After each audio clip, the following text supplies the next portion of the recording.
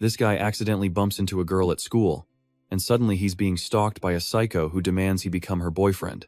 No matter where he went, this girl followed him relentlessly, like a shadow he just couldn't shake. When he got cornered by bullies, she didn't even hesitate. She jumped right in and confronted them head on. Knowing he was struggling financially, she didn't waste words, immediately pulling out her phone and wiring him $100,000.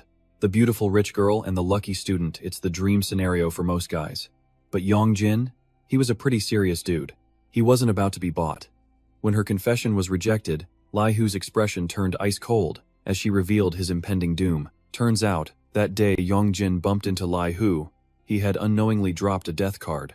The card he'd chosen had a grim prophecy.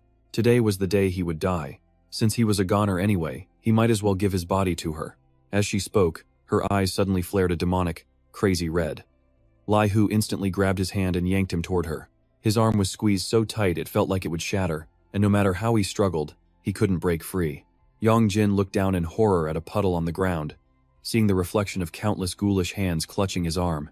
By now, Li Hu had transformed into a giant female demon, eyeing him with a ravenous hunger. He was about to become her dinner. He remembered someone saying she wouldn't actually hurt him. Well, that guy needed to see this. He used every bit of strength to wrench his arm free and made a run for it. The demon immediately gave chase. Despite its massive, heavy body, its speed was like a blur of wind. Just as the demon was about to catch him, it stepped on a banana peel and took a massive faceplant. Talk about divine intervention. Seizing the opportunity, Yong Jin managed to squeeze into a narrow gap between the buildings. The demon behind him could only roar in pure fury. At that moment, a light appeared at the end of the alley, just a few steps away. But then, the sound of something being torn apart ripped through the night. Before he knew it, the demon had cleanly ripped off one of his arms. The demon itself paused for a second, looking in shock at the arm it was now holding. A wave of absolute fury washed over it, seeing the body it was supposed to possess now damaged. Its red eyes blazed as it let out a scream that tore through the darkness. My new body. Yong Jin lay there trembling, his strength fading fast. The demon now loomed over him, its voice sharp as ice. If I can't have this body, then I'll just have to eat you alive. With that, the demon roared, opening its enormous mouth full of sharp teeth, getting ready to feast on him. But just as Yong Jin closed his eyes to accept his fate, the sound of paws splashing across the water suddenly echoed. It was the little white dog he had found earlier that day. Time rewinds to the morning, when Yong Jin went out to take out the trash and spotted a stray. It was head down in the garbage, searching for food. Watching it chew on some old scrap, he couldn't help but feel a little grossed out. Yong Jin tossed his trash bag and was about to leave, but for some reason, he found himself looking back at the dog eating so intently. A sudden feeling of pity stirred in his heart. He then walked into a convenience store, bought a sausage, and returned to offer it to the small dog with a soft call. It lifted its head, glanced at him for a moment, then immediately snatched the sausage and devoured it. Yong Jin gently stroked its head. Eat up. From now on, don't dig through the trash anymore. With that, he got up and left, leaving the dog looking a bit bewildered. It ate half the sausage, then suddenly dropped it, looking up at his retreating back with a silent sense of gratitude. When the sun set, he returned home to find the dog still sitting right there by the trash pile. Yong Jin stopped and stared for a long while. He thought to himself, why is that dog from this morning still here? In the end, he decided to ignore it and went inside. A few minutes later, the first drops of rain began to patter against the window. The rain grew heavier and heavier. The image of the little white dog shivering by the trash cans just wouldn't leave his mind. Unable to bear it, Yong Jin finally ran outside and brought it in. He carefully wiped the dog down and dried its fur. The moment it was free, the dog gave a huge shake, spraying water all over Yong Jin. It glanced up at him as if asking for permission before leaping onto the bed and curling up with delight. Yong Jin let out a helpless laugh. You're just gonna take over my house, huh? He went to get it a bowl of water and a few sausages. Seeing it still lying there, he asked, not eating? Guess you don't like it. The moment he spoke, it trotted over and plunged its head into the water bowl. After drinking, the little dog came closer, sniffed his leg, and then timidly placed a paw on him. Seeing that Yong Jin didn't protest, it grew bolder, climbing right onto his lap and curling into a ball. He just stared at the tiny creature that was so casually claiming his space. Give them an inch, and they take a mile. Flashing forward to the present, just as Yong Jin was about to be devoured, the white dog shot forward and leaped at the demon. The demon was still confused, not understanding what was happening when a flash of white light zipped past. In an instant, the monster's limbs were sliced into pieces. The shard made it scream in agony. Through the white smoke, The dog transformed into a towering man, a massive, sharp sword clutched in his hand. Yong Jin's eyes cracked open, just enough to witness the chaos. He could barely make out a figure standing guard, protecting him from the fight. It was a man with long hair and a gold earring. He turned to the fading Yong Jin and said, "Happy birthday, my child." Before blacking out completely, those were the last words he heard. The man's hand reached for him, slowly filling his entire vision. Time passed. When Yong Jin opened his eyes again, everything was just a blur. Slowly, light and shapes came back into focus. He realized he was in his bed, completely drenched in sweat.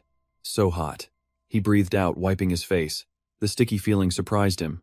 Whoa, that's a lot of sweat. Yong Jin fumbled around for his phone, the screen lighting up with a flood of unread messages.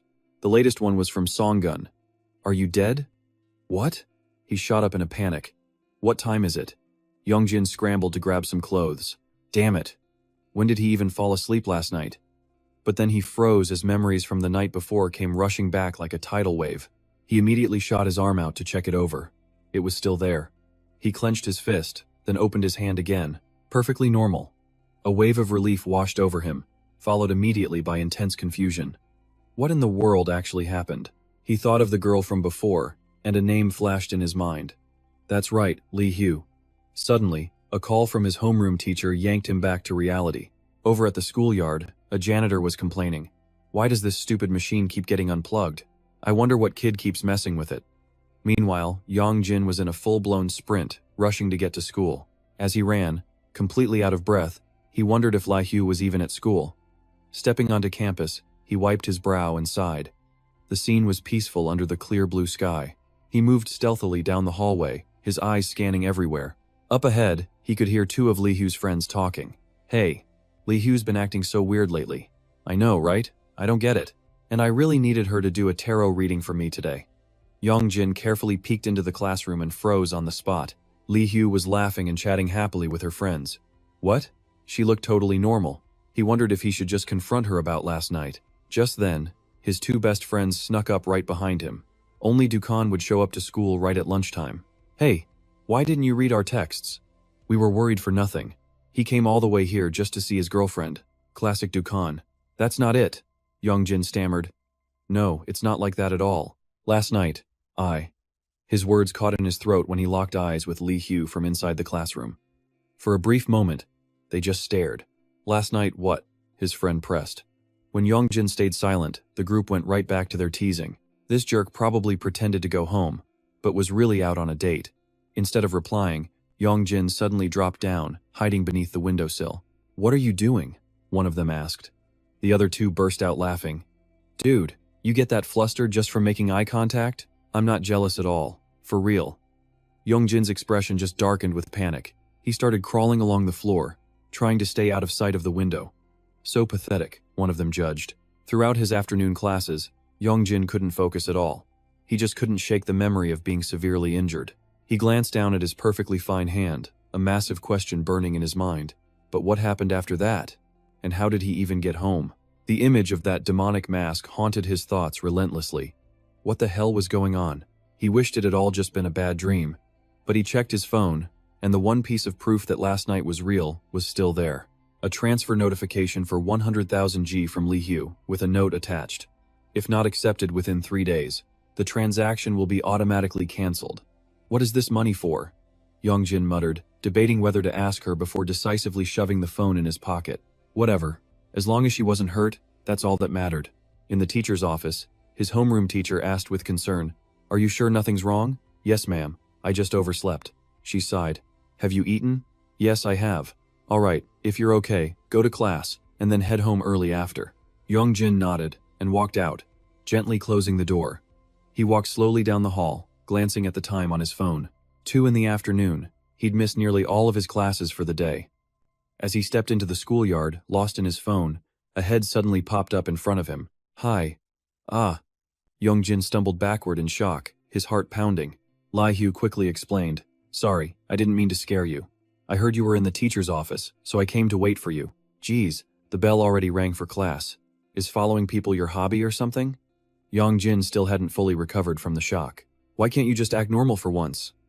I'm sorry if I made you uncomfortable, Lee Hugh stammered. About what happened last night. Hearing that, Yong Jin instantly grew tense and scanned the area. The schoolyard was completely deserted. "Damn it, there's nobody here," Yong Jin said nervously. He insisted they find a more crowded place, claiming he wasn't scared, just wary of another sudden attack. "No, that wasn't me. I was possessed by a ghost," Hisu quickly explained. "What?" Yong Jin just frowned, his expression filled with pure disbelief. "It's a long story, but first, I'm so sorry I hurt you." But while Hisu was trying to explain, Yong Jin's gaze suddenly locked onto something else. Something was very wrong. He pointed to a strange blue object nearby, his voice cold as he cut her off. "What is that? Why is it over there?" Hisu turned, bewildered. It was the statue that normally stood at the school's main entrance. "That wasn't there a second ago," Yong Jin said, his voice starting to shake. Then, the statue slowly pushed itself up. "Oh, hell." They both blurted out the same thought. A moment later, the statue broke into a dead sprint right for them. "Run!" Hisu screamed. They both turned and bolted for their lives. Yong Jin let out a terrified scream as the colossal statue gained on them. He gritted his teeth, yelling, "This is your doing again, isn't it?" "No, it's not me." Hisu frantically denied everything. "What do you mean? You did the exact same thing to me yesterday." "Yong Jin, I can explain," she pleaded. "It wasn't me, it's a ghost named Song Ai." But seeing the statue closing in, Yong Jin just snapped, "Shut up and run faster." It was too fast. They were about to be caught. Just then, Yong Jin spotted a rolling cart filled with basketballs. Without a second thought, he grabbed the handle, spun around, and pushed the cart with all his strength at the charging statue. "Yong Jin!" Hisu cried out in surprise. The cart flipped, sending dozens of basketballs tumbling out right into the statue's path. They thought the balls would stop it, but it just used the ground as a launch pad, vaulting clean over the entire mess.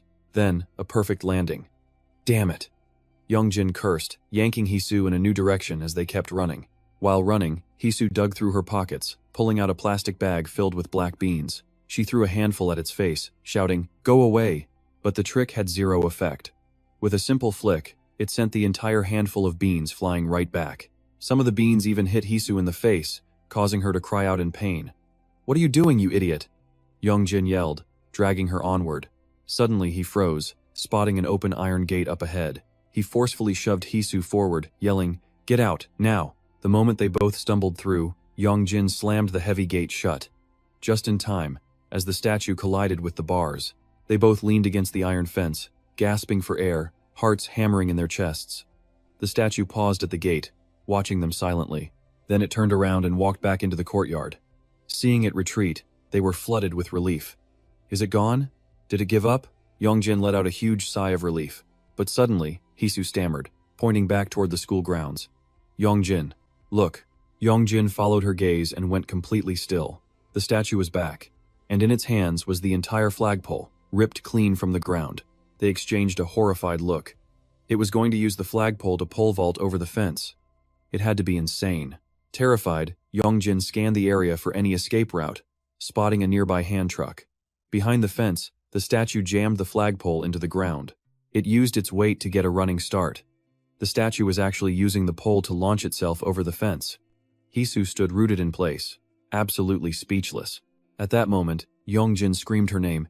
"Hisu, get back!" The shout snapped her out of it, and she quickly retreated. Yong Jin glared at the airborne statue. It came down like an Olympic athlete, but its landing pad wasn't a mat, it was a hand truck. The collision sent the cart flying into a dumpster, flipping it over. The statue sprawled out right in the middle of the garbage. The awful stench made them both cover their noses, but to their absolute astonishment, the thing began to slowly climb to its feet. Its eyes, sharp as daggers, locked onto Yong Jin. "Let's go, Hisu." But in an instant, the statue was right in front of them. It was so fast, neither of them had time to react.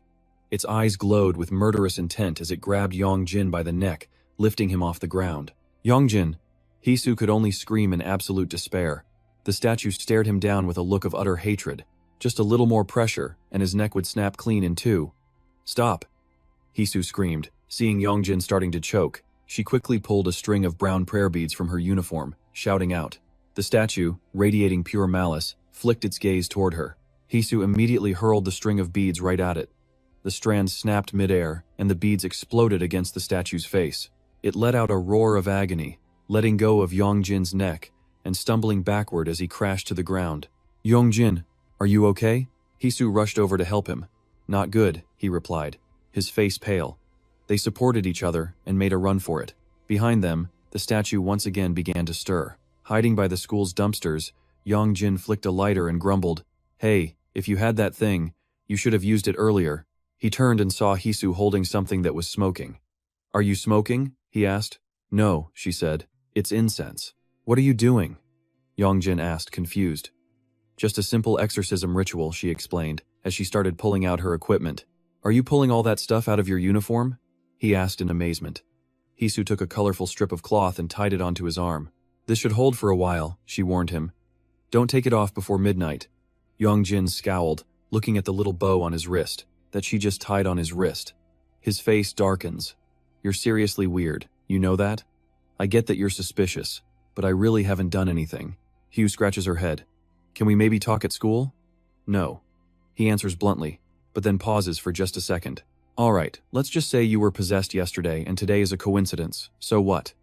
The truth is, ever since I got involved with you, all sorts of strange things have been happening to me."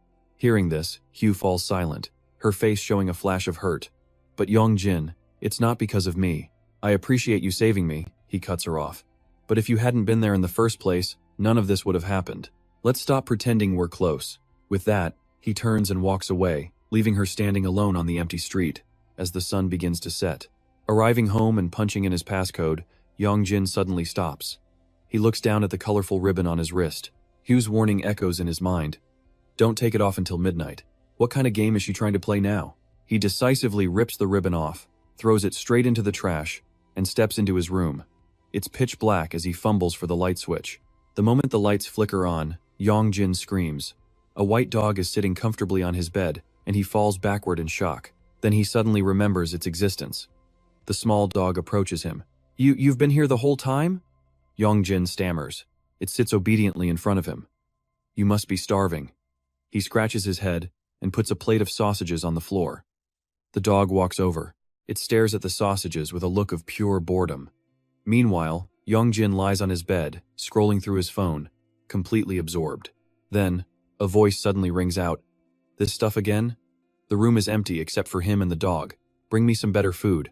Yong Jin's eyes widen in terror, and he quickly whips his head around to look at the dog.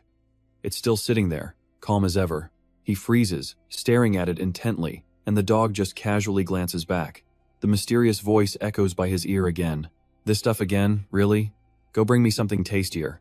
He looks around the small room, completely bewildered. He glances back at his phone screen, feeling more confused by the second. The voice speaks again, this time as if talking to itself. Whatever. I'm starving, so I'll just eat this for now." On his phone screen is a page for an online pet food store. Yong Jin had planned on buying it more food, but as he scrolls, the mysterious voice continues. "After you finish eating, bring the good food home." Yong Jin scrambles to his feet, eyes darting around the room, as a deep voice speaks up. It seems to be coming from the dog sitting nearby. "What are you looking for?" Startled, Yong Jin throws open the window to check outside. He mutters to himself, "Where is that voice coming from?" The voice speaks again, this time much clearer. "Are you only just now hearing me?" Yong Jin spins around, his sleep-deprived eyes locking onto the empty space in the room. "Is it here?" He freezes, a cold sweat breaking out, and then he sees it. The little dog is baring its teeth. It looks like it's grinning at him. Yong Jin stares back, motionless for a few seconds, before slowly sitting down. He picks up the dog, observing it closely, and starts to feel and poke every part of its body. He turns it over and flips it around, examining it so thoroughly the dog starts to get annoyed. It snaps furiously. "Hey, that's rude!" The shout is right in his face. The yell makes Yong Jin jump, and he quickly puts the dog down before backing up a few steps, keeping a safe distance to observe it. Looking at the harmless-looking creature in front of him, he thinks to himself, "Oh, this dog can talk. This was all beyond his imagination. Am I dreaming?" His head spins after the unbelievable chain of events. Seeing his stunned expression, the dog speaks. "You're confused. You can't believe what's happening, right? I've been here all day, but you're only just now hearing my voice." With that, the dog uses its spiritual power to control a nearby dresser. Clack, clack. The cabinet door bursts open, and a pile of clothes and socks flies out, hitting Yong Jin right in the face. He annoyedly pulls off a torn shirt. He throws it away in disgust, letting out a small scream. But in that exact moment, he realizes something. The shirt was missing. One of its sleeves, Remember now? What happened yesterday? The horrifying memory floods back. The female demon, the chase, and the feeling of his arm being crushed. His last memory is its wide-open mouth about to swallow him whole. A sharp pain shoots through him. It suddenly pierces his mind. Yong Jin quickly raises his hand to his shoulder, checking if his left arm is still there. It is. He's trapped between memory and reality, completely confused. What the hell are you talking about? You're wondering how this is possible, aren't you? As if reading his mind, the dog continues.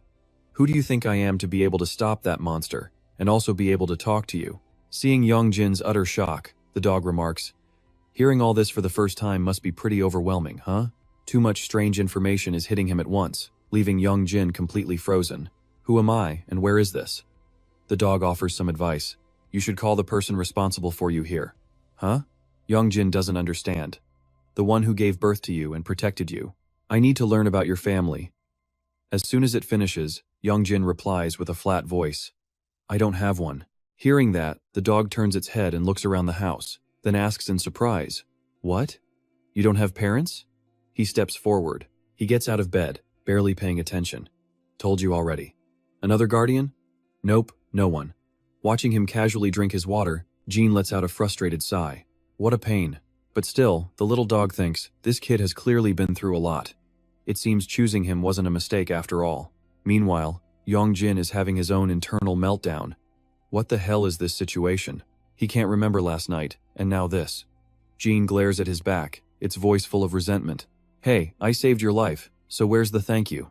Yong Jin just turns and shoots it a scornful look. You saved me? A puppy stronger than that monster? So what, are you a monster too? Hearing that, Jane is speechless with rage. It coldly declares, You dare call me a monster? I am your ancestor. That firm declaration completely freezes Yong Jin. He just stands there, sweating bullets. An ancestor? He stares at the dog in front of him, muttering blankly. Are dogs ancestors of humans? Was I a dog before? Idiot! Jean snaps, practically fuming with rage. I'm not a dog. Yong Jin just asks back. Then what are you? Jane is about to lose its mind. I'm just borrowing this body. Can't you see I'm not actually a dog? Yong Jin replies nonchalantly. Oh, so you possessed a dog. Something like that. The little dog nods smugly. But then he drops another bombshell. So you're still a dog. I told you I'm not. Jine snaps back, trying to explain. But without a human body, you're a dog right now. I said I'm not. Okay, he nods, acting like he finally gets it. So, an ancestor's ghost possessing a dog. Jean grumbles that it sounds crude, but close enough. Yong Jin cuts straight to the point. So what do you want from me? He sighs, offering a few guesses. Ritual offerings? I don't have money for that stuff. Hearing that, the dog just quietly turns its back. Yong Jin mutters, If you need so much, why not find a richer descendant? At the same time, Jean's expression darkens. The little dog doesn't respond, just circles around on the boy's blanket. It keeps sniffing and pacing, as if searching for something. He's just worried it's about to relieve itself right there. Yong Jin points a finger, warning, Hey, what are you doing? If you have to go, go somewhere else. Misunderstood, Jean slowly freezes. It immediately switches to pity mode, pouring its heart out. This poor family. There's truly no one left. What? Yong Jin is a bit stunned. You mean there are no other descendants? I'm the only one? Jine lowers its head sadly. That's right. Then it turns back. From now on, let's help each other out. So you're just gonna stay here forever? He asks casually. Jean squints helplessly. Where else am I supposed to go? Yong Jin absolutely loses it. What are you talking about? If you're so tough, go sleep outside. Then, he grabs the blanket, flinging Jean to the floor. The little dog lies sprawled out, whining in pain. Such an ungrateful descendant. Yeah, stay there and complain, Yong Jin shoots back. I have to go to school. I can't afford to take care of you. But even as he says it, he's on his phone, looking up wheat grain. He even sneers, an ancestor who only wants good food, I'd have to sell the house.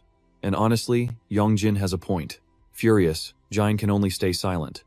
But suddenly, its ears perk up, catching a strange sound from the window. Sensing danger, it leaps to its feet, barking like crazy. Yong Jin, lost in his phone, jumps out of his skin. What was that?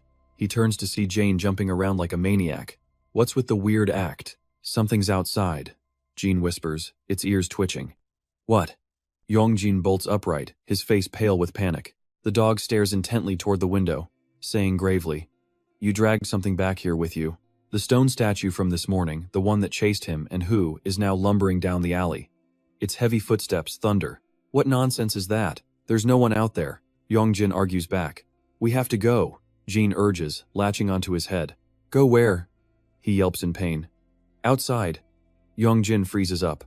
"What?" "Stay still." Jin suddenly barks an order. He goes quiet for a few seconds, trying to sense anything. Nothing. He quickly grabs Jin, pulling it off his head. "Get off my head!" The moment the words leave his mouth, a terrifying rumble shakes the entire room. The thundering sound echoes again. This is terrifyingly real, not some hallucination, and sweat pours down his back. Jean yanks his hair, forcing him up with a painful scream. Outside the window, the streetlights offer a dim glow. The front door is still shut.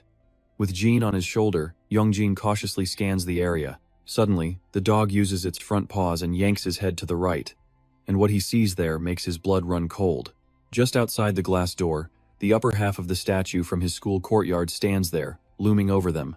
Every single step it takes makes the ground tremble, and it stops right in front of his house. The statue. Why is it here? Yong Jin whispers in terror, hiding. "You know this thing? It's the statue from school. How did it turn into a monster like this?" Jin peeks out to warn him. "That is no ordinary monster. It's an evil spirit. An evil spirit. So that's what it looked like?" Yong Jin stared at the monster. Jin simply stated that if evil spirits exist, then so do good ones. Each kind has its own unique form, and this country's full of them, so he'd better just get used to the idea. Meanwhile, the evil spirit pressed its stony hand against the glass, slowly bowing its head to get a look inside. "You mean this thing is here because of me?" Yong Jin wondered. Having found its target, the spirit cracked a horrifying grin. "Exactly," Jin replied, neither of them looking away. "But why's it stuck on you? Evil spirits are vicious, but they don't just follow people around." Yong Jin remembered shoving it into a trash truck, thought for a moment, then shut his eyes and admitted defeat. "I guess I might have picked a fight with it first." At that same moment, Jin screamed out a warning. "It's coming in! Crash!" The spirit unleashed a devastating punch on the door, completely shattering the frame and all the glass. The immense power sent Yong Jin flying, and the pressure wave knocked Jin down too. For an evil spirit, its intelligence seemed pretty low. Its own momentum sent it tumbling headfirst into the room. Seeing the wreckage, Yong Jin cried out, "It's destroying my house! Forget your house, just run!" Jin yelled, rushing over to him. The spirit glared at them both, its killing intent palpable. Yong Jin was absolutely paralyzed with fear. But then, Jin darted forward. "You go first. What is our ancestor even doing?" Yong Jin was completely baffled by his ancestor's actions. "Just do what I say," Jin ordered, turning his head back. The spirit was already back on its feet, chasing Yong Jin and forcing him to sprint for his life. When he looked back, he saw the tiny silhouette of the dog standing its ground, facing off against the massive monster without a shred of fear. "For real? Is that really my ancestor?"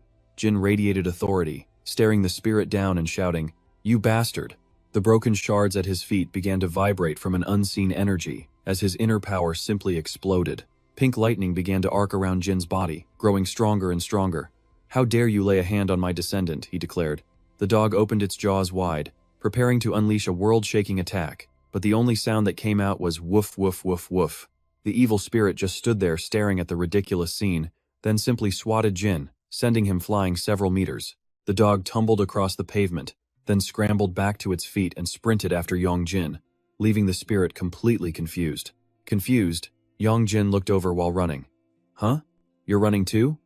The awkward question left Jin absolutely stunned. "What did you think I was?"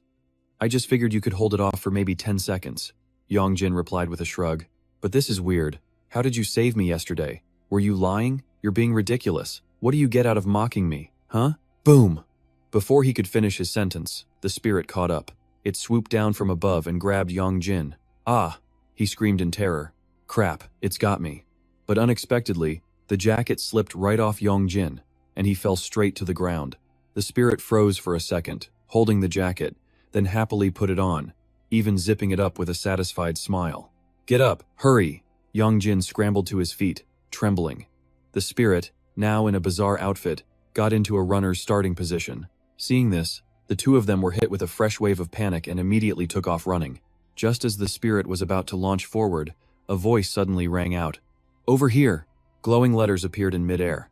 It was Hisu, holding a speaker that was blasting Buddhist chants at maximum volume. The sound slammed into the spirit's mind, making it writhe in agony. Yong Jin stared at her in utter shock. Hisu stood there completely fearless, clutching the phone connected to her speaker, continuously blasting the protective sutras. Is that Lee Hisu? Unbelievable luck she'd arrived in the nick of time. The 8-hour chanting video on her phone was still playing. The sound from the speaker caused the spirit's body to immediately ignite. Is it scared? Yong Jin asked, trembling. He stared as the flames consumed the monster, then suddenly yelled, "Ah, my jacket!" Hisu never took her eyes off the fire. Suddenly Yong Jin froze. Something felt wrong. Did we actually win? The moment he said it, an unburnt hand and foot stepped out from the flames. The evil spirit had resisted the power of the Buddhist chants. It slowly stood, revealing a form even more terrifying than before. Hisu stumbled back in shock. Impossible. Her sutras didn't work. In a flash, the spirit was right in front of her, swinging its fist. "Look out!" Yong Jin lunged, shoving Hisu hard to one side to help her dodge. The force of the push sent them both tumbling. Yong Jin groaned in pain. Hisu turned back in horror just in time to see the spirit raise its foot over the speaker. One heavy stomp shattered the speaker to bits, cracking the concrete road beneath it. The spirit bent down, grabbed a piece of broken concrete, wound up, and then hurled it right towards them. "Careful!" A shower of concrete shards rained down on Hisu, scraping her legs. Yong Jin tried to shield her, but was hit by larger chunks of rock. A massive explosion rocked the area. After the dust settled, both of them were on the ground. Yong Jin struggled up, calling out to the unconscious, "Hisu, lie Hisu, Hisu." An evil spirit stepped out from the blast. Yong Jin stared in shock. But a strange sound from Hisu pulled his attention away. She was trying to light a bundle of incense. "Hey, we have to run," Yong Jin yelled at her. "Please," Hisu begged weakly, still focused on getting a flame. Yong Jin was about to shout again when he suddenly froze. His eyes widened in absolute terror as the evil spirit towered directly over Hisu. Its hands were lifting a car, getting ready to smash it down. An image of his pet dog, Jin, flashed in his mind. "You said you were going to go outside." Yong Jin scrambled to his feet, running for his life toward Hisu. "Then you have to help me." He let out a final scream and jumped to shield her, bracing for his own death. But instead of pain, his foot stepped into a bottomless void, surrounded by a completely alien landscape. The space around him began to warp and shift. Yong Jin was stunned, having no idea what just happened. What is this? The sky ahead suddenly grew dark and hazy. Where did everyone go? A deep sense of dread rose up as he called out, "Ancestor Lai Hiksu." Suddenly, a pair of feet appeared behind him. A deep voice spoke up. "I can finally hear my descendants' desperate cry for help." Hearing that familiar voice, Yong Jin was completely stunned. He spun around, calling out Jin's name in total disbelief. A man in ancient black robes materialized out of the thick white mist. His presence was incredibly mysterious, especially his glowing golden eyes. "Who are you? What's with the outfit?" Yong Jin asked blankly. "Who else could it be?" The man replied calmly. Yong Jin was taken aback. "Don't you recognize my voice? My descendant."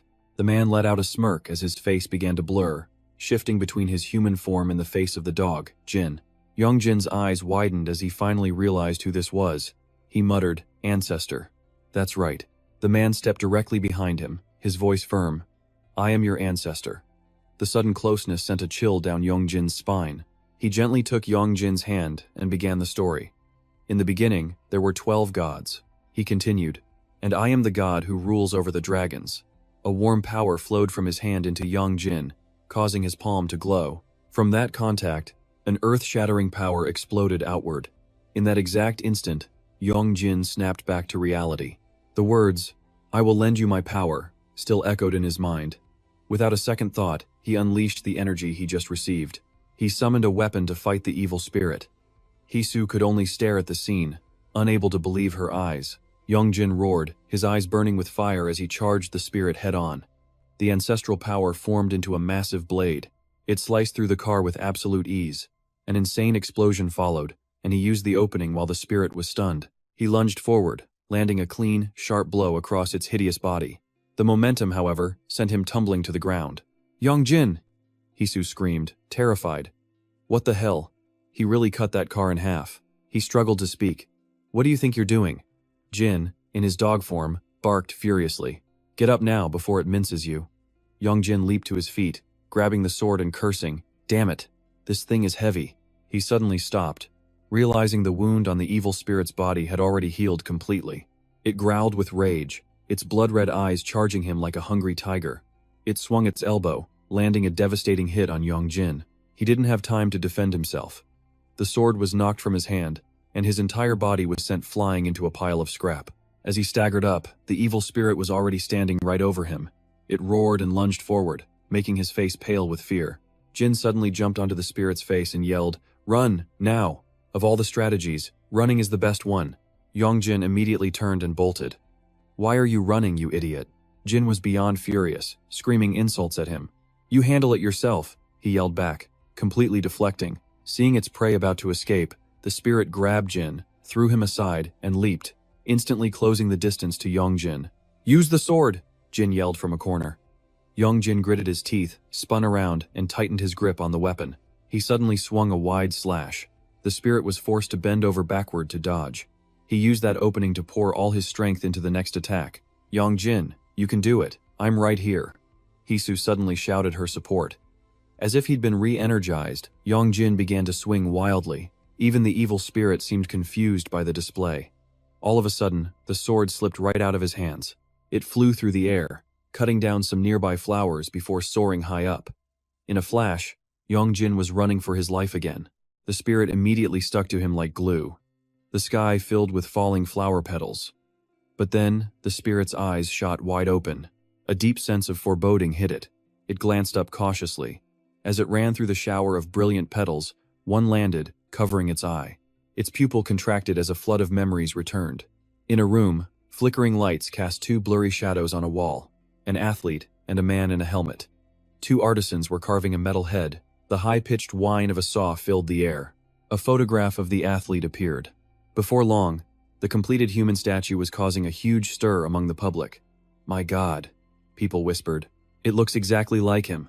Even television reporters showed up to film the piece.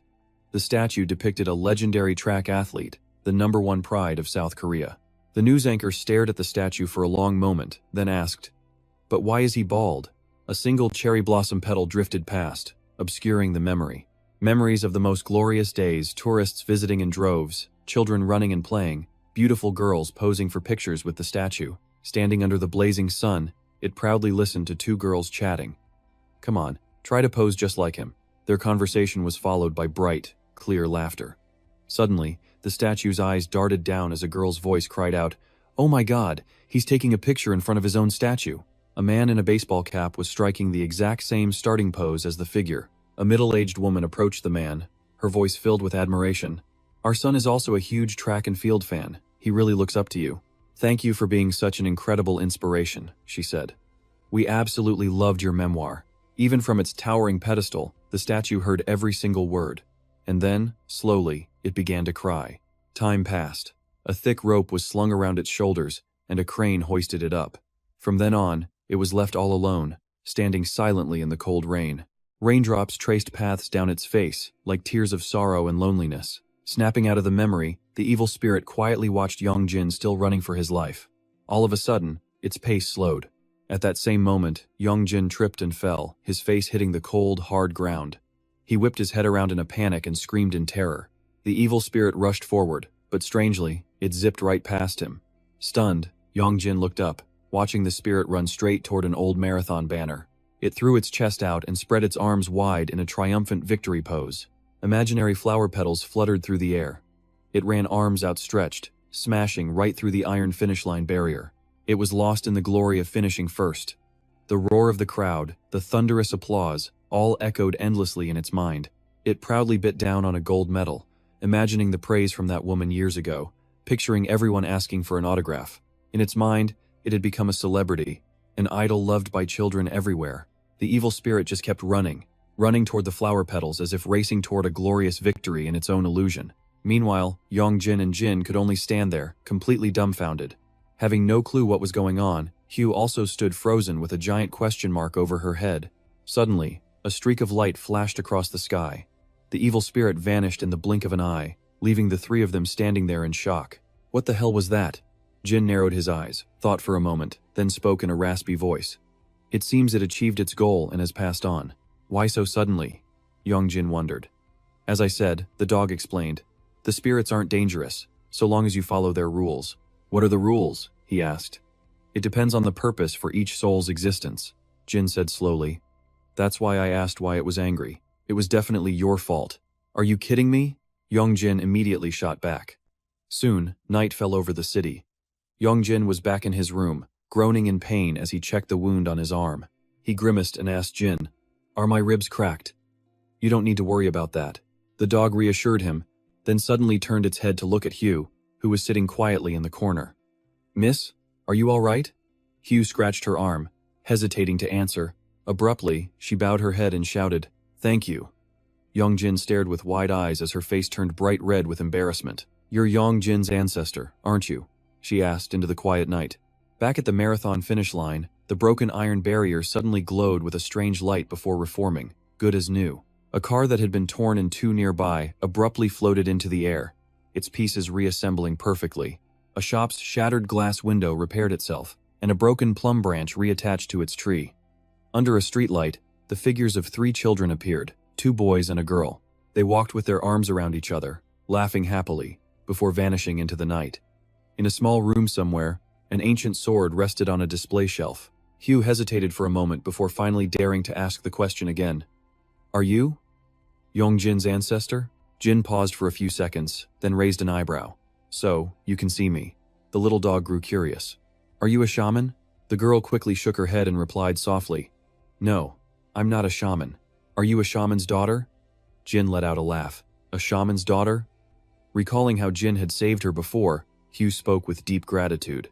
"You saved me from that monster last time," she said, "but I passed out right after." She smiled gently. "I never got the chance to thank you properly." "Thank you so much," she said. "Hey." Yong Jin suddenly cut in, his eyes wide as he stared at Hugh in disbelief. "You can hear this dog talking?" "Uh-huh," she nodded honestly. Hearing that, Yong Jin let out a sigh of relief. "Okay, so I'm not schizophrenic." Hugh couldn't help but laugh. "Schizophrenic? You really think that?" Jin just smiles at her and asks, "How did you know I was this kid's ancestor?" Hu glances between the dog and the boy, imagining for a second what Jin would look like in human form, and then comparing that to Yong Jin. She gives an honest laugh and says, "Because you two look exactly alike." "What?" Yong Jin just can't accept this. Blushing, she tries to explain quietly. "Yong Jin, don't you see it?" "See what?" he presses, raising an eyebrow. "Your ancestor's appearance, I mean." Jane suddenly whips around to grill. "Yong Jin, what, you can't see how insanely handsome I am?" "Huh?" The little dog, brimming with confidence in his looks, smugly adds, "It's only natural for women to get flustered by my stunning beauty." Yong Jin scoffs in total disgust. He grabs a nearby mirror and shoves it right in Jean's face. "Oh yeah, you're a real heartthrob." And just like that, it's on man versus dog in a full-blown brawl. But right in the middle of it all, Hu pulls out her phone. "Yong Jin, look at this." The moment he glances over, she snaps a picture. A filter of a rabbit munching a carrot instantly appears right where Jane is floating in midair. "What is that?" he yells out. Yong Jin stares at the phone, completely losing it. "Oh my god, how are you even doing that?" He absolutely refuses to believe his eyes, telling himself, "It has to be a bug in the app." She turns to Jean. "Ancestor, please move a little closer to Yong Jin." Instantly, a gross vomiting filter pops up right next to Yong Jin's face. Then comes a mask filter, same exact result. Still stubbornly in denial, he starts waving his arms wildly around himself, trying to feel if Jin is actually there. Jin just raises an eyebrow, looking completely unbothered by the whole thing. The night grows later, streetlights flicker on outside, and the clock shows 9:05 p.m. That's when Yong Jin finally speaks up. "Aren't you gonna go home? It's already 9 o'clock. Hu jumps, hesitating for a moment before she finally mumbles, "I can't go home." Yong Jin takes a sip of water, his eyes fixed on her. "Why not?" he asks. Hu takes a deep breath, trying to gather her courage. "My mother is haunted, just like me. She's strong enough to summon an evil spirit easily." Hearing this, Yong Jin's eyes go wide. "If I go home in this state," her voice trembles with a mix of fear and sadness, "my mom will just forcibly possess me again, and then she'll come for you, just like that other evil spirit did." "Why would your mom come for me?" he asks. "Because she wants your body." Her answer is brutally honest. Even Jin looks up, surprised. "Why my body?" Yong Jin presses, his brow furrowed. Hu whips around to face him, her gaze sharp enough to cut. "Because you are a spirit vessel." Hu stands up, grabs a bowl, and walks over to him. Hold on. She fills the white bowl with water, holding it up in front of his face. Her own reflection stares back from the water's surface. This is a normal person, she says in a low voice, before decisively dumping the water out. Next, she holds up the now empty bowl. And this, she explains with dead seriousness, is you. In the future, more and more spirits are going to want to possess an empty vessel. Like you. Yong Jin can only swallow hard. I didn't know how to explain it before, so I didn't say anything. You're the one those spirits actually want. She says it while looking him straight in the eye. What the hell? Yong Jin asks, completely bewildered. You didn't know? Jean, who had been quiet this whole time, suddenly chimes in. The dog lays it out bluntly. All this weird stuff that keeps happening? It's because of you. At those words, Yong Jin's face goes pale. He suddenly remembers everything he accused Hu of. What did you do this time? Weird things only started happening when I got involved with you. If it wasn't for you, none of this would be happening. All that time, she kept trying to tell him, no, it's not me, but he never listened. Yong Jin's expression darkens with the weight of his guilt. Nothing happened before your birthday. Hu's voice suddenly echoes in his ear. After saying that, she falls silent. Then, she approaches Jin, quietly kneels down, and says respectfully, Sir. She begs him earnestly, please help me. Jane watches her for a beat, then raises an eyebrow. You said your mother is a shaman? Does she worship demons as if they were gods? The question makes Hu flinch. She doesn't know what she's doing. Hu quickly explains, my mom. She wasn't always famous for her fortune-telling, but she always prayed with all her heart. An image flashes of a woman sitting alone in a forest as Hu continues her story. Until one day, she came back saying she had received a god. After that, her once quiet shrine became so famous people had to book appointments a whole year in advance. She remembers hiding behind a door as a child, curiously peeking at all the customers who came for readings. But I could see that thing wasn't a god at all. Her voice trembles at the memory of the demon's horrifying grin as it stood behind her mother. As a child, she had once naively asked her, Mom, is the spirit you're worshipping really a god? Instantly, a hard slap sent her crashing to the ground. She clutched her face in pain as her mother screamed, How dare you blaspheme the gods? The terrifying look on her mother's face still haunts her to this day. It's an evil spirit. Jean's voice cuts right through her painful memory. Hu bites her lip and continues in a low voice. From that day on, I tried to escape the spirit possessing my mother, but it was no use. In the end, it summoned the shadow spirit and forced me. After hearing everything, Jean nods slowly. As a spirit shaman, I understand. No wonder the usual rituals didn't work. By now, Yong Jin was already on the bed, scrolling on his phone, acting completely uninterested. I'll help you. Jin's sudden declaration made Hu look up, not quite believing what she just heard. He chuckled, explaining, You risked your life for Yong Jin, so you deserve some help. He then turned toward Yong Jin. This is the right thing to do, isn't it, Yong Jin? Yong Jin was baffled. Why are you dragging me into this? I have to help too? Meanwhile, Hu was already bowing repeatedly, her voice filled with joy. Thank you so much, sir. Thank you. All Yong Jin could do was groan as Jin smirked. It's late. Time for bed. The girl obediently nodded, grabbed a roll of toilet paper for a pillow and lay down. Hey, Yong Jin yelled out. What do you think you're doing? Getting ready to sleep, she replied, totally calm. Why are you sleeping here? I told you, I can't go home. Then go sleep at a friend's place. I don't have any friends, she replied, shaking her head sadly.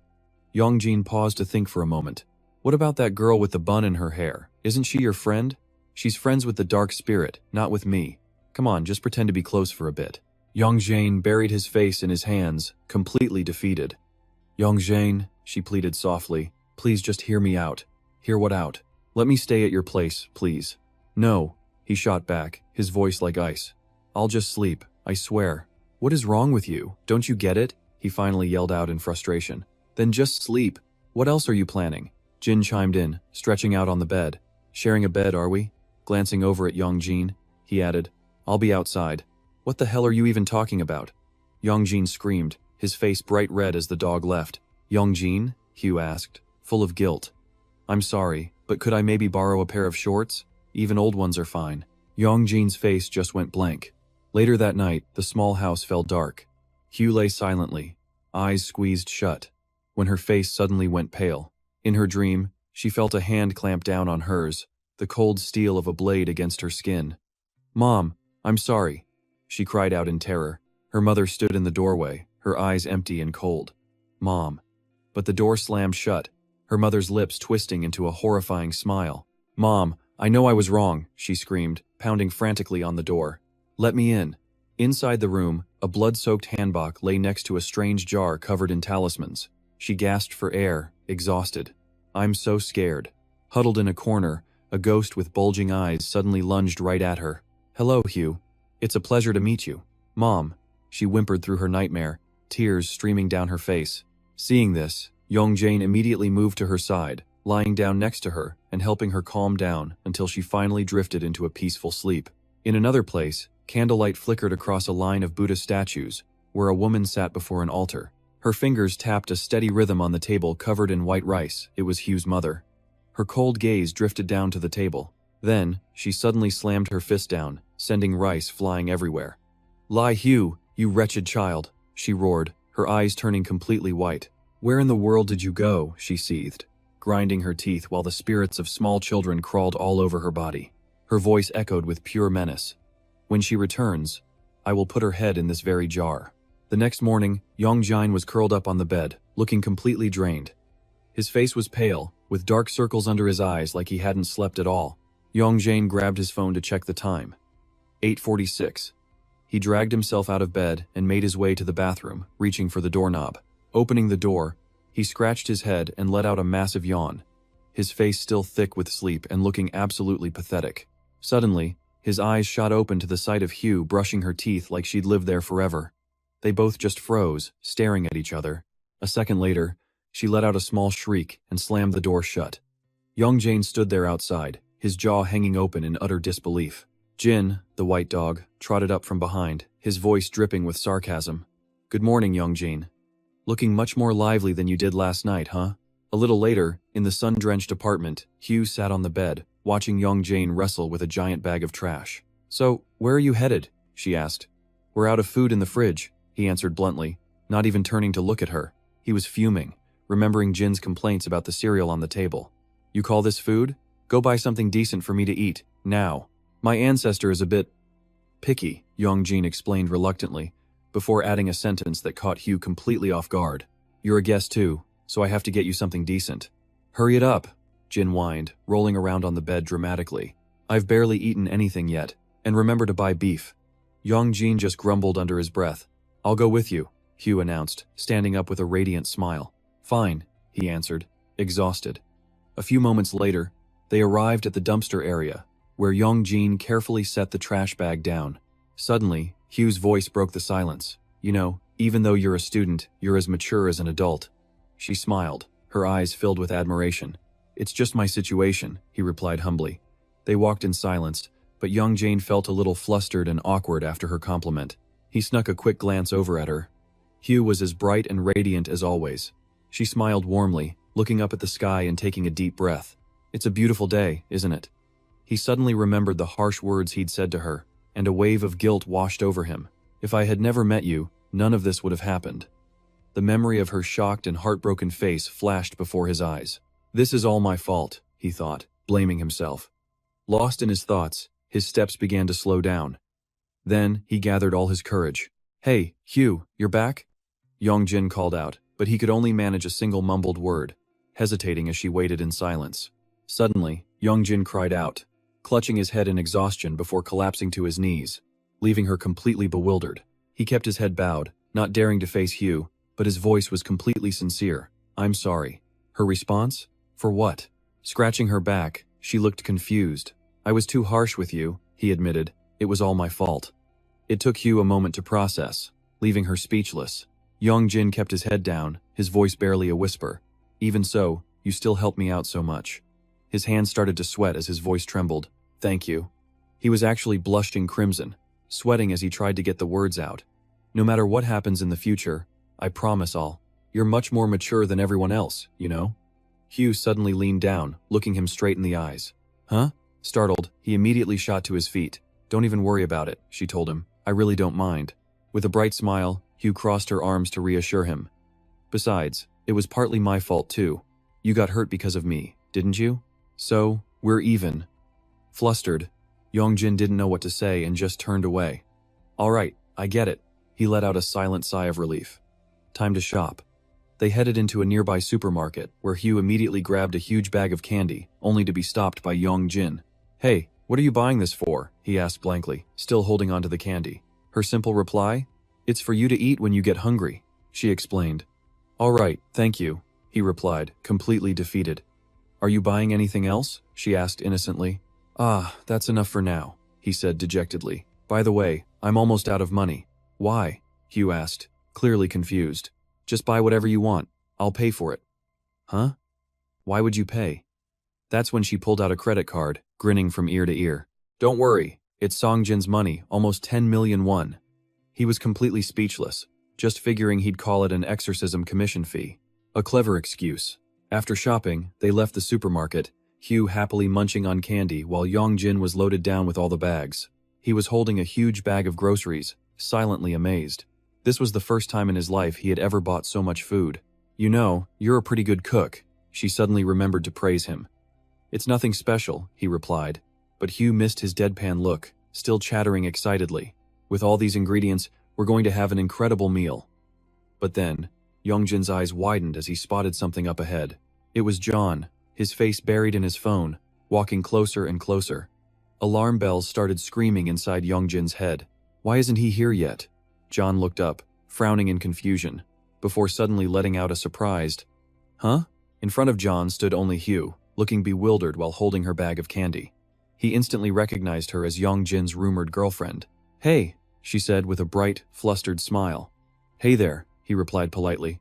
Not far away, Yongjin was hunched over, gasping for breath on the sidewalk. "Damn it," he thought, exhausted. "Why is John here?" He looked up to the sky and groaned. "Oh, for crying out loud. He's definitely going to get all the wrong ideas." Anxiously, he checked his phone.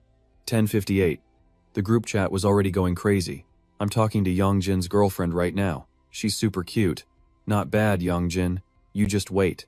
When John finds you, you're dead." He sighed after reading through the annoying messages. So tiring. Yongjin put his phone away and continued walking home. Behind his lonely figure, a giant, grotesque shadow was slowly closing in. Yongjin remained completely unaware, his eyes still glued to his phone. A massive, pitch-black hand reached out, about to grab him.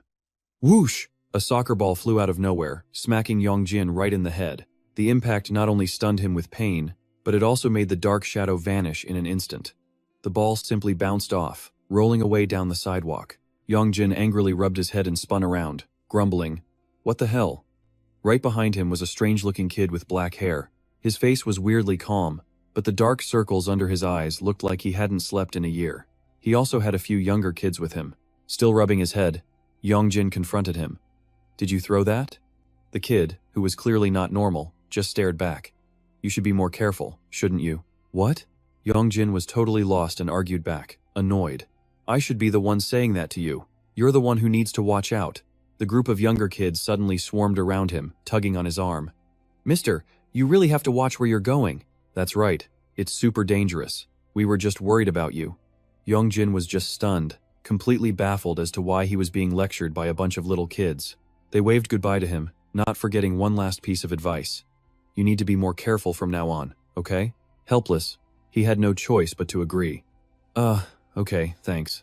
Watching the kids run off, he thought to himself that they were seriously strange. But the older kid with the dark circles under his eyes just stood still, staring at him intently with a bizarre expression. After a long moment, he finally turned and calmly walked away. Yongjin watched him go, wondering to himself, what was that all about? Meanwhile, back near the supermarket, Hugh was wandering around with her candy, looking for him. "Did he go ahead without me?" she thought, pulling out her phone. At that exact moment, a massive, horrifying black shadow appeared right behind her. It had a giant, deformed foot. A moment later, both Hugh and the shadow had vanished, leaving only the bag of candy on the sidewalk. Back in the apartment, Jin was sleeping soundly on the bed. Hearing the door open, he was startled awake. "Oh, you're back?" he asked blankly, still drooling a little. "Wait, why is it just... what's wrong?" Seeing Yongjin's silence, Jin grew concerned. He hopped off the bed, asking with narrowed eyes, "Where did that girl go?" Yongjin, busy putting new things in the closet, just glanced back and answered vaguely, "I'm sure she'll be back any second." 15 minutes later, a seed of worry began to sprout in Yongjin. He called repeatedly, but the line just rang and rang, eventually going straight to a no-answer message. Did something happen? He wondered anxiously. Even Jin's usual puppy face had turned completely serious. Unable to wait any longer, Yong Jin threw the door open and rushed outside, still trying to redial with the phone in his hand. He looked around in a panic until he saw Hisu's figure slowly approaching in the distance. Yong Jin immediately ran towards her. "Hey Hisu, where have you been?" She didn't answer, instead suddenly calling his name, "Yong Jin?" Then, a strange smile crept onto her face. "Where did you go just now?" "I left ahead of you," he explained, hesitantly scratching his head. "I was afraid that guy Jian would see us." "Jian? Who's that?" Hisu asked. "The friend with the glasses?" She let out a small noise, then laughed in a way that was deeply unsettling. "Is he a bad person?"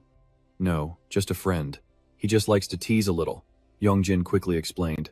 It was only then that he finally felt that something was seriously wrong. He looked up, truly looking at her face for the first time since she'd come back. Hisu looked different. A chilling, dark aura radiated from her. Her eyes were empty voids, and a bizarre smile was plastered on her lips. His gaze fell to the front of her shirt, and the color drained from Yong Jin's face.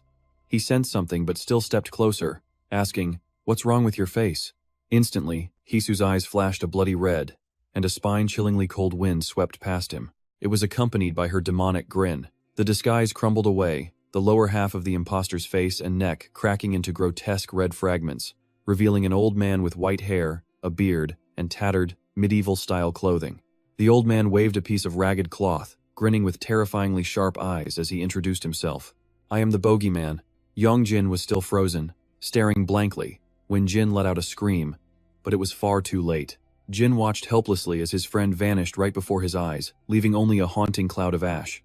In the silence, Jin stared at the dust, his expression grim. "Damn it, did I lose him?"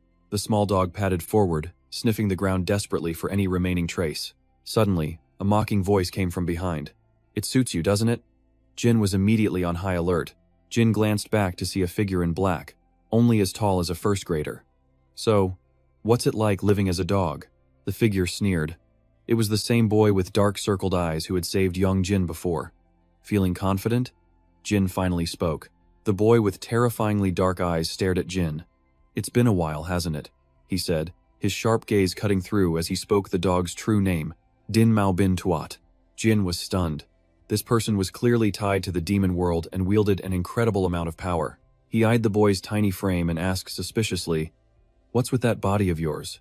The strange boy suddenly smirked, but his eyes blazed with fury. "I can't tell if you're genuinely asking, or if you're trying to mock me." Jin hadn't meant anything by it, just scratching his dog face in confusion. The boy, radiating pure killing intent, demanded, "How did you break the seal?" "I have no idea," Jin replied calmly, shaking his head with a smirk. "Perhaps someone in your ranks is disgruntled, or maybe a demon god just felt like messing with me." The young boy, clearly annoyed, didn't bother to answer. He pulled a paper fan from a strange box on his back. It crackled with electricity and a mystical green light, unleashing a small whirlwind that shot towards Jin. At the same moment, a long green and red cloak materialized around the boy. The attack generated an immense gust of wind, almost blowing Jin's small body away. Those gusts then sharpened into massive, giant spears that surged forward. Instantly, Jin shifted back to his human form, ready to defend himself.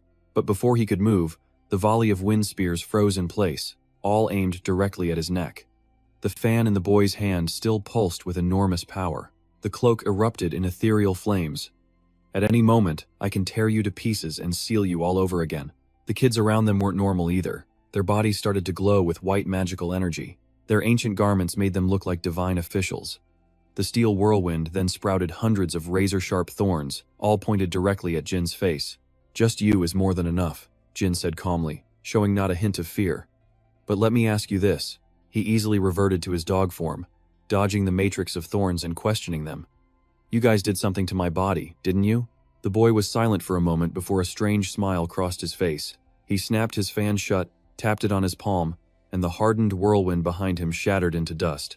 The boy put the fan back behind him, and the mystical cloak vanished into thin air. Taking the box lid from the other kids, he replied, "Why don't you go ask the angels?" With that, he turned to leave, but then added something else. "This is the first time I've ever seen this happen." "Why was I sealed?" Jin suddenly demanded, making the other kids' eyes go wide as they spun around. Was it because you were afraid of me? The question made the boy stop dead in his tracks. He glanced back at Jin, his brow furrowed in thought. His lips moved, but in the end, he said nothing. After a long moment, a single curse escaped him. What an idiot. The boy's figure vanished in a cloud of white smoke, leaving his minions behind. Calling me an idiot? Jin grumbled to himself before turning and walking away. He decided he was noble enough to let it go this time. But then, Jin remembered something critical. This wasn't the right time. He pushed his head back to the ground and kept on sniffing, completely ignoring the naive voice calling out, "Puppy, puppy." Jin looked up and flinched. A child's face with bright eyes and a drooling open mouth was suddenly inches from his own, still muttering, "Puppy." A crowd of children had gathered around Jin, their eyes shining with pure excitement and wonder. "Are you looking for the guy in black with the messy hair?" one of them asked. "We can find him for you." Meanwhile, another kid was gleefully patting Jin's ear, exclaiming, "It feels just like a rabbit's." The children insisted they knew exactly where to find him. A steady scraping sound echoed through a filthy, moldy room where the ceiling was covered in countless exorcism talismans. A rough hand endlessly sharpened a gleaming knife, while its owner hummed a horrifying tune. Awakened by the noise, Yong Jin's eyes slowly opened. "Be a good boy, have a snack." His vision cleared to reveal a terrifying old man squatting on the floor. What was this? Where was he? Yong Jin looked around in a daze, only now realizing he was tied up in a pile of rotting straw. The knife sharpening grew faster, mixing with a ghostly song. "Little crybaby, the tiger will get you. The naughty child goes in the pot." The man tilted his head, revealing cruel eyes in his wrinkled, ancient face. Yong Jin's eyes widened in sheer terror. He recognized him. It was the old man who had disguised himself as Hisu.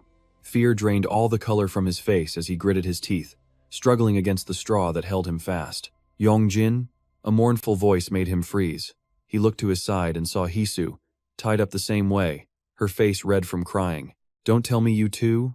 Suddenly, a pile of white salt crashed down onto the floor right in front of Yong Jin. The old man kept singing, unbothered. "Salt it well to make a sour paste." "I think we're about to get pickled," Hisu whispered. Hisu sobbed. "I've heard this song 4 times already." "Pickled?" Yong Jin was horrified. Immediately after, he could feel salt pouring out from all over his body. The old man stopped his song and gave a dry cough. Yong Jin stared in shock at his own salt-covered body, but what truly horrified him was realizing he was completely naked. "Ah," he groaned pitifully, burying his beet-red face in the pile of salt. "My clothes. Where are my clothes?" he mumbled to Hisu. Did you see everything?" "I didn't see," Hisu answered awkwardly, turning her head away. "And you better not look at me either." At that moment, the old man stopped sharpening his blade. Clutching the sharp weapon, the man stood up, his creaking footsteps drawing closer. Yong Jin didn't dare look up, sweat pouring from his skin. Hisu also lay face down on the floor, holding her breath and listening. The footsteps stopped. The silence that followed was terrifying. Was he gone? Yong Jin risked a quick glance to the side. A grotesque, ancient face with a savage grin was staring right back at him. "You're awake, are you?" the old man cackled. Yong Jin was frozen solid, unable to speak. The old man's neck suddenly stretched out, lowering his head all the way to the floor to stare directly into his eyes with a terrifying gaze. "Are you a naughty child?" Completely bewildered, Yong Jin asked back, "Why would I be a naughty child?" Hisu, who had stopped crying at some point, also chimed in to protest. "That's right, we're good kids. Good kids are supposed to get rice cakes." Her fear had now turned into a sense of injustice. "So give us some rice cakes. Don't provoke him," Yong Jin warned her frantically. "You children," the old man growled. "And how will you prove that you're good children?" "Well, how will you prove we're bad ones?" Yong Jin shot back, tense. "Are you filial children? Go on, prove it." "What?" Yong Jin was completely stumped by the question. "I can't do that. I don't have any parents." Hearing that answer, the old man's eyes looked like they were about to pop out. He shrieked with fury. "You disrespectful thing. You dare disrespect your parents." Yong Jin and Hisu flinched in fear. The man raised the knife, pointing it at Yong Jin with a triumphant smile. "Perfect. You are the absolute best kind to make paste out of." Yong Jin went limp, with no strength left to argue. "That's not true," Hisu cried out. "Yong Jin really doesn't have parents." But the old creature didn't care at all, smiling as he said, "You're a disrespectful child, too." Hisu jumped in. "So I guess being disrespectful is the only crime here, huh?" The creature turned its focus back to Yong Jin. "Disrespecting your parents is the same as murdering them." It is a heinous sin.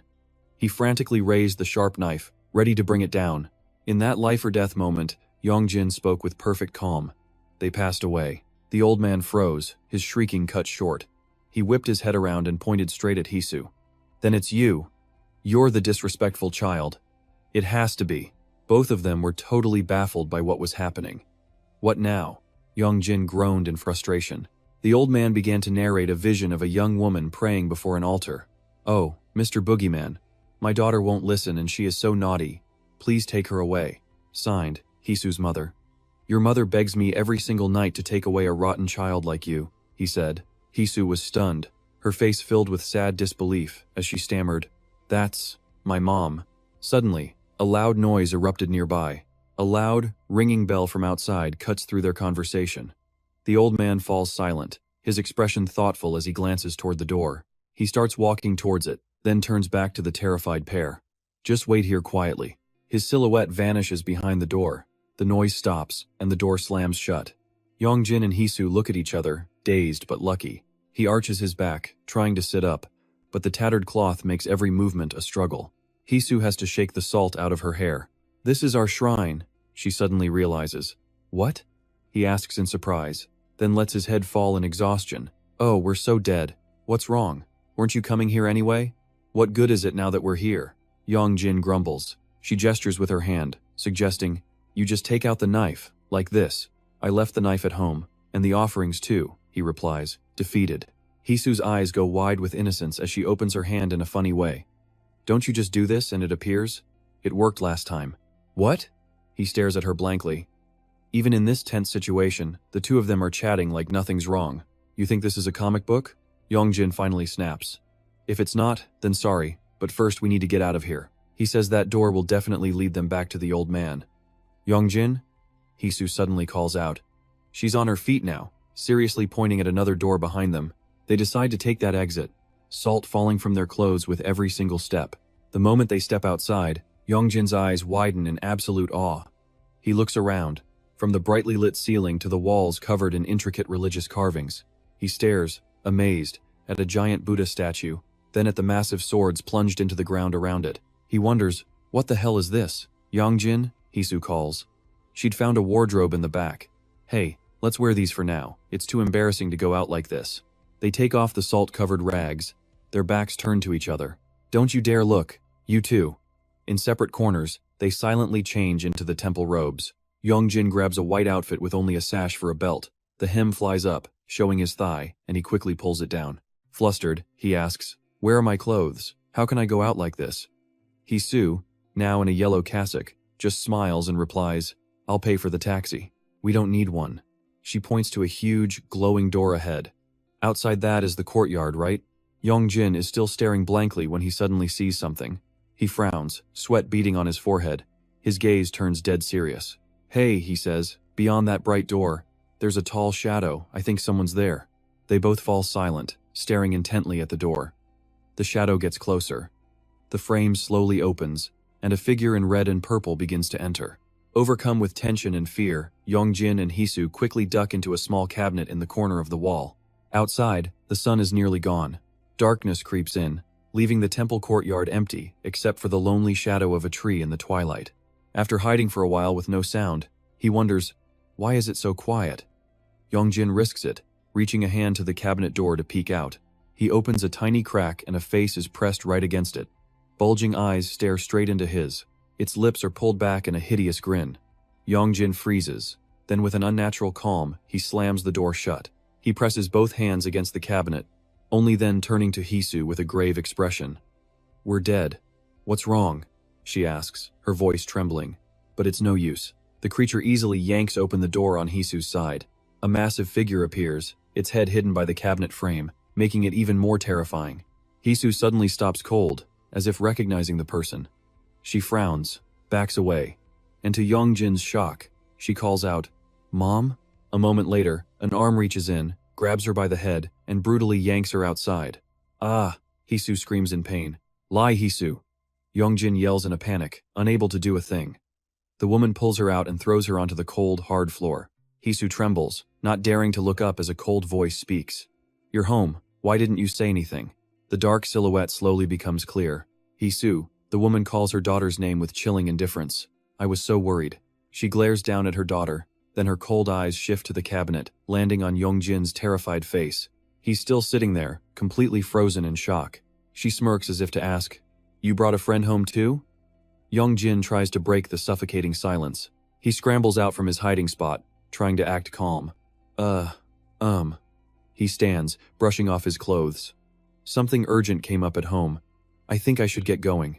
The woman just stands there silently, that same unsettling smile fixed on her face.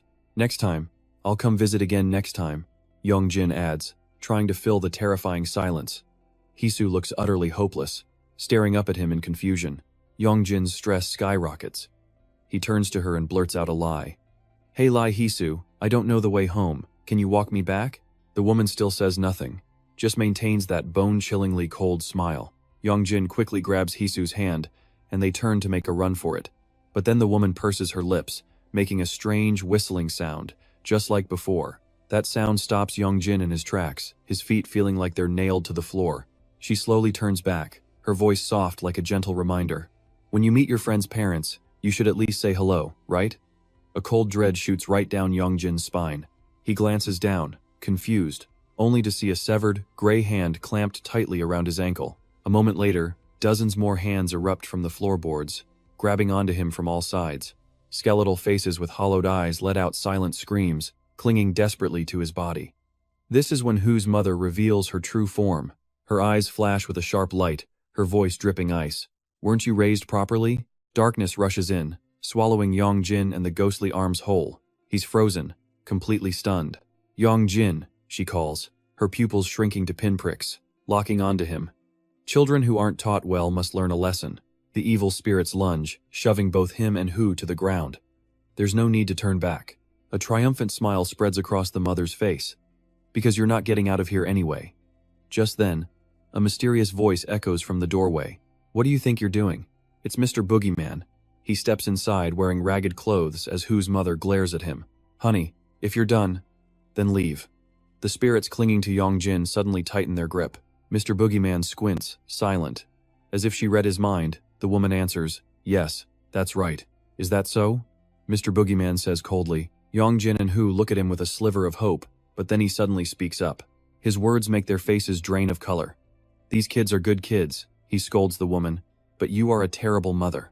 He points a finger right in her face, his voice a low growl. And terrible parents also need to be punished. Hu's mother just scoffs.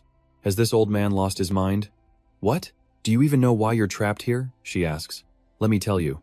With a flick of her finger, a white ribbon materializes from thin air, surrounding Mr. Boogeyman. He swings his blade and cuts it, but the ribbon instantly wraps around his arm and binds his entire body. Hu and Yong Jin watch in absolute horror. Completely bound by the ribbon, Mr. Boogeyman shrinks in an instant. She points a finger, sealing him inside a small porcelain jar. She snaps her fingers, and a paper talisman slaps onto the mouth of the jar. You get out and don't even know your place, she says coldly. What good are you if you can't even recognize your own master? Yong Jin watches her warily as the woman turns back to smile at him. Are you children done eating? She asks, the question totally random. The evil spirits holding them suddenly let go. A moment later, Yong Jin feels his head spin, his limbs turning heavy and useless. With no strength left, he trembles, his hands shaking uncontrollably. What's wrong? Her voice is pure ice. Didn't you say you wanted to go home? Yong Jin panics. His body won't move, totally paralyzed. Yong Jin? Hu whispers beside him. Look. In the distance, the spirits are gathered together, giggling. I think we've been tricked, she says.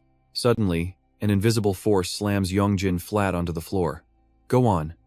Hu's mother's voice rings out. It's now as cruel as a demon's. You can't go anywhere.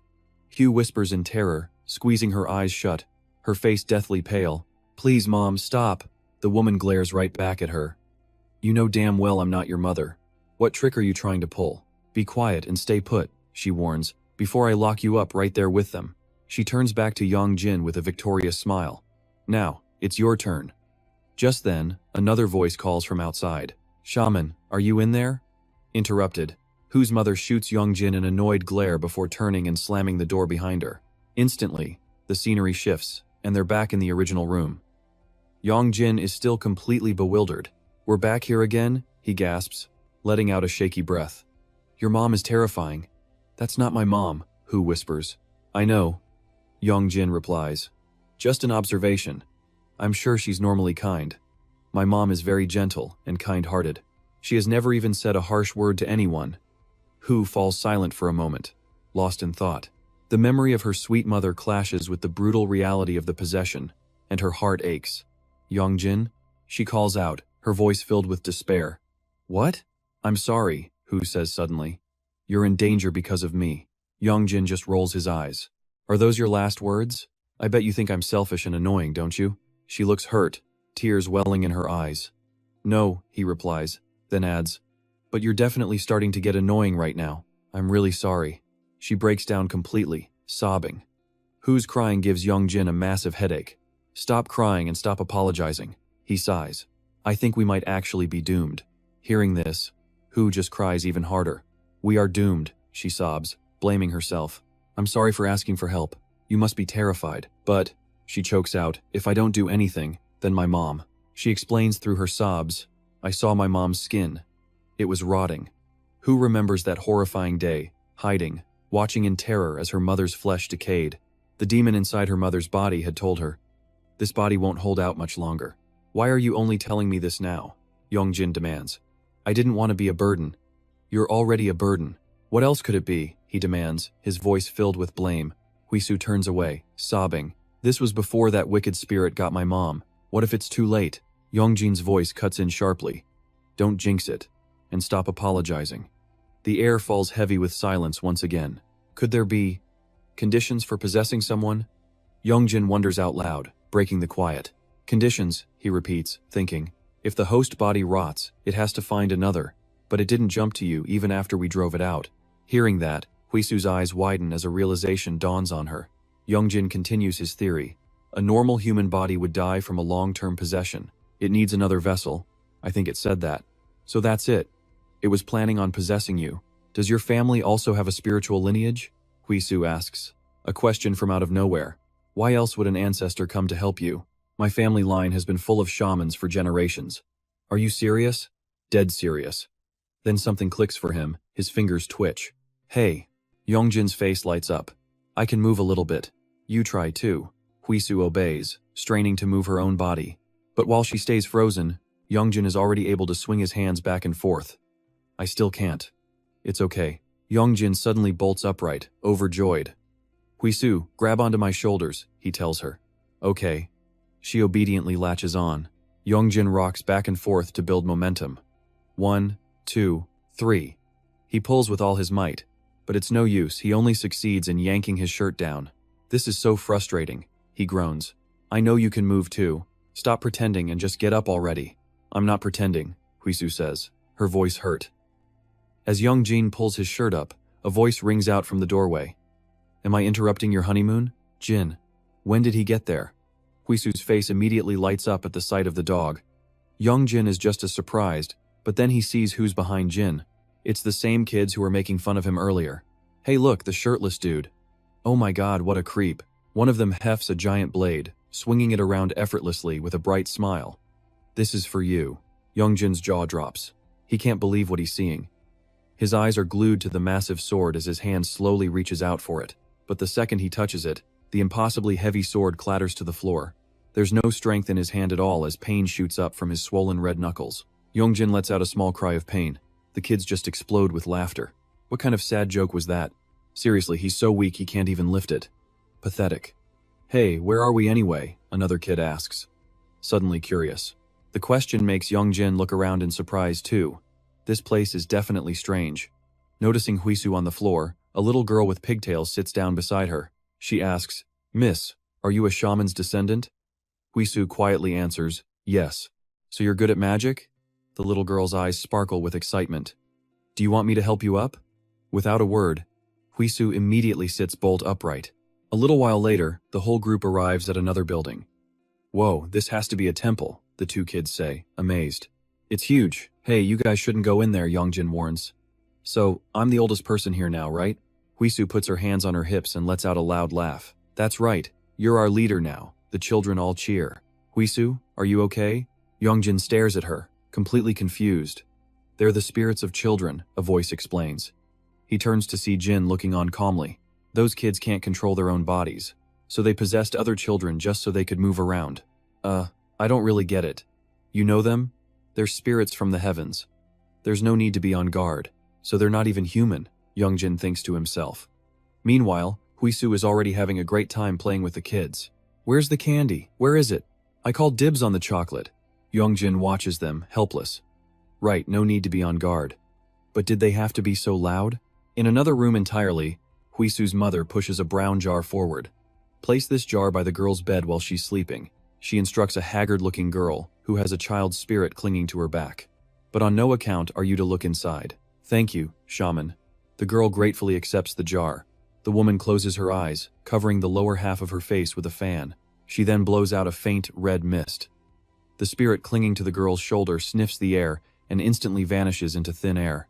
I don't know why, but I feel so much better after speaking to you, the girl says, surprised, as a smile of relief crosses her pale face.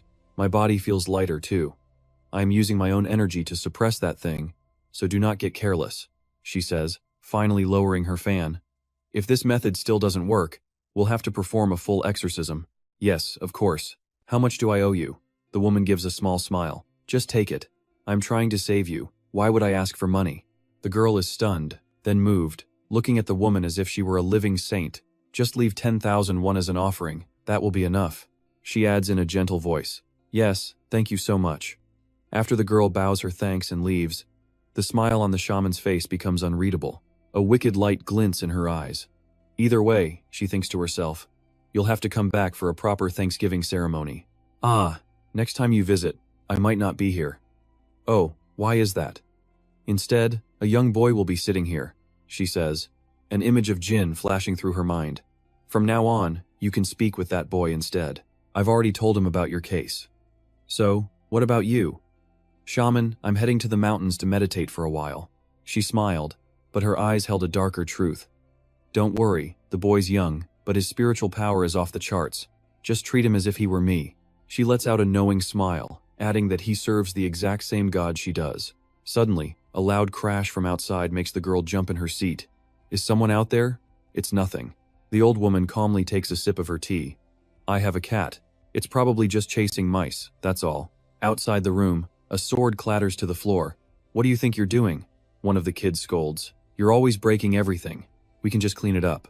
While they argue, Hisu wanders over to a corner of the room. Huh? What's this? It's a plain brown jar. Curiosity takes over as she reaches for the lid. Why would a jar be in a shrine? Hey, don't touch that. Jane whirls around, shouting. Get back now, another kid warns. Hisu stumbles back in fear, her hand accidentally knocking the lid off a different jar nearby. Huh? A massive explosion erupts, sending Hisu flying through the air. One of the other children immediately tries to shield her with his power, but the force knocks him to the ground as well. Hisu, he yells, worried. Hisu grits her teeth, pain etched on her face as she pushes herself up. What just happened? Yong Jin charges toward her with his blade drawn, screaming, Hisu, get out of the way. Hisu turns around and freezes solid. Floating right behind her is a faceless spirit with impossibly long, twisted fingers. The color drains from her face, her eyes going completely blank as her mind shuts down. Yong Jin grips his sword and lets out a roar. He hurls the blade with all his might, straight through the spirit. The sword embeds itself in the wall, and the demon vanishes into thin air. The other kids immediately break into applause. Yong Jin just gasps for breath, his body completely drained of energy. But then a cold voice cuts in. Well, aren't you a busybody? Yong Jin freezes solid. Hisu's mother steps out from the shadows. You're all making too much noise. The kids turn to face her. She looks right at Yong Jin, her voice dark. Yong Jin, all recovered, are we? Yong Jin doesn't respond. He's paralyzed. Then, a horrifying laugh begins to echo. He casts a terrified glance at Hisu's mother. She's smiling like a demon, her blank white eyes glowing with a sinister red light. You really do have a perfect body. Both Yong Jin and Hisu watch in terror as she slowly approaches. You should have stayed hidden and not meddled in my affairs. You fool. Yong Jin's face is deathly pale. He clenches his jaw, unable to say a single word. She takes a long drag from her pipe, exhaling the same crimson smoke from before. The child's spirits inhale it and rise to their feet as one. They move without souls, like puppets on a string. Are you going to play with these evil spirits again? A clear voice rings out, catching her attention. A boy holding prayer beads stands before the other spirits, his body radiating a soft, blue aura. I will not let that happen. You've done something very wicked, haven't you? Hisu's mother just scoffs, her face a mask of pure contempt. A shaman? Doing these things? The child in red clothing asks. It's always the ones with the strongest spiritual power who do such evil. The boy in blue explains, his own eyes beginning to glow, and he angrily demands to know. Where are these children's fingers? She says nothing, just pouts with disdain. Just then, a call from across the room makes her shift her gaze. Shaman? The girl holding the jar stammers. What is this? Her face is pale and drenched in sweat. Her terrified eyes dart in another direction. Jin follows her gaze, his own fear rising. Their eyes meet. The jar in the girl's hand suddenly begins to crack, a strange red light glowing from the fissure. Then, the jar shatters. An orb-like object flies out and transforms into a monstrous spirit, its massive jaw open as it lunges for Yong Jin. He is petrified. He instinctively throws his arms up to defend himself. That body is mine, the spirit shrieks, opening its mouth wide to swallow him whole. But just then, it explodes violently, collapsing right in front of him. A cold voice rings out, "How dare you?" Hisu's mother clenches her fist, her eyes filled with contempt. How could he possibly be yours? Her glowing red eyes reveal her absolute possessiveness. He is mine. Yong Jin is horrified by the scene as a massive black circle appears right in front of Hisu's mother. Ch. She clicks her tongue, then looks over at the girl lying motionless on the floor. One down. Suddenly, the sound of chanting fills the air. She whips around, surprised to see the children with their hands clasped, chanting non-stop. They've got her completely surrounded. You really are full of tricks, aren't you? She scoffs, pulling the sharp pin from her hair. Such childish games. She takes the pin and slices it across her own finger, drawing blood. The drops of her blood hit the ground, spreading like red snakes before forming two glowing red characters spelling out the word grudge. This level of malice, the boy stares, amazed at the sheer evil energy. The woman's face is now twisted into a ferocious snarl. Her smile stretches from ear to ear. It's not that easy. She thinks of the angry mobs, the protests, and all the resentment that's built up. That curse will spread across the entire world. She gets close to the boy, leaning down to ask, "Still believe in those gods?" "What's wrong?" she whispers. "Asking where my hands are?" Then her mouth opens impossibly wide. Instead of a tongue, her mouth is a writhing mass of children's fingers. The boy sees the abomination and lets out a horrifying scream. His desperate cry only seems to thrill her. She laughs as a red aura explodes from her body, attracting countless ghouls and demons. The young girl looks closer at the crowd and is horrified by what she sees. "Brother, these kids," she starts. But terror grips her as the mindless monsters charge straight for the boy. Dark shadows lunge forward, their mouths gaping wide. Meanwhile, Hisu's mother begins absorbing some kind of strange energy. The girl rushes out, trying to block the attack, but with a sickening thud, she collapses to the ground. The boy runs to her side, worried, but then a horrifying truth hits him. Were those unborn children possessed by demons? He looks at the twisted spirits with a heavy heart. They never got to live, now's got to be human, and would never meet their parents. Tears stream down the little girl's cheeks. What could they do? These poor souls. They were so pitiful. The girl screams in desperation. "Wake up, everyone! Let's go meet your mothers!" But the woman just smirks with pure contempt. "What is this pathetic little act?" she sneers, ignoring the plea as she keeps absorbing the energy. The spirits go wild, swarming the girl. The boy trembles in fury, screaming as he glares at her with pure hatred. You think you're going to get away with this?" Suddenly, an unseen hand slams his head into the ground. Even through the pain, he manages to glare back up at her, defiant. "When my brother gets here, you're dead," he spits out. The woman just glances down, a mocking smirk playing on her lips. "Go on, call him," she taunts. "Call anyone you want. I'll just send all of you to the afterlife at once." The invisible hand tightens, covering his eyes. Through a tiny gap, he sees her turn away without a care, her expression cold and triumphant. Now, with no one left to interfere, it's time to get back to work, she muses. After this, I'll become a god. No, something even greater. Yong Jin glares at her with pure hatred, while Hisu watches on, terrified. Yong Jin grinds his teeth, completely helpless. Just as her hand is about to touch Yong Jin, something slices through the air. She recoils instantly. A knife, thrown with so much force it's now buried deep in the wall. More than a god? Don't make me laugh. Before she can recover, a mocking voice cuts through the silence. Since when did a creature like you have the right to even utter the word god? The voice belongs to Jin, appearing as a dog but radiating an overwhelmingly oppressive aura. The woman stares, clutching her bleeding wrist in shock. A dog? She mutters, watching the small animal standing unshaken inside her own magic circle. To be standing there like that. This is no ordinary dog. Jin frowns. It seems you can't see my true form. Have your eyes lost their divine power? The woman eyes him suspiciously. Just what in the world are you? A light erupts from beneath Jin, engulfing him completely. When it fades, he stands in his true godly form, arms crossed, radiating pure arrogance. It was a god. What else could it be? Both Yong Jin and Hisu are absolutely stunned.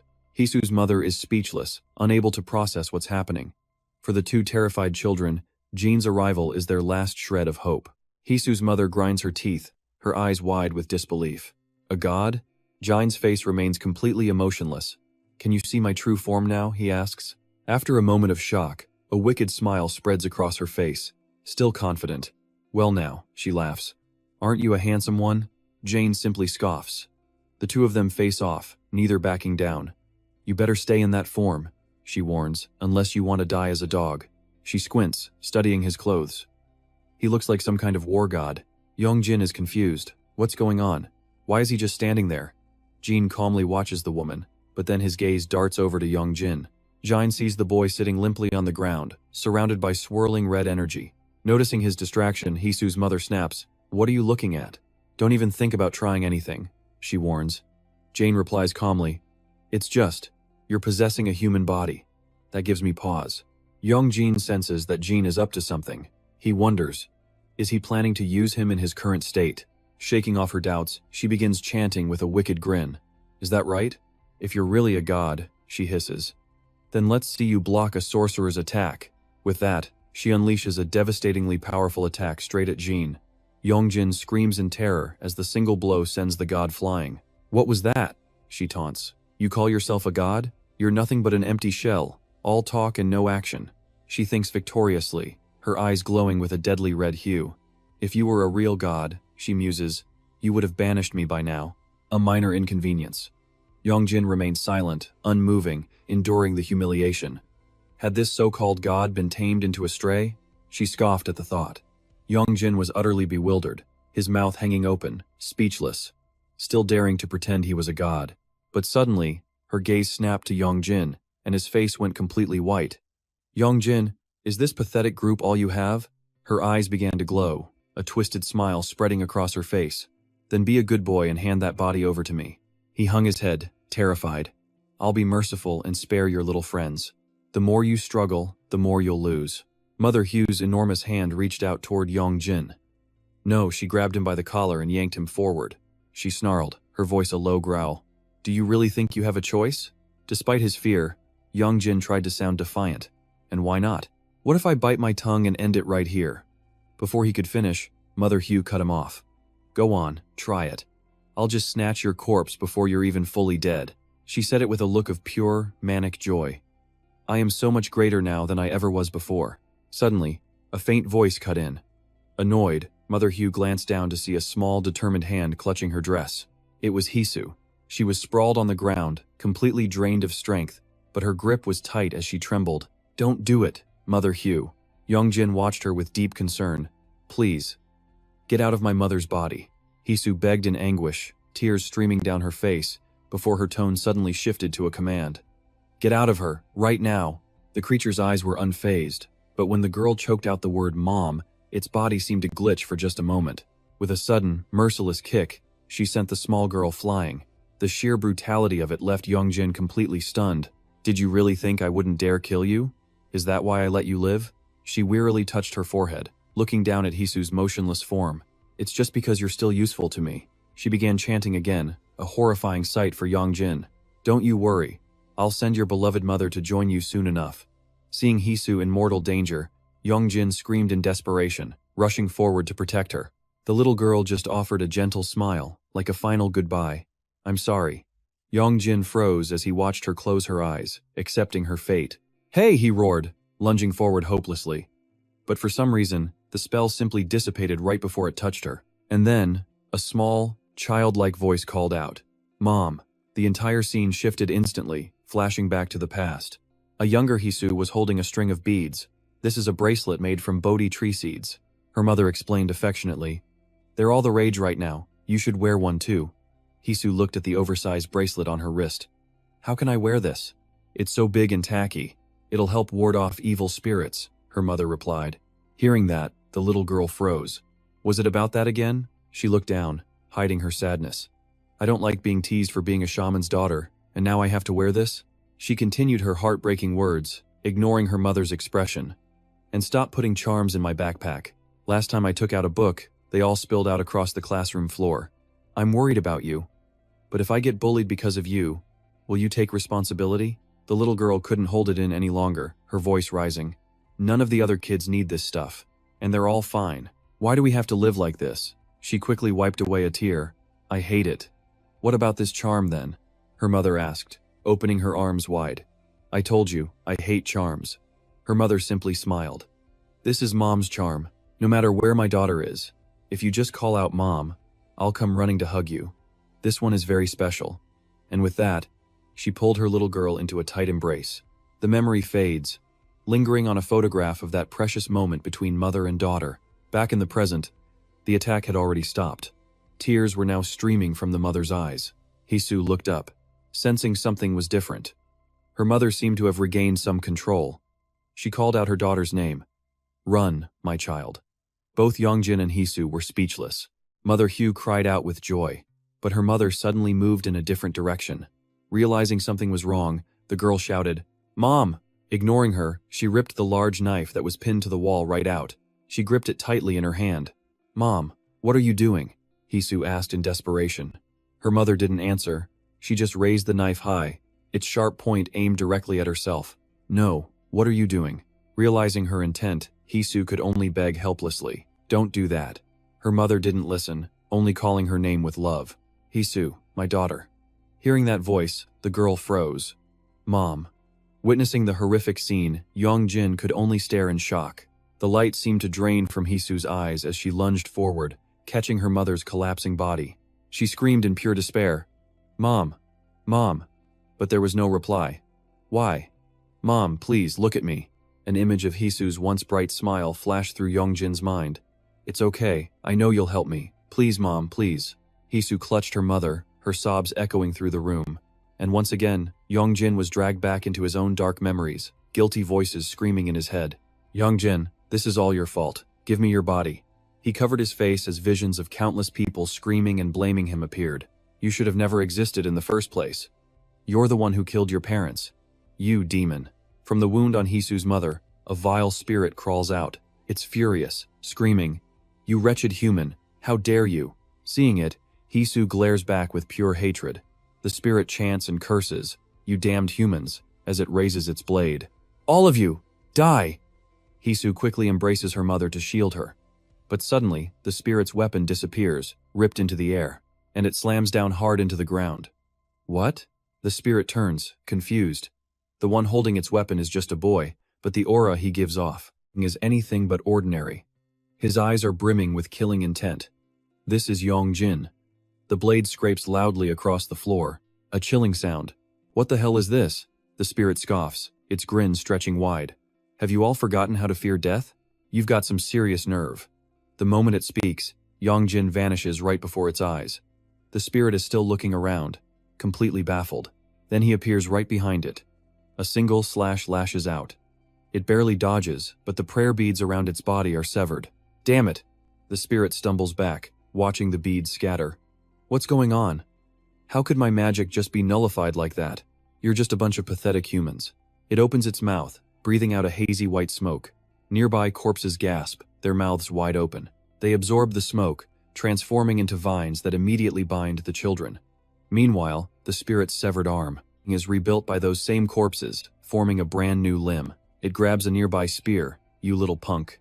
Yong Jin charges forward. He brings his blade down hard. The spirit scrambles to block with its spear. They're locked in a struggle, until Yong Jin throws it back with pure force. Then, one clean slice cuts the spear in two. The spirit's jaw drops in shock. Yong Jin gives it no time to recover. He leaps up, lands hard, and drives his blade straight through its hand. It howls in pure agony, yanking its arm back. It flips through the air to create some distance, landing on a high platform. "Who are you? Weren't you just coughing up blood from my spell?" It roars in frustration. "Either way, you're just a pathetic human being." In response, Yong Jin just starts to laugh. "Why are you laughing?" one of the kids calls out. Yong Jin tightens his grip on his blade and lunges straight at the spirit. It's surprised, but then its eyes dart to a sealed jar nearby. Without a second thought, it hurls the jar directly at Yong Jin. "Here, catch this." A look of pure glee spreads across its face. Acting on instinct, Yong Jin slashes the jar open, and a swarm of black insects pours out. They swarm all over him. "You fool," the spirit grins, then sends him flying with a vicious kick. To stop himself, Yong Jin slams his blade into the ground, anchoring himself in place. He looks up, his eyes filled with hatred for the monster before him. The spirit laughs, its voice dripping with mockery. "That's no ordinary demon, kid. It was created from ancient goo poison. You're not strong enough to take it down." The giant monster, with its centipede body and demonic face, is so grotesque the children scream in fear. "What is that disgusting thing?" Yong Jin stands his ground, facing it head-on. He looks calm, but he knows his injuries are far worse than they appear. He'll have to revert to human form soon, the spirit thinks to itself, targeting the unconscious woman. She's lying motionless on the floor. "I'll just borrow this body for a bit." It grabs the girl's neck. "Not my first choice, but you wouldn't dare attack one of your own kind, would you?" It exhales a white mist over the girl, and she immediately absorbs it. But then an earth-shattering boom rocks the room as a wall explodes inward. The startled spirit spins around. What it sees is impossible. With just one hand, Yong Jin has sliced the massive centipede monster clean in two. Yong Jin turns his gaze on the spirit, which feels a cold dread wash over it. He severed the goo poison with a single strike. Suddenly, it bursts out laughing, a twisted, broken sound. "You absolute fool, slashing it like that won't kill it." Right on cue, the cells inside the centipede begin to stir. All you did was help it multiply. From the two severed halves, two new monsters take shape. They roar in unison. "Hey," the spirit orders, "don't kill that boy. Just tie him up. I need that body to become a god." But the only sound that reaches its ears is the sound of agonizing screams, the desperate shrieks of its monsters. It whips around in disbelief. Both centipedes are completely still, and all this chaos was caused by one person. By Yong Jin. The spirit's jaw hangs open. Yong Jin turns to face it and slowly licks his lips. Startled, it stumbles and falls to the ground. It scrambles backward in terror. Impossible. Does he eat demons too? The spirit possessing Hisu's mother watches, completely speechless. Even Jin, in his puppy form, senses something is deeply wrong and rushes over. Yong Jin's eyes are glowing red, filled with pure bloodlust. He turns, swinging his blade clang. The weapon slams into the floor, sending shrapnel flying just inches past Jin. Then, he simply turns away. Jin is left staring in absolute horror. The female demon sees him coming for her next and panics. The dark smoke rising off Yong Jin grows thicker and thicker, terrifying her. What is he? He's not human anymore. The thought flashes through her mind as she bolts. She runs for the shattered door. "So dangerous. I have to get out." She manages to escape outside, her face twisted in pain. But just then, Yong Jin catches up, slamming his foot right into her back. He lands, planting his other foot on her neck. He drives her face straight into the ground. She grinds a long trail into the stone, her entire face buried in dirt and debris. Yong Jin's foot pressed down with immense weight, pinning the demoness completely. As his blade rose, her eyes widened in pure terror. The moment Yong Jin lifted his foot, she tried to bolt. But seeing his prey attempt to flee, he kicked her right back to the ground. Yong Jin's gaze was calm, as if he were looking at a mere insect. And for her, fragmented memories began to surface. The scene of a person falling, cursed by the world around them. The more she remembered, the more she descended into madness. No, the nightmare clung to her, the image of a pyre and the girl on it fueling her rage against fate. "But I am a god," she thought. Cries of hatred, desperate screams, and the crackle of fire echoed in her ears. The last thing she saw was a twisted smile in a sea of flames. Then the scene shifts to a clear, blue sky. Silk banners fluttered in the wind as offerings piled up like mountains, money, white rice, fruit, and even a whole roasted pig. The villagers bowed their heads in reverence, offering solemn prayers. Before them, their priestess performed the ceremony, holding a fan and bell. When the ritual ended, the priestess turned and smiled. The gods have heard our prayers. Tomorrow, it will rain. Unfortunately, the next day was just as scorching hot. The priestess's hands trembled, her pupils shrinking. Why? She screamed the question 1,000 times in her mind. Why didn't it rain? In a fit of rage, she kicked over the altar. Damn it, how did it come to this? Sweat poured down her face as she realized something terrifying. She couldn't feel anything anymore. Had her magical power weakened? Would no one respect her now?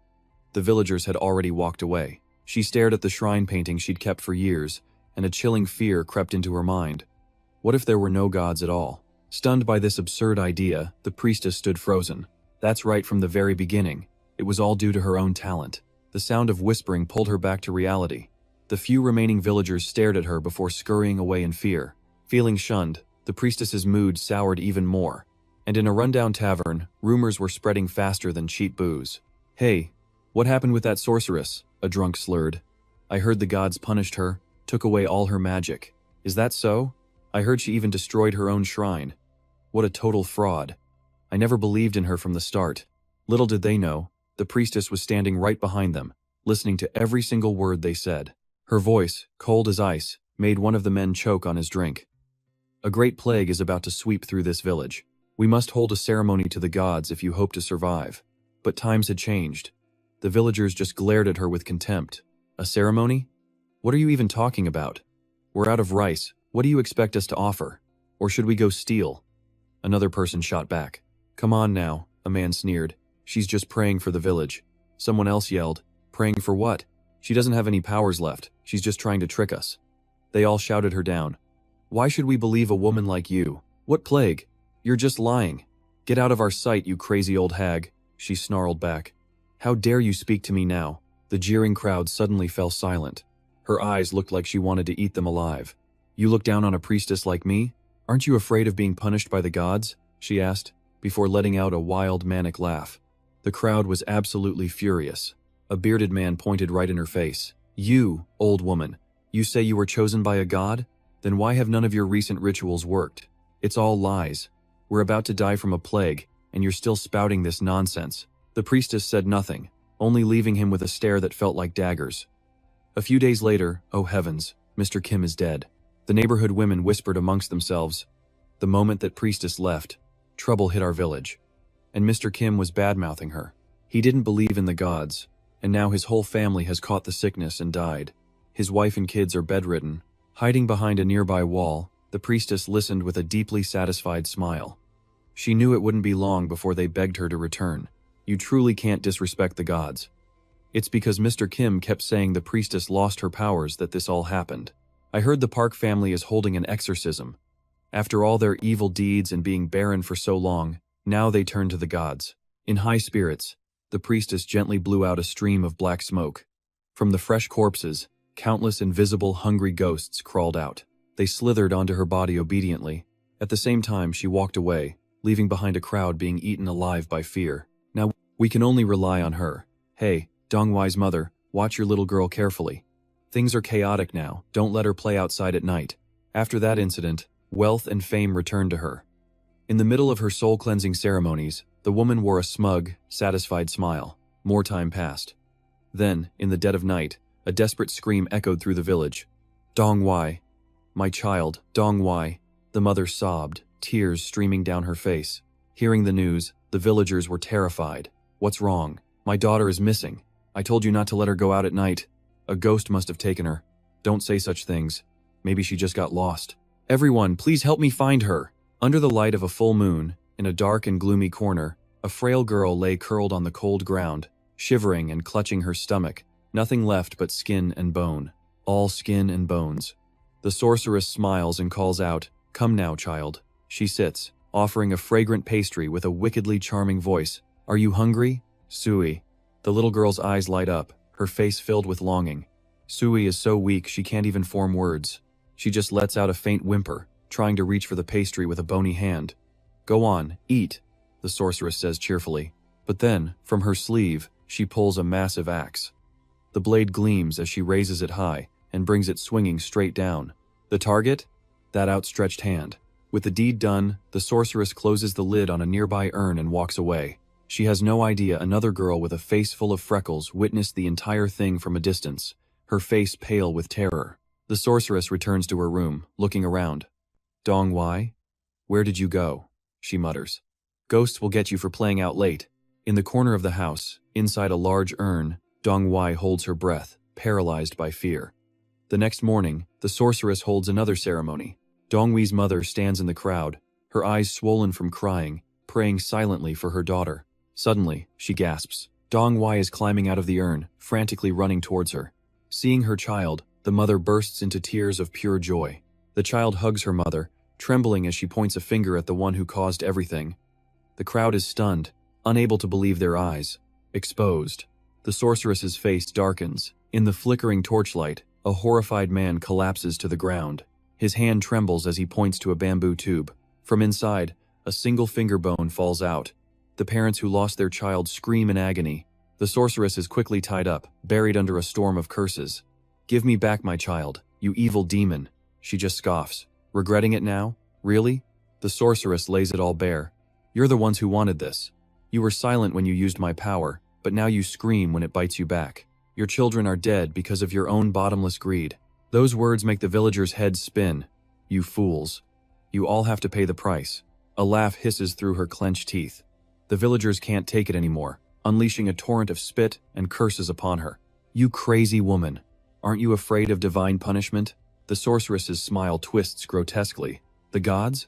Why would I be afraid of them? If the gods actually existed, I wouldn't have survived to see this day."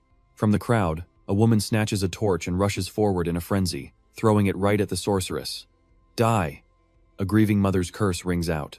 The fire catches the straw and wood, slowly crawling up her body, but the witch remains calm. "Even if the gods appeared, they could do nothing to me." The villagers stare, dumbfounded, as she's burned alive. The sorceress's mouth stretches into an impossibly wide grin. "Now that I'm here, all of you will die." Her voice mixes with the crackling flames. "I am a god, the god of resentment, the god of greed. All of you are just feeding my power." Her body turns to ash, but the horrifying voice still echoes. "I will become the embodiment of a god." Just then, on the ground, two red lines of light connect, forming a magic circle trapping Yong Jin and the demoness. The moment that thing appears, countless urns begin to shake before exploding all at once. Countless streams of red energy, like slithering snakes, burst out and wrap around the demoness. They devour the vengeful energy, and from the embers, the demon is reborn. "Now, it's time to punish you." The demoness's eyes flare like headlights as she charges at Yong Jin. Countless energy snakes whip at him from all sides, but Yong Jin dodges them with ease. "I'll kill you all," the demoness screams as the flames around her intensify. She attacks again, unleashing the power of pure resentment. The kids and Hu watch in terror. "Big bro, be careful." Oh no. One kid sees the massive cleaver blocking the demoness's attack and thinks, right now, he looks even scarier than that demon. On Yong Jin's face is a smile that looks purely villainous. He lifts the heavy cleaver. The demoness is shocked as the blade glides through her like the wind. All the snakes coiled around her body are sliced into pieces. Groaning, the demoness falls back. From her severed arm, new snakes begin to sprout. Seizing the chance, she unleashes countless red threads. "Die!" Yong Jin leaps high into the air, slicing through several threads. The demoness watches in absolute horror. From above, Yong Jin swings his blade again. Black smoke gathers around him, slowly forming into a layer of dragon scales. One of his eyes flashes pure white as a colossal black dragon materializes, wrapping around him. Even Jin, in his dog form, stares with his jaw wide open. Yong Jin raises his blade, and the dragon's body moves. At the same time, the demoness unleashes her snakes once more. What is that kid trying to do? Jin panics at the sight of the dragon and the snakes about to clash. Far away, a folding fan snaps open. The bodies of the demoness and Yong Jin freeze in place. "Windbreaker," a clear voice rings out as a tornado tears through the air, separating the two entities. The whirlwind shreds the demoness, leaving only a few muffled sounds before it sends Yong Jin flying too. The fan closes, and the wind dies down. Yong Jin looks up, completely bewildered. The fan's owner speaks a single name, Han Kirk. A wave of freezing cold air rushes from the fan, coiling around Yong Jin and trapping him in a cage of ice. The stranger lifts the fan, forming a hand seal. Yong Jin's hand immediately releases the cleaver, his consciousness finally returning. The one who intervened was none other than the earth god, Virthian. Tianshang stood silent, his eyes filled with a deep sense of boredom. The kids ran over to him excitedly, but the demoness he'd just defeated was still crawling forward. The children were terrified by her sheer persistence. What is she?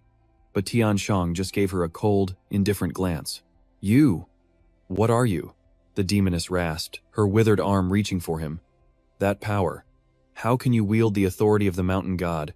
The boy looked down at her as if she were a complete moron, uttering just a few words dripping with arrogance. Because I am a god. What? Lord Tianshang continued slowly, his entire being radiating divine pride. The celestial lord of the earthly branches. The demoness was frozen. A god. Her worn-down fangs began to chatter as drool dripped from her lips. Was he a real god? The children watched with wide, tense eyes as tears began to stream from the demoness's hollow sockets. She dragged her mangled feet forward, step by agonizing step, her hand clenching the hem of the god's robe. Why? Her voice was filled with resentment. Why didn't you listen to my prayers? Why did you never come for me? She remembered the most desperate moment of her life. When I needed you the most, where were you then? If you had just appeared sooner, I wouldn't have become this. Why did you let me die? What kind of god abandons their followers? The god looked as though he was listening to a bad joke. He flicked her filthy hand away and dusted off his robe. Prayers? He scoffed. Look at the state of you. I'm certain you only prayed for your own filthy, selfish gains. No god would ever listen to prayers like those. As he spoke, countless smaller demons burst from her sleeves, draining the last of her life force. You were blinded by greed, forgetting your duties as a shaman, and committed the 10 unforgivable sins. Tianshang coldly listed her crimes. No, the demoness screamed. What's there to be wronged about? He smirked. Don't you see the souls you've murdered? They started it first. She tried to justify herself. Tianshang fell silent, the air around him turning ice cold. Even if you were torn apart and burned alive 1,000 times, it wouldn't compare to the injustice they suffered. My judgment is this. You will descend into hell. The fan in his hand snapped open, and a crescent moon sigil appeared on his forehead. A vortex of black energy swirled forward, engulfing the demoness. No, you can't, she trembled in fear. Save me, I can't die like this, she pleaded. Tianshang's eyes were cold, like a cat toying with a mouse. Please, save me. It was over. The black tornado rushed in, ripping the demoness to shreds until nothing was left. The kids stared at their brother with pure admiration. What about the human? Tianshang asked. Ah, the human, one child exclaimed in panic. She's been stabbed. The evening sun painted the sky, a deep, blood red. Tianshang walked over to Hugh and her mother. Seeing a stranger, Hugh clutched her mother tightly in fear. Still breathing, he mumbled. He opened his fan, and the symbol on it changed. A flower bloomed above Hugh's head. With a wave of his fan, countless petals enveloped her mother, healing the wound on her arm. Then, the petals stitched up the deep stab wound in her abdomen. Color slowly returned to the woman's face as Hugh watched, stunned by the beautiful sight. Tianshang closed his fan and the flowers vanished, leaving a gentle light around the mother. Mom? Hugh gently shook her. She's only sleeping, don't worry, Tianshang reassured her. Hugh looked at her mother, who now wore the same gentle smile as before. Fresh tears streamed down her face. How is this possible? It's okay now, a little girl said cheerfully.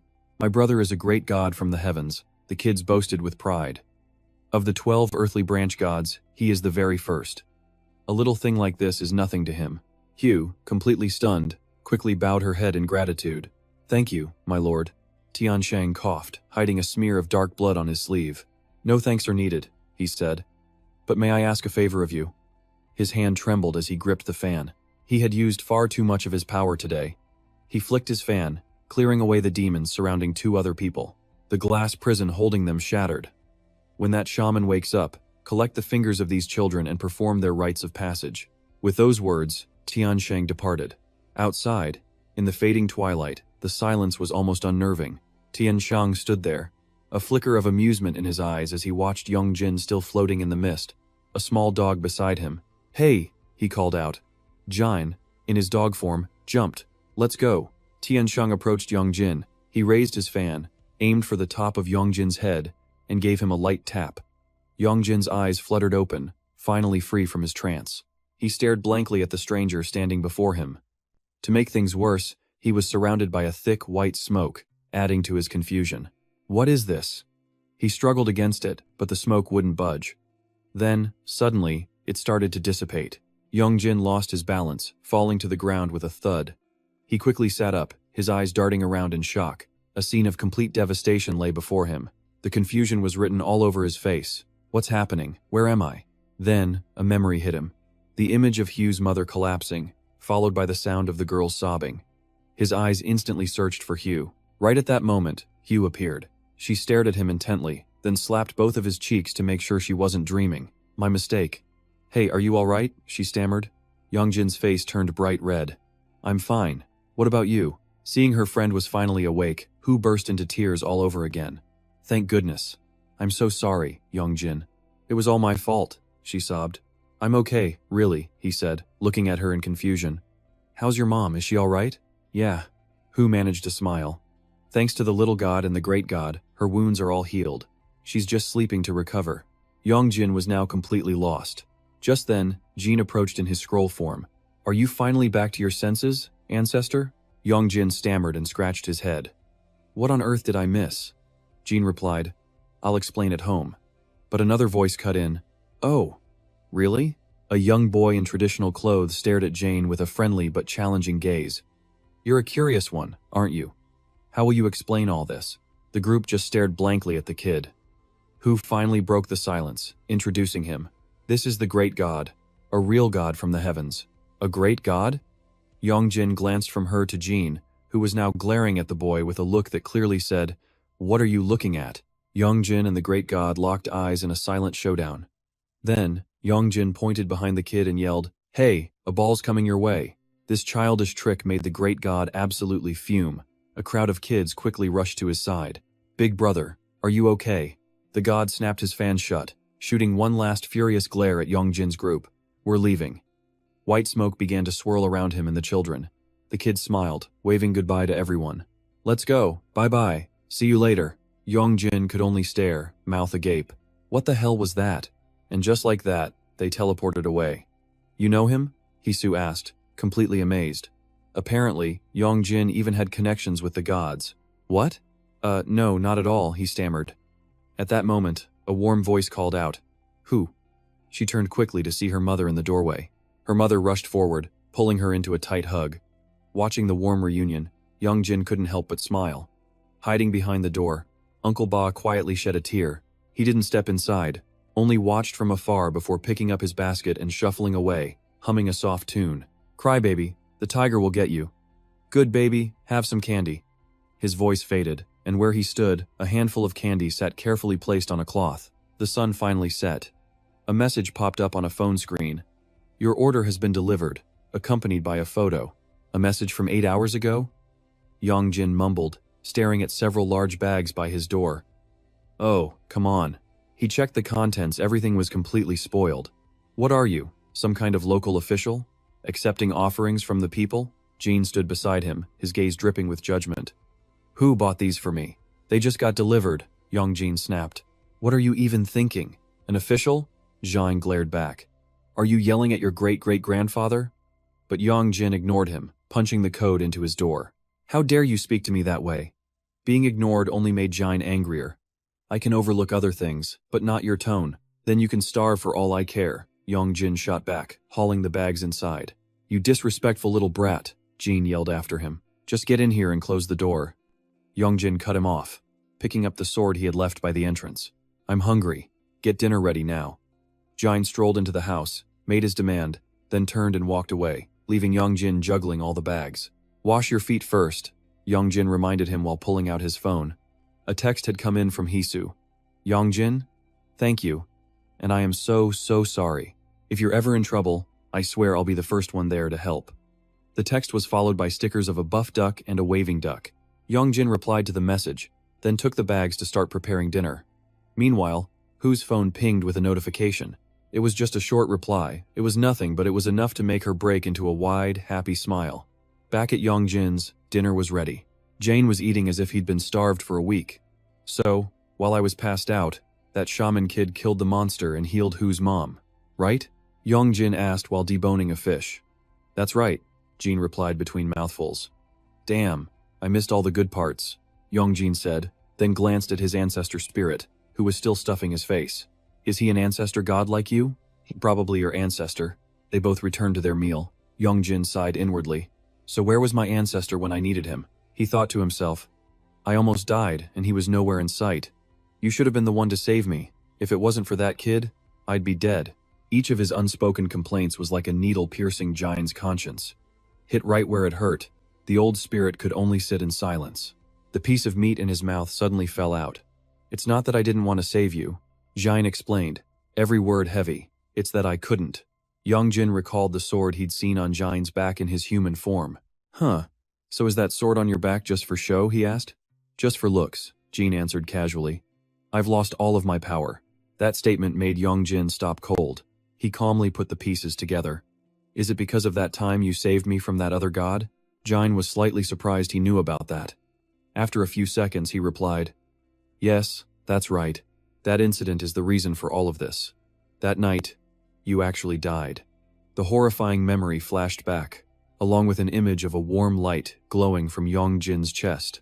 I used every last bit of my power, Jin continued, and this divine jade, the jade hanging at his hip glowed brilliantly before slowly being consumed by a dark stain. To pull you back from the dead, it was my only choice. His special healing ability was a gift of power from him. Yong Jin froze. What on earth did he mean by that? I already told you, Jin replied, his face completely serious.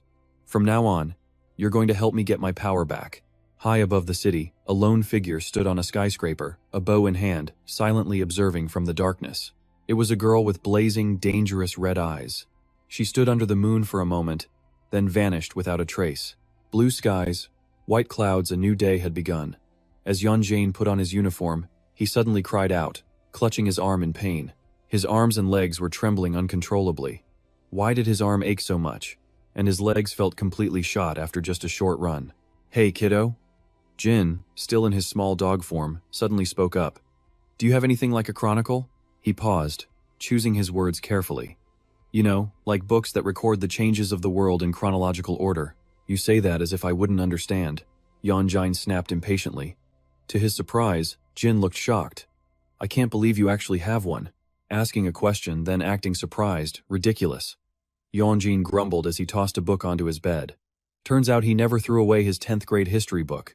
Jin was curious. What's this? A history textbook, Yong Jin replied. See ya, I'm off to school. Yeah, be careful. On the way to school, Yong Jin was fiddling with his phone, but Jin's words from last night kept replaying in his head. Your bizarre healing ability comes from the power I gave you.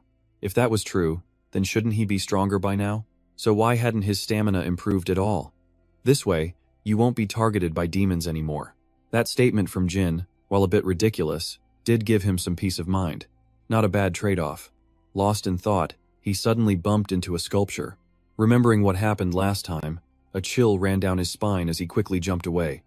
Just then, a walkie-talkie-like device on another boy's chest started beeping. All 5 colored lights on the device flashed at once. Yong Jin, completely oblivious, just kept on walking. A warning also sounded in the other boy's earpiece. The boring battle has ended. He stared in confusion as the device went back to normal, the two of them simply passing each other by. When the freckled boy adjusted his glasses and looked up, all he saw was Yong Jin's back disappearing down the hallway. The freckled kid ducked behind a corner, raised a strange device with a 3-eyed symbol, and started recording. To be precise, it was a homemade ghost detector, its screen constantly analyzing everyone who entered its lens. The work might have seemed serious, but his sneaky posture made him look exactly like some pervert taking secret photos. Suddenly, a hand snatched the device. A female student with a ponytail held it up for inspection. Hey, what are you filming? Don't tell me you're taking lewd pictures. Her short-haired friend glared at him. Cornered, the boy stumbled over his words. No, I wasn't filming you guys. Then who were you filming? This is a ghost detector. It's an app that senses spirits. What kind of nonsense are you spouting? The ponytail girl snapped.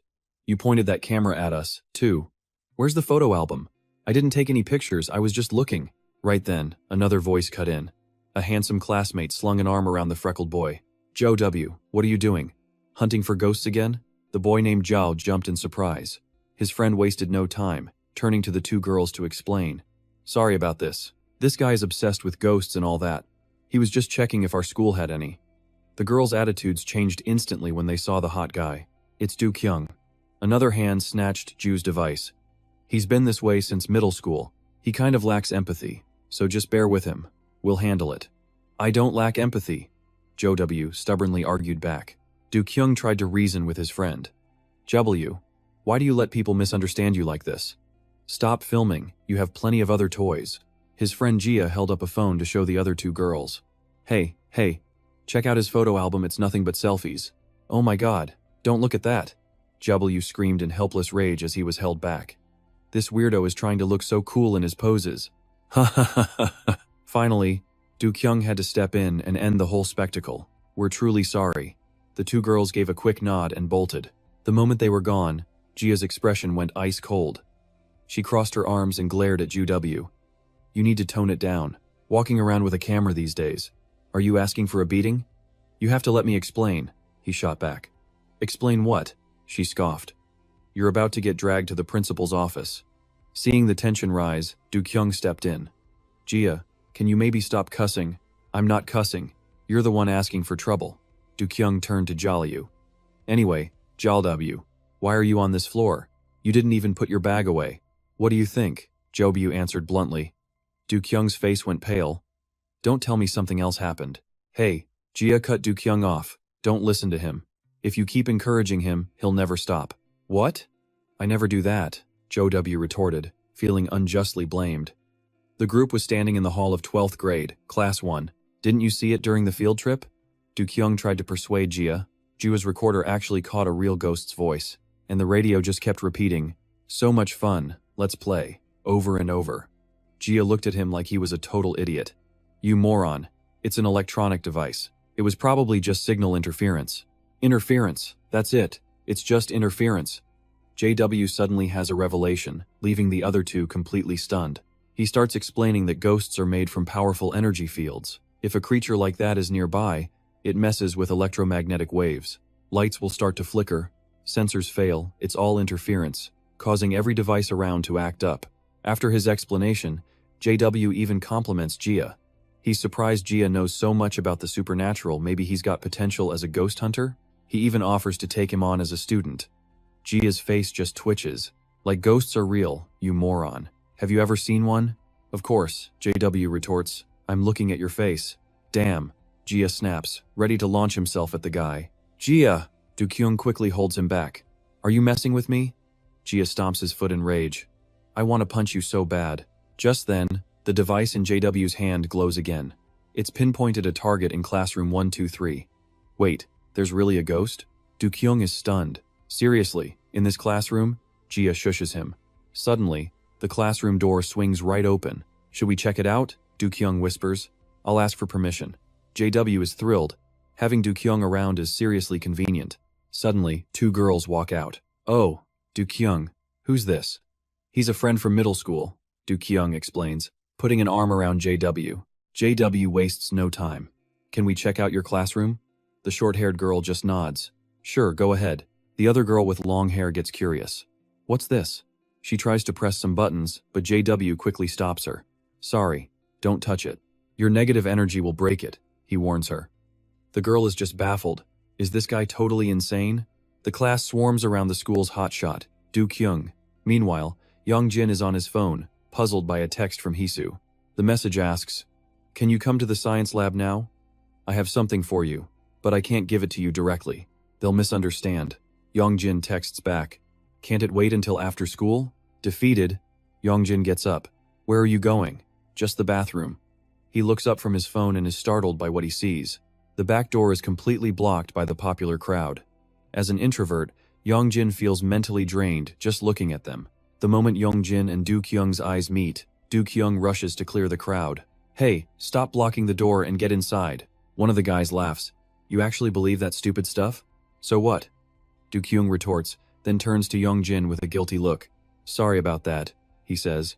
Yong Jin is in awe. Just one look from him parted the crowd like the Red Sea. He's like a god, another student adds. Yong Jin, truly number one, walks out the door. At that exact moment, a piercing sound rings out. JW's device screen flashes bright red, its numbers jumping off the charts. 9.89. His phone also starts blasting out terrifying alerts. Death. Destruction. What the hell is going on? Do Kyung's face goes pale. What's wrong with that thing? Isn't it for talking with ghosts? I think I've found our cause of the weird things happening in your class. But the cause, Yong Jin, is totally oblivious. My mom made this, Hisu says, holding out a beaded bracelet. She said to give one to you. Yong Jin deadpans, you called me just for this? Yong Jin is speechless. He sees Hisu wearing an identical bracelet. Tell her I said thanks. He answers curtly and pockets the bracelet. Hisu, confused, asks, you're not going to wear it? Yong Jin gets awkward. Well, if we both wear these, people might misunderstand and think they're couple bracelets. Hisu can't believe how dense he is. Yong Jin, it's a beaded bracelet. Do you really think no one else on Earth wears these? You're the only one who thinks that. He stays silent, so she adds, just wear it. My mom made it because she was worried. It's fine, Yong Jin replies. Those ghosts won't dare touch me anymore. My ancestors said so. Hisu is shocked. Really? Yeah, he stammers. He gave me power or something. He remembers Jin's words. You should have died that day. If he tells the truth, Hisu will just start crying hysterically. He decides to only tell her half of it. Never mind. It just helped me recover faster. Oh, so it's your ancestors' power. Hisu nods along. That explains why you seem so different. Different how? You were fighting like crazy, flying all over with a sword. I was fighting? Yong Jin is stunned. When? You don't remember? At my family's shrine. Hearing the word shrine, a hand shoots out with lightning speed. Yong Jin's phone clatters to the ground, his hand clamped tightly over Hisu's mouth. The unconscious action startles Yong Jin back to reality. The entire room falls silent. Yong Jin, what's wrong? Hisu asks, confused, as he quickly pulls his hand away. Yong Jin's face is pale as he stares at his hand in total disbelief. I'm sorry. That wasn't me. A robotic voice sounds in his ear. Death. Both of them immediately look toward the door. Standing there, scratching his head, is JW. Sorry, your story was so juicy I ended up eavesdropping. Hi, I'm Gongjan, and I'm a hunter. Jian introduces himself, completely serious. Yong Jin and Hisu just exchange a look. What is with the people in this chapter? Jian holds out his hand, saying it's a pleasure to meet him. Hisu is stunned. You know who I am? I also know that your mother is a shaman. What? How do you? Doesn't everyone know your mom is a shaman?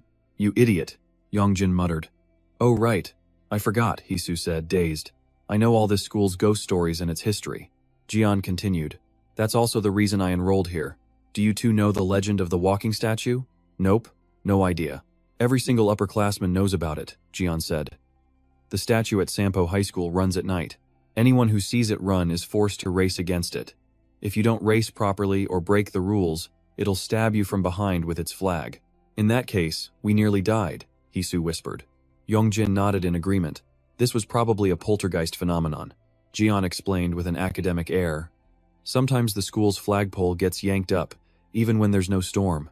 It had already happened 4 times since the opening ceremony. Hisu and Yong Jin could only listen in silence. Recently, Jian stressed, staring intently at the two of them. There was an incident that proved the legend is true. I accidentally witnessed something very strange. He began to recount his story. I was just leaving the bathroom that day. At first, I thought I was seeing things, but it felt so real, Jian said. The image of them being chased was still crystal clear in his mind. There was a boy being chased by the stone statue, and right behind him was a girl with her hair in a ponytail. Every detail made Yong Jin and Hisu jump. Hisu even subconsciously reached up and untied her hair.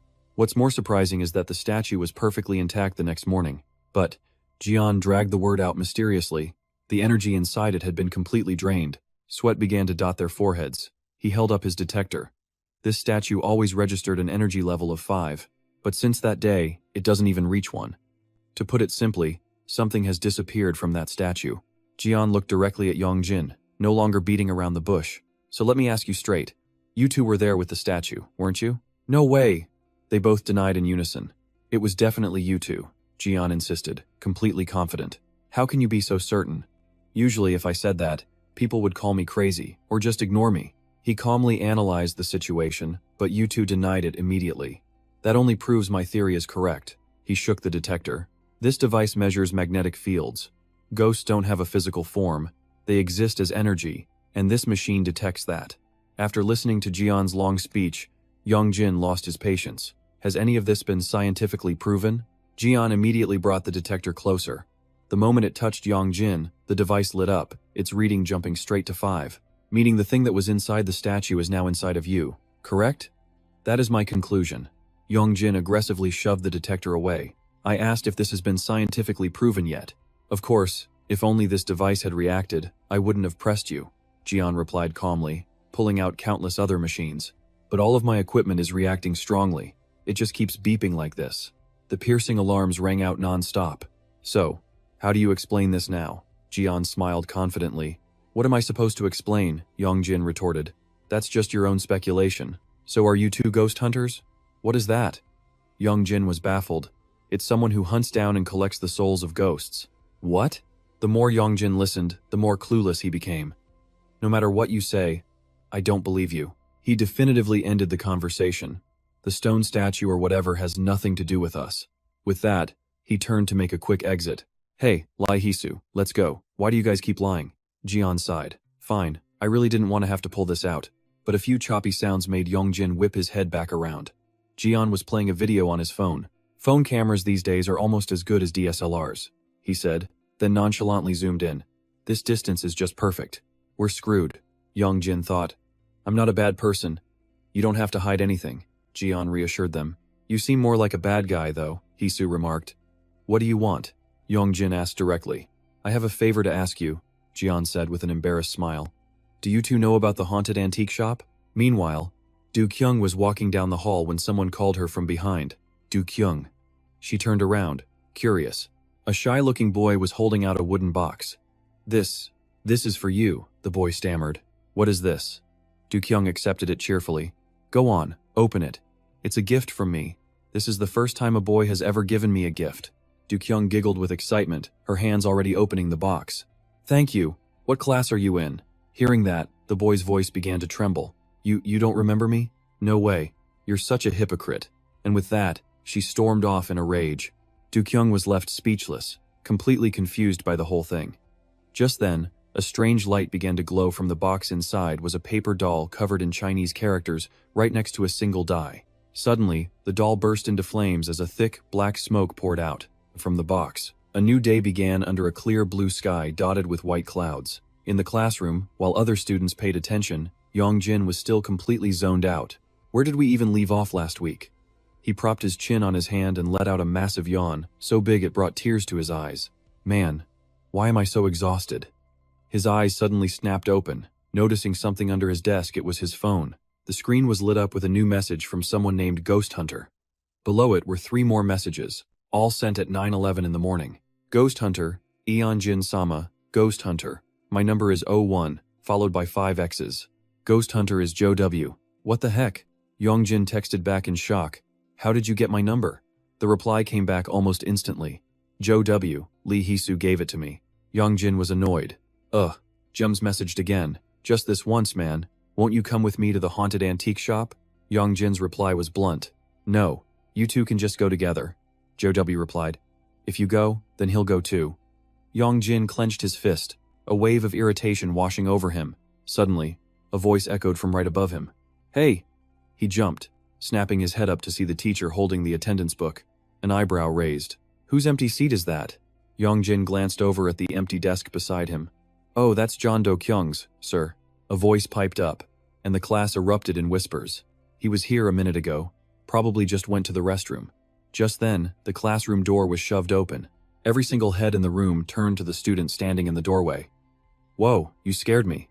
See, teacher, he's here. John Do Kyung has arrived. But for some reason, Do Kyung didn't move to come inside.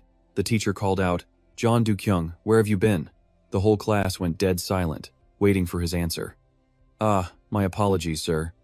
Do Kyung just grinned, not looking the least bit sorry.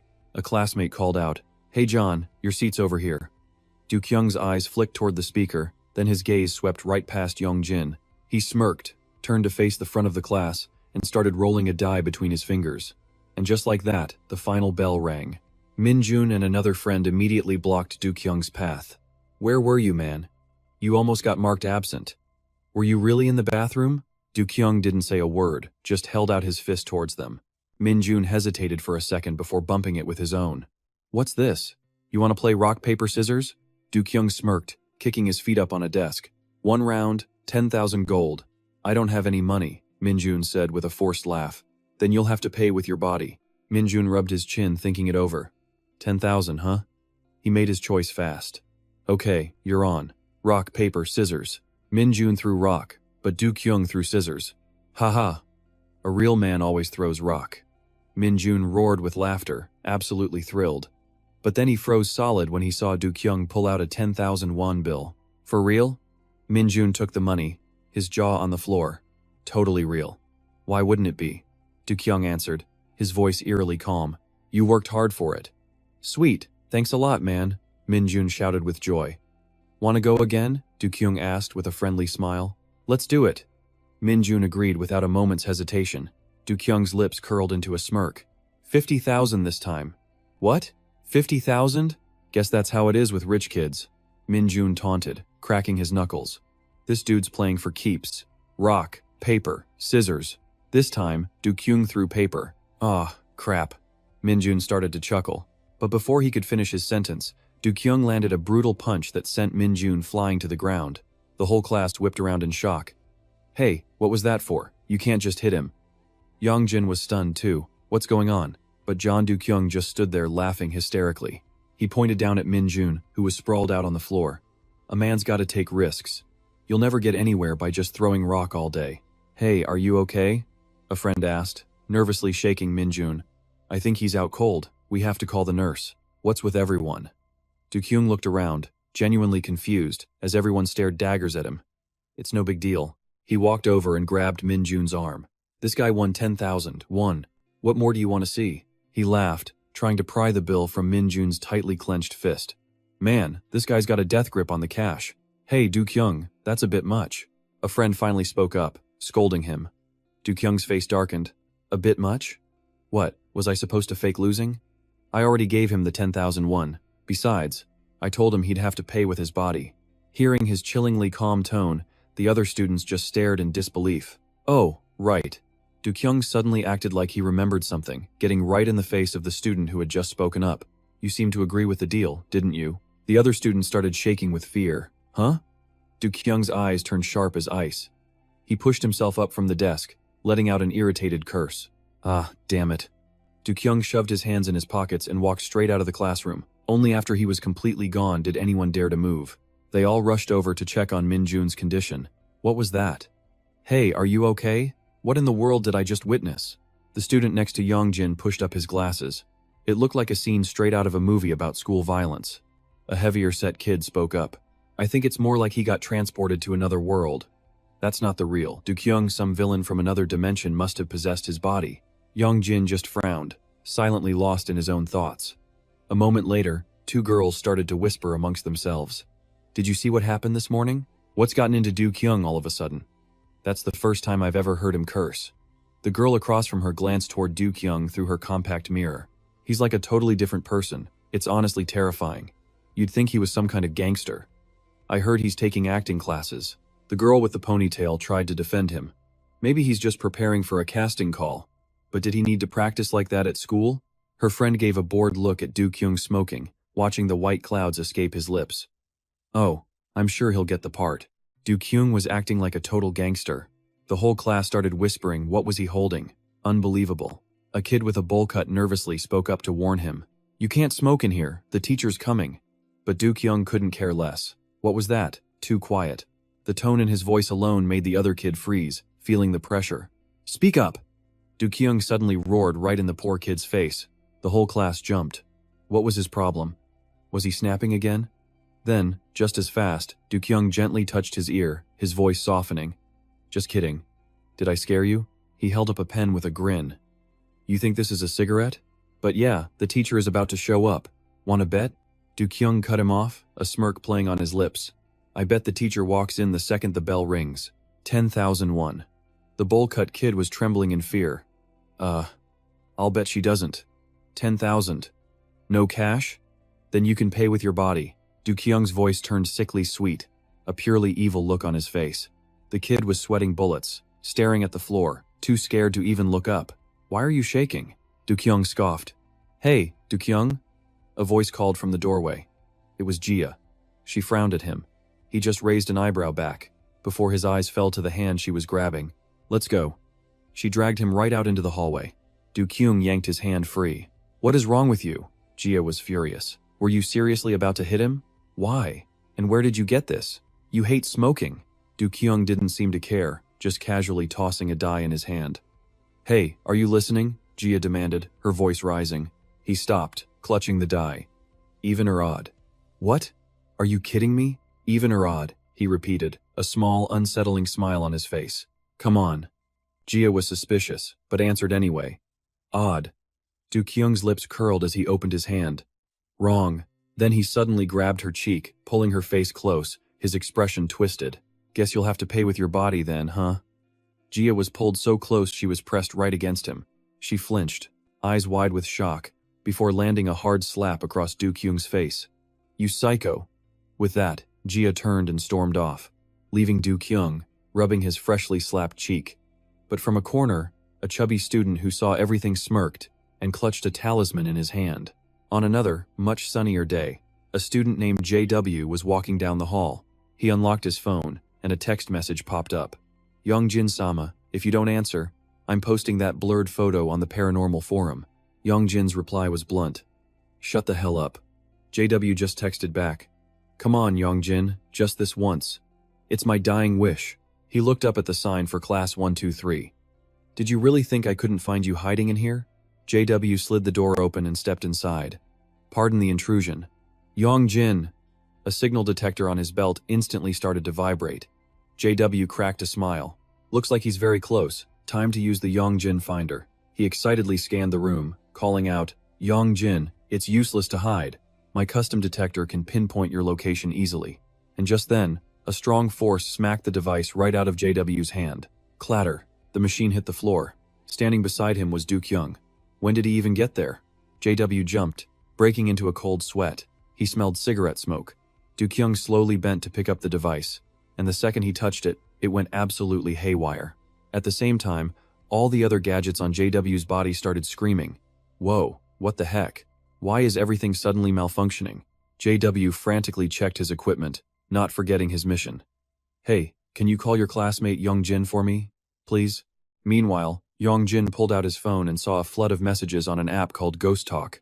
"Save me, please, save me. Death." Suddenly, Du Kyung smashed the detector on the ground, shattering it. "You want to die?" Du Kyung snarled at JW. His voice was a low growl. "If you bump into someone, you apologize first." Seeing how terrifying Du Kyung was, JW backed down fast. Right. I'm sorry." A single die was tossed into the air. Du Kyung clapped once, then held out two closed fists to JW. His face twisted into a demonic grin. "Which hand? This is bad." Hisu grimaced, staring at the tarot cards on her table. She turned to Yong Jin, her voice filled with dread. "Your classmate Du Kyung. He's been possessed." Yong Jin, completely bored, just kept tapping his phone and grunted. "Hey, Dragon Jin." Hisu shot up from her chair. "Your name is Yong Jin, so I call you Dragon Jin. You don't need to explain." He face-planted onto his desk. "Why do I have to go? You have to save your friend." "Friend? We're not even close." "And you're sure he's possessed just because of one stupid card?" Yong Jin was skeptical. "He seemed fine this morning. That's probably just how he is." He stood up to leave. "This has nothing to do with me. I'm out." At this, Hisu's face fell into a sad expression. "And don't call me that anymore," Yong Jin added. What if he's a good person?" Hisu said, staring pitifully out the window. "He's probably suffering so much, just like when my body was taken over." Du Kyung and I went to middle school together. A new voice suddenly cut in. JW had appeared from nowhere. "I can confirm he's a good person. He's never even hit anyone. He wouldn't even dare to swear. He's like a character straight out of a comic book." "See? The poor guy." Hisu immediately jumped on it. "He doesn't even have the guts to make a bet," JW added. Hisu stared, surprised, at the huge swollen mark on his cheek. "What happened to your face?" Yong Jin asked. "A ghost hit me." Realizing their plan, Yong Jin gave a flat answer. "I'm not going." JW looked down at the floor, then straight into Yong Jin's eyes. "I won't force you to go to the antique shop with me anymore." He apologized for what happened earlier. "But what you just said, was that like when you were possessed?" His tone turned serious. "We succeeded, and that's why you're here now, right? If you aren't ghost hunters, Then you must be the ones who solved the bronze statue case. That again? Yong Jin snapped, his anger showing. We had absolutely nothing to do with it. Before he could finish, Hisu let out a panicked cry. Yong Jin? Her phone screen lit up with a notification.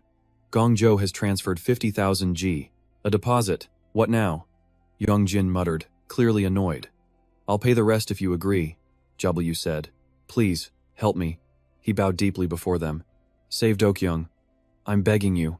Yong Jin recalled the sight of Dokyung collapsing, the equipment screaming, and that chilling, guttural voice. Even so, he flatly refused the job.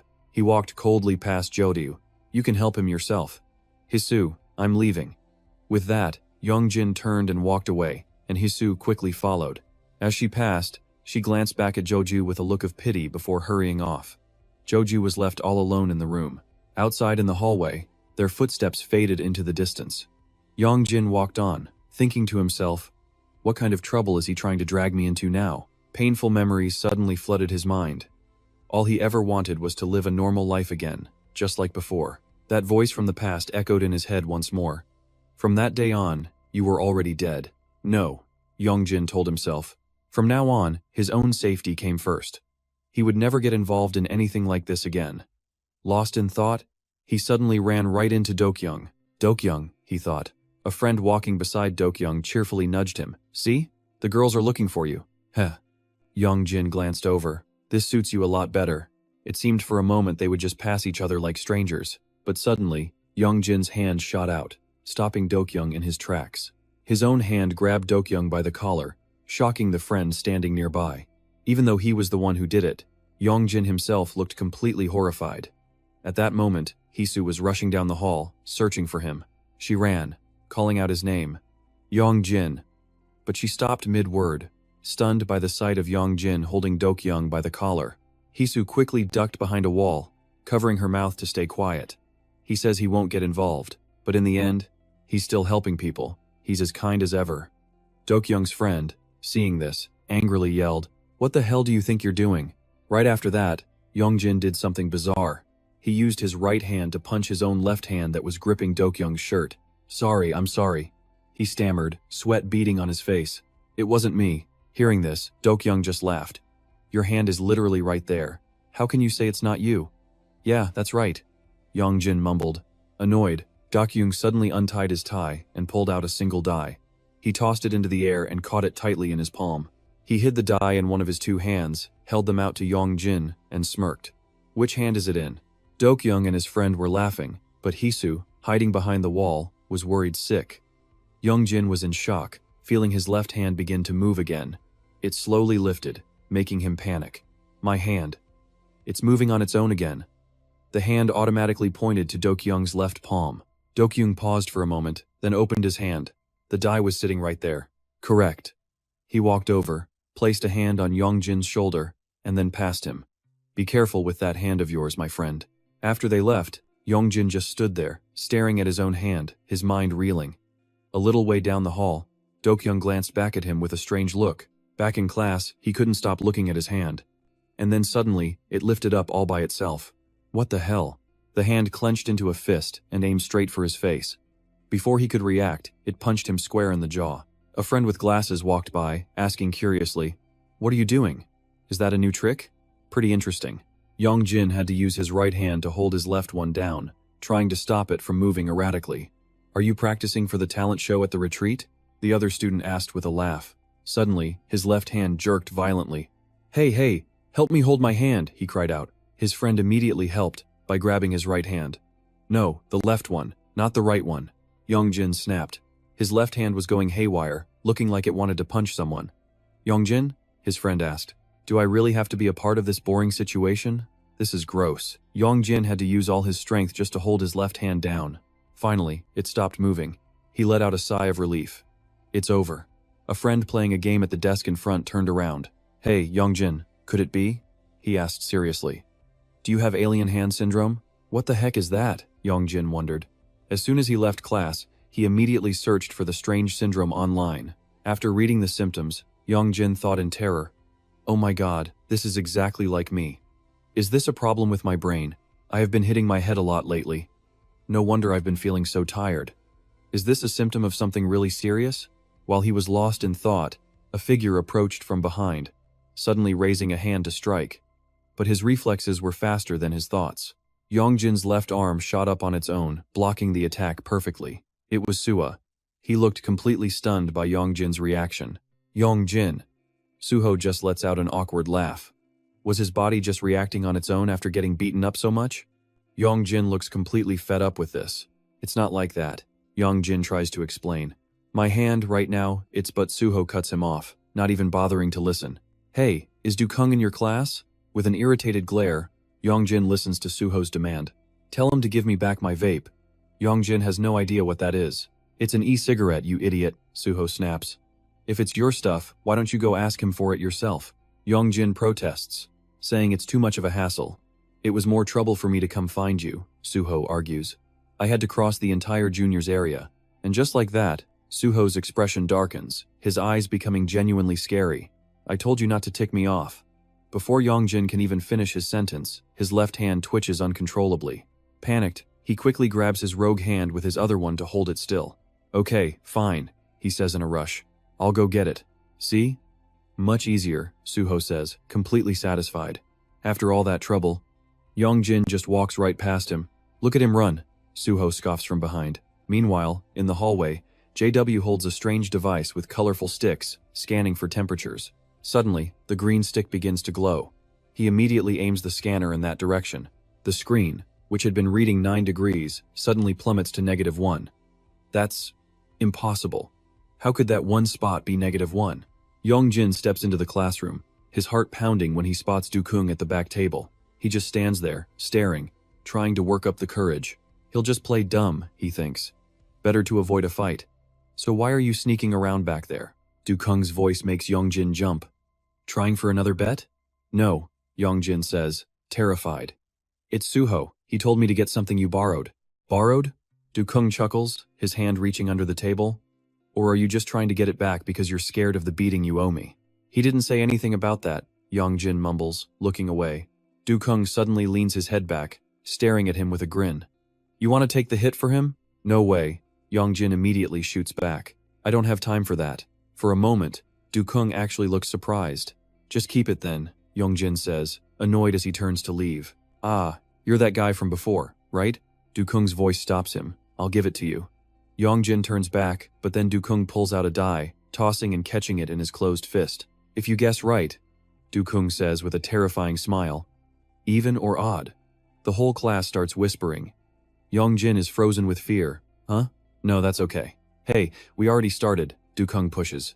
Come on, there's no benefit for me here, so just do it. Hurry up. Dukung roars. Trapped, Yong Jin barely whispers his answer. Even. Dukung lets out a slow, dramatic laugh. And the answer is, he slowly opens his palm. The die shows a single dot. Looks like it's odd, doesn't it? Dukung smirks and raises his fist. Yong Jin flinches as the entire class holds its breath. But as the punch is about to land, Yong Jin's left hand suddenly moves on its own. It shoots up, blocking Dukung's arm and then violently shoving it aside. At the same time, his fingers flick out, hitting Dukung's forehead with incredible force. Bam! Dukung flies backward, slamming into the bulletin board. He collapses to the floor as the entire class stares, their mouths wide open in shock. The attack happened so fast, even Yong Jin can't process what he just did. What was that? What just flew by?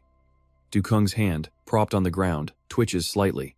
Yong Jin flinches, his face turning deathly pale. Dukung staggers to his feet, covering his face so no one can read his expression. The tension in the room is suffocating. Yong Jin tries to explain. That was my left hand. He realizes his mistake instantly. Why would he say his left hand? Was he really about to mention the parasite controlling it? A voice from the crowd starts to mock him. Still acting? Another one jeers. Wow, I almost thought you were some kind of hidden master. A girl with curlers in her hair just looks confused. Wait, what's a parasite? Yong Jin is now sweating profusely. He stammers, his eyes darting to a kid with glasses before he blurts out an excuse. Dukung asked me to act as his rival. A rival? The kid with glasses asks, completely baffled. What is this? Are you guys rehearsing a play? And just like that, Yong Jin's awkward but strangely believable excuse manages to convince the entire class. Oh right, they remembered. Dukung wants to be an actor. Yeah, that actually makes sense. Everyone seems to have bought it completely, but Yong Jin is still shaking. He figures it only worked because of Dukung's reputation. Just let it go, he thinks. But then, the kid with glasses walks up, looking unhappy. Hey, you should have warned us first, he complains. That was really scary. Dukung just stands there, listening to everyone talk about him. Wow, Dukung's a great actor. He really gets into his roles. Wait, so when you and Minjin were fighting, was that acting too? He was really committed to getting hit then. Dukung just lets out a mocking laugh, muttering Yong Jin's name as he grins wickedly. The way Dukung says his name sends a fresh wave of tension right through Yong Jin. Dukung finally lowers his hand, revealing an expression that looks purely demonic. How interesting, he says. Yong Jin's blood runs cold. I'm so dead. At that exact moment, Hu walks past the classroom and overhears the students whispering inside. Were Yong Jin and Dukung actually friends all along? The two of them have always been so quiet. She stops dead in her tracks, a look of alarm and utter shock on her face as she starts to piece it all together. Elsewhere, JW was examining an old box he'd just found, poring over the strange symbols inside. What was this thing? It felt sinister. And these markings, were they Oracle bone script? But as his gaze shifted to the lid, he was taken by surprise. Underneath it was another equally bizarre symbol. A nagging feeling of familiarity pushed him to compare it with something on his phone. On the screen was an anonymous post asking, "Has anyone ever seen this weird symbol before?" And wouldn't you know it, the symbol was a perfect match. The spooky antique shop? The thought flashed through JW's mind. But why was it here? As he puzzled over it, a familiar voice called out, "Hey!" JW flinched and turned around. It was Jia, her face still full of worry. She pulled up the Ghost Talk app on her phone, showing a series of short, desperate messages. "Stop. Help me. Save me. Death. Destruction. I don't know if you'll believe this," she began to say. But right now, Dokyung is a ghost. His spirit is probably very close. JW showed no surprise, calmly playing on his phone as he said, "When he hit me, I heard a voice coming from the box. How does that work? It pieces together different radio frequencies, allowing spirits to communicate their messages." What did Dokyung say? JW repeated his friend's words. "JW, I'm sorry." That was it. The moment the words left his lips, Jia burst into tears, which dripped down onto her phone screen. "Hey, are you for real?" JW was in disbelief. "Go away," Jia snapped, wiping away her tears. He decided not to tease her and simply sat down next to her. "You used to say that thing was just a toy," but it sounded so much like Dokyung. Recalling her friend's possessed state, Jia couldn't help but feel suspicious. For him to change so completely, could he have suffered some kind of head injury? But she bitterly answered her own question. This impossible situation was happening right before her eyes, she had to believe it. The memory of Dokyung's glowing eyes and wicked grin made her shudder. That look wasn't human. It was terrifying. Dokyung must be terrified right now, right? She worried aloud. He's always been such a coward. What do we do now? Her voice was filled with helplessness. Why did this have to happen all of a sudden? JW sighed. You already know the answer. Dokyung was totally normal before the first period. Something must have happened right after it ended. No way, it has to be something else. Jia refused to accept it. JW just shrugged. I found the cause. The one responsible is still in this school. At that, Jia stopped crying, her eyes wide with shock. Really? Right. You said something shady was going on here. Is this it? Not exactly. JW replied while digging through his bag. He pulled out the old box. But I have collected the evidence. He pointed to a symbol inside. Without this, none of this makes any sense at all. What is that? Jia asked, her curiosity piqued. I'm going to perform an exorcism myself. But what is it? She pressed again. But JW was completely lost in his own world. You insolent little demon, he muttered, his eyes fixated on the box. The exorcist is here. Today marks my official debut. As the sunset painted the entire street gold, Yong Jin strolled along, glancing down at his fist from time to time. He was still hung up on that finger flick from earlier. Did I actually use some kind of power? Suddenly, Dokyung jumped out of nowhere and threw an arm around him. Hey, Yong Jin. The unexpected action nearly scared Yong Jin to death. Where are you going? Come play with me. Dokyung urged him with a wide grin. I have to go home. Yong Jin stammered, trying to hide his nerves. Then let's play at your house. Dokyung refused to let him go. Yong Jin quickly ducked out from under his arm. My dog at home is really vicious. But before he could get more than a few steps, Dokyung grabbed his wrist and yanked him back. Hey, just play with me for a little while, he demanded through gritted teeth. In that exact instant, the beaded bracelet on Yong Jin's wrist exploded with a blinding light. Do-kyung was thrown backward with a loud scream, staggering and struggling to keep his balance. He stared in pure terror, especially at his own hand, which was now flickering in and out of existence. What was that? Even Yong Jin was shocked at how powerful the bracelet was. Whoa, this thing is the real deal. Seizing the chance, he waved his arm with the bracelet towards Do-kyung to drive him away, and it actually worked. Do-kyung didn't dare ease 100 approach again. He just stood there, glaring bitterly as Yong Jin's figure disappeared. He clicked his tongue in pure frustration. How much longer until my power is fully restored? That night, in Yong Jin's room, he stared at his dog reading a book like a person and hesitantly asked, "You mean, my brain isn't damaged, it's because of your power?" The dog just scoffed. "I'll smash all your peanuts right now," Yong Jin threatened, glaring. "Peanuts?" At this, the dog finally looked up. "Bring them out so I can eat my sorrows away.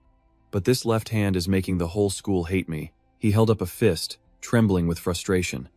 "I already told you," the dog replied casually. "The power I passed to you saved your life.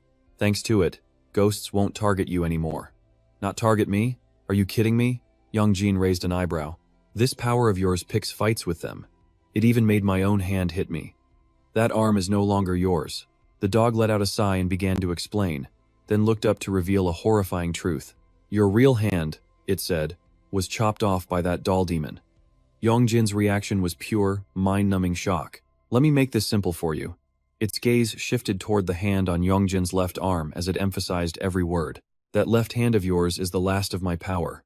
The words Black Dragon and Final Power left Yong Jin completely stunned. As evening approached, the sky was stained a deep, burning red. A text message lit up the phone screen. "The haunted antique shop. You must go with a shaman. If you go in alone and something latches onto you, no one can save you."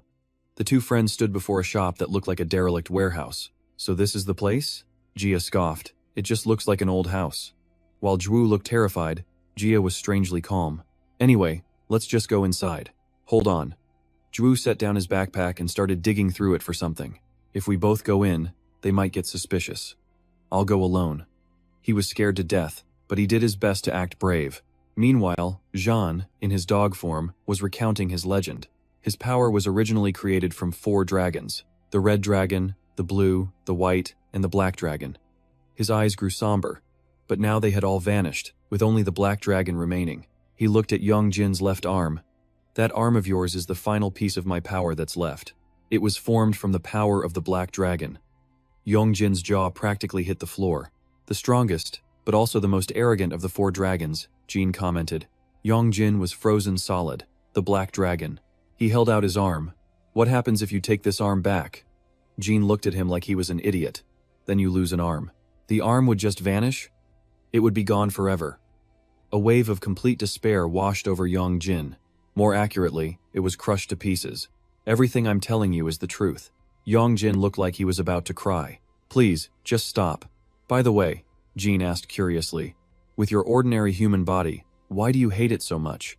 This power isn't a disadvantage." "It's ruining my school life," Yong Jin complained. "Don't you understand, ancestor?" "Hey kid," Jin cut him off abruptly. "Were you not listening to a single thing I said?" Yong Jin was speechless. "I want to ask you something," Jin said. "What is it?" He then presented a history book. "Are there any records of the Earth God in here? Or of your clan?" "What?" Yong Jin was confused by the strange names. "This book doesn't have any records after the Donggun era," Yong Jin mumbled, holding the text. "This is all from the 3 Kingdoms period." Jin shook his head. "Anything besides this?" Yong Jin flipped to another page. "Are you looking for this?" "This is all of it. There's nothing else." "Strange." Jin's narrow eyes squinted. "Now what?" Yong Jin was at his wit's end. Suddenly, there was a knock at the door. Yong Jin turned curiously. "Yong Jin!" A loud shout from outside made him jump. In a dark and musty old room, Zhu placed a mini camera on a shelf. The space was filled with ancient items, from clay jars to hanging scrolls. "Is anyone here?" he called out. "Here to buy something?" A hoarse voice replied, causing Zhu to spin around in shock. An old woman emerged from behind a curtain, a foul stench radiating from her. The frightening sight of the woman made Zhu stammer. He waited until the camera was active before daring to speak. "Hello." Outside, Jia stared intently at a ghost detector, her face tense. She recalled Zhu's instructions. "If no one's there but you see blue lights like this, Call me immediately. Inside, Ju got straight to the point. The cursed item is from this shop, right? The old woman glanced at a wooden box. So what? So it was this thing. Ju gritted his teeth. Please, tell me how to lift the curse. That's on whoever cast it. I just sell things, she replied slowly. So was the buyer a student from Sampo school, wearing a uniform like mine? I don't disclose customer information. Ju knew getting information from her wouldn't be easy. The old woman stared at him, her face guarded. What are you doing here? You're just talking nonsense. If you aren't buying, then leave. Ah, that's a relief, Ju sighed. I was only testing you. I'll buy this item, he declared, fiddling with the box. A friend of mine bought one here and sent me, but this is an item used for cursing people. It would be a problem if you couldn't keep a secret. The old woman still showed no suspicion. A moment later, she produced a wooden box and a silk pouch. This cursed item can take effect with just a glance. You are not to open it and look inside. Understand? Ju stood there dazed as she pulled a yellow talisman from the silk pouch. This talisman is for the caster, she reminded him, her voice raspy. And remember, if you're just having a bit of fun, tear this talisman within 49 hours. Tearing it will break the curse. Oh? Ju asked. That's right. The old woman smiled kindly. 49 hours? The thought crossed Ju's mind before he asked, so what happens if it's longer than 49 hours? The smile never left her face. Who knows? The dark room filled with her sinister cackle, causing Ju to freeze, only able to manage a weak nod. Something felt seriously wrong here. He knew how to break the curse, now he just had to escape. Putting on his best innocent face, Ju played his part. Oh, I'll be careful then. So, how much will that be? Can I pay with a card? Oh, wait. You probably only take cash for these things, right? Shoot, I don't have any on me. No need, the old woman said, opening a red pouch. Just put your fingernails and hair in here, then write your name on this stack of paper. Ju froze. Fingernails, hair, and his name? He laughed nervously. Wouldn't that mean I'm getting this for free? What's in it for you? What are you talking about? She cackled. These things are incredibly precious. Ju quickly made an excuse. Ah, but I have hereditary hair loss and I'm getting treatment, so I can't pull any out. As for my nails, how about I just write my name today? He showed her his hands, with his fingernails neatly clipped. Maybe I can come back when my nails grow out? He gave the old woman his most innocent smile. I just write my name right here, correct? Just as Ju reached for the paper, she suddenly grabbed his hand. Her raspy voice hissed in his ear. Yes, a blood seal. Then your name. In that instant, a sharp blade slid out from her bamboo cane, making Ju scream. Ma'am, I have hereditary hemophilia. Can I take my medicine first? I'm so sorry, but where's the restroom? I really have to pee. Ju ducked into a hidden corner, rummaged through his bag, and pulled out a red ink pen. Seconds later, he put on an award-winning performance. Oh my God, ma'am, hurry! My blood coagulates the second it hits the air. He clutched his finger, now covered in red ink. The old woman was at her wit's end with him. What is with all your diseases, you little brat? Ju quickly pressed his fingerprint onto the paper. So, can I write my name now? The old woman muttered. This child is so sick, I must help him get better quickly. The crone urged him to write faster. Ju slowly drew a horizontal line, then a vertical one, then another horizontal. After a moment, he'd produced a long, ridiculously scribbled name. Then he seized his chance, flipping the entire stack of papers towards a hidden mini-camera on his body. What the hell are you doing? She shrieked, snatching the paper back. Oh, I'm not allowed to look? Ju feigned innocence. I just wanted to compare to see if I wrote it correctly. Suddenly, whispers filled his ears, growing into piercing screams. Over and over again, liar, liar, liar. A chill shot down Ju's spine. The notification chime from his smartwatch rang out, making him jump. Ah, well, I'll be going now. Just then, the shop's rolling steel door slammed shut. Pitch-black bones appeared from nowhere, twisting the space around him. The entire shop simply vanished. Ju was trapped in absolute darkness. Ma'am? He yelled out into the void, completely hopeless. Shopkeeper, where are you? Realizing how bad this was, he spoke into his watch. Gia, can you hear me? It's Ju.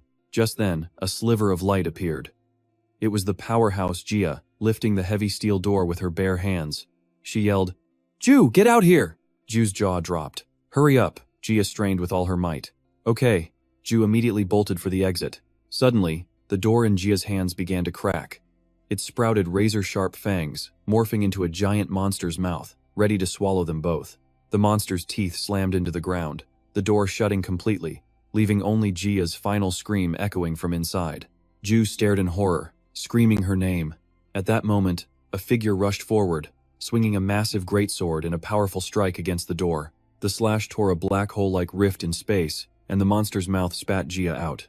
Hui caught her just in time as the door reverted to its old, rusty form. Ju was stunned to see the newcomer was Yong Jin. Yong Jin, and his greatsword. He stared at the guy's heroic pose, thinking how insanely cool he looked. But suddenly, a monstrous hand reached out from within, trying to tear the rift wider. "It's coming!" Ju yelled. Yong Jin reacted instinctively, swinging his sword, his hands gripping the hilt tightly. Ju watched with excitement. This was stuff you only see in comics. But damn it, Yong Jin wasn't strong enough to lift the sword. The next second, the hand threw a devastating punch, sending him flying. Yong Jin. Hui rushed forward to provide backup. Ju was completely amazed. Watching Hui expertly conjure flames, he thought, as expected from a sorcerer's daughter. But before she could be cool for 3 seconds, Hui tripped over a rock and face-planted. Ju couldn't believe this duo. Seriously, how do these two even exercise anything? The situation was getting desperate. Ju glanced behind him and was startled to see some iron bars on the other side. Yong Jin was still being crushed by black, shadowy arms, his breathing growing weaker. Then, footsteps approached from the distance. It was Ju, swinging an iron pipe. "Looks like everything is up to me." One swing, and he shattered the first arm. Who would have guessed this kid had a crazy profile, a second Dan in kendo? Hui was shocked as the arms around Yong Jin began to retreat. Now was the chance. Ju grabbed Yong Jin's shoulder, and the whole group took their shot, running like the wind. On a rooftop, under a blood-red sky, someone watched them in silence. The iron pipe clattered to the ground as Ju collapsed, panting for breath, completely exhausted. To make things worse, he heard an annoying question. "Hey, are you guys okay?" Yong Jin turned, ready to yell, only to see Ju bowing deeply, his head almost on the ground. "I'm so sorry. I had no idea it would be this dangerous. So dangerous. I'm really sorry for dragging you all into this." He sounded sincere, but then added, "I did text Hisu to come help though." JW explained, recalling the message he'd sent. "Hisu, I think this shop is connected to Du Kyung's possession. I'm going to handle the exorcism myself. My friend is with me, so don't worry. Worst case, we both get possessed and come back." Reading that, Yong Jin could only shake his head at this reckless kid. And now, JW was regretting every single word. "If I knew, I wouldn't have come in the first place, but texting me was the right call." "This is dangerous," Hisu replied gently. "Next time, tell me first and we'll go together." JW's face lit right up. "Really? You'll go with me next time?" "No, I'm definitely not going." Yong Jin immediately shot down the idea with a cold glare. "Come on," JW offered his hand. "Let's be good friends from now on." Yong Jin slapped it hard. A high five, awesome. JW decided that meant yes. "Thanks for coming to help, you could have just ignored me. You're a decent and honorable guy," exactly like Hisu said. A weird feeling hit Yong Jin. "If you do anything wrong, this is the last time we speak. What's with the shyness?" JW teased with a smile. Yong Jin just sighed, completely out of patience. "Why isn't anyone around me normal?" he muttered. JW, however, was asking with sparkling eyes. "You perform exorcisms yourself? Where did you get that sword? It looks like a great sword from a comic book. Can I touch it for a sec? We're friends now, right?" He was already touching it. Yong Jin was speechless, but suddenly, the blade began to glow as if rejecting him. "Oh, no good." JW adjusted his glasses, disappointed. "Is that what I think it is? A barrier? Only the chosen one can wield this sword. You read way too much manga." Yong Jin shut him down. But then, a raspy voice spoke. "That's an exorcism sword." JW flinched. "Why is that dog talking?" Jin, in his dog form, panted heavily. "It can only cut things that are evil." After saying that, he collapsed. "Mister!" Hisu panicked and rushed to his side. "Are you okay? Here, have some water. We have to hurry and catch the dragon." Yong Jin felt like half his life force had just been drained. "Wait, is that your dog?" JW asked, astonished. "How did it even get here?" "Yeah," Yong Jin replied flatly. "But they aren't allowed in taxis." JW was at a loss for words. "Oh, I paid for the taxi with your money." Yong Jin's head snapped up. "You guys took a taxi?" JW honestly thought he had run the entire way there. "I transferred the money to Hisu." "Mister, are you feeling any better?" Hisu asked Jin. "Where's the palanquin?" Jin whispered weakly. "So the taxi was a palanquin? And the dog's name is actually Mister?" JW's brain was short-circuiting. "Is he a special dog for exorcisms?" "Yeah, I get it. Sounds like something straight out of a comic book." Just then, Gia slowly began to wake up. What is this? Where am I? Her face was a canvas of question marks. What's going on? What just happened to me? She looked around. Hey, I just saw something really weird. It was like the shop grew these giant teeth, and then it started dancing and spinning all over the place. Whoa, Hisu breathed. All right, JW said, booting up his iPad. Now that Gia is awake, it's time to get to work. He turned the screen around. You guys need to see this. The end got scrambled, so the video isn't clear. On the screen was footage from inside the shop. He skipped to a shot of a piece of paper, but I managed to save the most important part. A night sky full of stars? No, a person was walking into the store. Hey, old woman, he called out. The possessed Dukyung looked at the other person. How much longer? I come back for one trip and I'm already missing an arm. The newcomer glanced at Dukyung's severed arm, trying to stifle a laugh before asking, what on earth happened to you? Some kids dressed like you just stopped by, the old woman said. Hearing this, the man's expression froze as she continued speaking. It seems they wanted to rescue this body's owner, but an abnormal one interfered. An abnormal one? Dukyung asked, curious. He casually picked at his ear. Ah, don't tell me it was Han Yong Jin. The old antique seller repeated the name with curiosity. Han Yong Jin, some weirdo who beat me in a bet once, Dukyung answered, flicking a finger through the air. Yeah. He snapped his fingers one time. I went flying out of the shop, so I figured he wasn't a normal person. Were you supposed to be wandering off? The woman cut him off. It's going to be another 49 hours before the soul separates from the body. Dukyung's face darkened. What did you just say? I was worried they would burn the talisman, so I had to do it. I already told them to tear the talisman, so nothing will happen. You never should have taught them how to tear it in the first place, Dukyung raged. Seeing him like a wild animal, the old woman looked amused. Humans seem so calm on the outside, but inside, they're nothing but fear. You have to give them a little insurance to get them to sign a contract, right? You're the same way. Her words were soft, but Dukyung couldn't argue. Besides, they won't tear the talisman. She reassured him. People these days look down on this kind of dark magic. They just want to watch other people fail. How can you be so certain? Dukyung gritted his teeth. Countless red threads poured out from the old woman, one of them latching onto him. Look at your little friends. Isn't that proof enough? Even if they do burn the talisman, you're not going to disappear. You're just coming back to me, she says, leaning on her cane as she closes in on Dukyung. Do you really hate being by my side? But at that exact moment, a masked figure appears at the door, stepping inside as if he belongs there. Pardon the intrusion. Elsewhere, a terrified voice cries out. The number rang out. What? 49 hours? Hugh was in shock. A whole day's already gone, JW said.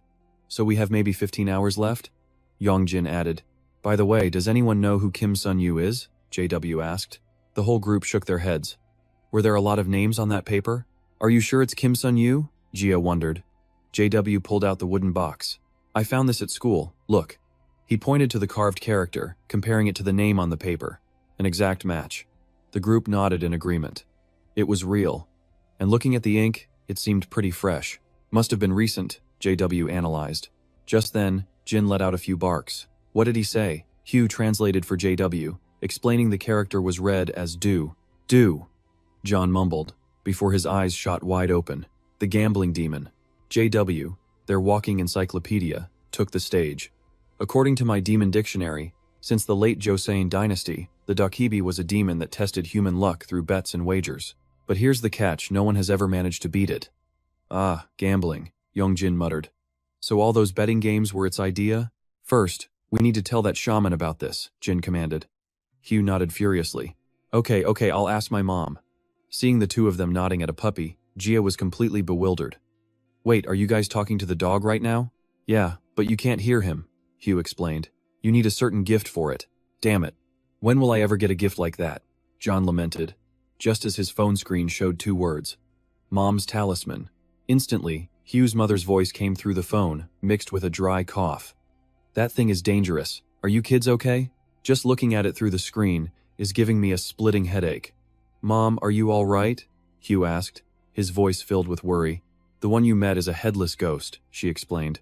A spirit that uses other souls as its puppets. In other words, the old lady at the antique shop wasn't human. JW was terrified. He pictured the ancient room, countless trapped souls, the red signatures in the book acting as contracts to steal their spirits. That talisman. Both the cursed child and the one who used it are now in danger. A wave of pure horror washed over them. If 49 hours pass, Jia said tensely, the demon will completely possess the body. Worry was etched plainly on every single one of their faces. The child's soul would be trapped inside the shaman's talisman forever, and at that point, there would be no way to save them. Hugh's mother continued, emphasizing that if they destroy the talisman in time, the possessed child will return to normal, and the parasite inside Du Kyung will disappear. What about the person who cursed Du Kyung? They die. Their soul gets collected by the demon. Serves them right. Jia was thrilled. That kind of person is worthless anyway. They were going to die soon, so it doesn't matter, right? Hugh's mom replied. But you still need to bring the child here so I can see the situation. You must burn that talisman before the 49 hours are up. The next day, the group went to school and split up, searching class by class. Jia checked the 4th grade, while JW handled the 5th. Hugh searched another class with the same question, is Kim Sun-yu here? In class 22, a curious student heard the name and called out, Kim Sun-yu. Sun-yu. A shy-looking student flinched. Who's calling me? You're Kim Sun-yu? Yeah, what about it? The one looking for him was none other than Yong Jin. Why me? He sighed internally, then got straight to the point. Do you have a talisman? Hearing this, Sun-yu froze, staying silent. Then, suddenly, he shoved Yong Jin hard and bolted out the door. Hey! Get back here! Yong Jin yelled, taking off after him. Why was he so fast? And just like that, the chase was on. Hey, stop! Yong Jin shouted, but after just a few yards, he was already panting. Wait, hold on. His limbs trembled like he was 80 years old. Why is this so hard? My arms and legs feel numb. What's up, did you find him? JW asked, opening a door. There, Yong Jin gasped, pointing ahead at the chubby kid waddling away. That's him! Jia immediately took off, sprinting like a track and field athlete. You little punk, are you gonna stop or not? But with Jia looking like she was ready for murder, there was no way Sun-yu was stopping. John shouted from a distance. You gave them your hair and nails for it, didn't you? You're a dead man. His words hit like a stun spell, freezing Sun-yu in his tracks. That's a contract to offer yourself to a demon. Jia had already caught up to him. Got you, she yelled. Give me the talisman. Hand it over if you don't want to die. What? Sun-yu's face went pale. He didn't believe it. Don't lie to me. It's true, Hugh said. This is a shaman. JW casually pointed at Hugh. Not a shaman, she quickly denied. Jia looked at the chubby kid. But if we just burn the talisman, everything will go back to normal. Then, Sun-yu finally stammered, will Du Kyung go back to normal too? Yeah, JW replied. There's still time to put everything back where it belongs. Now hand it over. No. The boy grit his teeth. Unbelievable, JW exclaimed. Oh, for crying out loud, come on. Yong Jin groaned in exhaustion. What's the point now? Sun-yu's face twisted in despair. I'd rather die. In another realm, the name Kim Sun-yu was stamped in red, his fate officially sealed. On the old woman's forehead, red strokes connected one by one, forming a seal over Sun-yu's name as a sickening scratching sound echoed. This life is a lost cause anyway. Sun-yu hung his head. Now that it's come to this, my life is over. He let out a bitter laugh. You all hate me anyway, don't you? You'll just go and spread rumors all over school. Who'd even bother? Yong Jin was speechless. If you keep acting like this, you really are pathetic, Jiwon says without holding back. Honestly, I didn't think it'd get this bad, Seong-yu mutters. We get it, the two girls try to calm him. Just give us the talisman. Apologize to Du Kyung later. I'm sure he'll understand. Understand my ass. Seong-yu explodes, completely triggered. What do you two know about Du Kyung? That bastard only pretends to be a good guy. In reality, he looks down on everyone.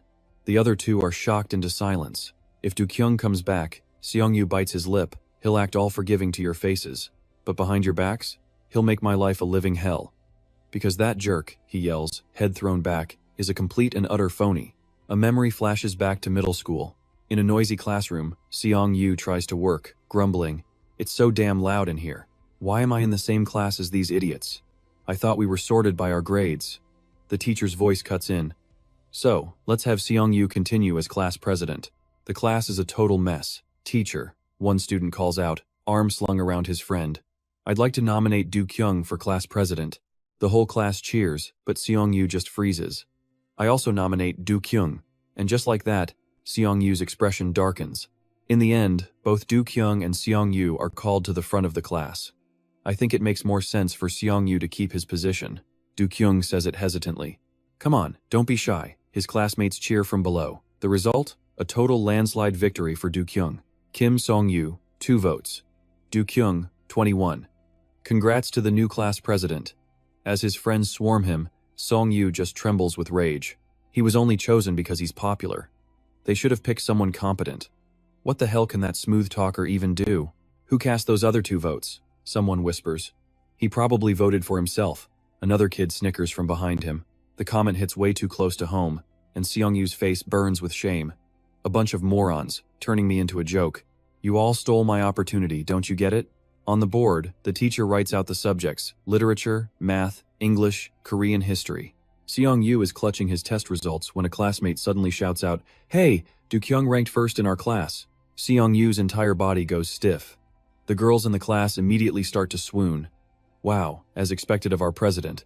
Handsome, smart, rich, he's the whole package. Totally perfect, not a single flaw. And I heard he doesn't even have a girlfriend yet. The color completely drains from Seong-yu's face. He remembers Do-kyung's smile, and the memory makes him sick to his stomach. Impossible. How can anyone be that perfect? It has to be an act. He crushes the results sheet in his hand. That phony bastard. He's probably laughing at me on the inside. That sneaky jerk is always acting kind in front of everyone, Seong-yu rants. So you're just mad you weren't elected class president? Ji-won's voice is dripping with exhaustion. That sounds more like a victim complex, honestly, she adds. Okay, so when do we get to the phony part? There's more, Seong-yu yells. And this is the important part. The memory shifts to the university entrance ceremony. A hand claps Seong-yu on the shoulder. He jumps, startled. It's Do-kyung. How does he know I'm in this class? Hey, Do-kyung says with a polite smile. Are you in this class? Could you call Dong-hoon for me? Seong-yu's face is a blank slate. Raise your hand if you think not remembering a name is fake. He turns to ask Yong Jin and Hoon, but not a single hand goes up. This is insane, he screams in frustration. There's no way that bastard doesn't remember me. He's obviously pretending because he looks down on me. Just say you hate Do-kyung already. Jia glares at him. And why, exactly, is he required to remember you? Besides, Ji-won starts, analyzing calmly. You transferred schools right after that semester began. Who remembers someone who leaves that quickly? Do you even remember my name? I was in that class too, you know. You just want Do-kyung to be a fake person, Ji-won concludes, hitting him with the hard truth. Everything you've said is nothing but an excuse. Her words, though quiet, are sharp enough to silence Seong-yu completely. He grits his teeth as a single, hot tear escapes and rolls down his cheek. I don't care if he's fake or not, that bastard needs to disappear. This world is so damn unfair, Seong-yu sobs, breaking down. I tried so hard for nothing. But him? He was born at the finish line. You think everything just came easily to him? Jia asks, her voice cold. Isn't it obvious? Seong-yu sneers back. He was born into a rich family. If that's not the finish line, then what is? We have to get rid of bastards like him. What do you even know? Jia finally snaps, unable to take it anymore. Her eyes well up, thinking of how hard Do-kyung secretly struggled. He always has to work twice as hard as everyone else. He's terrified of being hated because of jealous people exactly like you. Serves him right, Seong-yu replies coldly. I heard he's studying acting? He probably just wants to perfect his nice guy role for his future plans. Shut up, Jia screams. This absolute moron. Ji-won is at her wit's end. Why doesn't he get it? Or, is it the talisman? At that moment, Yong Jin, who had been silent this whole time, finally speaks. He's right. It's totally unfair. Jia and Ji-won are completely stunned. Yong Jin, you too? Because I feel the same way, Yong Jin says, looking directly at Seong-yu. So what, if Do-kyung disappears? Is your life suddenly going to get better? His eyes are cold and empty as memories of jealous stares and his own helpless frustration come flooding back. You think the world is going to become more fair? Yong Jin asks. Nothing is ever going to change. You'll always find people like Do-kyung, and you'll just keep pulling these same pointless stunts. He watched Jia's heartbroken tears fall. If the deadline passed and Do-kyung didn't return, then he had just killed someone. Every word from Yong Jin was like a hammer blow, striking directly at Seong-gu's conscience. Because even if the body remained, Do-kyung's soul would be gone from this world, and he'd just continue living. That was the real fakeness. Hearing this, Seong-gu's tears started to flow again. No, that's not right. He was silently trying to lie to himself. The scene flashes back. Jia storms off in anger. Seong-gu, hidden behind a wall, watched it all, the talisman trembling in his hand. Would this really work? He watched Du Kyung's retreating back, a savage smile spreading across his face. That's right. This is what you call fair. This is your true face, he thought with glee. By tomorrow, the rumors would be all over school, and Du Kyung would definitely get expelled. Jia would for sure cut him off too. But once he got home, an overwhelming fear began to creep in. He trembled. What if, after 49 hours, Du Kyung really did disappear? His hand tightened on the charm. Du Kyung's fake smile flashed in his mind. Would that make him a murderer? His mind screamed at him to tear up the talisman. This was enough. He'd damaged the guy's reputation already. But then, he stopped. He remembered what Du Kyung said when he saw him, that he looked familiar. What's your name? A war raged in his head. He saw my face. What if he comes back and gets revenge on me? Bam! Jiangu's fist slammed down on the bed. Who knew this thing would actually work? He cursed under his breath, pounding his fists over and over. A flood of shameful memories rushed back. He piled all the blame onto the one person who started it all, Du Kyung. Jiangu huddled into a corner. He's only in this mess because that guy is so fake. This is all his own fault. That dazzling smile kept replaying in his mind. Jiangu clutched his head, screaming in agony. It's gone this far. What am I supposed to do now? It's too late. Just give me the talisman. Hurry. Yong Jin's calm voice cut through the chaos. Job, you finally understood. Could this be the legendary lecture moment? He watched the master of psychological warfare at work, first pretending to empathize, then delivering profound words of wisdom.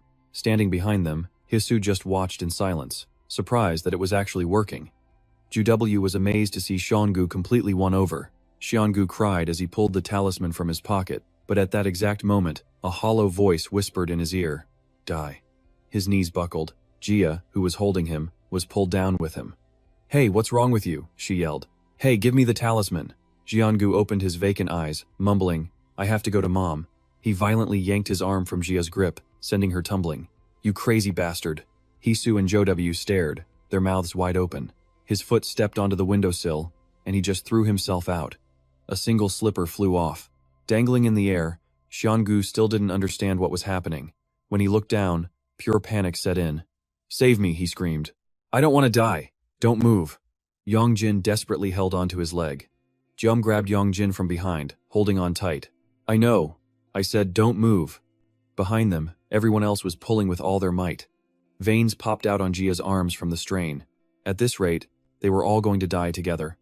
Yong Jin's hand, gripping Xiangu's leg, was already bright red. Suddenly, the whole group lost their footing. In that single, desperate moment, Yong Jin's hidden power suddenly activated. With that burst of strength, he managed to pull Xianggu up, saving everyone from the brink of death. "Are you crazy? Why did you jump?" Yong Jin seethed. "It wasn't me." Xianggu trembled, trying to explain. "Someone suddenly stared at me and told me to die. I don't remember anything after that. But he's the one who said he'd rather die," Joe pointed out. "Hey, we have to burn the talisman now," Hisu urged. She'd spotted a mark on Xianggu's neck. On his neck. "Isn't that the symbol from the antique shop?" Suddenly, the symbol began to heat up. "Ah, it burns," Xianggu cried out in pain. "See? It's the talisman. Get it out now," W said urgently. Xianggu pulled out the charm. "That's it." Ju snatched it and took out a lighter. "Burn it already. What are you waiting for?" Finally, a flame sparked. But then Du Kyung appeared. A cold breath blew out the flame. "Happy birthday." He said it in a low, chilling voice.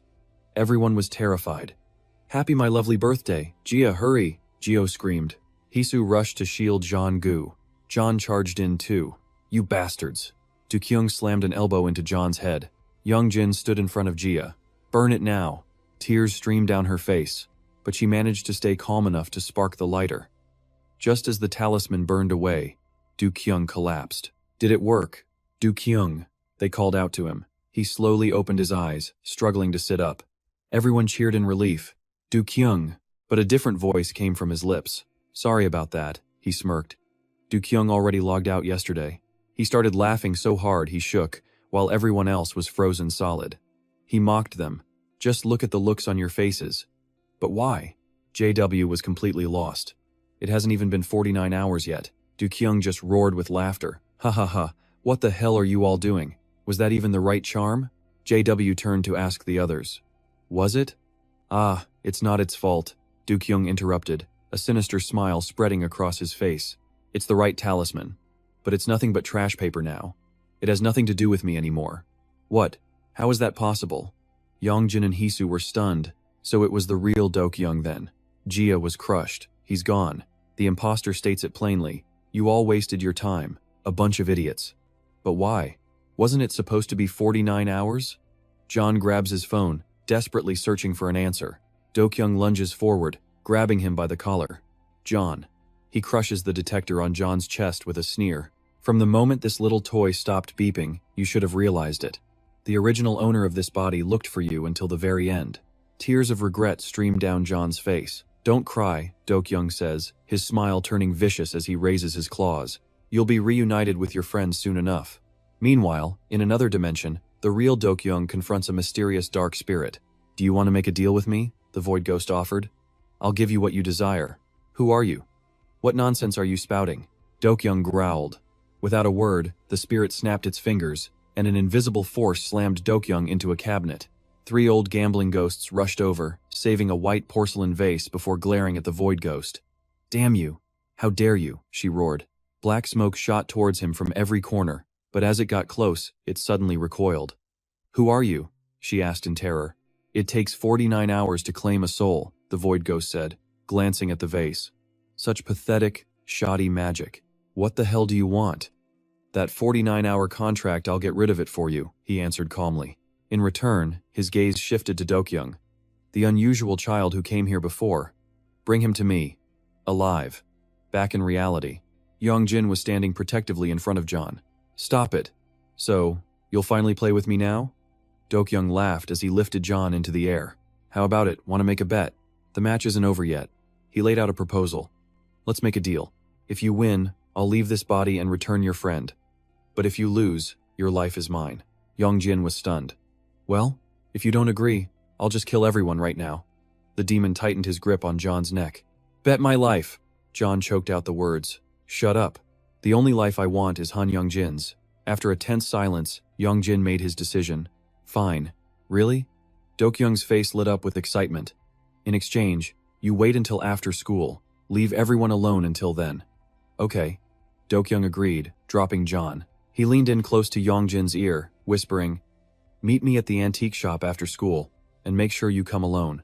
He suddenly tugged on Yong Jin's shirt. Oh, and don't go inside the shop, not unless you want to die. With that, he was gone. In the classroom, John spoke up. This kind of trap is a classic. If he goes there alone, he's walking straight into an ambush. What is going on? Jia asked, worried. We burned the talisman, the mark on Do-kyung's neck is gone, so why isn't he back? A thought just popped into my head, John announced. Kang Jia couldn't help but snap at him. What if Do-kyung has already become a spirit servant? The moment John finished, Kang Jia threw a punch right at his face. I told you to shut up. Luckily, John managed to dodge it. Just then, Hisu spoke up. My mom said that if the talisman is burned and he still doesn't return, it could be that his soul is being held somewhere. Where? Kang Jia asked. The antique shop, obviously, John interjected. The card devil himself told Yong Jin to meet him there. Plus, the shaman said it's a hideout where brokers use human souls to create spirit servants. John held up his notebook. The card devil also warned him not to go inside the shop. What if that's because Do-kyung is in there? He looked up, reading from his notes. According to my great encyclopedia of monsters, although no one has ever beaten the card devil, there's a chance he'll keep his promise, though I'm worried it's a trap. There's no guarantee you'll win, Kang Jia cut in. If you lose, you'll be in danger too, Yong Jin. No, Yong Jin can win, John shot back. Huh? You have a plan? The card devil said the match wasn't decided yet, John said, crossing his arms. So the odds are 50-50. That's not helpful at all. Kang Jia was speechless. Yong Jin had been silent the whole time, remembering Do-kyung's words. What I want is Yong Jin's life. He stared down at his own hand, thinking, he isn't after my body. It's all because of this left arm. Suddenly, he realized something. My left hand was created from the black dragon. It's not a weakness, it's a source of power. Hisu, Yong Jin called out. Last time, you said I fought, right? Yeah, that's right. But didn't the great god deal with that demon? Well, he did destroy it, but you did most of the work before that, Hisu explained. Before that? When? After my mom was stabbed with a knife. Your mom was stabbed? Kang Jia's jaw dropped. Yong Jin was lost in thought. That's right, I don't remember anything after that point. If what she says is true, and my guess is correct. He suddenly raised his left hand. Back then, did I only use my left hand? Huh? Hisu was taken aback. Are you left-handed? Wait, am I wrong? Yong Jin was confused. Hisu suddenly turned and mimicked the way he held the blade that day, and the image flashed back to her. You're right, you only used your left hand. Why? She asked, curious. I think, Yong Jin said cautiously. I found a way. A way? Everyone was surprised. First, we do what the card devil says. He announced with total conviction, I'll go there alone. What? Why? That's like walking right into a trap, John worried. You can't go alone, it's too dangerous, Hisu pleaded. What if they all went and got wiped out before they could even do anything? But Yong Jin was determined. He had a point. John surprisingly agreed. I'm not going alone. I'm going with my ancestor, Yong Jin added. Right. But does your ancestor have any powers? John was still a little worried. As the sun set, Jin, sitting on Yong Jin's head, spoke up. Well, what do you know? Pigs are flying. I never thought I'd see the day you'd volunteer to hunt monsters. Better than sitting here waiting to die, Yong Jin replied coldly. That's my boy, Jin said, patting his head, pleased. They cut through an alley and arrived at an abandoned store. This was the place. Yong Jin froze. Just as expected, the place was radiating pure dark energy. You need to be extremely careful, Jin warned. Are you sure you can find him? I can hear him. Try calling out to see if he answers. The moment he stepped inside, Yong Jin smelled something awful. Ugh, what is that smell? Do-kyung? If you're in here, answer me, he shouted. The silence was unnerving. Suddenly, Jin spotted something lurking behind him. Yong Jin, my boy. Jin shouted a warning. Get out of here, now. But it was too late. As Yong Jin tried to turn, his foot stepped on something soft. Everything around him suddenly shifted, leaving him completely stunned. He instinctively reached back, but his left hand wouldn't obey. It was frozen, totally unresponsive. In such a critical moment, Jin saw that his descendant wasn't reacting at all. Yong Jin trembled, unable to even raise his sword before tentacles shot out, wrapping tightly around his arm. More tentacles swarmed in to attack. Helpless, he could only shut his eyes and brace for the worst. Then, slash. A blade flashed, slicing the tentacles in half. It was Do-kyung, who had saved him just in the nick of time. You idiot, he sneered, glaring daggers at Yong Jin. I told you not to come in here. With that, Do-kyung grabbed Yong Jin by the collar and started dragging him away. The sudden movement sent Jin flying off his head, and he was immediately swarmed by other tentacles. Master! Yong Jin screamed in terror. Inside the shop, something massive was rising as an old woman's voice echoed. How dare you betray me? A strange mark on Do-kyung's neck began to glow brighter. He smirked, a look of triumph on his face. He kept a grip on Yong Jin's collar, running with a crazed, exhilarated expression. I'm finally free. On the rooftop, Do-kyung, now clearly possessed, laughed manically while dragging Yong Jin behind him. Yong Jin, you see it, don't you? He asked, baring a set of sharp teeth. The look on that old hag's face.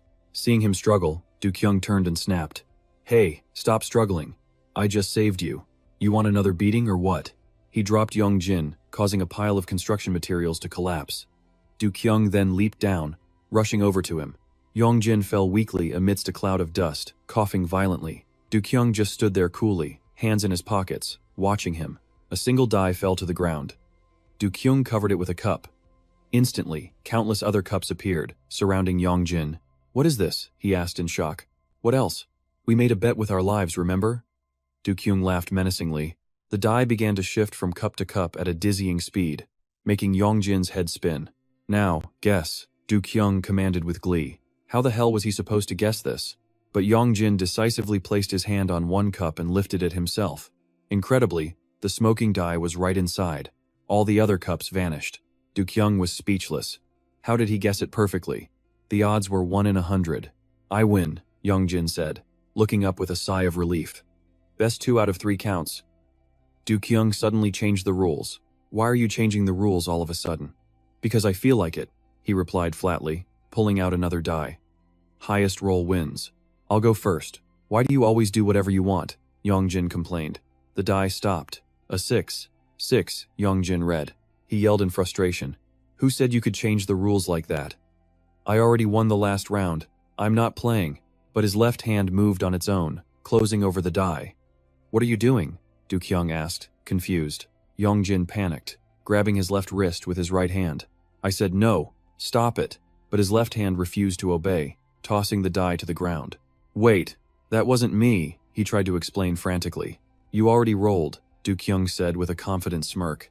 "It doesn't matter, your die will only land on one anyway. I've already won." But then, the situation took a shocking turn. Crack! Yong Jin's left hand smashed the die to pieces.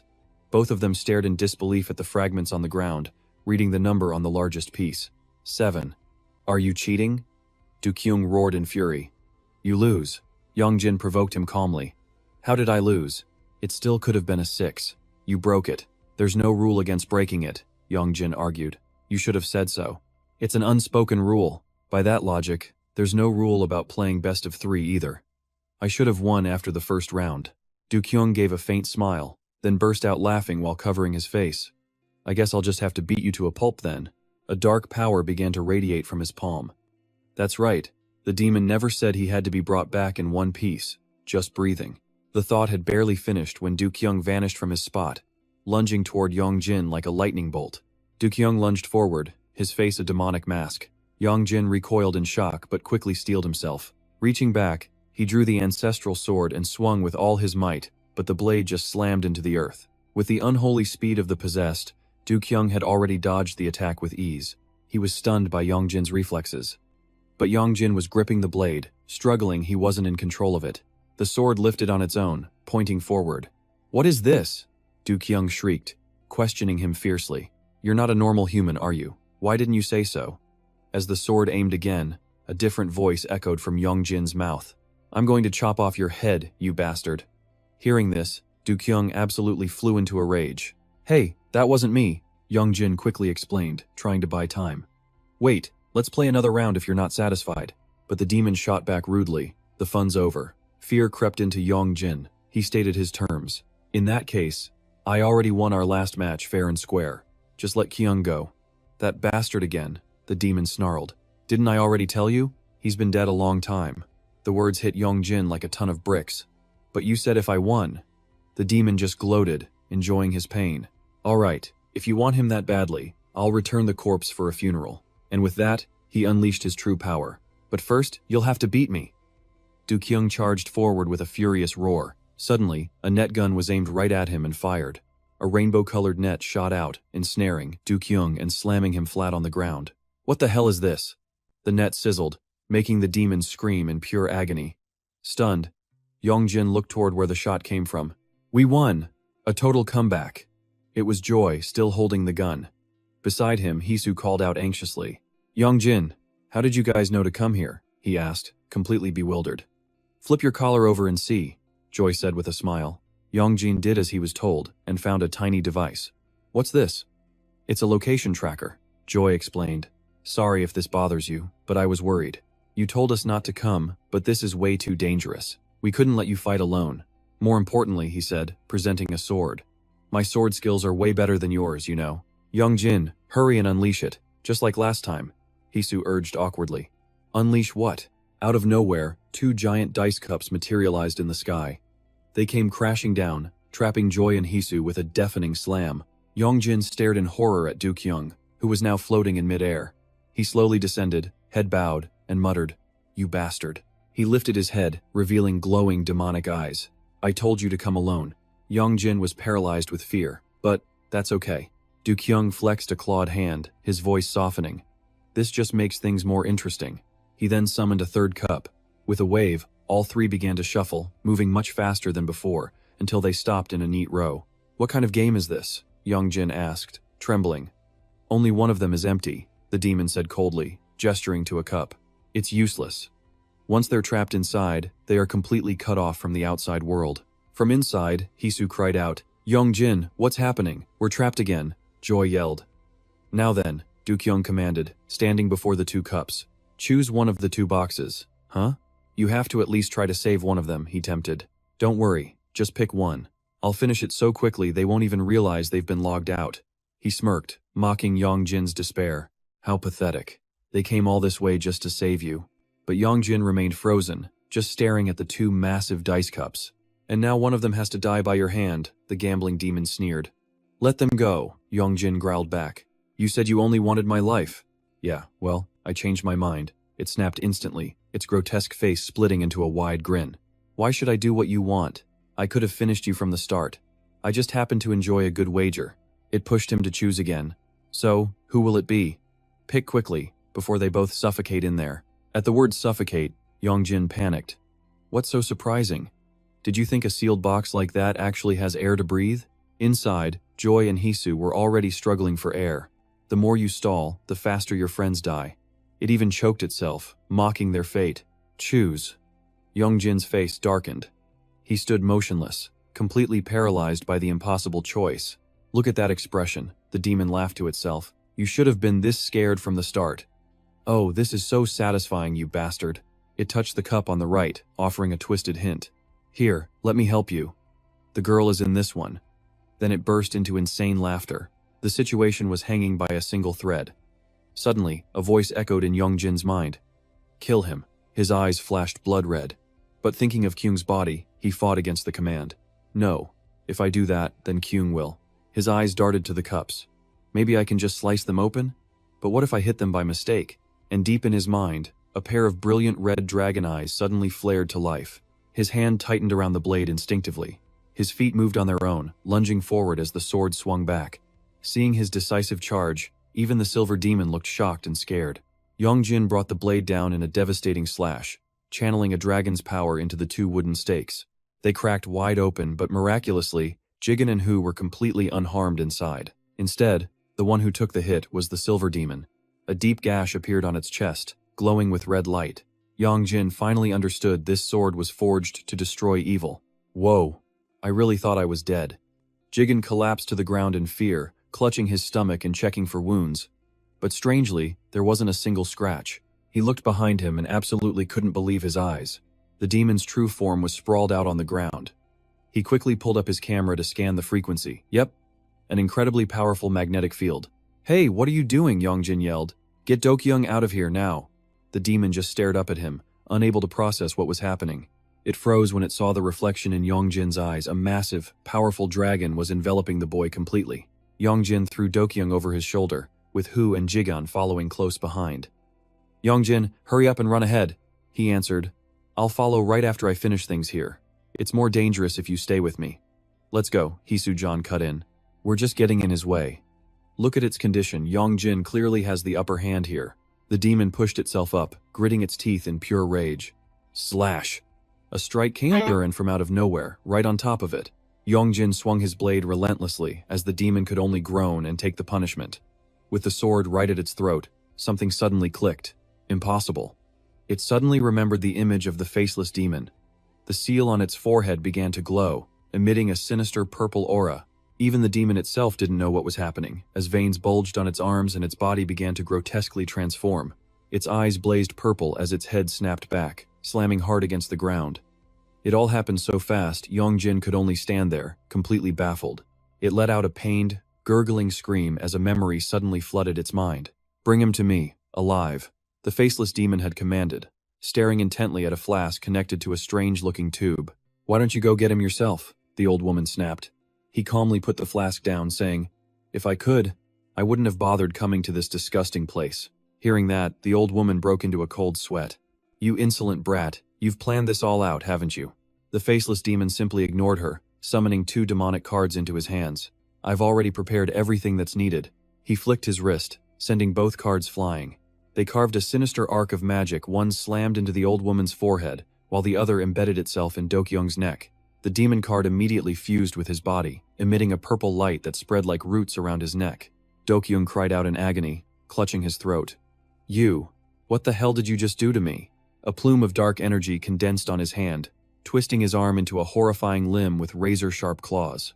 What is this? Dokyung was horrified. In a flash, his entire body was affected.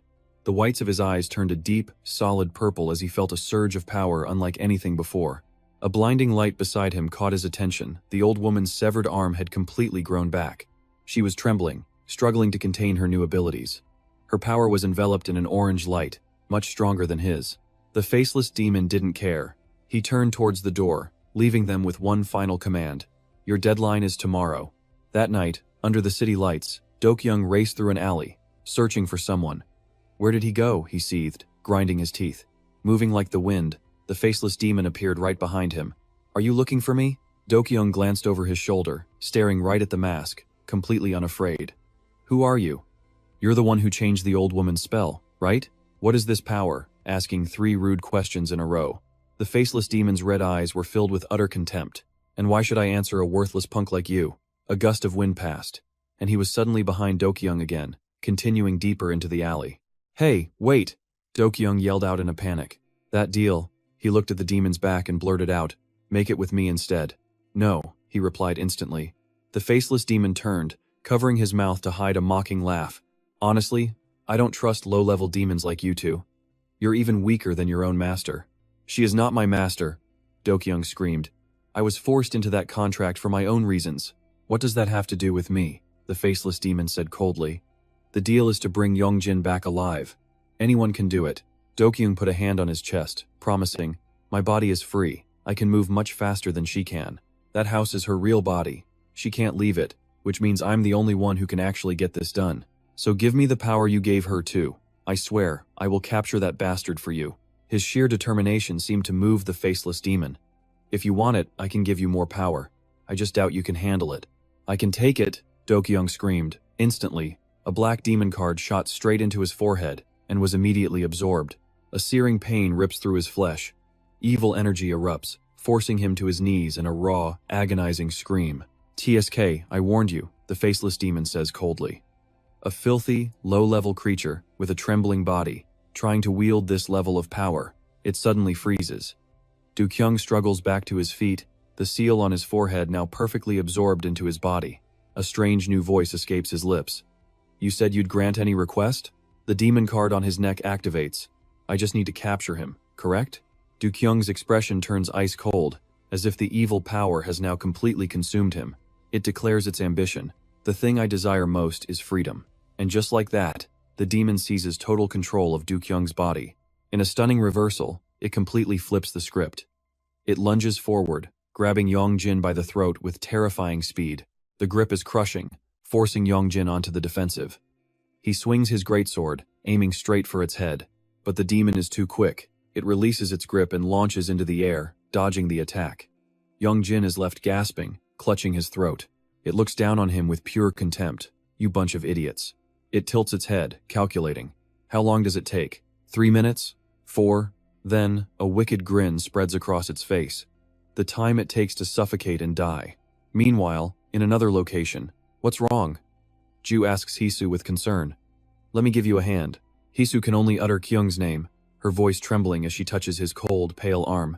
Kyung, she says. He's not breathing. The words shock Ju, who immediately begins chest compressions. There's no soul left. The demon taunts, its eyes narrowing. The thing you're carrying away is just an empty shell. It lets out a savage laugh, mocking their desperate efforts. Are you planning to hold a funeral for it? The soul? Realization dawns on Yong Jin. He grits his teeth and sprints with all his might toward the antique shop.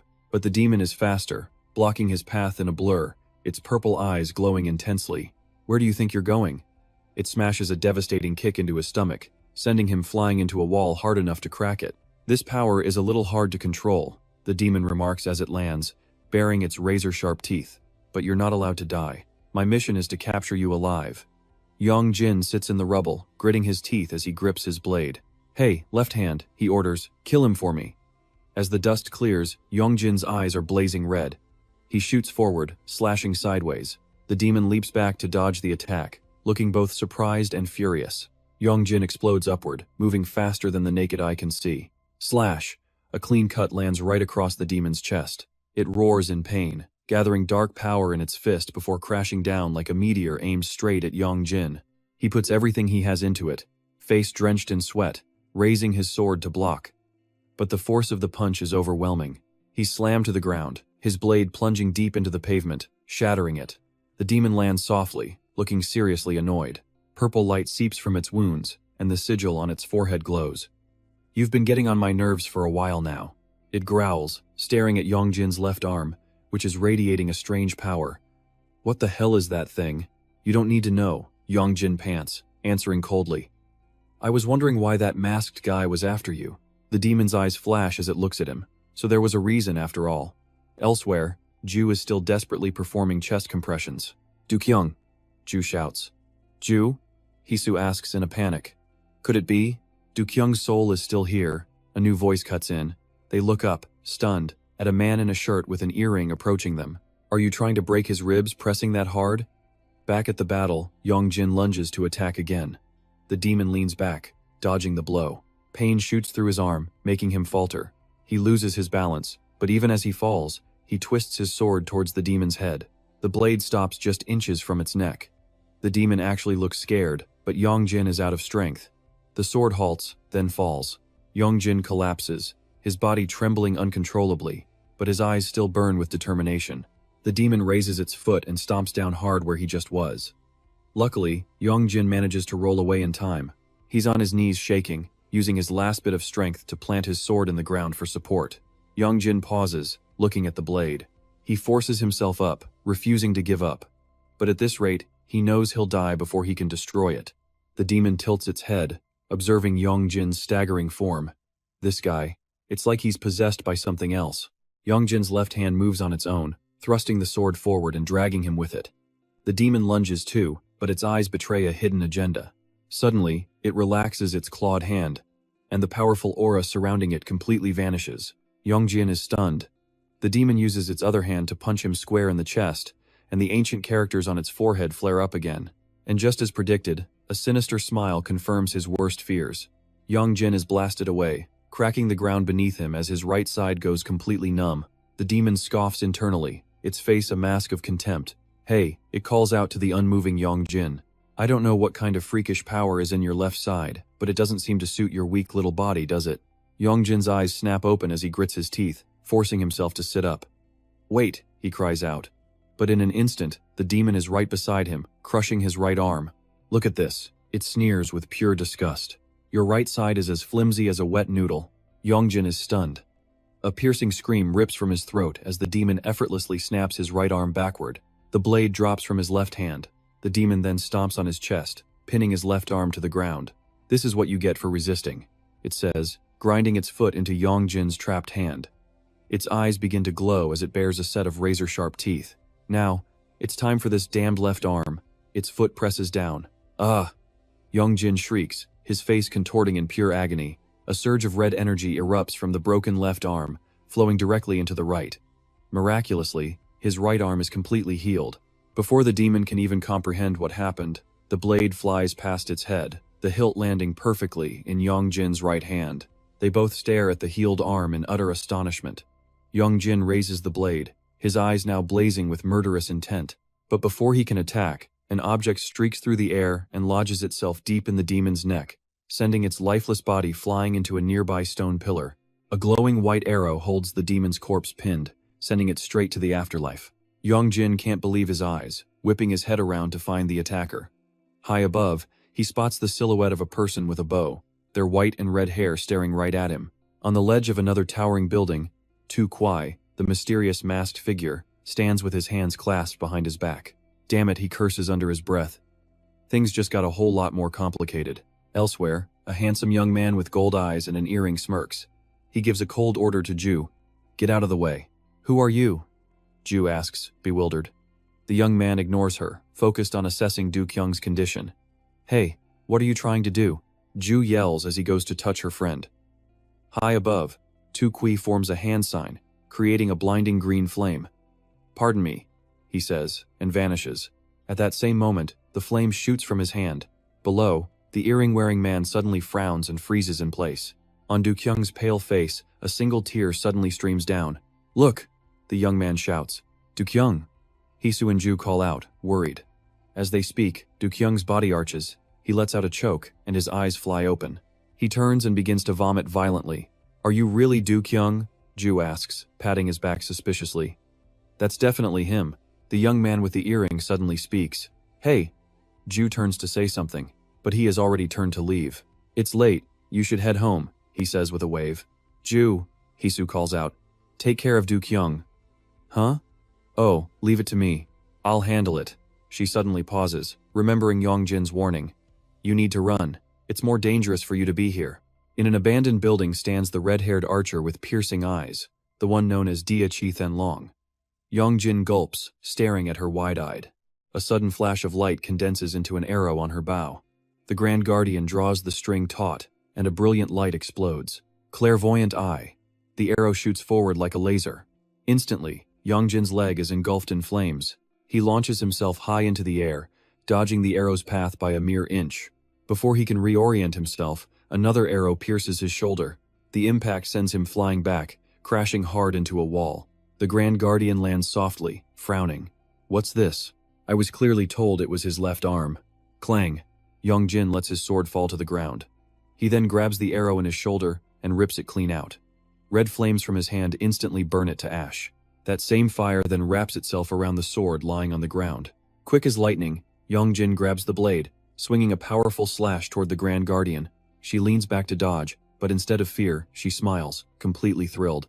After a few flips, she lands in a space thick with dust and smoke. Yong Jin lifts his head, his face now demonic, with pitch-black eyes and a horrifyingly wide grin. The Grand Guardian raises an eyebrow. What interesting prey. It's definitely the left arm. Elsewhere, Jin is tied tightly to a wall. Tu Kui sits guard beside her, his eyes streaming with tears of pure hatred for Yong Jin. How dare you do that to me? Suddenly, a figure holding a cigarette appears from behind a door. Who's there? Tu Kui asks in a low voice. The person calmly flicks their cigarette ash. It's the man with the earring, a smug smirk on his face. Are you on that kid's side? Tu Kui stands up, his voice sounding like it was dragged from hell itself. Think what you want. The young man just shrugs. Then I guess I'll have to take you hostage. Fine by me. If you think you can, bring it on. As the words leave his mouth, Tu Kui instantly shifts into a horrifying shape. Tentacles erupt from his body, wrapping around the young man. If you act cocky again, I will kill you. He threatens to crush the man's arm. But the young man just takes a drag from his cigarette. Is that all you got? Insulted, the purple demon's eyes flash red as he roars. You bastard, I'll tear you to shreds. Then boom. He charges straight in.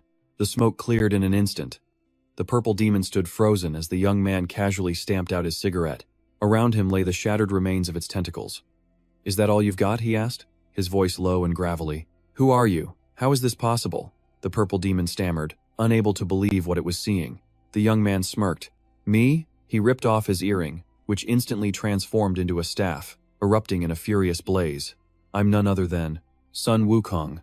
Wukong gripped the staff, shifting it into a razor-sharp spear, before unleashing a devastating slash. A massive explosion rocked the area.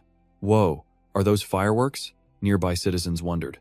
Sun Wukong pulled out his phone. With a click, he snapped a picture, a smug grin on his face as he recorded the beautiful chaos he had just created. High above, the lights painted a gorgeous scene, but the view on the ground was the complete opposite. City walls crumbled amidst clouds of dust. Standing in the ruins was a brown-haired teenager, spear in hand. He bent down to grab a bag on the ground when the sound of sobbing suddenly caught his attention. The brown-haired teen turned. You're not dead yet? He asked. A scraped arm was desperately clutching onto something. Before him was the monster. Its body was covered in wounds, clothes torn to shreds. It held something tight, sobbing uncontrollably. Oh, my children. No, I couldn't protect you. Its voice trembled, eyes welling with tears. It plunged straight through the creature's head. The boy looked down, his voice dripping with contempt. Think you're human? You're just a pile of resentment. He then glanced up, noticing a bizarre sight. Jin was pinned beneath a massive boulder. Only two small legs were sticking out. The teenager, surprised, walked over and lifted the rock, revealing Jin's unconscious body. In another part of the city, Yong Jin's eyes blazed with killing intent. He gripped his spear and charged toward Zodiac General Yu. A powerful blow shattered the ground, but she leaped into the air to dodge, just as the purple demon had warned. Black Dragon, she murmured, looking down at the enraged Yong Jin. Just then, he seemed to snap out of it, the darkness in his eyes fading. Seizing the chance, General Yu drew her bow and aimed right for him. Seal, she commanded, and an arrow shot into his arm. Before Yong Jin could even react, iron chains began erupting from the wound. Ah, he screamed out in agony. The chains wrapped tightly around his arm, pinning him to a nearby pillar and anchoring him deep into the ground. General Yu held two long iron rods, scraping them together to create a piercing screech as they glowed with a red light. One of the rods morphed into a wickedly sharp sword. You're right-handed, aren't you? she asked softly, placing the blade close. Huh? He asked, completely bewildered. That's lucky. I'll cut and cauterize at the same time. Try to bear with the pain. Wait. Yong Jin's eyes widened as he tried to stop her. But then, a familiar voice rang out, making her freeze. Zodiac General Yu. The commanding tone belonged to Jin. She slowly turned her head, grinding her teeth. In front of her was Jin, but in the form of a tiny puppy. Yong Jin, drop your weapon now, the puppy ordered. Instantly, Yong Jin's hand trembled and dropped his spear. The general couldn't hide her astonishment. Are you badly hurt? Jin gently asked Yong Jin. The dragon of today was nothing like the one they used to know, she thought. Still haven't stopped? The brown-haired teen suddenly appeared. He smirked. Why are you attacking an innocent civilian? Civilian? General, Yu retorted, gesturing to Yong Jin's arm. His arm is nearly severed. Realizing Generals Wei and Z were gone, she backed away, canceling the chains. Yong Jin. Jin quickly called out his name. The brown-haired teen raised an eyebrow at Jin, then noticed another creature trying to sneak away. Whoa, you haven't dealt with that thing yet? What? General Yu whipped around in a panic, drawing her bow to aim at the creature. Ah, please spare me, it shrieked in terror, tears in its eyes. It was all that old woman's fault. As it finished speaking, an arrow flew through the air, embedding itself in the creature's forehead. Damn that old hag. It screamed in hatred, then dissolved into dust. A paper talisman fell to the ground, but the characters written on it quickly faded away. A gust of wind blew through. It swept everything away, leaving only 2 arrows behind. That's strange, General Yu muttered. How could a low-level demon still move after being hit by a divine weapon? The brown-haired guy teased her. Maybe you just didn't hit it hard enough? She ignored his jab, getting straight to the point. Don't you find this odd? Monsters are supposed to stay hidden. So why? Are they suddenly appearing out here? Hearing that, the brown-haired teen paused, taking a long drag from his cigarette as he thought. He glanced over at Yong Jin and Jin. I think they're the reason. Slap. Jin, now in his human form, struck Yong Jin hard across the face. Isn't the timing just a little too perfect? The teen continued. She turned to look at him, then knelt down to gently touch Jin in his dog form. Hey old man, stop hitting him. It's been ages since you last met, don't ignore him like this. Jin glanced at the brown-haired teen and let out a small smile. We're feeling sad, you know. Night fell as the streetlights flickered on. Inside a small room, the brown-haired man and guardian Dor sit properly in front of Jin. Now talk, Dor commands. She glances at Yong Jin, who's lying unconscious on the bed. Who is he? My nephew, Jin replies. Did turning into a dog make you start barking nonsense? The brown-haired man laughs. That is your body, after all. Jin pauses for a moment before speaking up.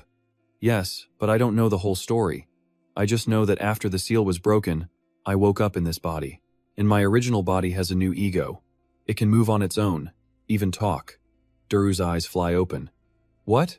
I don't know if it's because the Lun Sa was already open, Jin continues, but low-level demons just kept attacking.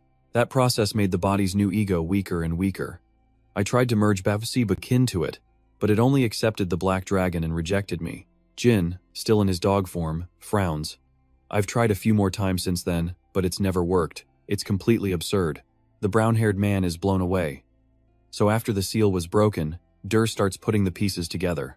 You woke up in a dog's body, while your real body has a different personality, and even stole your power. This doesn't seem like a scheme you two would cook up. What the hell does this have to do with us? Jin says warily. Dor grits her teeth. Logic. The brown-haired man suddenly cuts in. Why not try thinking about it from that angle? If so, Jin growls, his eyes filled with rage. Why did you seal me in the first place? Does that fit the so-called logic you're talking about? His question leaves them both completely speechless. It seems he really doesn't remember anything, Dar thinks. Just as Guardian Tuvai said, he has absolutely no memory of it. She bows her head, her expression unreadable. If that's the case, then just keep living like this. She looks up, her eyes now glowing a fiery red. That way, I can kill you whenever I want. So if I were human, you'd kill me anyway? Jin asks. Just because of where I come from, you'd do all this? The brown-haired man pats Jin's head, smiling, but his words carry a heavy threat. After all that's been said, it would be better for you to learn your place. This time, it's Jin who falls silent. He remembers the Celestial Emperor's words. At any time, I can tear you to pieces and seal you all over again. Are you messing with me? Jin snaps, trying to bite his hand. Whoa. The brown-haired man quickly pulls his hand back. You really have become a dog, huh? Fine, I won't ask any more questions, Jin says coldly. In exchange, could you do something for me? Help you? Help me find a book that fully documents the history since the Great War. Why a book? The brown-haired man looks confused. Just search it up on YouTube, it's faster. Ah, looking at this house, you probably don't have a computer. He glances around the room, wondering if it even has Wi-Fi. He shoves an iPad in front of Jin. Use this, just turn on the data and search. Just ask your nephew how to use it. But, he adds, I doubt you'll find what you're looking for. How would you know what I'm looking for? Jin snaps. Aren't you trying to find out about the earthly gods? The man says bluntly. You won't find anything. The era we once lived in, he begins, his expression turning mysterious. Even the moment you were sealed, and everything that happened after it has all been completely wiped from history. There are no records of the 12 gods. The man's words leave Jin completely frozen. He claims they were erased from history, all because of some dragon. Time passes, and night falls. Door sighs. That's enough nonsense. The brown-haired guy instantly mocks her, perfectly mimicking her earlier expression. Just keep living like this, then I can kill you whenever I want. Shut up, Door is mortified. Back in the day, the red dragon would have turned you to dust for saying that, he laughs. And you dared to pat the dragon on the head. That was a dog. Now that he has no power, he seems pretty scared. But what are we supposed to do with that boy now? The black dragon can't be separated from him. Plus, it seems to have spread throughout his entire body. Her face pales as she screams. If so, is only his head left. What do we do? Door despairs. Will humans hate me from now on? We could just get rid of the dragon, right? He offers a solution and quickly turns to leave. While he's weak, I'll go take care of him. Don't be so overconfident. Door quickly grabs him, her teeth clenched. What if he remembers everything? Who knows what he would do then? Tu said if we can't separate them, we just keep watching. Fine, the man replies. There's still a lot to deal with concerning the dragon anyway. You handle things from here and report back to Tu. The brown-haired man is already ducking into his car. Straight home, sir? The driver asks. Yeah. And that's when Door realizes it. So you never intended to fight the dragon in the first place? Hey, can I get a ride to Hongdae? The clock strikes 3 in the morning. Jin remains completely still, staring down at his nephew. One dog frowning, one person lying motionless. Finally, Yong Jin speaks. What are you looking at so intensely? Why are you awake already? Who could possibly sleep with someone staring at them like that? Yong Jin, Jin calls out, his face dead serious. I need to question you. Why are you using the sword with your left hand? It will only cause you harm. Don't ever do that again. But he was told that power was safe. That left arm isn't yours. The master's voice clarified, don't become too dependent on it. Just his left arm? Yong Jin remembered using power in both his legs. So that power you gave me was just to steal my body, wasn't it? Is my body just a vessel for you? So you heard everything, Jin remarks, surprisingly calm. That's why I told you it was dangerous. But Yong Jin snaps back that Jin is the real danger here. Yong Jin's voice rises, his fists clench tight. Saving me? Or was it more like letting me almost die so you could take over this body? He said demons were after this body, but the most dangerous demon of all is standing right next to him. It's not like that. I admit I lied to you at first. But Yong Jin catches the key word. Only at first? What about my left arm? Was that not a lie? What about at the Hu family shrine? Or at school? You had plenty of chances to talk. Only coming clean now because you got caught. You think I'm an idiot? Jin explains he wasn't sure, that he needed time to think. Thinking back now, Yong Jin cuts him off again. We never had a serious talk about any of this. What do you really want from me? Do you want this body? Jin's brow furrows, and after a long silence, he finally speaks. To be precise, it's not your body. The dog stares him down, its eyes glowing fiercely. It is my body. And then, Jin adds with chilling finality, you were never supposed to exist. A horrific memory flashes before his eyes, a man, weeping and accusing him. It's because of you that your parents are dead. Behind him, countless others cry in anguish. You should never have been born. Yong Jin is frozen solid, a wave of pure anxiety and fear crashing over him. The clock on the wall now shows 3:25 in the morning. You said this is your body, right? Yong Jin asks Jane. Well, if that's the case, Yong Jin continues with ice in his voice. This is my house. Without another word, he scoops up the dog, tosses it outside, and slams the door shut. Get out of my house right now. Jane is left completely speechless on the doorstep. A light rain starts to fall. Meanwhile, Yong Jin sleeps soundly, warm in his bed. Before long, the light rain becomes a heavy downpour. The hammering on the roof eventually wakes him. Of all the times to rain, why now? He groans, pulling the covers over his head. Annoyed, Yong Jin finally opens the door and steps outside. He's startled to find Jin still curled up out there, silently watching the storm. He almost closes the door again, but a voice stops him cold. I have nowhere else to go. Yong Jin stands silently behind the partially open door. I'm sorry for what I said earlier, Jin says, full of regret. It's your body now. I have no intention of doing anything with it, so you don't need to worry anymore. Yong Jin feels his anger waver slightly. He hangs his head and goes back inside. The next morning, after a long and tiring night, Yong Jin wakes up and removes the bandages.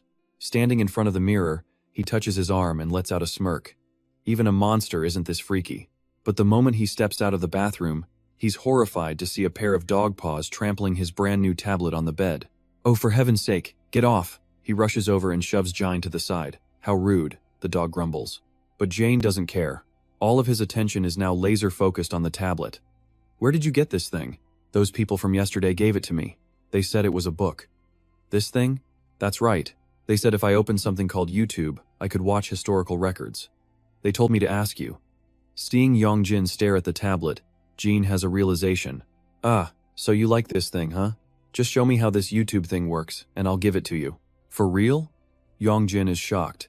In exchange, I have one condition. What is it? Jane gives him a dangerous glare. Then, he makes his very simple request. Make me breakfast. And right on cue, Jin's stomach lets out a massive growl. Arriving at school, Yong Jin hears everyone buzzing about Do-kyung. Apparently, he's been going around apologizing to people. Apologizing for what? I thought he was just method acting. Someone else claims Do-kyung even taught the Duan gang a lesson. Yong Jin is confused. What is happening? It seems he remembers everything that happened while his soul was out of his body. In another classroom, Do-kyung is bowing low, apologizing to a classmate. You bet 50,000 and got your jaw messed up, remember? But the kid just looks confused. When did I get beat up? I don't remember that. Ah well, Do-kyung waves his hands dismissively, and just like that, they all happily forgive him. Yong Jin wonders, maybe he's been cast as the redeemed hero? A female student chimes in. This just shows how important it is to keep a good image, right? Yong Jin muses to himself, just like Jane said. A chubby kid in class speaks up. The moment Yong Jin sits down, Jo Yu loudly declares his theory that Do-kyung's body was possessed by a villain from another world. But after a series of events, that entity was expelled, and the real Do-kyung finally came back to his senses. At that very moment, Do-kyung is by the classroom window, scrolling on his phone. Class 2, Class 3, just 2 more people left. Who is it this time? Jo asks, popping up from behind. With a whoosh, Do-kyung takes off running down the hall, shouting a name. Seo Woo? Jia says, surprised. Yong Jin leans against the classroom door, arms crossed, watching Do-kyung's retreating back and cheering, run faster. Do-kyung, go apologize to all of them. But Jia disagrees. Being too nice is a crime in itself. Hey, it wasn't Do-kyung's fault. She grinds her teeth in frustration. Why does he have to do all this? It's because of that damn class president who dared to curse someone. You know it wasn't just because of that, GW says, trying to defend him. It was because he's jealous. That's what it is, Jia fires back. And yes, it was jealousy. But before JW could finish his thought, Jia blew right past him, racing after Do-kyung.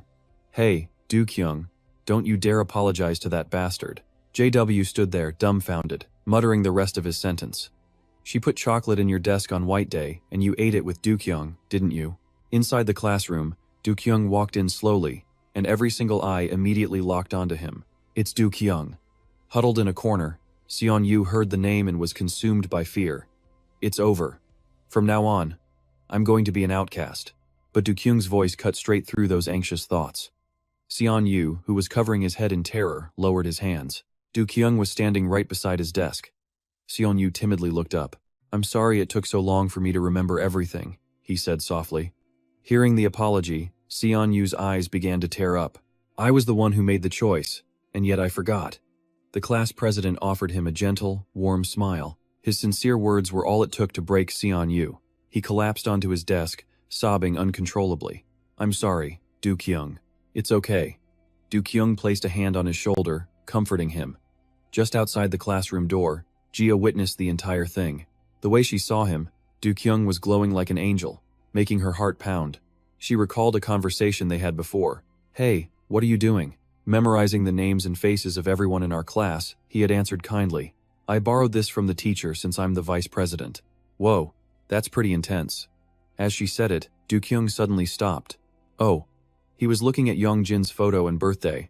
Yong Jin's birthday is coming up soon. After saying that, he turned and smiled at her. That bright, sunny smile left a deep impression on her. Do-kyung, are you actually an angel? Back in the present, Jia put a carton of milk on Yong Jin's desk. This is for you. Yong Jin, busy on his phone, looked up from the milk carton to her in surprise. Jia shyly turned her face away, forcing out the words, thanks. He looked surprised. She let out an irritated sigh. Suddenly, Jia grabbed Yong Jin's shoulder, leaning down to whisper in his ear. Hisu told me that you were the one who saved Do-kyung and me. She glanced around the room, then repeated bashfully, thanks. A student with glasses behind Yong Jin saw this and his jaw dropped. He was in total shock. After saying her piece, Jia quickly ran out of the classroom. What was that about? JW wondered. The boy with glasses stammered. Another friend picked up the milk. Chestnut smile flavor? What the hell? Are you two timing them? The student with glasses asked Yong Jin. Does Lee Hisu even know about this? What kind of nonsense are you talking about? He brushed it off. Then, a crowd of guys gathered around Yong Jin's desk. This guy is such a scumbag, another student muttered. The two prettiest girls in school. The boy with glasses marveled. How did you manage to get them both at the same time? It's not what you guys think, Yong Jin insisted, annoyed. But the teasing continued. So who will you choose, Lee Hisu or Jia, the puppy or the kitten? Are you insane? Shut up. Yong Jin snapped. JW stopped the joking, adjusting his glasses seriously. But still, Lee Hisu? Yong Jin ignored him, staring back down at his phone. Strange, JW mused. Hisu didn't come to say hello to Yong Jin today. Another guy joked. Maybe they had a fight. Even though he acted like he didn't care, his friend's words were getting to Yong Jin. He remembered Hisu's cheerful greetings every morning. Yong Jin, good morning. Thinking about it now, he glanced at his phone. It was 8:19, and still no sign of her. Why is it so quiet? Did she even come to school today? Walking past class 1-5, Yong Jin peered inside, searching for her. A voice suddenly made him jump. Yong Jin. He turned around anxiously, only to see Do-kyung holding out a can of Coke. He took it. You doing okay? Yong Jin asked. A horrific memory of being possessed by a demon flashed through his mind. Do-kyung screamed in his head. Stop it, don't do it, ah! Back in the present, he just scratched his head, looking embarrassed. Not really. I made an appointment with the psychology department, so please keep it a secret. I'll forget about it right away, Yong Jin replied. But why did you call me out here? I have something I need to tell you. What is it? Do-kyung suddenly burst into tears. For real, he said while crying. Thank you. The sudden act left Yong Jin frozen solid on the spot. He couldn't understand what was happening, only that Do-kyung was now sobbing into his hands. Under the clear blue sky, Yong Jin asked in shock. You saw everything? Even all the shady tricks? Yes, Do-kyung replied, wiping his tears. You were just too cool. Not really, Yong Jin said modestly. He took a sip of Coke and then realized something. Wait, so your soul was still around then? Why didn't you just go back to your own body? Well, Do-kyung hesitated, gripping the can tightly. I was captured at that moment. An image appeared of his soul trapped by a demonic hand, by someone wearing a mask. A mask? Yong Jin blurted out. On the way back to class, he was still confused. I'm sure it was an old lady. So why would it be a mask? Impossible. Lost in thought, Yong Jin suddenly froze. Standing right there in front of him it was who? His jaw just dropped. They stood there, facing each other in total silence. After a moment, she finally spoke, her face etched with worry. Yong Jin, hi. She glides right past him, long hair flowing, an act that leaves Yong Jin utterly speechless. He turns to say something, but two other friends swarm who, chattering away. The awkwardness is real, and all he can do is scratch his head. In a small room, a history lecture plays from a tablet, detailing the events of the emo incident. Yong Jin opens the door and drops his bag. He's home. Suddenly, an old man named Jin speaks to the tablet. Pardon me, my grandson has returned. Yong Jin's eyes widen. Who is he talking to? This YouTube is fantastic, Jin says happily. This person in here is telling me stories. The voice on the tablet continues. Next time, we'll learn about the death of King Gojong and the Russo-Japanese War. See you then. Jin gives the screen a huge smile and replies. Yong Jin just stares, thinking the old man could do this for 2 days straight and never get bored. Where are you headed? Take me with you, Jin asks, seeing Yong Jin pack. It's a school training camp. I can't bring you along. A training camp? For combat? Jin asks. More for mental discipline, Yong Jin replies. The old man nods, impressed. Excellent. Absolutely brilliant, Jin praises, his eyes shining. It seems the kids of this era haven't lost their warrior spirit after all. Yong Jin ignores him, setting out a large bowl of food. I prepared some snacks for you, some sausage and beef jerky. Just eat this while I'm gone. But just then, the lecturer on the tablet starts talking again, and Jin turns to the screen, his eyes white with rage. Doesn't that guy ever get tired? He yells. Hey, save it for another time. The video mentions asking for help from the Qing dynasty. Yong Jin's face darkens instantly. Oh man, how is he going to explain this one? Deep in the night, the voice from the tablet drones on, driving Yong Jin absolutely crazy with irritation. It rambles on about Goho-san being founded by Dengun.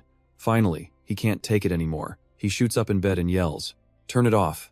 Are you trying to keep everyone awake?" But Jin just complains that a new lecturer has appeared and isn't listening to him. Let me explain, Yong Jin says. It's just a pre-recorded video. A pre-recorded. What now? And with that, Yong Jin is rendered completely speechless. The next morning, he's putting on his jacket. Why are you up so early? Go back to sleep. The voice comes from Jin, still bundled up in bed. I have to go to the training camp. He barely glances back. Then why didn't you sleep earlier? Because I had to explain YouTube to you all night. That's why. Truly commendable. Kinga says. As Yong Jin puts on his shoes, he calls out, I'm leaving. Look after the house. Remember to take your sword. Jin shouts the reminder. Are you insane? Why would I bring that? For training, of course. Yeah, not happening. And with that, he leaves the door wide open and vanishes. Down by the bus, a crowd of students waits. Hey Yong Jin, seen Hisu yet? Two friends start teasing him, and he's not having it. Oh, I'm sure you two already met up in secret. She is not my girlfriend. JW strokes his chin thoughtfully. Last time I saw her, she was dressed a lot like you, Yong Jin. What do you mean by that? Like she borrowed your actual jacket. Dude, all our jackets look the same, what's the big deal? Suddenly, a voice calls out from behind him. Yong Jin, it's Hisu, holding a cat-shaped bag. Here, you should eat this on the way. Every jaw in the vicinity drops. Joe snatches the bag and smirks. What's this? Bet there's a love letter inside. Inside? Honey cakes. Okay, maybe they weren't a thing before, but this is official now, Joe W. immediately concludes. It has to be. But then another voice calls out, Yong Jin. This time it's Du Kyung scratching his head. Hey, on the bus, can I sit with you? Why? Ju chimes in again, sensing drama. Look at this guy. First Hisu, and now Du Kyung. What a player. All right, settle down. Everyone on the bus, a teacher shouts. Yong Jin and Du Kyung sit together in silence, only sharing a quick glance.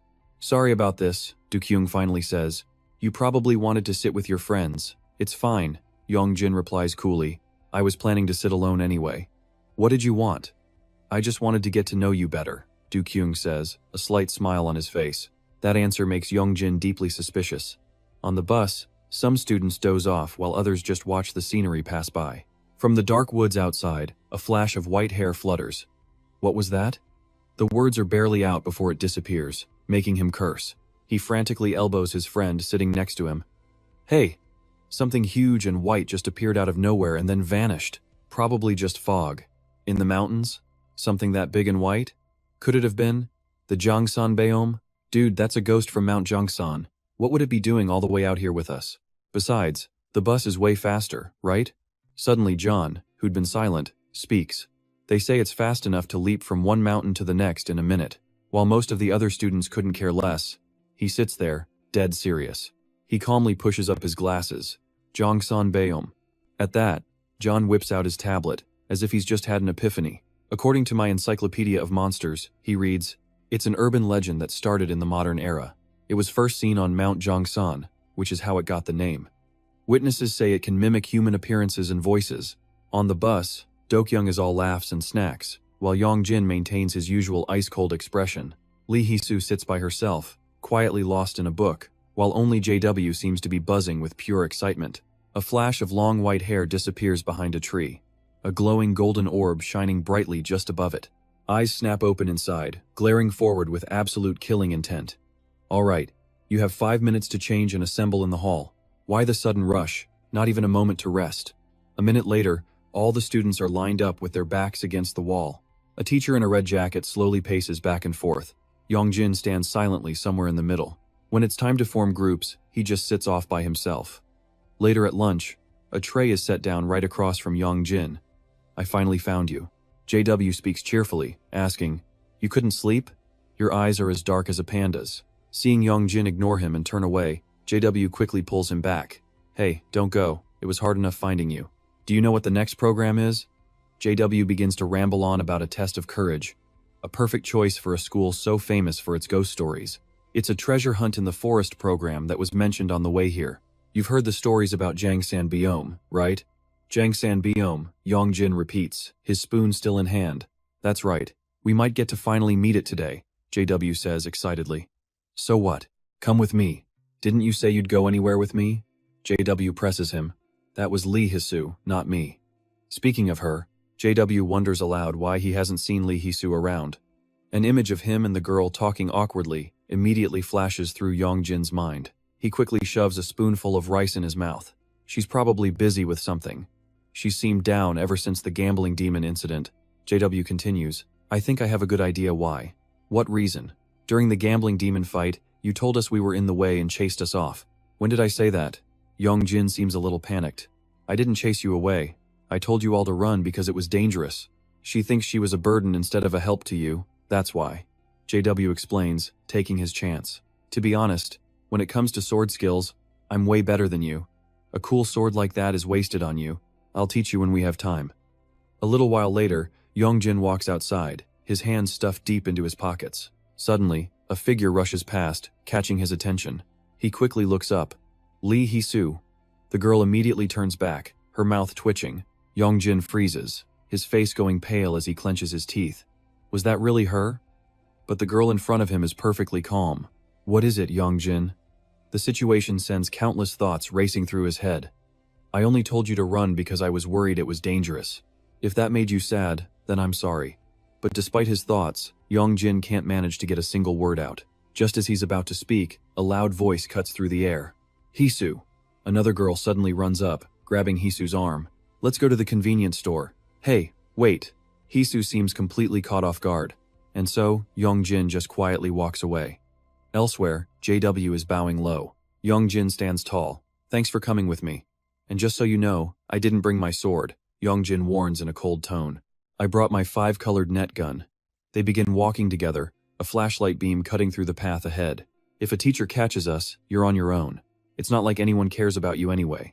Hearing that, Yong Jin feels a surge of anger. Do you even know what Jangsan Biome looks like? Biome is the Sino-Korean word for tiger, so maybe it looks like one? I don't think it has a specific shape. JW starts recounting everything he knows. Rumor is it has long white fur, but every story is different. It also has the ability to shapeshift. After reading its target's memories, it can perfectly replicate their appearance and even their voice. If that's true, how do you know you're not Jangsan Biome in disguise? Yong Jin immediately fires back sarcastically. JW holds up a signal detector. Because this thing would be screaming. Even the gambling demon had to admit how accurate it is. Suddenly, the device begins to blare loudly, followed by a sharp voice that makes them both jump out of their skin. What are you two doing here? Shouldn't you be back in the dormitory? It's the manager's voice. We're busted. Run for it. JW is absolutely terrified. Yong Jin whips his head around, sweat trickling down his cheek, his eyes wide with pure panic. In the darkness, he sees a pair of glowing yellow eyes staring right back at him. At the exact same moment, a violent tremor shakes the ground. Yong Jin! A sudden shout makes him jump. He stares into the pitch-black bushes as JW suddenly appears from them. What's wrong with you? Nothing. Did I hear that wrong? It's 10 p.m. Yong Jin walks aimlessly, hands in his pockets. So sleepy. Maybe I should just head back to the dorm. But then, he hears a voice calling out from behind him again. Yong Jin, it's JW, bent over and gasping for air. Help me out one more time. JW pants, sweat pouring down his face. Back on the mountain, we were in such a hurry to run. I think I dropped my detector. Can you help me find it? It's too creepy to go alone. This is such a pain. Yong Jin is clearly annoyed, but he turns on his flashlight anyway. Hey, how far are you planning on going? He asks coldly. We've gone pretty far. I don't remember this place, do you? Or did you leave it back at the dorms? Suddenly, Yong Jin's expression turned grim as his eyes landed on a bright yellow sign. Danger, slippery surface. Hey, he shot a hand out, grabbing the other sleeve to pull them back. Didn't you see the warning sign? But the response he got was completely random. Found it. And with that, he yanked Yong Jin straight to the cliff's edge. Yong Jin's hand trembled, his teeth clenched in terror. What are you doing? He stared at the face of Jabu before him. Its eyes glowed yellow, its voice sounding like it was clawed up from the depths of hell. Meanwhile, 3 girls were playing cards in their dorm. Hey Hisu, do you have a crush on anyone? One of the girls asked. Nope, she replied without a single moment of hesitation. Seriously? What about that guy from class 3, Onion something? Aren't you two totally flirting? Not at all, she insisted. But we just saw you two talking earlier. You should do a tarot reading to see if it's true. Oh, now that's a good idea. If I were Hisu, I'd be doing tarot readings about him all day. The girl in black flipped a card. So, what kind of person does Hisu like? In that instant, Hisu's eyes turned pitch black, her face contorting in pure panic. All 3 of them froze, as if they'd seen something truly monstrous. On the table was the death card. Oh God. Hey, maybe she really doesn't like anyone. Back with Yong Jin, a familiar voice called out. The sound made him jump. Gang Sanbium. Yong Jin's face went white as he stood there in stunned silence. The thing wearing Ja's face spoke again. It can even change its form. With that, Joe's white sneaker casually pushed Yong Jin right off the cliff. He fell helplessly as its voice echoed in his ears. It can perfectly recreate the appearance, and even the voice, of someone from your memories. Flawlessly. You will capture it and bring it back alive, it commanded, the voice now its own ragged growl. Then, it hissed through clenched teeth in yet another voice. Don't you dare let it get hurt. Yong Jin plummeted through layers of trees and leaves. His terrified scream echoed through the darkness. He reached out, desperately grabbing a branch, but it snapped in two instantly. Gravity pulled his body down, slamming him hard against the forest floor. He struggled to sit up, his entire body shaking. As his vision cleared, he looked up. The demon was gone without a trace. Seeing his chance, he scrambled to his feet and ran. If that was Gang Sanbium, then where was the real Joblu? At that exact moment, back home, Joblu's phone was ringing off the hook. The caller ID read Dragon Yong Jin, but the phone's owner was deep in sleep, completely oblivious to everything happening. Hearing the automated message that the number couldn't be reached only made Yong Jin panic more. Did something happen to him? It was getting late. The phone signal was fading. He had to find a way back, and fast. As fear began to set in, a familiar voice called out his name. Yong Jin. It was Hisu. She ran toward him, her voice full of worry. Are you okay? But what about you? Yong Jin was instantly suspicious. I did a tarot reading, she explained, out of breath. The card said you were in danger. I'm so glad you're okay. But how did you know to find me here? Yong Jin was still on guard. Is there anywhere you go that I don't know about? Hisu just smiled, dodging the question. Did you put a tracker on me or something? Let's go. She ignored him, grabbing his hand and pulling him along. Yong Jin froze, his voice icy. What are you doing? Huh? What's wrong with holding hands? She asked innocently. There's no one around. Are you embarrassed? No, it's not that. I mean ring. The sound of his phone cut him off at the perfect moment. And when he saw the caller ID, Yong Jin froze solid. On the screen, 2 words glowed bright and clear. Lee Hisu. Yong Jin's face drained of all color. How about we link arms instead? The cheerful voice came from right beside him. He stiffly glanced over at Hisu, who was now wearing a completely blank, almost demonic expression. Her eyes were empty, soulless voids. Trembling, Yong Jin answered the call. Yong Jin? The real Hisu's gentle voice came through the phone. The sound made both of them freeze. Are you all right? The imposter was now staring at him, a grotesque smile spreading across its face. Cold sweat broke out on Yong Jin's brow. Yeah, I'm fine, he replied cautiously. What's up? On the other end, Hisu sounded flustered. I knew something was up when I saw the shirt, Yong Jin said suddenly, his eyes still locked on the imposter in front of him. What shirt? What do you mean? The real Hisu asked, totally confused. Oh, it's nothing, he said quickly, while his mind was absolutely screaming. Lee Hisu's intuition is insane, he thought. Is something really wrong? Hisu pressed on the phone. The imposter's expression flickered, but it stayed silent. Yong Jin held the phone to his ear, desperately trying to stay calm. Sensing that something was very wrong, Hisu asked another question. You can't talk freely right now, can you? If that's the case, no, everything's fine. Yong Jin cut her off before hanging up. He stared straight ahead, his mind racing. He knew it was a fake. The plan, play along for now, then find a chance to bolt. He walked past the creature, forcing a look of calm on his face. "Let's go, Lee Hisu." But this time, it didn't move an inch. Yong Jin stopped dead in his tracks. Something was wrapped tightly around his leg, holding him in place long strands of hair. He glanced back in horror, cold sweat pouring down his face. The imposter's hair had grown to an unnatural, terrifying length. "How pathetic," the creature snarled. Its neck twisted a full 180 degrees, revealing its signature yellow eyes. "Gang Sanbyum, didn't you just say, with that girl?" it shrieked. Just like that, Yong Jin's plans went up in smoke as the hair shot forward, yanking him into the air. His eyes widened in absolute terror, hanging upside down and face to face with the demon. Seriously, that girl has the worst timing. Jiang Sanbom was furious. Why did she have to call right now? Knowing he couldn't escape, Yong Jin just smirked. "You look nothing like her. Impossible." It tilted its head. "In your memory, this is her exact image. If you're going to imitate someone, you should do it right." Yong Jin pointed out the flaw, looking at the familiar shirt the demon was wearing. "That's my shirt. How embarrassing for it."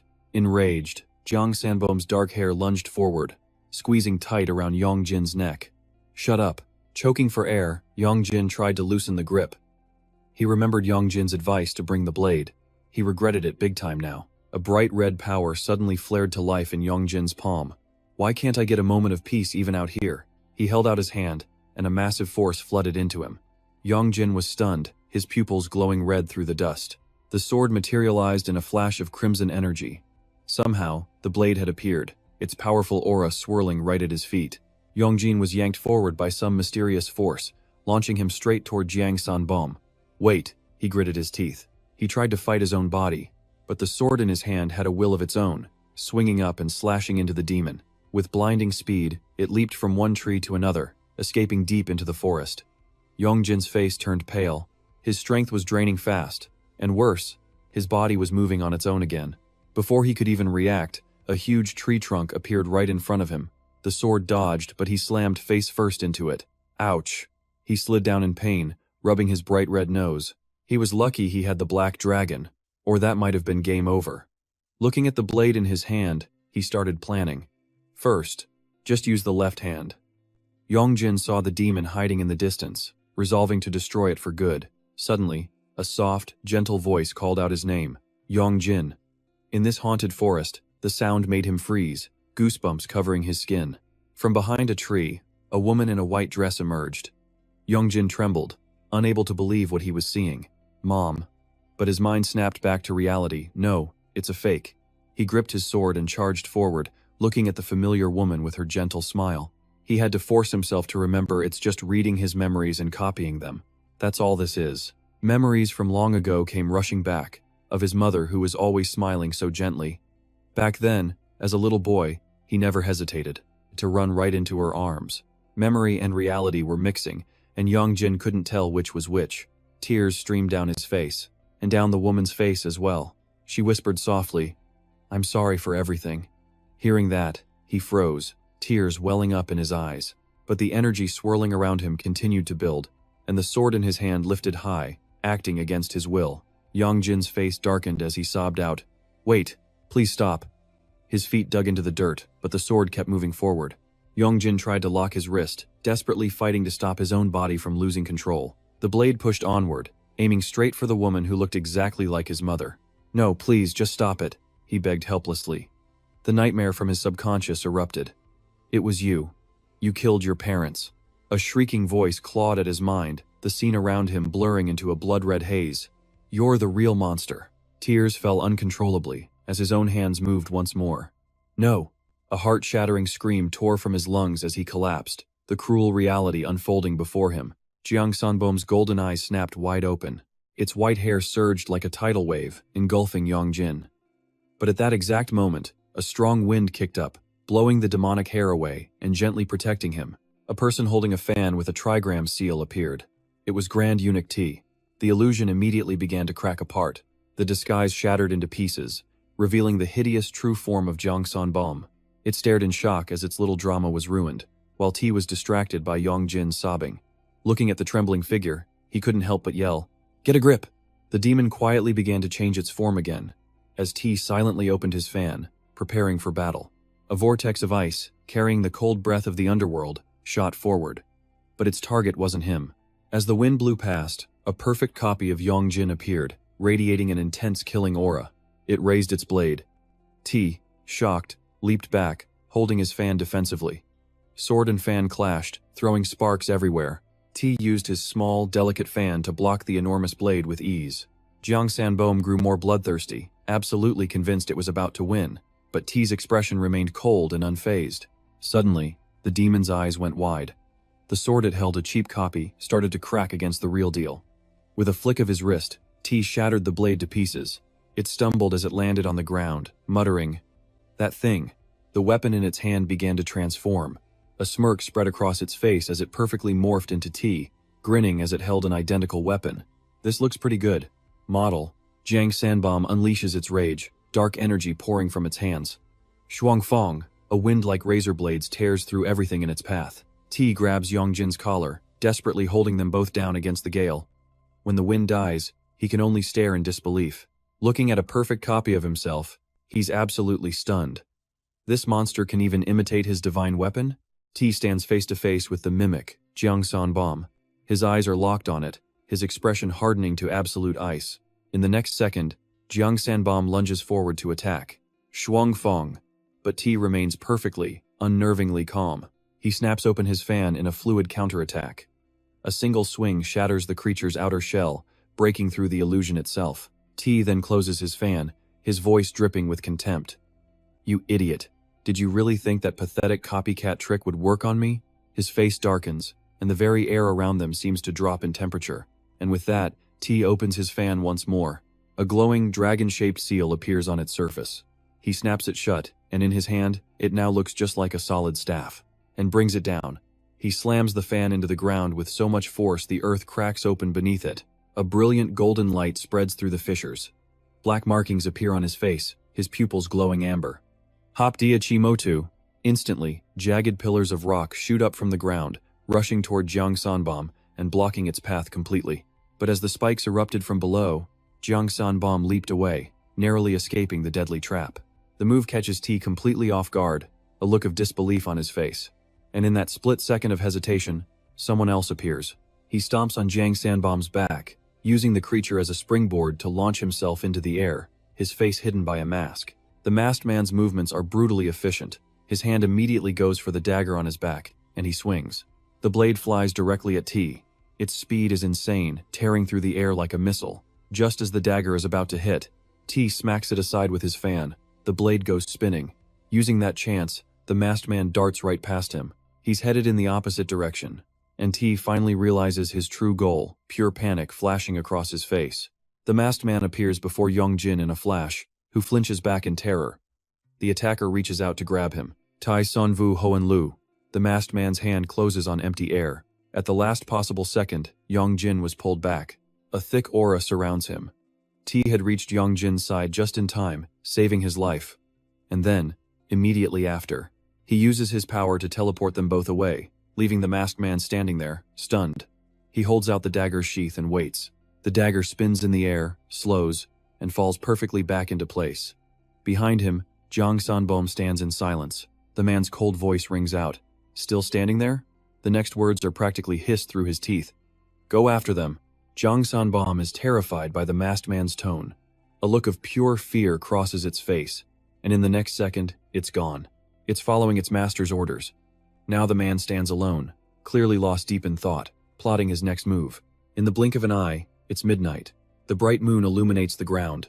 Yong Jin and T have escaped far away. Both of them look completely worn out. T grits his teeth and tells Yong Jin, "If you're conscious, find your own way out from here." After hearing that, Yong Jin cries out in shock. "What? But how did he know I was even here?" Just as he finishes speaking, T coughs up a mouthful of blood, his face turning pale. Yong Jin rushes to his side, asking if he's okay. But T seems to ignore his own condition, calmly pulling up his sleeve to look at a watch. He speaks with absolute certainty. "We have to go further. It's definitely coming." He glances over at Yong Jin. "We just have to hold out until 11 o'clock. Yong Jin can't hide his surprise. 11 o'clock? He's burning with curiosity and needs to ask, what's going to happen at 11 o'clock? But T doesn't answer. He just raises a hand to stop Yong Jin. It's here. A piercing shriek echoes from deep in the forest. Something is rushing towards them at incredible speed. It's none other than Jiang Sanbom. It is caught up, and it looks even more terrifying than before. Its eyes are wide as it screams out, Hoen Lu! Swirls of dark energy immediately form, blasting toward T and Yong Jin. He just unfolds his fan, his voice cold and mocking. I already told you. Those cheap imitation tricks of yours have no effect on me. This time, a seal of 2 mice appears on the fan. He swings the fan up, creating razor-sharp shards of ice that spread toward Jiang Sanbom. Shuangfeng. They seem to grow, moving with terrifying speed. The ice daggers slam directly into the monster, catching it completely off guard. They freeze Jiang Sanbom in a solid block of ice. For a second, it seems like everything is over. But then, 2 daggers shoot out from inside the ice. Ti recognizes them immediately. A look of sheer disbelief crosses his face. He jumps back instantly, making sure to keep himself in front of Yong Jin. However, the 2 daggers are a step ahead of Ti. They plunge directly into his shoulder and his knee. Yong Jin, standing behind him, is safe, but his face has lost all color. He screams out in a panic. Hey, kid! Ti is almost completely paralyzed. Ti weakly told Yong Jin to run, but Yong Jin refused to leave him, preparing to unleash his own hidden power. Seeing this, Ti screamed at him, Don't rely on the black dragon. He gritted his teeth, forcing out the words, I told you to run. The words barely left his lips before the masked attacker charged. He slashed Ti with a sword before kicking him hard to the side. Ti went flying into a cloud of dust, and just like that, Yong Jin was now face to face with the masked man. His body froze solid, unable to move an inch. With no other options left, Yong Jin had to use the black dragon's power. His pupils flared a burning red, and the watch on his wrist showed exactly 22:59. A few seconds later, it flipped to 2300 sharp. In that exact moment, the masked man suddenly froze. Yong Jin hadn't even fully transformed into the black dragon yet. He stared, shocked by the man's strange reaction. Jiang Sanbom, still trapped in the ice, let out a piercing scream. Then, a chilling silence fell over the forest. A single, clear footstep broke the quiet, and the masked man instantly whipped his head around. From the bushes, Ti had returned. He slowly unfurled a fan. Under the bright moonlight, the divine power coursing through him surged to its absolute peak. The Enko. The fan in his hand created a ripple of energy. The masked man immediately put his guard up. Even Jiang Sanbom cringed inside the ice, his eyes wide. Ti flicked the fan once, and a powerful wind erupted. It shot towards both the masked man and Jiang Sanbom. Shuangfeng! The attacker dodged aside, seemingly unharmed. But a moment later, a deep gash appeared on his thigh. The masked man looked down in pure disbelief. Meanwhile, Jiang Sanbom took the full force of the gale. That single blast of wind sliced him into pieces before he vanished. As the wind died down, Ti's voice cut through the air. From now on, 11 p.m. is the hour of Ti, the awakening of Tian Ui. This was the moment his power reached its climax. Ti had now transformed into a tall young man, no longer a child. Yong Jin collapsed onto the ground, staring at him wide-eyed. What was happening? He didn't even recognize the person standing before him as Ti. Who was this guy? Where did the little kid go? Suddenly, a whimpering sound came from beside him. When Yong Jin turned to look, he jumped back in pure terror. On the ground was one of Jiang Sanbom's leftover eyeballs. After a few pained sounds, it dissolved into nothing. By now, the masked man was already in a fighting stance, firmly gripping 2 swords. He hadn't said a single word this entire time, his expression completely hidden beneath that mask. The next second, he lunged at Ti. His speed was terrifying, but Ti remained perfectly calm, his face unreadable. He didn't attack head-on but leaped high, preparing to strike down. Ti just raised his fan behind him, easily blocking the attack. But the masked man had only used one hand. The other was hidden. Immediately, he swung his second sword in a wide slash. But his blade only cut through an afterimage. A cloud of white mist suddenly exploded, surrounding him completely. All of a sudden, a hand landed on the masked man's shoulder. In a flash, Ti slammed him face first into the ground. The attacker was caught completely off guard, unable to react. Ti didn't stop, pressing his face harder into the dirt. He crouched down, his voice cold as ice. To go this far, you must have a reason. His eyes held zero mercy. Who is it? Ti's hand applied more force, and cracks started spreading across the man's mask. Who sent you? The masked man didn't answer. Instead, he opened his palm, revealing several small iron marbles. He unleashed a blast of black wind, using the distraction to escape Ti's grip. The dust forced Ti to shield his eyes. Inside the swirling gale, the masked man's figure flickered in and out of sight. T didn't panic, calmly readying his fan to counter. Thien Kai, another gust of wind started to form, but suddenly Tai's hand froze right in midair. The masked man was gone, vanished, and in his place stood a bewildered deer that had no idea what was going on. T couldn't help but stare in shock as the deer stared right back at him. Then it simply looked away and left. T also turned away, lost in thought for a moment. Then he shifted his gaze back over to Yong Jin. Yong Jin looked back, confused by the intense stare.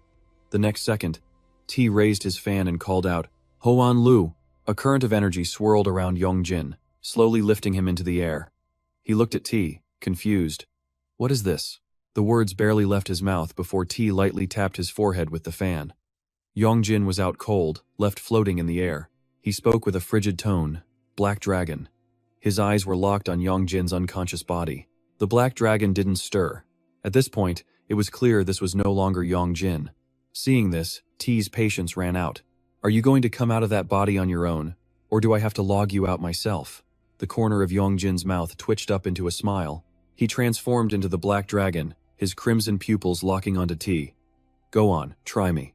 The Black Dragon's voice dripped with contempt and mockery for T. As if a half-god like you could do anything. His next words made T's expression darken even further. "Just looking at that pathetic seal of yours is telling enough. You think I don't see your little bluff?" He even challenged him directly. "If you do manage to hurt me, this kid is finished." A flicker of shock crossed T's eyes, and seeing it, the Black Dragon grew even more arrogant. "This body has already died once. It's only because of me that he's even alive right now," he declared with absolute pride. "The master of this body needs me. He summoned me multiple times." He continued to provoke T, trying to push him into a rage. "Let's see what you can do, O great Zodiac God."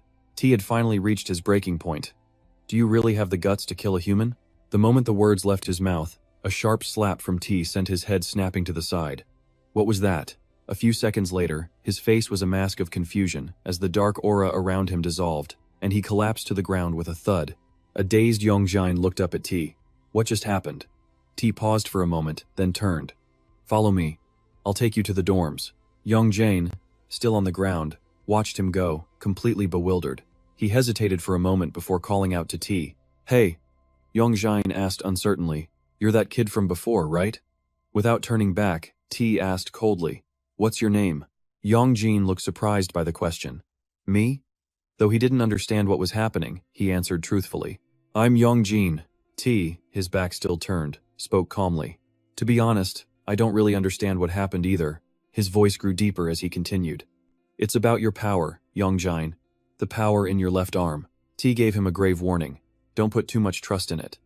Then, he began to tell Yong Jin the old story. "Dragon, your ancestor, used that very power to murder his entire clan, your ancestors." T's voice remained steady. "Because of that, your family has endured endless despair and chaos." His next words froze Yong Jin where he stood. "Unfortunately, you were born into his exact body." T seemed to sigh, thinking of all Yong Jin had been through. "Even so, you defied all logic to find your own self and keep on living." A memory of a hateful phrase echoed in Yong Jin's mind. He clenched his jaw, unable to say a word. Then, T suddenly praised him.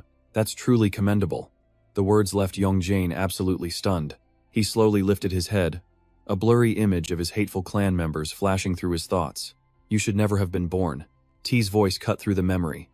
"You have lived very well." He hesitated slightly, but his words were meant to encourage Yong Jin.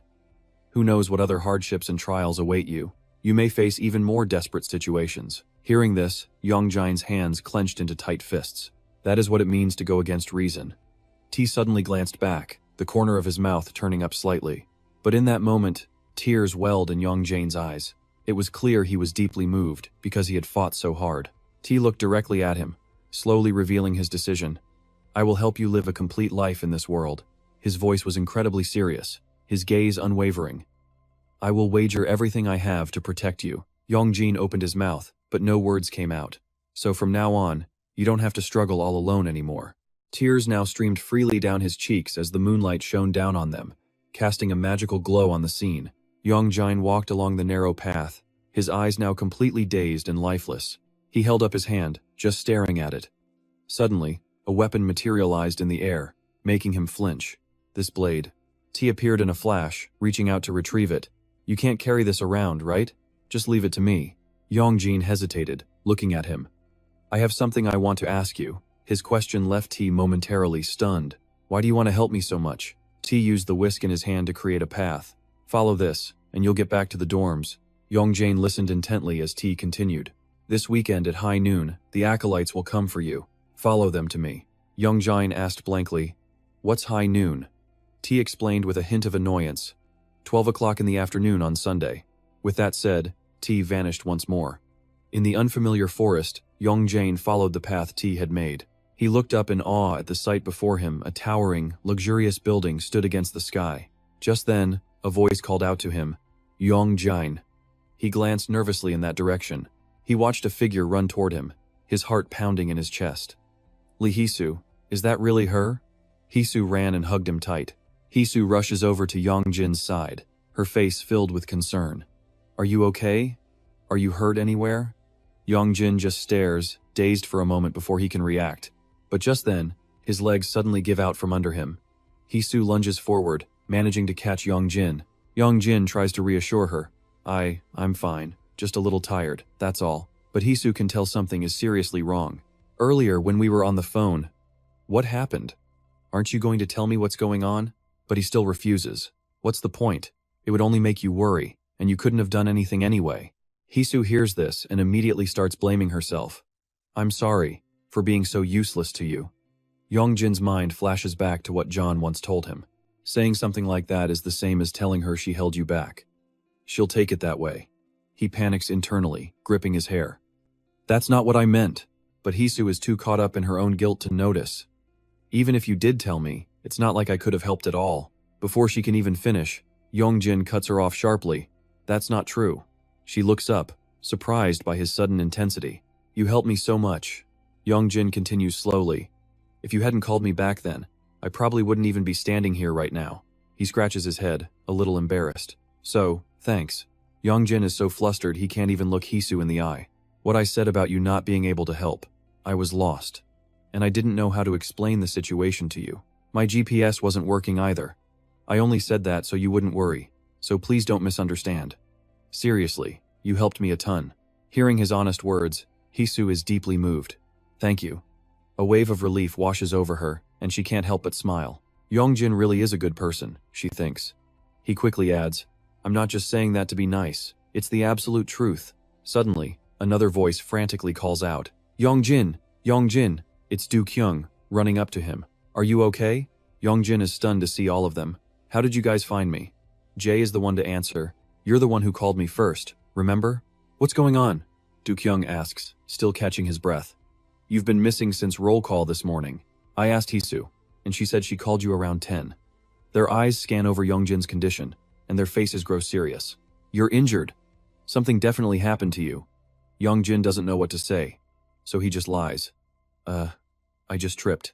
But then, he remembers what Mouse told him before. From now on, you don't have to carry this burden all by yourself. He stays quiet for a moment. Finally, Yong Jin decides to tell his friends the truth. I ran into Jiang Sanbom, and I almost died. Du Kyung's eyes widen in absolute shock. Jiang Sanbom? And just like that, the group explodes into a panicked discussion. You what? Jiang Sanbom disguised himself as Gong John and lured me away. Yong Jin seethes. That absolute monster. Can you tell us everything that happened from the very beginning? At that same moment, in another location, a portal begins to form. The gate shimmers, almost ready to open. A group of nearby spirits quickly takes notice of the strange event. When they see Mouse has returned, they cheer out, Brother! But he doesn't answer, simply collapsing onto a nearby table. Seeing this, they immediately rush to his side. Brother, are you okay? Mouse wearily calls out, Bok Sunday, bring him some water. Mouse's expression is absolutely terrifying. He thinks to himself, seething with rage, they're already starting to bond with each other. Elsewhere, the black dragon cracks a sinister smile, his eyes glowing with a menacing blood-red light. Mouse is sweating bullets. There's not much time. He has to take care of the black dragon before Dragon remembers everything. He recalls the black dragon's chilling words. Divine child of the Zodiac, do you have the guts to kill a human? Mouse grinds his teeth in fury. Back with the others, everyone has finally returned home. That went by fast, one of them comments. But Yong Jin sits gloomily in the corner. He just stares off into the distance, completely lost in his own world, deep in thought. A voice echoes in Yong Jin's mind. My left arm is the last of my power. It was forged from the Black Dragon. The power in your left arm. Do not trust it completely. Yong Jin vividly remembers Jin's warning, and his claim, I am your ancestor. But Mouse's story was completely different. Dragon, your ancestor used that very power to slaughter the Jiamon clan and your other forefathers. Yong Jin finally gets home but just stands frozen in front of the door, hesitating. He has no idea what he's supposed to do now. After a long moment, he finally raises a hand to enter the passcode. The sound of the lock disengaging echoes in the silence.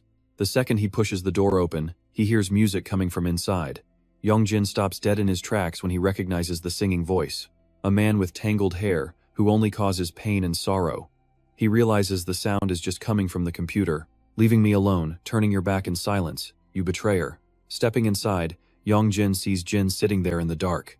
He's humming along, completely absorbed in the sad song, turning your back to walk away. He's so into it, he hasn't even noticed Yong Jin. You betrayer. A betrayer of love. After a moment, Yong Jin finally speaks up.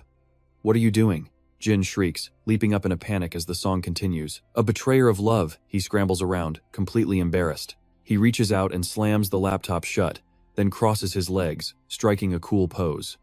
You're back? Meanwhile, Thun spots something strange on his computer. What is this? His eyes go wide in total disbelief. What happened to my keyboard? That thin guy must be obsessed with death metal. And he asked for help with history homework? Just then, Thun's phone starts ringing. He glances at the caller ID, it just says, that bastard. That evening, at a certain house, a doorbell rings. Instead of opening, a voice on the speaker asks for the password. Dar obediently follows the order. Cluck, cluck. The person inside quickly confirms and buzzes them through. But then the voice insists Thun give the password too, and he just scoffs, annoyed at the whole thing. We don't have time for this. Just open up. Immediately, a warning sounds. Wrong password.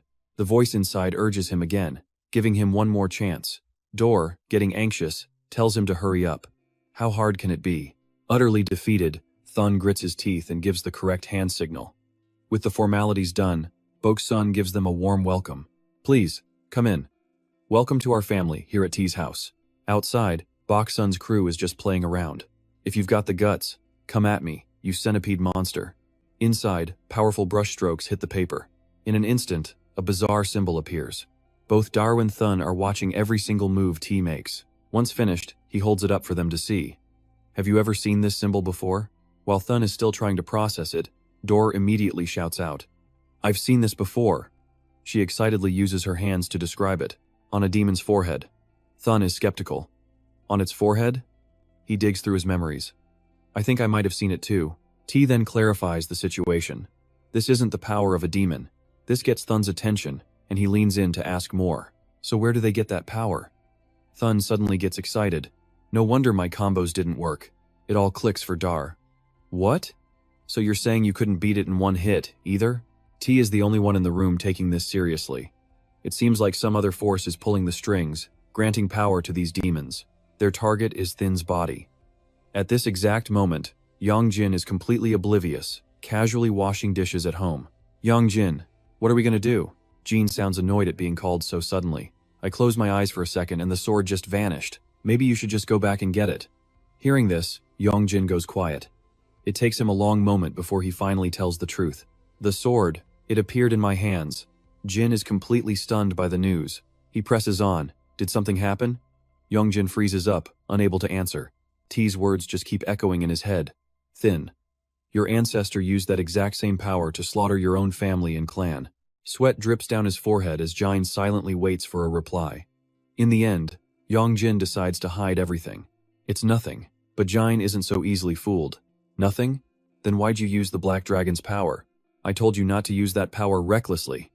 The accusation hits home, and Yong Jin turns his back, unable to look at Jin. How I use it is none of your business. As Yong Jin slams his bedroom door shut, Jin can only let out a heavy sigh. That kid.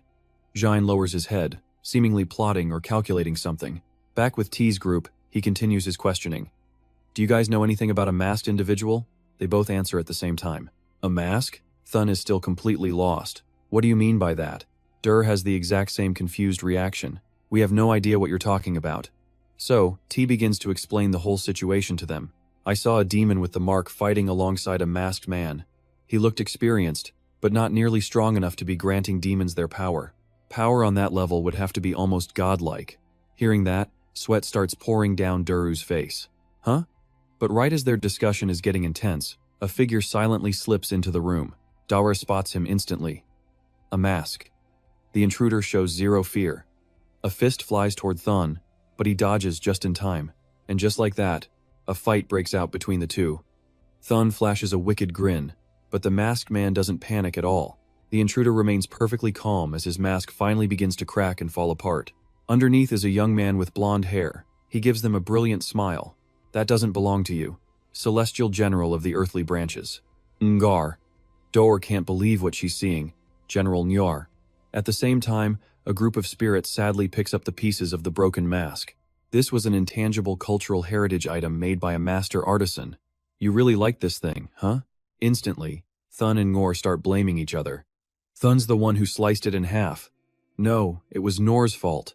Alright, that's enough. T has no energy left for this argument. Just drop it.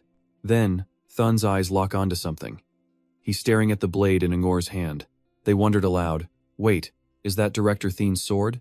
As they chatted away, totally relaxed, they didn't even notice T's growing frustration. How did you get that? I thought the kids were always playing with it. And where's the handle? How did this end up at Director T's house? Can things like this even be copied? T, fuming, still had to answer them. It's Thien's old sword. His nephew just asked me to hold on to it for him. Nor just laughed, teasing him about it. Oh, I've heard the rumors. They immediately got lost in their own conversation again. So? Does it really talk? Have you guys met it yet? T, losing his patience, tried to get their attention, but nobody seemed ready to stop their gossiping. We met it, but thanks to a certain someone, it just fainted on the spot. I bet that person already spoke to it. Then quiet. T looked like he was using every ounce of willpower to hold back his fury. He'd even tried to handle the situation aggressively, despite it being a human. Dor, have you lost your mind? I already told you it was the Black Dragon. Finally, he couldn't take it anymore and slammed his fan on the table. T raised his hand, signaling them to stop. After a tense moment, they finally settled down and went quiet. Bottom line, the demons won't dare target Thien's body as long as the Black Dragon occupies it. The one who needs that body is Thien. Or, why beat around the bush? Ngar, a little distracted, chugged his drink and said, who else but him? Dar immediately shot back, curious, him who? Ngar didn't hesitate to reply. The one who wields power nearly identical to absolute authority. It has to be him. Frustrated by the vague answer, Dur snapped, who is it? In the dead of night, the world outside was completely silent. Suddenly, a rustling sound breaks the silence of the forest. A man in black finally speaks. You came back empty-handed? The masked figure answered bluntly. It wasn't just Thien. Director T was there, too. The man in black then noticed it a fatal wound, with blood steadily flowing out. The masked figure hid his hand, insisting, it's just a graze. But the man in black was utterly dismissive. I wasn't expecting much from you anyway. He then questioned him. Didn't you say you destroyed Director T's power? The other man shot back, annoyed. Are you saying this is my fault? No, it's because you're too weak. Humiliated by the insult, the masked man grew furious, his hands clenching into tight fists. He lunged forward, swinging his sword at the other man, but it was clear he had seriously underestimated his opponent. The man stood there, completely unfazed. After all that, he sends this useless fool. Your leader is just as lazy and arrogant as they say. Give him a message for me. Thanks to him, things just got a whole lot more complicated. The masked man, though seething with rage, couldn't do a thing. He just stood there in silence as the scene cuts to a desolate, ruined space. A young man appears out of thin air, walking silently through the mountains of rubble and wreckage. The world went quiet. Yong Jin stood there, lost in thought, wondering to himself, who is that? The figure slowly lifted its head, its face completely devoid of emotion. For a second, Yong Jin froze, his eyes widening in sudden fear. The creature lunged, its hands reaching out with a monstrous expression, gripping Yong Jin's face and holding him down with overwhelming force. His eyes were wide with pure terror, unable to scream. The only question left in his mind was, who are you? The pressure from those hands was crushing, stealing all the air from his lungs. Yong Jin felt himself fading. It was getting so hard to breathe. Back in reality, Jin, in his animal form, was lying right on top of Yong Jin's face. For a moment, an uncanny silence filled the room. An assassination attempt. He immediately shot up, throwing Jane off of him. Yong Jin's face was a mask of pure shock. Was that just a dream? The scene shifts to a large apartment. In a kitchen piled high with messy dishes, a voice calls out, "Didn't you say today was your day off?" Jin watched Yong Jin get dressed and asked him curiously, "Where are you going?" Without turning around, he answered flatly, "A part-time job." Jin immediately grew wary hearing this. Danon, for thousands of years. Yong Jin cut Jin off before he could finish. Not that Danon. A notification popped up on his phone. Exterminator wanted. Need someone to catch a cockroach right now. Super huge type. 30,001 fee. Hurry. He calmly explained that it was a part-time job app. Thanks to a certain someone, our food budget has doubled. Yong Jin turned towards the door, not forgetting to say goodbye. "I'm heading out. I'll probably be back late, so you're on your own for lunch." Before leaving, he shot one last glance back at Jin. Jin, lounging on the bed and casually browsing his laptop, replied, "I can take care of myself. Now go on. Get going." The door clicked shut with a familiar sound. Yong Jin lowered his head and let out a heavy sigh before quickly walking away. Before long, Yong Jin arrived at the house of the person who had posted the cockroach job. Exterminator needed. Giant cockroach. Fee 30,001. Hurry! In the blink of an eye, he'd already accepted another job, shocking the homeowner. Dishwasher wanted. Large quantity. Fee 50,001. Model. Some time passes. We find Yong Jin hauling boxes at a warehouse, working a simple moving gig he found online. Just load everything onto the truck. The pay was 30,001. At last, his aching back could get a rest after the long day. But when he glanced at his phone, the time shocked him. It was noon on Sunday, and he remembered what T had told him. "The children will come for you. Follow them to me." With that thought, he looked around, searching, while his fingers flew across the screen of his phone. He remembered T's words, that he had defied the natural order, that he had found his true self and somehow managed to keep on living. His phone screen displayed the search results. Natural order. A noun, meaning righteousness, or the laws of the universe. A natural phenomenon like flowing water, innate and irreversible. Yong Jin fell silent, his eyes locked on the words. Just then, a brilliant flash of light erupted beside him, and a loud voice made him jump. "Hey, mister!" He whipped around, and somehow, Boxen and the other two kids were already there, greeting him with huge smiles. "We're here to pick you up." The scene shifts to a much nicer room. On the table sits a spread of colorful pastries that look absolutely delicious. Yong Jin sat on the sofa, staring at the plate of sweets, but he didn't even move a muscle. T sat across from him, sipping hot tea before asking, "What's with the gloomy face?"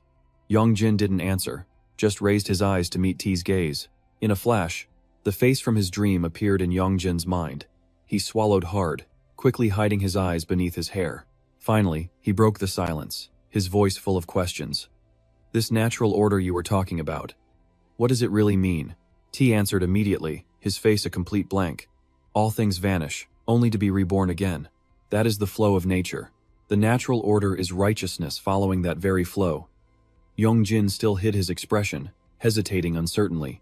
Staring at T's unchanging face, he blurted out, "You mean, you guys borrowing human bodies to live in is part of the natural order?" The quiet didn't last. Yong Jin immediately shattered it with another question. "So that means I shouldn't exist, is that the natural order?" T placed his tea down on the table before correcting him. "To be precise, we don't borrow human bodies." T's eyes shifted as he continued, "The body of a god is more like a sculpture." His next words echoed in the room, "And your body is one of them." A statement that left Yong Jin completely stunned. "What are you talking about?" he asked, his uncertainty clear. "A sculpture. You mean it was created? I don't understand any of this." That's when T posed a question of his own. "Do you know of Dangun?" Yong Jin's reply was hesitant. "Dangun? The legendary founder of our nation?" T lowered his gaze and nodded. "Correct." And then he began a story to explain everything. Long ago, Dangun shaped this land, making it a place where humans could thrive. He appeared in an ancient era. We are the earthly branch gods, sent to this world to aid humanity. We used our power to help them forge a new age in what was once a barren land. And of course, there were always witnesses, humans who saw our divine power firsthand. To keep that power forever, they built altars and prayed. 64 seasons passed, As years went by, the energy of all creation converged at those altars, until a body, almost human, was created. But eras change, and the flow of history changes with them. Finally, it appeared the very first body of a god. The people worshipped this vessel. The earthly branch gods loved humans deeply, so we entered the bodies they crafted from hope to stay on earth and help them. That body, like a human's, had a lifespan. When it fulfilled its purpose, the altars would simply create a new one. However, on a fateful day, in a forgotten year, the altars of the gods were destroyed. From that moment on, we could no longer interfere in human history. No more divine bodies were ever created. We waited for our mortal vessels to perish to return to the heavens. But when we opened our eyes, we were still on earth. T's eyes darkened. The bodies of the gods began to be born. From humans themselves. Our vessels were now formed inside human wombs. The cycle kept repeating, trapping us here forever. In the end, we had no choice but to accept this new natural order, and the humans who gave birth to these divine vessels, they called them the children who do not cry. A deep chill ran down Yong Jin's spine. His own body was one of them. His eyes went hollow, haunted by that familiar, yet alien, name. T's gaze settled on Yong Jin as he spoke slowly. And as for you, if we were to follow the true natural order, he stated the brutal, simple truth. The one who should be living in that body is Thin. Thin's emotionless face flashed in Yong Jin's mind. Yong Jin could only sit there in complete silence, crushed by the weight of T's devastating words. Accept your fate, follow the order of things, and I'll personally see your soul to its next life. The man's tone was icy, a clear threat. But if you refuse, the words landed like stones. You'll have to fight to the bitter end just to survive. The living room was eerily quiet when T finally spoke. I have a question. The question sounded simple, but its implications ran deep. Will you follow fate, or will you fight it? Yong Jin didn't answer. He just stayed silent, his expression unreadable. After a long moment, Yong Jin finally replied, Is there really a choice between life and death? T showed no emotion, simply watching the young man before him. A smug grin crept across Yong Jin's face. Of course, I choose life. His hands were clenched tightly under the table, but his voice was steady. I told you before that you would face even harsher trials and adversities. T.I. looked up, his gaze sharp. Will you be able to overcome them? Yong Jin, though anxious, answered firmly. In the past, I might have given up. Visions of his past flashed through his mind, lonely days filled with endless hardship. He'd been humiliated, bullied mercilessly. Yong Jin felt like he had already endured the worst life could throw at him. His life was already miserable enough. His solitary figure was living proof, a testament to enduring everything completely alone. Yong Jin's tone suddenly shifted as warm memories surfaced in his mind. The moment he met John, the sight of his friend's smile, the time they spent playing after school. Yong Jin spoke as if he'd had an awakening. But that's not the case anymore. He remembered looking straight into Hu's eyes. Her bright smile was etched into his very soul. He looked up, his gaze now unwavering. I want to live more than ever. Yong Jin didn't hesitate to bring up the past. He reminded T. You said you would protect me. This is entirely possible. His words seemed to startle T for a second. Then that same voice echoed in his ears. Aren't you supposed to live forever? At least until I die of old age. A sudden laugh from T shattered the tense atmosphere. It turned into a full-blown roar of laughter, startling Yong Jin. T shot him an approving glance. Well done, an excellent answer. Yong Jin. The boy sat there, stunned, as T continued. Invincible through 100 battles. He lowered his eyes, his voice taking on a dangerous edge. A weak will is easily corrupted. Yong Jin felt a shiver of anxiety at the warning. Always remember this resolve. Suddenly, a loud voice called out, Brother! It was Bok Sun and the others, appearing with cheerful faces. The little girl held out a box to him. A gift for you. She lifted the lid. Inside was a set of clothes, which the kids introduced as a divine garb. Yong Jin was skeptical. Divine garb? Bok Sun looked at him with pleading eyes. Please, try it on. A boy next to her urged him on, his own eyes sparkling. Yeah, try it. Faced with their combined enthusiasm, he couldn't bring himself to refuse. A few minutes later, Yong Jin emerged, looking magnificent in the new red and black outfit. The little angels swarmed him, showering him with praise. It suits you so well. You look so cool. T, who had been sitting quietly, finally stood up to give an order. From now on, don't use the black dragon. Use your own power for the blade. Yong Jin hesitated, speaking timidly. But that sword is so heavy. Without that power, I can't even lift it. In response, he only got a calm stare from T. The black dragon is draining your body. How do you feel after using the black dragon's power? The question immediately brought back images of his own struggles. Sometimes his arms would tremble uncontrollably. His legs, too. Every single step was a battle. His whole body would feel weak, as if he was on the verge of collapsing. At that moment, T spoke again, surprising Yong Jin. It doesn't make it easier for you to lift the blade. It's just recklessly burning through your physical stamina. He didn't seem to care, explaining it bluntly. You don't even have any muscles. How could you possibly lift such a heavy sword? That comment hit Yong Jin's pride directly, forcing him to retort. Why do you have to be so harsh? He pointed a finger at the group of little angels. What about them? Are you telling me they're all bodybuilders? T calmly answered, delivering another sharp blow to Yong Jin's heart. With divine power, one can easily lift the blade. You only have a mortal body, no divine power. That's why. Every single word he spoke was a critical hit against Yong Jin. It left him speechless. Even though he had this body, his stamina was worse than an average person's. Do you ever even exercise? After a moment, T let out a helpless sigh. He began his instruction. Focus your energy into your right hand. Yong Jin hesitated, still confused. How? But T completely skipped the basics, channeling his power with a light touch that sent a shock through him. Like this. T pointed to his hand and continued. Close your eyes and concentrate your mind. Maximize the senses of your right hand. He looked straight at Yong Jin, a true master. And then, think of the blade. Yong Jin immediately closed his eyes to try. T's voice continued to echo in his ears. This definitely won't be easy for you. He just had to keep practicing. But right as he thinks that, a sudden surge of power appears, making Yong Jin's eyes fly wide open in shock. And just like that, almost magically, Yong Jin was now wielding the massive blade with absolute ease. It takes him a moment to snap back to reality. He stares at the weapon in his hand, and amid the kids cheering, a hesitant voice calls out. Somehow, T had calmed down and was now thinking, trying to piece together what just happened. That divine suit has the ability to convert the energy of all things into divine power. Yong Jin finally gets it, stammering out just 2 words. T immediately cuts him off, getting straight to the point. The divine power he can use right now is only temporary. He glances over at Yong Jin with contempt, saying this is proof he possesses a divine body. A normal human could never handle that. But Yong Jin wasn't even listening, just cheering quietly to himself. He totally got it now. He swings the blade around like a toy, leaving T completely speechless. At this rate, he wouldn't even need his left hand. But then, a realization seems to hit Yong Jin, his eyes widening in surprise. Wait a second. His gaze drops down to his own hand. The hilt, T explains for him. When he got it from Thin, it was in the exact same state as when Thin first used it. A sudden silence falls over the space again. T's gaze still hasn't left Yong Jin this entire time. Then, out of nowhere, T asks a cryptic question. Has he ever seen what's under the cloth? Yong Jin is stunned for a second, muttering the question back. Under the cloth? T ignores him, repeating his question with more focus. He meant the hilt. Yong Jin just replies, no, why? To T's silent stare. But the small figure offers no answer to his questions. Is there something in there?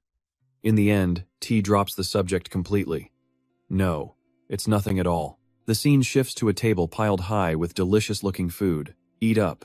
Yong Jin sits at the table, amazed by the spread. T calmly says that after they eat, he'll take him back to his front door. This makes Yong Jin a bit wary, putting him on guard.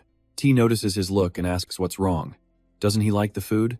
Yong Jin jolts, quickly shaking his head. No, he loves it. But then he hesitates, his eyes scanning the incredible meal on the table. It's just... His voice suddenly turns somber.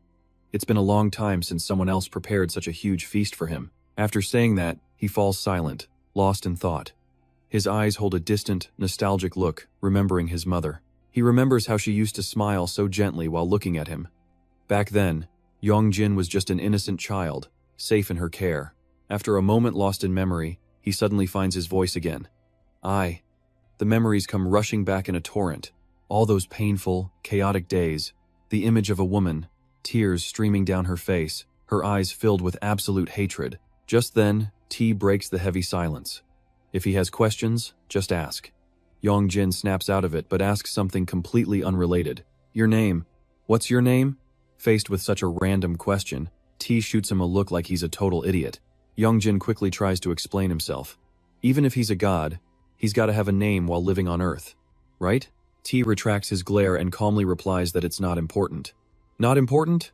Yong Jin can't believe it, speaking his mind. He can't just keep calling him kid forever, can he? T, not wanting to share, immediately shoots that down. Just call me the great supervisor. This makes Yong Jin freeze up. The what now? T looks at the boy in front of him and starts dropping some serious bombshells. He may look young, but in human years, he's much older than Yong Jin. He's been in this body for 28 years. Technically, he's probably thousands of years old. This revelation is a direct hit to Yong Jin's psyche. 28? He blurts out in shock. But how does he look like an elementary schooler? T patiently explains that it's because Yong Jin's ancestor made him lose half his divine power. Yong Jin is more stunned with every word he hears. Though born from a human, T's body functions more like a sacred altar. He lowers his eyes as if telling an old story that it took 64 seasons for it to happen, and T's final statement brings the room back to a dead silence. In other words, 16 years. A familiar blue fan suddenly appears in T's hand. With a steady voice, he says that if he had used his divine power before his body was complete, his next words were obvious. The body would be completely destroyed. He snaps the small fan shut and continues his lecture. His ability to use divine power is limited because of his small body. T looks right at Yong Jin, finishing his thought. But this body is now complete. The conversation circles back to Yong Jin's question. So, you can't grow any bigger? T answers with calm indifference. That's right. But then, Yong Jin suddenly wonders aloud what his ancestor could have possibly done. Yong Jin is completely lost, relying on his own speculation. Could it be related to the massacre of his family clan? T helplessly cuts off that train of thought with an offer. After they get the Huklong out of his body, he'll tell him. For now, just eat.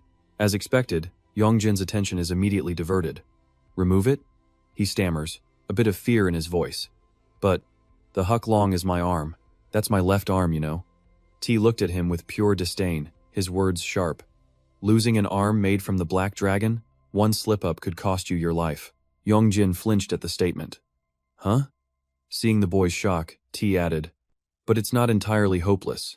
As Yong Jin's eyes lit up with hope, his guest continued. This is something you absolutely have to do. Later that afternoon, Yong Jin dragged himself back to his small home after an absolutely exhausting day. But the moment he opened his bedroom door, he jumped. Jin was lounging on his bed, completely at ease. T's words echoed in his mind. Ask Jin to go find the dragon with you.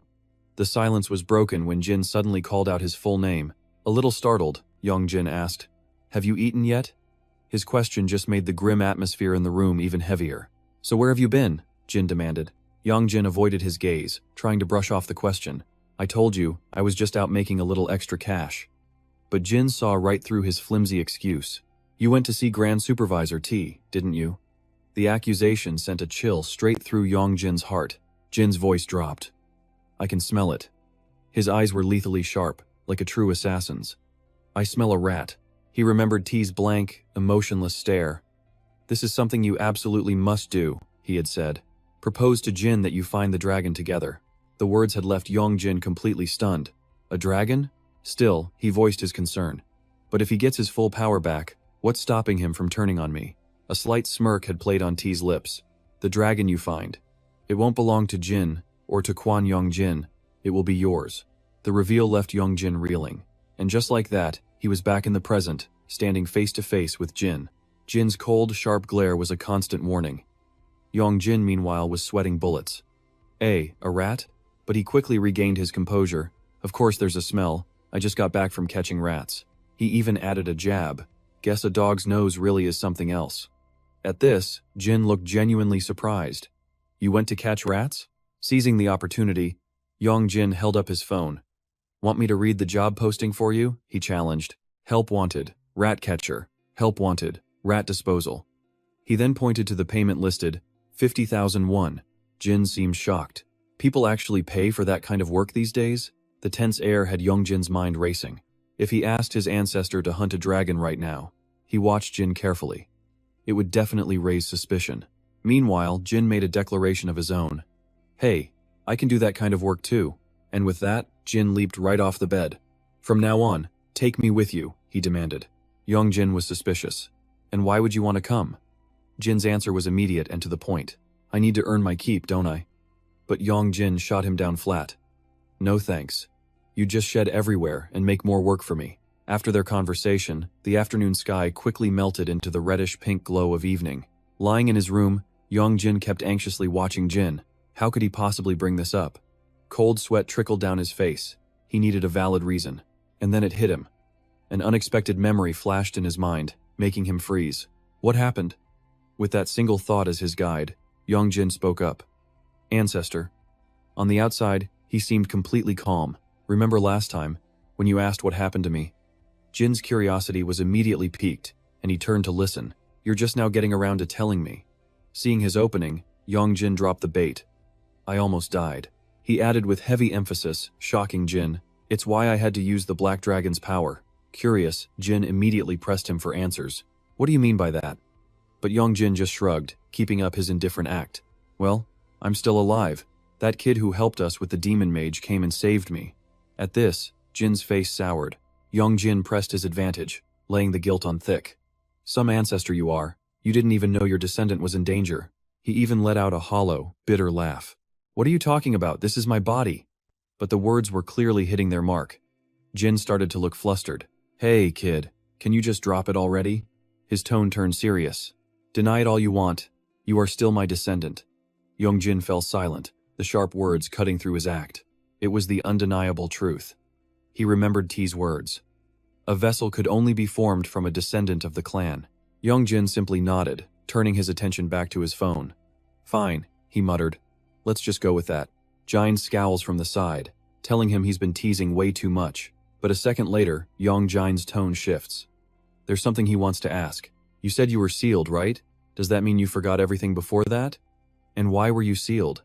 Instantly, his face darkens. But he's certain of one thing. Yong Jin gets drawn into the heavy silence, staring intently. But then Jin drops a line that's completely out of left field. He's the strongest of all the Zodiac Gods to descend. He even confidently strokes his face. They were probably just jealous, so they sealed me away. That claim just makes Yong Jin's skepticism skyrocket. This goofball supposedly massacred an entire family? He can only let out a heavy sigh. Seriously, anyone can talk a big game. Whenever trouble starts, you just stand there like a useless screen. And with that, he lets out a frustrated laugh. You're just waiting for a chance to take this body back, aren't you? Hearing that, Jin immediately fires back. I already transferred all my power to you. Besides, what can I even do in this tiny form? But Yong Jin decides to provoke him even more. That just proves you're totally weak right now. In that exact moment, Jin leans in and whispers a secret. If I can just find even one of my lost powers, he says. And that very idea startles Yong Jin. The entire situation will change. Without a second thought, Yong Jin shoots upright in bed. Jackpot, where is this power? Jin, however, just calmly continues. All right then. He nods, looking pleased with himself. We need to find a dragon, and we need to do it right now. It seems you want to cooperate too. The word cooperate makes Yong Jin freeze up.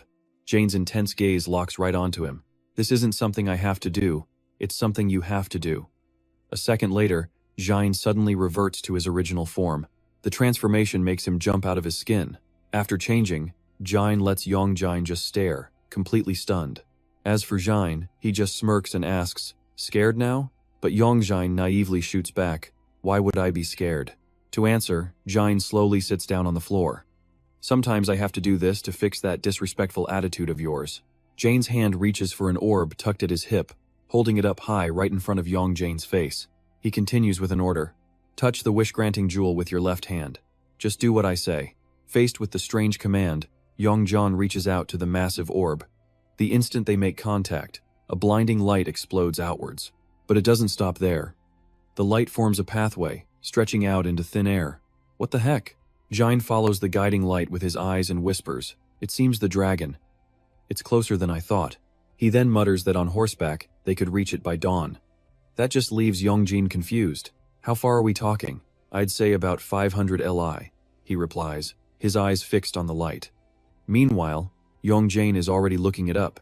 So, about 200 kilometers. That's far. Suddenly, his expression changes a look of pure shock as a memory hits him. His conversation with T flashes back in an instant. One of the dragons is supposedly at Sukri Mountain. Yong Jin remembers being confused by the name. Sukri Mountain? But T had immediately cleared things up for him. That's the place you went for training. Still skeptical, Yong Jin had pressed. You're sure it's there? But his friend had answered coldly, "I'm not positive." T then gave him more info about animal form gods, but I definitely saw a spirit god there. He had also added a crucial warning. Those beings usually only appear in sacred and secure places. T finished with total confidence. And a place like that will definitely have a guardian god. The memory ends, leaving young Jane utterly stunned. Could it really be Sukri Mountain? Jane overhears this and repeats in surprise. Sukri Mountain? Noticing his curiosity, young Jane starts to explain. That's where I went for my training. You saw it there? But young Jane shakes his head, turning back to his phone. Not exactly, but with this direction and distance. He already has the map open. It looks like the exact spot. Let's go check it out. He also adds one more thing. We don't have to travel till dawn. A bus will get us there in just 3 hours. With that decided, he flops back onto his bed. It's too late now, though. Let's go tomorrow. Jine quickly agrees. Deal. We'll set off after lunch tomorrow. Young Jane hesitates at that. Lunch? But I have school tomorrow. Jine lets out a cold scoff. You shouldn't neglect your studies. When do you get out? The answer comes back instantly. Around this time, that's when Jean starts his temptation. Can't you just ditch in the middle? Young Jean immediately gets wary. Hey, didn't you just say not to neglect my studies? Before they know it, night has turned into morning. His phone now reads 12:44.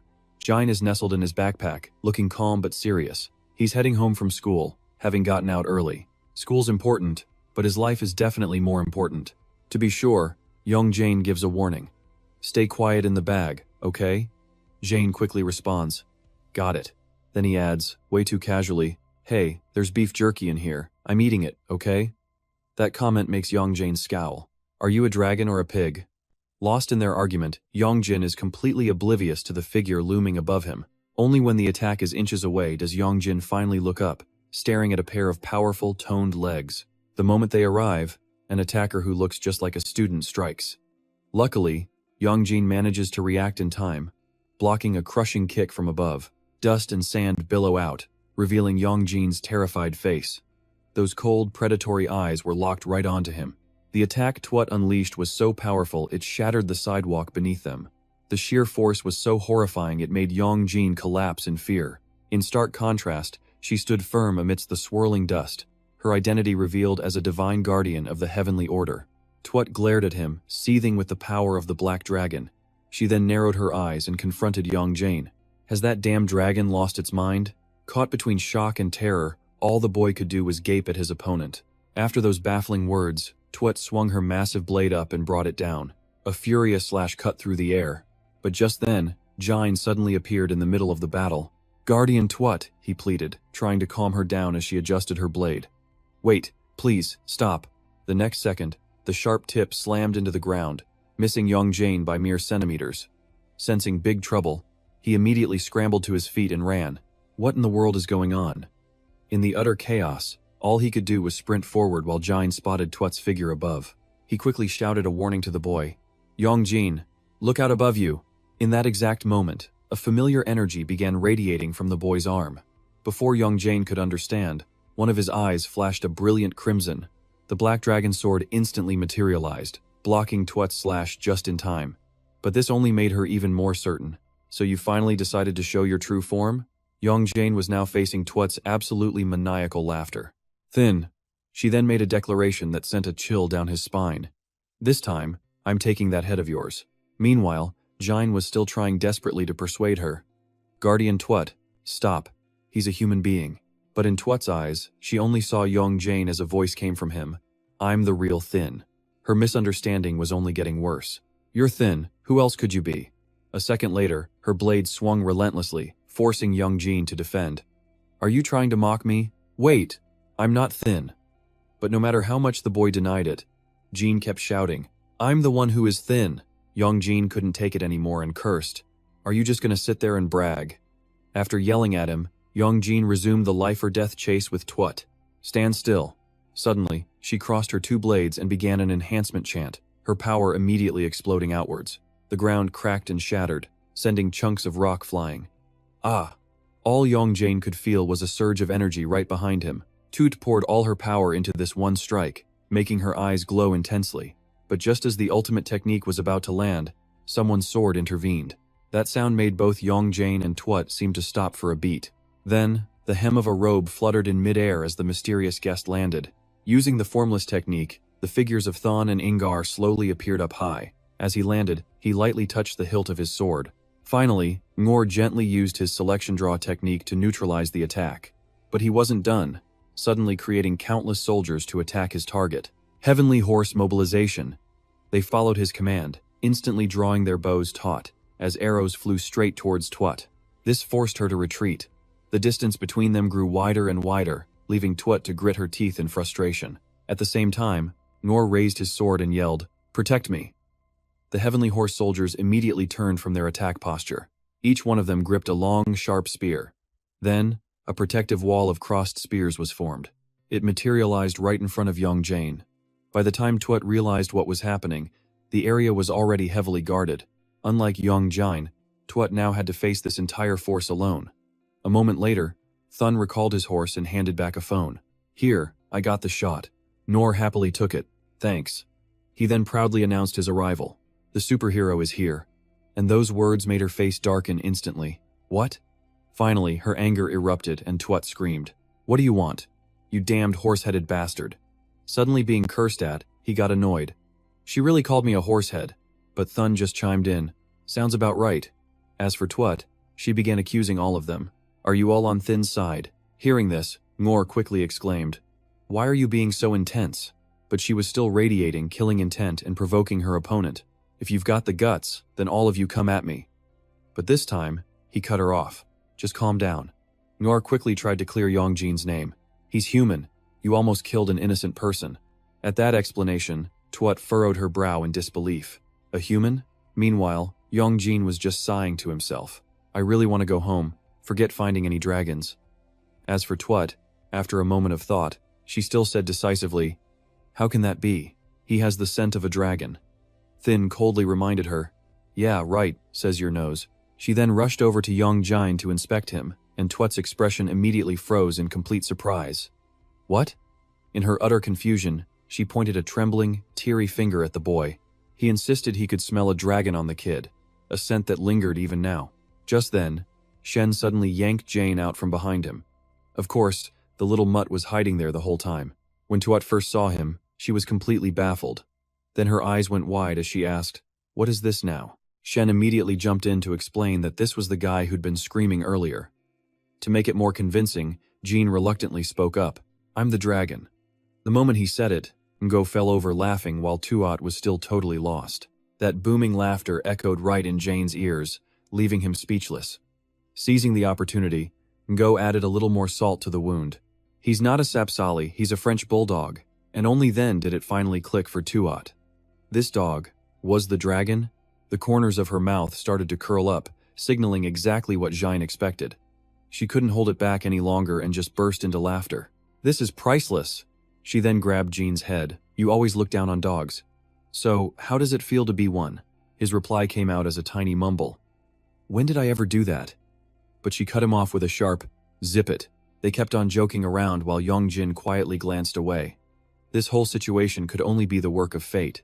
Suddenly he spoke up, reminding them, "Shouldn't Tuat be the one apologizing? You almost killed someone." That was enough to make her stop laughing. When he pressed on, asking if she was going to apologize, Tuat got flustered.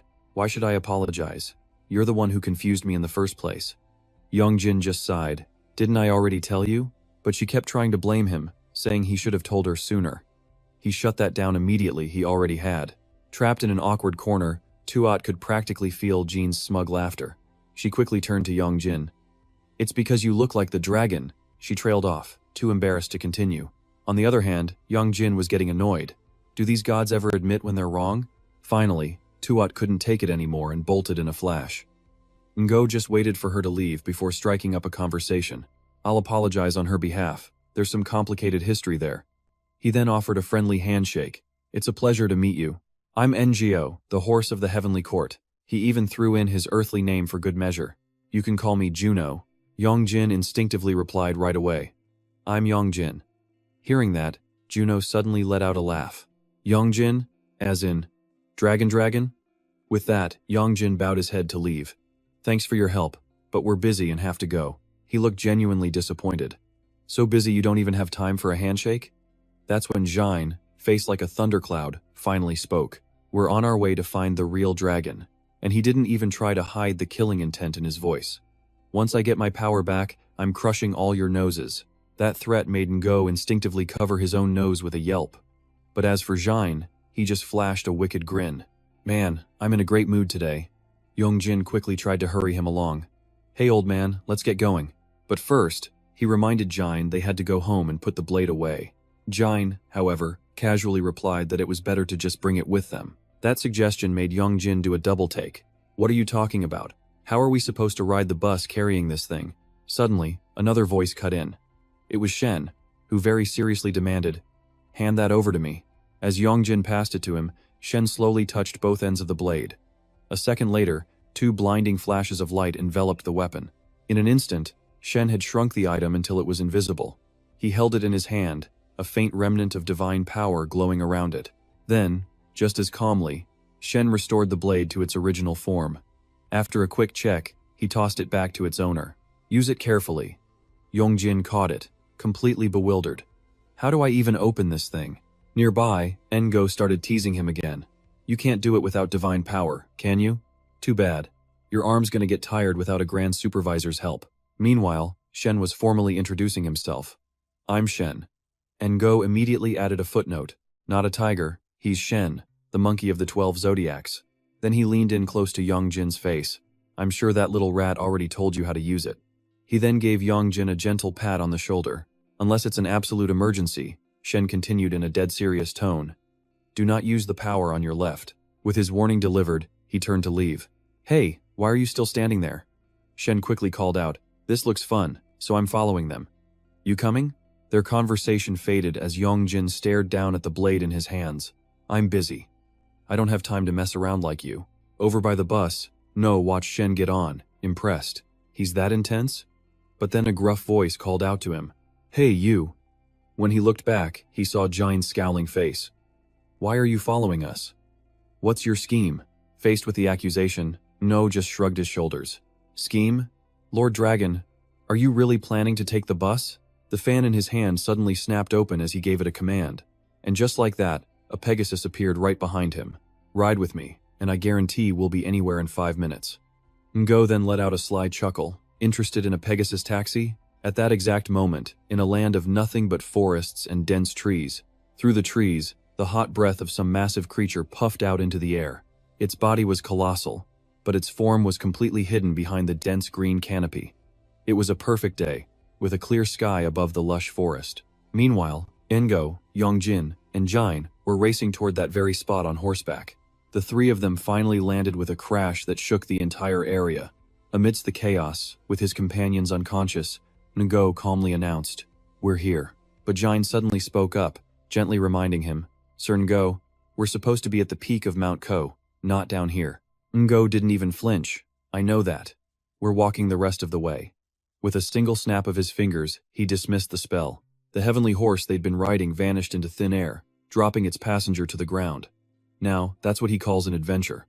Yong Jin, completely drained of enthusiasm, just sighed. The gods are busy people. Let's find this thing quickly. But Ngo just laughed it off. Speak for yourself. I've got all the time in the world. And so, their new adventure on Mount Yongjeon began. As they walked, Injo tried to strike up a conversation. Hey, Long. Then, he asked curiously, do you play any games? Yongjin quietly answered, No, pressed on. What about League? But even then, the answer was a firm and simple no. This time, Ngo was genuinely shocked by his response, and Yongjin didn't hesitate to tell him the truth. It's because I don't have a computer at home, Joe suggested. Then go to a PC Bang. An idea Yongjin immediately shot down too expensive. Ngo found this hard to believe and questioned him further. Not even mobile games? The response from the boy was just as resolute. That's right. At this point, Ngo abruptly changed the subject. Then what's the point of living? Yongjin's reply was flat. You just live. Hearing this, Ngo made a suggestion. Why don't you come live with us? We even have a gaming room. Ngo quickly added, well, it's not actually my house. It's that monkey's from before. We can just ask for a room. He then proudly told Yongjin, our mission is to protect humanity. He was so sure the boy would agree. But all he got was hesitation. No thanks. These reactions made Ngo wonder, Do you really hate me that much? But Yong Jin just coolly replied, "It's neutral." Enjo asked innocently, "What does neutral hate even mean? Can you explain?" This time, Yong Jin showed a hint of annoyance. "Stop asking. I'm about to pass out from exhaustion."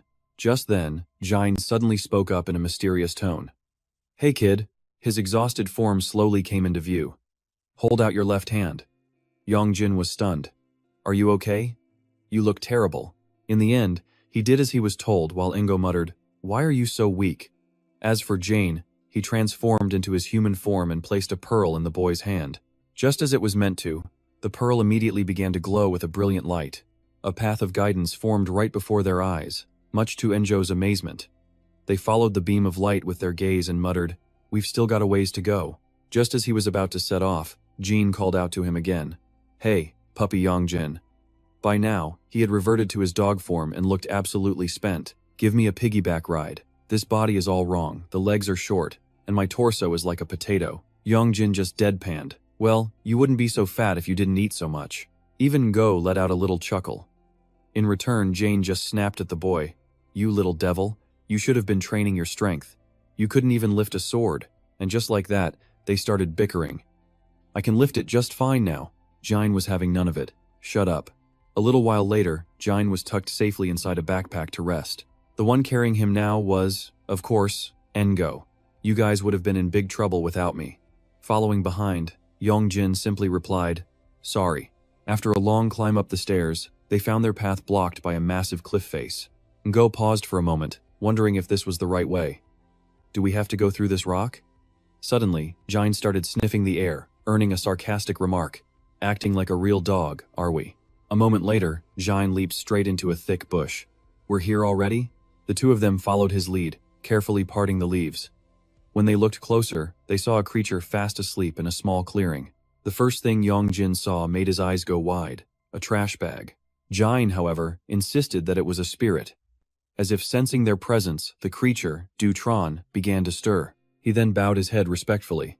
"It is an honor to meet you, great supervisors." His deep blue eyes slowly met theirs. "I am the guardian god of this mountain.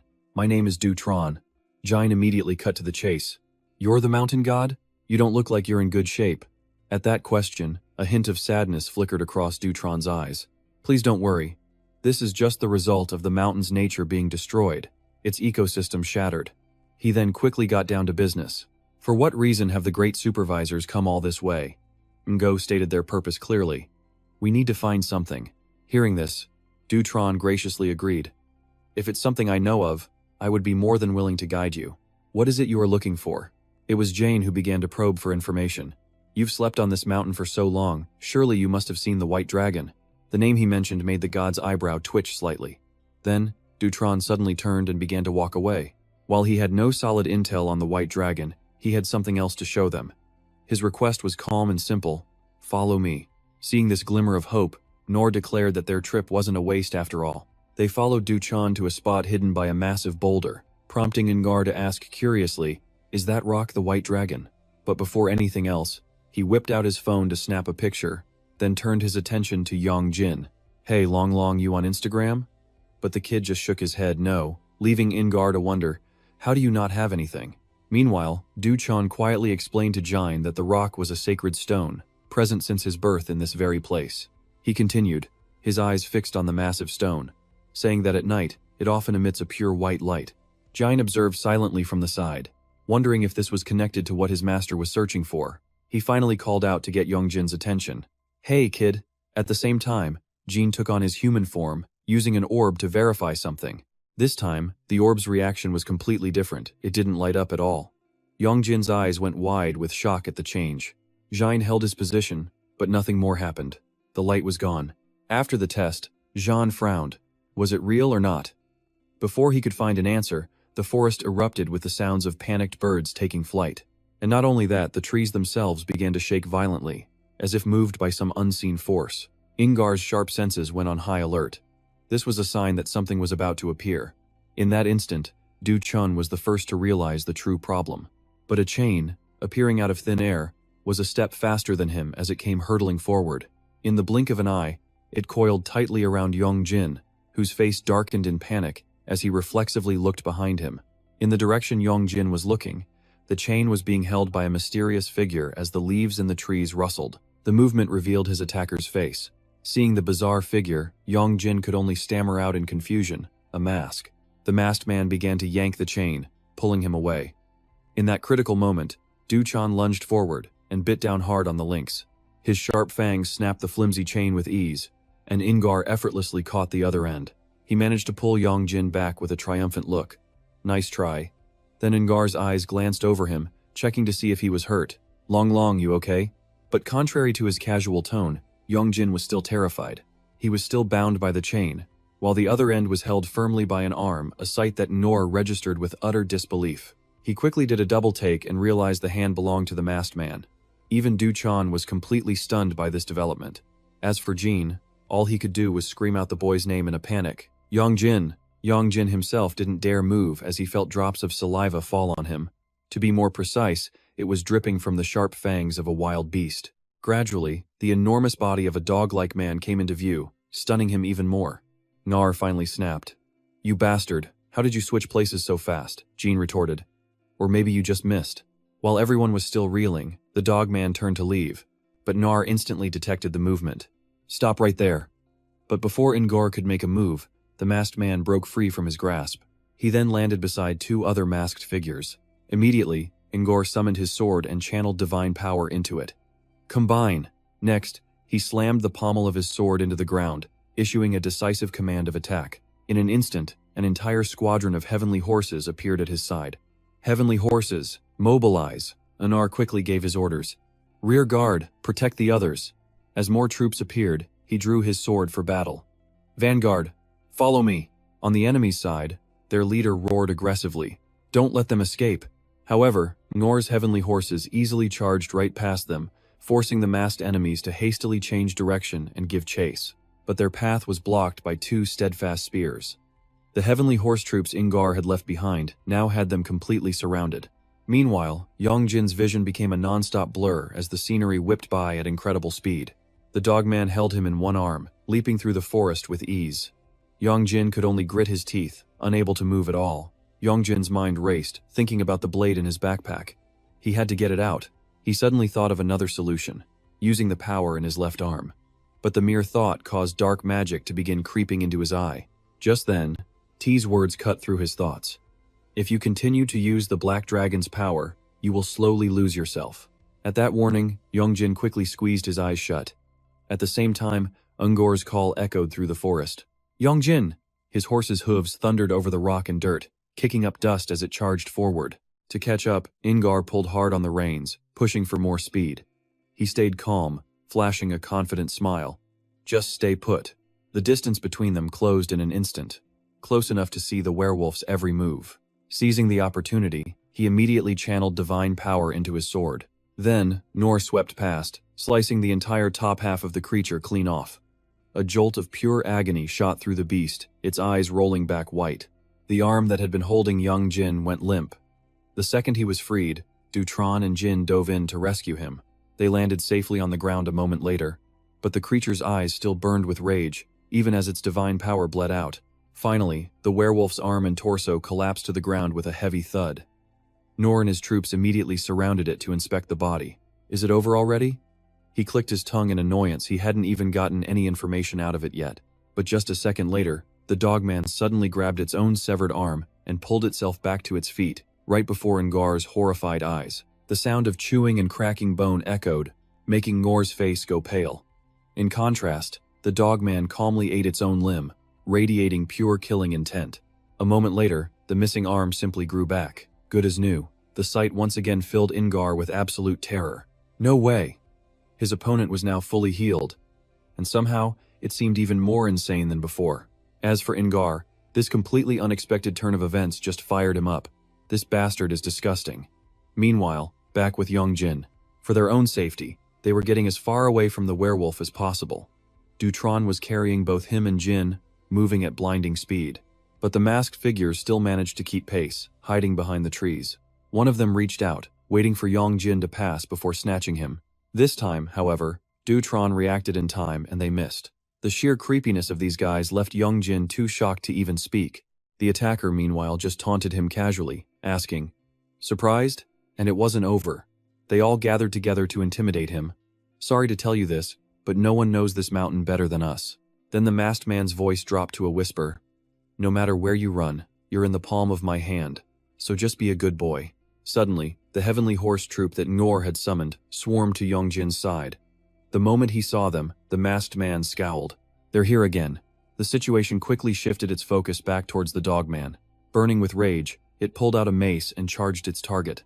The archers had been waiting for this exact moment to fire. As the werewolf closed in, countless arrows pierced its body but couldn't even slow it down. Then, that massive spiked mace came swinging down with incredible force. Facing the attack, Ngar immediately spurred his horse, leaping high into the air to dodge. But it wasn't going to be that simple. The chain on the mace was released, and in an instant, the weapon became a whip, its movements completely unpredictable. Ngar himself didn't see it coming and could only gasp in shock. Oof! A second later, he took a direct hit that rattled his entire body.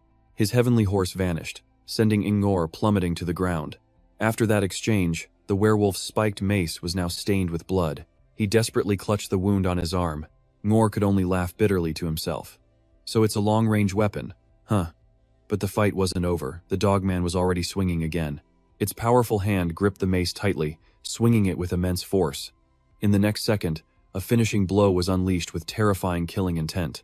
The force of the blow sent a massive tremor through the entire battlefield. Over with Yong Jin's group, the masked men noticed the change. Jin and Dutron watched in shock as the summoned troops suddenly vanished. Soon, only a few fading specks of light remained, leaving them wondering, what was that?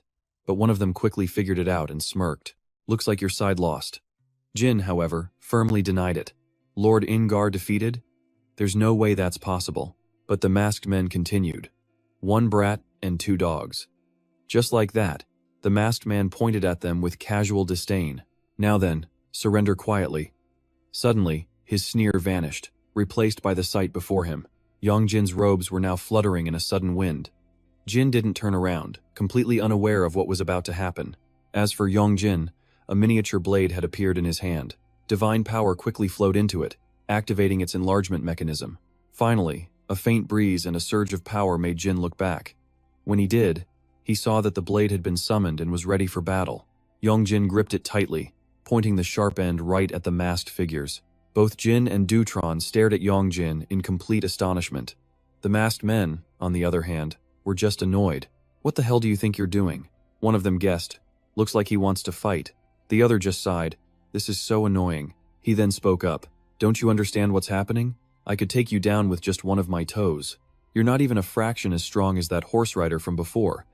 He didn't even try to hide his contempt. "I'd have more fun staring at a wall than fighting you." His companion suddenly cut in. "I think fighting him sounds more interesting." Then he threatened Yong Jin. "Stop trying to be a hero. At your level, you don't stand a chance against us." Despite their words, Yong Jin gritted his teeth and held his ground. "If you know what's good for you, you'll surrender quietly. That's your best option." He waited for them to finish their rambling, then asked simply, "Why are you trying to capture me?" But the man just shrugged casually. "Who knows? We're just following orders." Yong Jin pressed him further. "Who is your leader?" Unsurprisingly, the man just scowled in annoyance. "You don't need to know." The others suddenly started yelling. "You idiot! Why'd you say that?" Then, the masked man spoke up with a honeyed threat. "Want to know? Then come with us quietly. Otherwise, I'll eliminate your precious teammates, one by one." Nearby, Duchan watched them in silence, completely on guard, while Jin remained still, ignoring their mockery. "He's cute, all right, like a little monster." Without warning, the masked man attacked with his chain. "Just drop the blade, then we'll talk." As the chain flew in, Yong Jin instinctively parried it away. Seeing him resist only made the man more irritated. This brat is stubborn. But among all of them, only one remained silent, lost in his own thoughts. A warning echoed in his mind. If you push him to the brink, be careful. The black dragon might just appear. Back in the present, he looked at Yong Jin with pure curiosity. If this succeeded, he might actually get to see that black dragon. The situation then shifted over to Ngo and the dogman. After that earth-shattering blow, its mace was still buried deep in the ground. Its target had already dodged, creating a wide gap between them. And in that space, the dogman's wounds began to visibly heal. Ngo noticed this and could only curse inwardly. "Damn it, this is bad." He then glanced down at his own injured arm. In a situation like this, he had to end things quickly and cleanly. And so, Ngo calmly broke the silence first. "Hey, I have something to confess." He even flashed a confident smile. "Because I was trying to maintain my soldiers, I wasn't fighting at full strength." He then adjusted his stance, pulling out his sword with more resolve. "Do you know what that means?" This time, Ngo aimed the tip of his blade straight forward. "Now, I will show you my true power."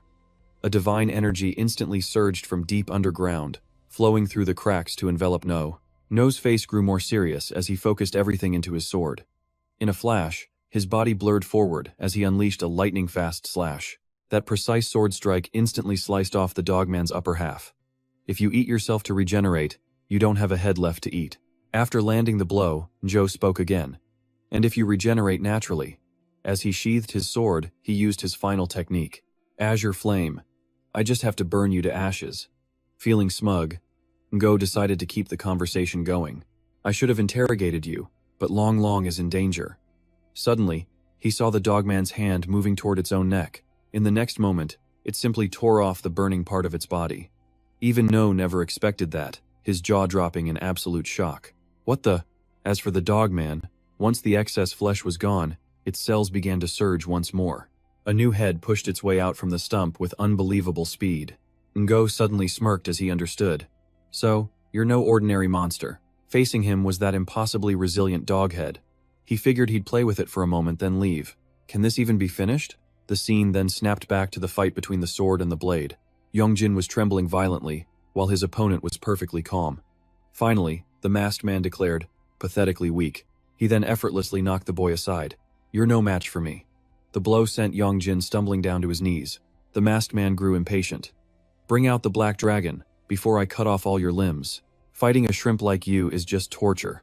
Yong Jin faced him, his expression one of complete helplessness. The others watched with amusement. "He doesn't even realize we're going easy on him. Hey, forget this black dragon stuff. Let's just tie him up and go. At this rate, the cavalry will show up." As for Jin, he was already tied up and completely bewildered. "What am I supposed to do?" His gaze never left Yong Jin's movements. Then a thought struck him. "I wonder if this dog's body can even handle it." And with that, Jane immediately called out Duchan's name, catching his attention. "You said your name is Duchan, right?" Jean, while channeling his divine power, gave an order. "While I'm using my strength, get that boy out of here." However, the boy immediately tried to stop him, pleading, "My lord, please don't do it." Duchan then gently advised him, "That body is not on the same level as you. Using your power could be dangerous. Let me try something. Please don't strain yourself." In return, Jane was completely shocked. "How do you know about that?" In response, Duchan's gaze turned grim as he looked forward. Seeing Yong Jin getting beaten so badly, he spoke slowly. "Isn't that supposed to be your rightful position, my lord?" Looking closer, he could see the sheer misery on Yong Jin's face. "Something's been bothering me this whole time." His thoughts then spilled out. To be born and exist in a position that you were never allowed to have, and now, he's down, but his hand is still locked onto his blade. Yong Jin refuses to surrender, his fingers digging into the hilt. And the masked man? He just keeps on taunting him. Sure, his physical form is superhuman, and his words are poison, stabbing right at Yong Jin's spirit. But inside, he's just a pathetic man, and his expression is absolutely terrifying. "Your power is useless," he spits. The humiliation is so intense, Yong Jin's vision starts to go black.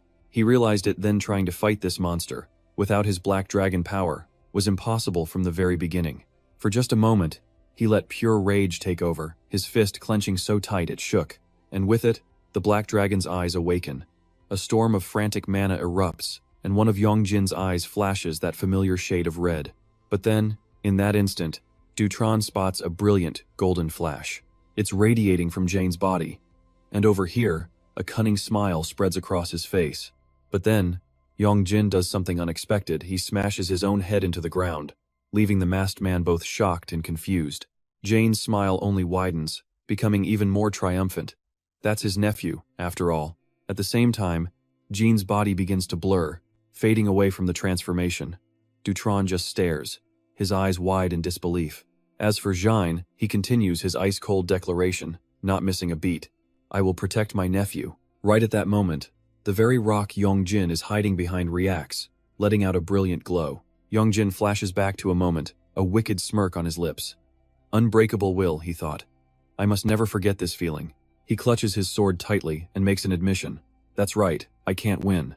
Then he aims his blade forward, his voice dripping with pure sarcasm.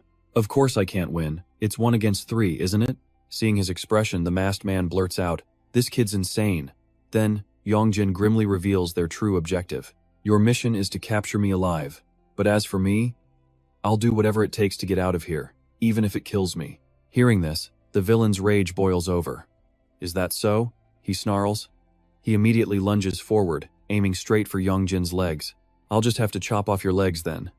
Yong Jin's eyes widen as he grits his teeth, bracing for the strike. He closes in on Yong Jin, his razor-sharp sword raised high, but his blade shatters against an unseen wall protecting Yong Jin. The masked man can only stare in disbelief. Yong Jin himself is just as shocked to see the barrier surrounding him. A bead of sweat rolls down his face as he tries to process it. A single foot steps out from the thick dust and smoke. Then, Jin's signature hair and pierced ear come into view. The masked man is already unconscious, slammed hard against a wall. His teammates are in no better shape, collapsed on the ground. The silhouette of a dragon swirls around a powerful source of white magic. Jin calmly places a hand on his sword, standing in the center of the spiritual power. A remaining masked man thinks he has him cornered, but he has a sinking feeling about how this ends. We've run into a real monster. A chain flies in, and he quickly wraps it around his fallen comrade. He and another masked man start dragging their ally away, but one of them can't tear his eyes away from Jin. Reflected in his eyes is Jin's calm, imposing figure. He's still shrouded in Yong Jin's powerful, spiritual energy, radiating pure dominance. Jin shoots a piercing glare toward the masked man, then slams his sword point first into the ground. He bends over, panting heavily. So exhausting. Then he looks up at the dogman and yells, I am so over this game. The creature closes its eyes, a look of pure bliss on its face. Jin frowns, a realization dawning on him about this thing's preferences. He just keeps smiling, and it's really getting on Jin's nerves. It's like the more he slashes him, the more he enjoys it. He lifts his sword, a thought forming. Still, this exchange helped me figure something out, and if my guess is correct. He carefully scans every inch of the dogman's body. There has to be a fatal weakness. His expression darkens as he thinks it through. If his regeneration was limitless, he wouldn't even need to block. He grew suspicious of the dogman's actions. It was desperately using its own arms and legs to parry his attacks. Jin readies his sword. Only one way to find out. With that, he lunges at the dogman, his flame sword blazing. He aims straight for its arm, his blade slicing deep. Jin's face relaxes, his guess was right on the money. Just as he predicted, the dogman furiously swings its other arm, punching the spot where he just stood. Jin easily dodges back, landing gracefully. Then he charges again, sword pointed forward, and yells, It's your belly button, isn't it? He attacks relentlessly, a wild look in his eyes. Let's just punch right through it. Suddenly, Meiju appears on his shoulder. With an enchanting voice, she says, Stop. Jin freezes, his eyes darting back in shock. Meiju peeked out with a mischievous smile. Enraged, Ngo swung his sword right at her, but she dodged, landing on the ground light as a feather. She wrapped her arms around her beastly companion's neck, cooing, Sweetie. With one hand on her hip, she stroked its head, chiding, I said to capture him, not get into a fight. Enjo just raised an eyebrow, completely baffled by her unpredictable behavior. Let's go, she said. It's getting late. Meiju seductively placed 2 fingers on her lips. Then, from the arms of her subordinate, she blew a kiss directly toward Ngo. Goodbye for now. We'll meet again soon. He stared blankly at the spot where Meiju had vanished, leaving only a puff of red smoke behind. Tron's ears perked up, listening intently. His body had clearly transformed. Yong Jin watched in amazement, realizing he could actually shrink himself down. The sun was slowly beginning to set. Yong Jin finally spoke. Start talking. Yong Jin was completely lost, demanding, Why did you follow us back here? Tron was blunt, admitting his true feelings. Because you've started to interest me. Are you surprised? Yong Jin crouched down to his level. Don't you need to protect the mountain anymore? Tron simply replied, The white dragon is protecting the mountain now, so I'm not needed there. Yong Jin frowned, full of suspicion. Weren't you born and raised there? Tron explained this wasn't a rash decision. It's the natural order of things at some point. You have to leave the nest. I believe now is the right time, Tron said, hesitating for a moment. Besides, his eyes darted between the 2 brothers. I'm curious about the relationship between you and this boy. Yong Jin tried to find a way to refuse. Sorry, but as you can see, our house already has one furry monster, but Tron just shrugged it off. Don't worry. Just then, his stomach let out a loud growl. I won't be a bother. I'll just stay on the mountain behind your house. With that, Yong Jin got up to find some food. What do wolves even eat? Probably the same as dogs, right? Tron looked embarrassed but accepted the offer. My apologies. I haven't eaten since yesterday. Yong Jin opened a cabinet, looking for cans. Yong Jin grumbled, aren't we poor enough without you feeding him too? Yong Jin tried to lay down the law. Hey, mountain spirit, you're on your own when it comes to food. Tron just bowed his head in obedience. I understand, he mumbled. Yong Jin whipped around to yell at his brother. Why are you so cruel? You use him for help, then kick him out? Yong Jin ignored him and kept searching. Hang on, can you eat beef jerky? Yong Jin immediately jumped in to stop him. Hey, wait a second. He stood there inspecting everything for the longest time. Not this one either. Yong Jin was completely stumped when Tron suddenly called out to him. He looked at Yong Jin with a curious expression. What is your name? The boy simply replied, Yong Jin. Tron didn't want to make things difficult. Yong Jin, I'll eat whatever you eat. But the boy explained, animals aren't supposed to eat human food. Then, Tron suddenly leaped into a backflip. A blue aura flared around him, and in a flash, he transformed into his human form. He looked up nonchalantly and asked, how about now? After a moment's thought, Yong Jin made a decision. Fine, I will grant you this. Yong Jin hesitated, then suggested, in that case, how about some instant noodles? Yong Jin was floored. Instant noodles? Isn't that a bit too luxurious? Yong Jin said miserably. How are instant noodles a luxury? A moment later, a steaming bowl of ramen with egg was on the table. Yong Jin sat nearby, practically drooling. That broth is made from real meat. It has to be amazing. Tron took his first sip. It was like he'd tasted paradise. He happily devoured his meal. This is absolutely heavenly. Yong Jin was relieved. I'm glad you like it. Just as he was about to take his first real bite, a flash of light appeared beside him. Yong Jin had also transformed, making an arrogant demand. Make me a bowl too. Yong Jin grumbled under his breath. This house is already way too crowded. While the two of them argued, Tron quietly ate his noodles. Yong Jin warned his brother, eating in that form still affects your dog body. Did you forget last time? Are you going to take responsibility? His brother replied casually. For the toilet? Later that night, Yong Jin tried to kick Tron out. Mountain spirit, it's time for you to go. Tron immediately complied. Yes, I'm leaving. But then, Yong Jin tossed him a blanket and pillow. It's late. Just sleep here tonight. Yong Jin was annoyed by the new competition. The house is already cramped, and you're inviting him to stay? Yong Jin ignored Yong Jin's complaints. So which is your true form, the dog or the human? Tron answered without any hesitation. Both of them are my true form. Yong Jin gave him a gentle, caring smile. In that case, I assume you know how to bathe yourself? Tron confirmed. Of course. Yong Jin's expression immediately turned cold. Then go take a bath, he demanded. You absolutely reek of dog, he stated it bluntly. I almost threw up while we were eating. Tron apologized, looking mortified, while Yong Jin quickly started checking his own smell. The sound of a shower started running in the bathroom. Yong Jin and Yong Jin rested in opposite corners, but Yong Jin suddenly felt a pang of anxiety. Yong Jin truly didn't know what to do. How was he supposed to absorb the dragon into his own body? It was already inside his ancestor. The old memories came flooding back. I'm going to get it? What do you mean? He couldn't believe his own ears back then. You want me to keep 2 dragons in my body? The voice from his memory glanced at him. Use the dragon you acquire to create your left arm. Then, we eliminate the black dragon. That is the plan. The voice had been so certain that any other dragon would be a safer option. Safer than the destructive and terrifying power of the black dragon. And now, in the present, Yong Jin found himself lost in thought about the white dragon. He figured the white dragon was way safer than the black dragon and boldly made a request. Great ancestor, trade dragons with me. Jin was totally lost. Yong Jin shot upright, pleading with total seriousness. White dragon, you heard him, right? Please, become my left arm. But the dragon shot him down instantly. I refuse. Yong Jin was speechless. The creature just oozed pure arrogance. I am the power of the dragon god Thien. I cannot exist alongside a human with such inferior power and will. Jin was at a loss for words. But Thien spoke up. You know, I find this interesting. A cruel observation, out of nowhere, trapping the black dragon in a weak human body. Now that's not a bad idea. Yong Jin's face drained of all color. What? Panicked, he couldn't grasp the situation. I'm asking for your help. The white dragon's reply was cold. I can do nothing for you. It did offer one piece of friendly advice. If the black dragon acts up, I can give him a little slap for you. So pay attention, and don't let him cause trouble. Yong Jin was in shock, his brain just completely shut down. Jin's voice suddenly snapped him out of it. Did Grand Guardian T tell you to do that? Seeing Yong Jin still dazed, he clarified.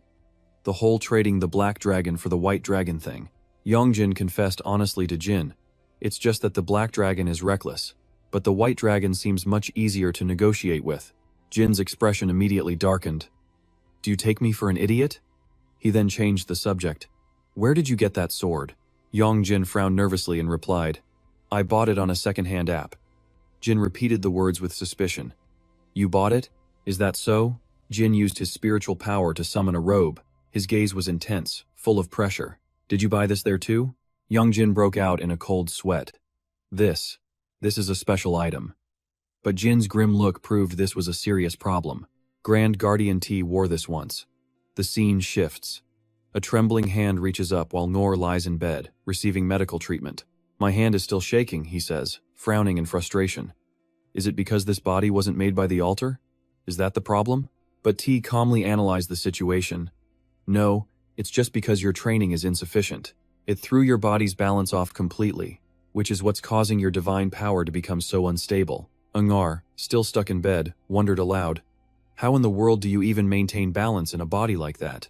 A faint aura surrounded T as he gave a simple answer. Habit. Ungar was completely blown away by that response. My goodness, how can you live like that? But then Ungar immediately started shifting the blame, looking for an excuse. Okay, I know this might sound like a weak excuse, but it's really all Grand Guardian Twat's fault. He got more and more worked up. I had to waste so much energy stopping her from the very beginning. Suddenly, a foot appeared, scaring him silent. Because of that, my divine energy was totally drained. That's why I was at a disadvantage against that guy. Anything else? Thun looked down on them all with pure contempt. Hey, you useless brat. Look at you, beaten to a complete pulp. Ngor struggled to sit up, his pride wounded. I already told you, my level is different from yours. Thun just walked right past him. Just stay put for now. What a rookie. Thun then turned to T. By the way, I heard Grand Guardian Thien absorbed a dragon. Does that mean it'll be easier for him to maintain his physical form from now on? T's expression turned cold as he considered it. This is about to get really bad, he said. Thun just shrugged it off. He only absorbed one dragon. It's not a big deal, but T knew better. Yong Jin is the embodiment of the power of protection and restraint. That power can't be reborn, which means Thin's physical form will not be free, he stated with absolute certainty. Even if that power returns to Thin, it doesn't mean everything is lost. T calmly closed the thick book in his hands, because this has always been a part of my plan for a peaceful resolution. Then, a cute voice called out, Brother! A smiling boy ran up to them with news. The gate is open now. T clasped his hands and led the way. Time to talk to everyone. Ungar stretched his arms and legs, feeling refreshed. Wow, this acolyte hospital is the real deal. These healers are top-notch. Thun tried to act unimpressed. So, did you actually manage to kill the guy or not? Nor grabbed his shirt as he explained, No. Just as I was about to land the final blow, his reinforcements arrived. So he got away. What a shame, Thun mocked with a smirk. You're really only good at making excuses. Ngor deliberately baited him. Do you know who it was that came to rescue him? Thun, uninterested, just asked, Who? He then dropped a name he knew would get a reaction. It was Mir Q. And just like that, Thun shot a death glare right at Ngar. T moved through the gate, his spiritual energy flowing around him. As it spread, his expression grew serious. He spoke up. Everyone. T greeted them all politely. It's been a while. So many familiar faces. Grand Guardian Suyu the ox. Nearby, Grand Guardian Mao, the rabbit, sat perched in a corner, and Grand Guardian Mui, the goat, offering his usual gentle smile. The Zodiac Guardians were here. Grandmaster Pig welcomes the Grandmasters. First up, Dragon. Then Rat, who gets a warm welcome from Cat. It's been a while. Rat eyes the strange object before him with confusion. What is this? Pig, however, excitedly presents his grand idea. He suggests that after the meeting, since they're all gathered anyway, why not have a friendly game of Yosnori together? Cat is immediately on board. I'd love that. But Monkey scans the room, noticing someone is missing. Where's Sarah? Rooster's eyes widen. Sarah? You mean Grandmaster Snake?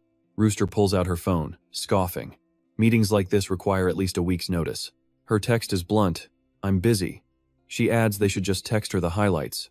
Meanwhile, Horse quickly finds a place to sit down. Someone mutters, "Is that old hag still telling fortunes?" Rat decides to let it go. It's fine, he'll just fill her in on the details later. But then he realizes someone else is missing. Grandmaster Tiger isn't here either? Cat innocently turns to ask Dog, who is sitting nearby. Grandmaster Dog, didn't you arrive with Grandmaster Tiger? She instantly bristles, getting defensive. Absolutely not. Why are you asking me about that old geezer? Cat shrinks back, wondering why she's so angry. Sheep, ever impatient, cuts in. Enough. Let's just get to the main point. He complains that he had to take his precious time just to come all the way out here. Hearing this, Horse can't resist a sarcastic jab. You literally used a portal to get here in a second, but you're acting like it was some kind of epic journey. Monkey cheerfully lands another blow, and he's the one with the most free time out of all of us. Finally, Rat cuts through the noise. He starts by revealing a strange drawing. Has anyone here ever seen this before? Immediately, Sheep's brow furrows in thought. What is that? Cat tilts his head in total confusion, but Pig speaks up, suddenly looking like he has a clue. This.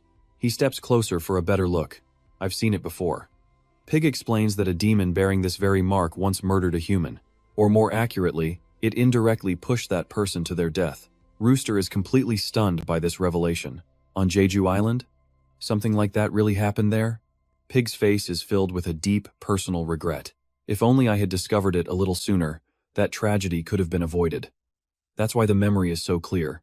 Rat presses. When exactly did this happen? Pig strokes his chin, thinking hard. It was shortly after this body awakened.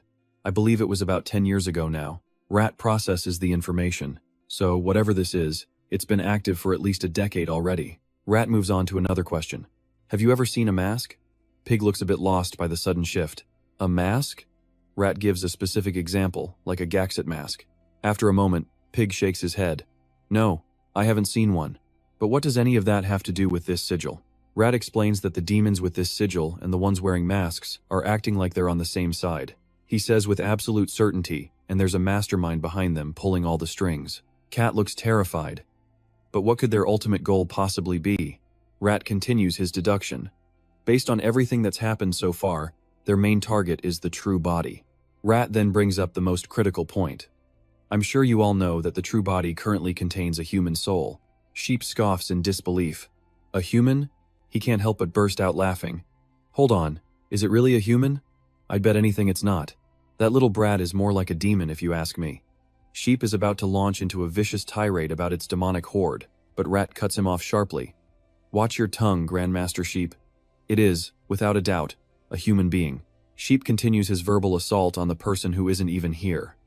How can a brat carrying the black dragon possibly be called a human? Rat then makes a stunning declaration. I will remove it from that human child's body. His expression is dead serious. I'm talking about the black dragon, he clarifies, looking Sheep dead in the eye. And to do that, I'm going to need your power. Sheep just smirks, his eyes glinting with malice. Then you should just do it yourself. All you have to do is copy me. Rat says nothing, but his gaze says it all. Sheep's brow furrows, his annoyance clear. Pig tries to de-escalate. Hey, how about we stop fighting and just play that game of Yosnori? Sheep's face darkens as he mutters under his breath. This is seriously getting on my nerves. He clenches his fists, fighting for control. Besides, it's not even that human child's body. Sheep just can't understand the logic. That body originally belonged to Grandmaster Dragon. Shouldn't we just respect the natural order of things here? He's clearly taking an extreme stance. Besides, I heard Grandmaster Dragon lost all his memories. So that means he's the same dragon we've always known. Sheep continues his relentless rant. From the very beginning, the only one at fault has been the black dragon, not Dragon himself. Monkey suddenly jumps into the fray with a devastating question. Hey Mutt, have you secretly been in love with Grandmaster Dragon this whole time? He can't take it anymore. If not, then shut up with all this nonsense. Horse enthusiastically agrees. Actually, that makes a lot of sense. Rooster bursts out laughing, slamming her hand on the table. But Cat frowns, refusing to accept Sheep's argument. So you're saying we should just forgive Dragon? The one who mercilessly slaughtered thousands upon thousands of humans? He asks, gritting his teeth. One of them tried to argue that the black dragon was the real killer. But Hoi spoke up, questioning that logic as he calmly analyzed the problem. The creature was originally part of Than's power, after all. So how could anyone be sure the black dragon's actions weren't influenced by Than's own will? Hoi's words cut deep, because Than himself had already been thinking about wiping out humanity. He didn't care one bit about Mui's feelings, which is why the black dragon acted the way it did, then suddenly voiced an insane idea while the target was still trapped in a dog's body. Why not just finish him off and be done with it? But if they did that, the black dragon would perish too. Someone pointed out the flaw, asking if he really thought it would be that easy. The beast would definitely go on an absolute rampage. A girl quietly changed the subject, asking about that boy. Mao voiced her own question, saying she was extremely curious about the child born from Than's body. No matter how you looked at it, the boy was perfectly fine despite holding the black dragon's immense power. Another member let out a bitter remark. That's right. The whole situation made absolutely no sense. If he were just a normal human, the black dragon would have devoured him long ago. So how was he still unharmed? Mui, however, was too stubborn to listen. He insisted the boy was a demon. He then offered to help by exorcising the kid himself, certain that the boy was the true mastermind behind everything. Ti could no longer stay silent. His face darkened with fury as he warned Mui. If you're not going to cooperate, then please just leave.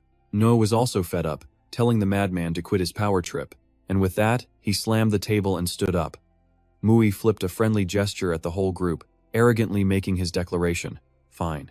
Whether it's killing the black dragon or finding the mastermind, you guys can do it yourselves. I'm out. Open the gate and let me go home.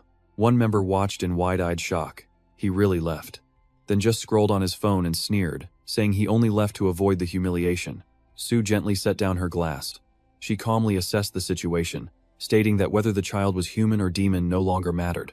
Sue summarized the discussion, saying that since Grandmaster T had already vouched for the boy being human, then there was absolutely no reason for them to dispute his judgment on the matter. Everyone fell silent, listening to her analysis. The real question now was, who was the one that removed Than's seal, then couldn't have broken the seal on his own, so someone from the outside must have interfered. No one disagreed. The culprit had to be an entity with power comparable to their own to shatter such a powerful seal. It was highly likely this person was connected to the mastermind. They also couldn't rule out that he'd already contacted Than. Sue arrived at a simple conclusion because the one who craved Than's body the most was none other than Than himself. And so, with a gentle smile on her face, she made a truly savage proposal. Why not just capture Grandmaster then, bring him here, and torture him with the jury punishment until he finally confessed? What did they think? They could just use Grandmaster Mao's power if needed. Dao, sitting nearby, couldn't help but comment. So her entire speech was just an excuse to use the jury punishment on Than, then decided to chime in. He let out a calculating smirk. It sounded interesting, sure, but why bother? And then, Than dropped an absolute bombshell, because the mastermind pulling the strings is the heavenly stem. The scene cuts to Yong Jin receiving a message from T. Be in front of your house tomorrow at 6 p.m. Yong Jin's eyes widened, staring at the text. He couldn't look away from the messages. Be there at 6 tomorrow. Let's have dinner together. Yong Jin happily typed out a reply. He quickly accepted the invitation. Yes, Grand Master. Back at the meeting, then stated with total confidence that the mastermind was the heavenly stem. T's face grew dark, his expression unreadable. Mao was completely lost. Huh? Tuat also couldn't process it. What? Then grinned and pointed over it and go. The group that fought this guy were lackeys of the Heavenly Court. The room erupted once more. The Heavenly Court? No immediately confirmed it, saying he was suspicious the whole time since he'd never seen the guy before. No recounted that day's battle, explaining it seemed his opponent had something forced into his mouth by a fox. Because of it, even after being beheaded, he wouldn't die. He could confirm that the man was one of those who used the Heavenly Court's fox beads. He added more information. The masked figures they had just discussed were the same. Ngo nearly forgot to mention a key player. Oh, and Miku showed up as well. Dao's eyes went wide with shock. Miku? That was a name she hadn't heard in a very long time. T.I. turned to question Grandmaster No. His displeasure was obvious. When I asked you before, you said you had no useful information. He nonchalantly explained himself. He just felt like saving it. Was there a problem with him revealing it now? T let out a frustrated sigh of resignation. Hoi tried to lighten the mood, suggesting they play Ute Nori to blow off some steam.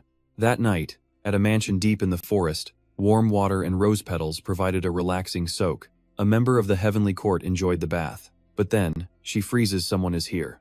A calm voice cuts through the steam. My underlings were more than enough for a job like that. He probes Tianding with a dark tone. Are you really sure that was enough? Or are you planning to handle this yourself? He presses. Ah, but I suppose you can't be bothered with such trivial matters. How dare you come here in the middle of the night? She scoffs. Or did you come hoping to get an eyeful while I bathe? He clicks his tongue, playing innocent. I've been respectfully facing the wall this entire time. Tianding demands he get straight to the point. The masked man chooses his words carefully. Could you perhaps stop sending your worthless grunts on these missions? He bluntly lists their failures. They failed to draw out the Black Dragon, and what's more, they couldn't even stop Yong Jin. Why is everyone out there so incompetent? She wonders aloud, still enjoying the warm water. You're making a scene over nothing, she says dismissively. The masked man can't believe it. Over nothing, you say? He raises his voice with biting sarcasm. You seem remarkably calm about all this. Tianding casually plays with a rose petal. Are you mocking me? Her voice drops, and the air around them chills. You dare. The celestial nine-tailed fox, Tianding, fixes him with a threatening glare. Do you have a problem with me? Yet the masked man doesn't even flinch. Yes, what a shame. It seems I do dare. What's so special about a nine-tailed fox anyway? He continues, feigning total innocence. Oh, my apologies. My tongue slipped. She gently blows on the rose petal, and the masked man instantly crumples as if his strength has been drained. Tianding rises from the tub. She slowly closes the distance between them. The air, thick with steam and her divine aura, presses down as she gently pulls him toward her. Tianding forces his head up, making him meet her gaze. Nothing special. Was that it? A chilling, manic smile spreads across her face. Shall I demonstrate for you? She reaches for his mask, but he suddenly breaks free, seizing her hand. The masked man's grip tightens on Tianding's delicate wrist. She winces in pain, her entire arm trembling from the force. Ah! He straightens up, defiantly making a request. Yes, please. Since you've already offered, I suppose I'll take you up on that. In the blink of an eye, the masked man vanishes. A singed mark remains on Tianding's hand where he grabbed her, and she rubs the wound, muttering, Is that freak a eunuch or something? Tianding's eyes narrow as she begins plotting her next move. The next morning is a beautiful, peaceful day at Sambo High School. John excitedly grips a sword in his hand. Let's start now. Yong Jin has his hands buried in his pockets, completely uninterested. Start what? John asks, bursting with enthusiasm. What do you mean? Didn't we promise to practice swordsmanship together? Yong Jin immediately tries to back out of it. But no. John gives Yong Jin zero chance to protest. Stop dragging your feet. He adjusts his glasses, readying his stance. First, I'll show you how it's done. John focuses, gripping the hilt with both hands before unleashing a powerful, arcing swing through the air. Yong Jin is startled, his face a mask of shock. John coolly brings the sword to a rest. So, what do you think? Yong Jin's jaw drops. That was actually awesome, but his heart feels heavy, tormented by regrets of the past. He had asked himself the same question countless times. If the one fighting those masked figures hadn't been him, but John instead, would things have turned out differently? John's voice snaps him back to reality. All right, show me your usual fighting stance. Yong Jin, pulled from his thoughts, is completely bewildered. You want to see what? I have to check your basic skills, John explains, so I can figure out a training regimen for you. He's clearly eager to play teacher. Or you can just try to copy what I did. Yong Jin instinctively takes a step back. But, he couldn't bring himself to refuse John. In truth, he watched Yong Jin awkwardly take the sword. He had to be prepared for a day just like this, one he knew might come without warning. But the secret was, John wasn't a master swordsman at all. Instead of practicing with proper form, he just copied cool-looking moves he'd seen on TV. He swallows nervously, trying to hide his expression, hoping Yong Jin was actually falling for the act. Seeing Yong Jin get into position, John smirks to himself. He totally fell for it.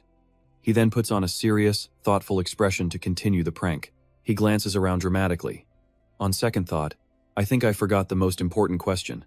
Yong Jin is completely baffled. What's with this weird act? John promptly sits down cross-legged in the middle of the path. Now, tell me, which power will you use from the following? Fire, water, earth, or wood? Yong Jin can't keep up anymore. What nonsense are you spouting now? John raises his voice again. Nonsense? This is the most critical part.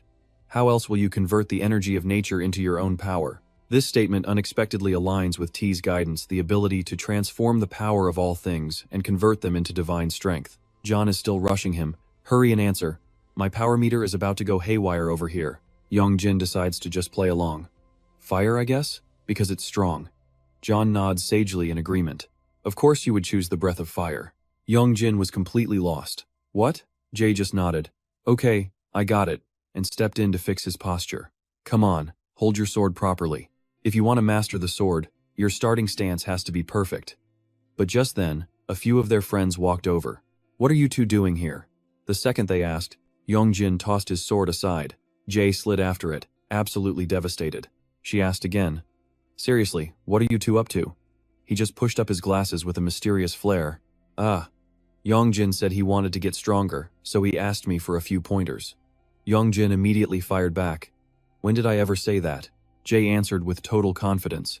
Because I heard the desperate screams of your heart, of course. Then he got all excited about it. How about some extra training at the stadium after school? But Yong Jin shut him down. Not today. I've already got plans.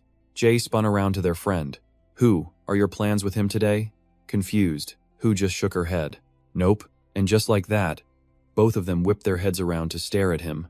Yong Jin was baffled. Is it really that surprising that I have plans? That afternoon, as school let out, every student passing by had to stop and stare.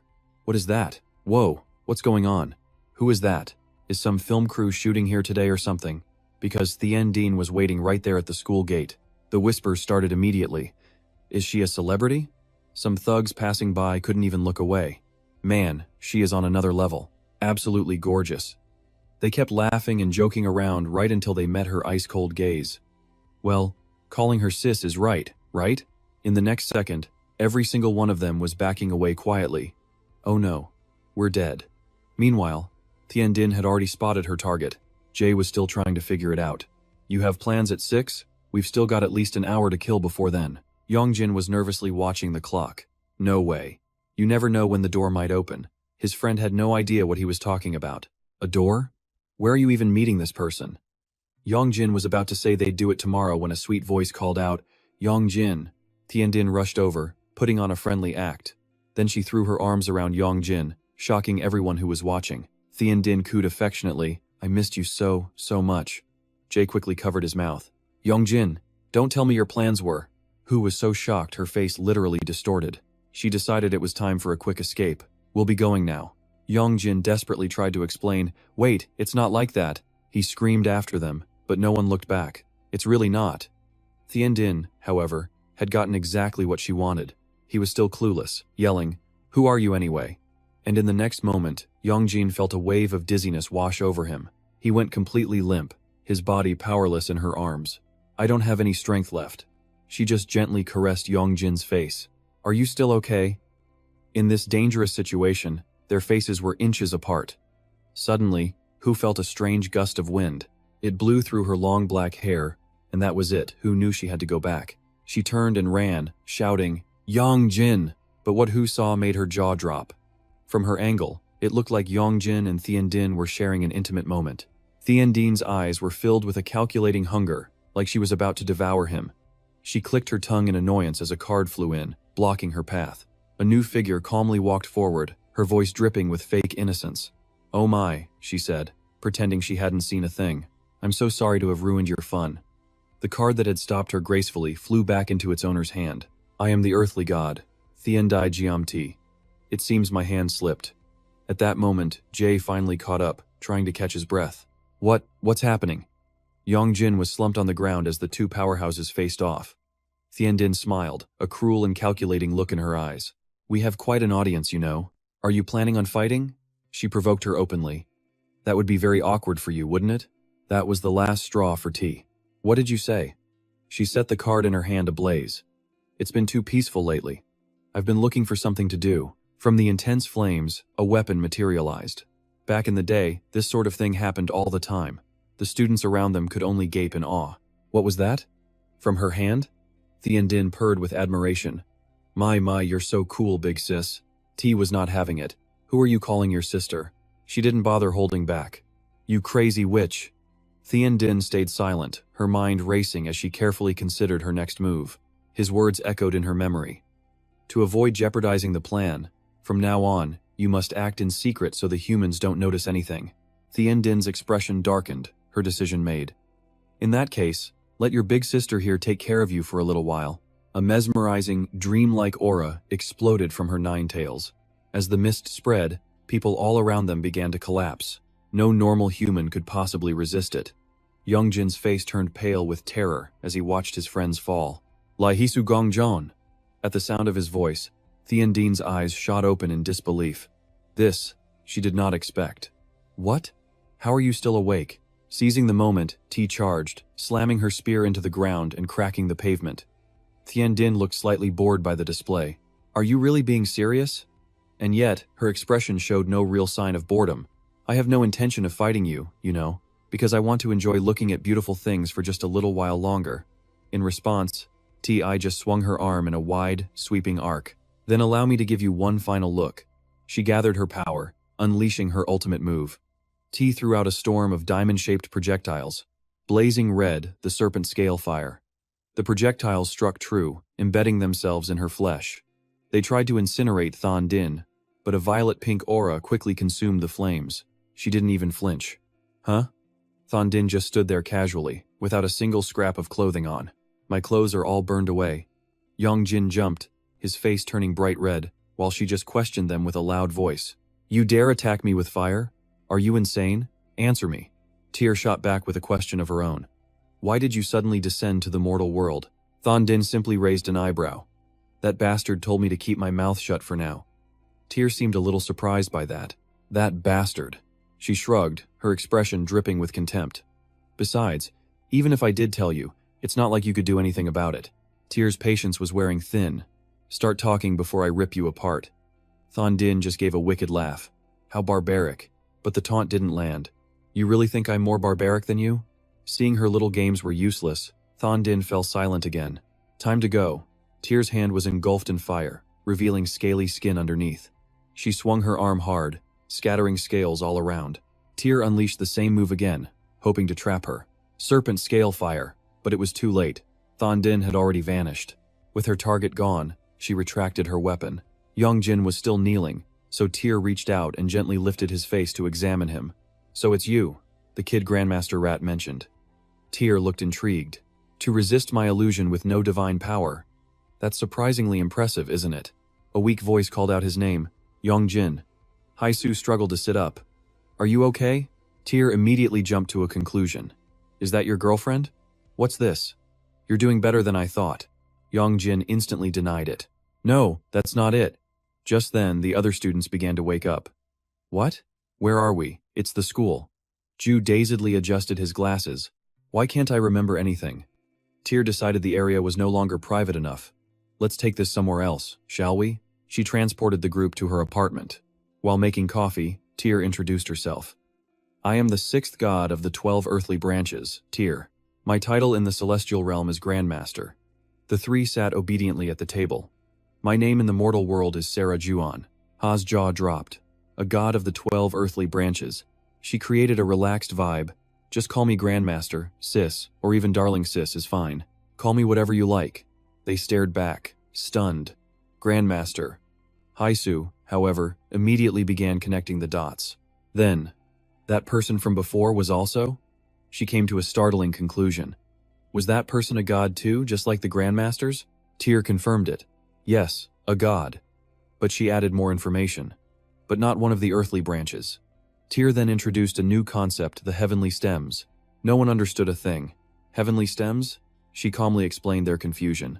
They are the high masters of the celestial realm, Ju guessed aloud. So high masters rank higher than grandmasters? Yong Jin frowned, confused. The high masters? Tyr sat down, taking a sip of coffee. Jia, Yi, Bing, Ding, Wu, Ji, Gang, Xin, Ren, and Gui. In the mortal world, they are known as the heavenly stems. There are 10 of them, and the god you all saw earlier is one of them. She then said a name the kids might actually know. Grandmaster Din Ho. Yong Jin's eyes went wide in pure shock. Grandmaster Ho? You mean the leader of the 9-tailed foxes? Haisu was completely lost.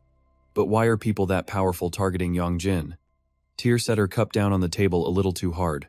She crossed her arms, getting more comfortable to discuss the matter. We're also trying to figure that out.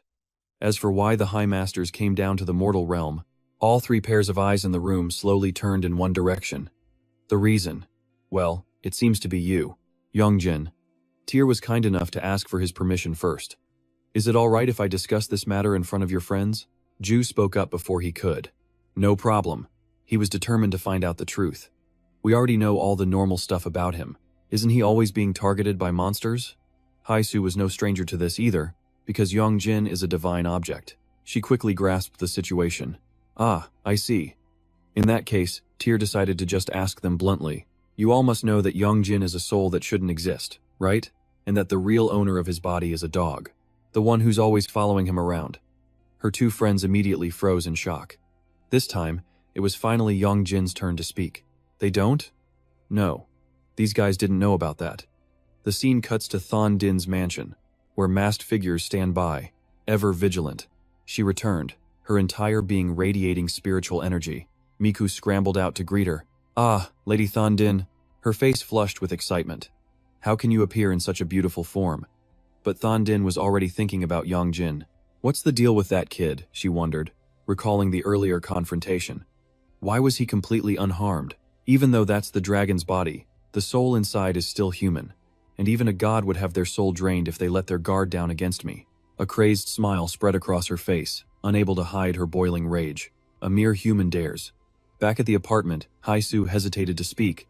She still had no idea what was going on. What do you mean by that? Yong Jin, even Tyr looked shocked by this. What is this? She bluntly called Haisu out. Weren't you the one who knew everything?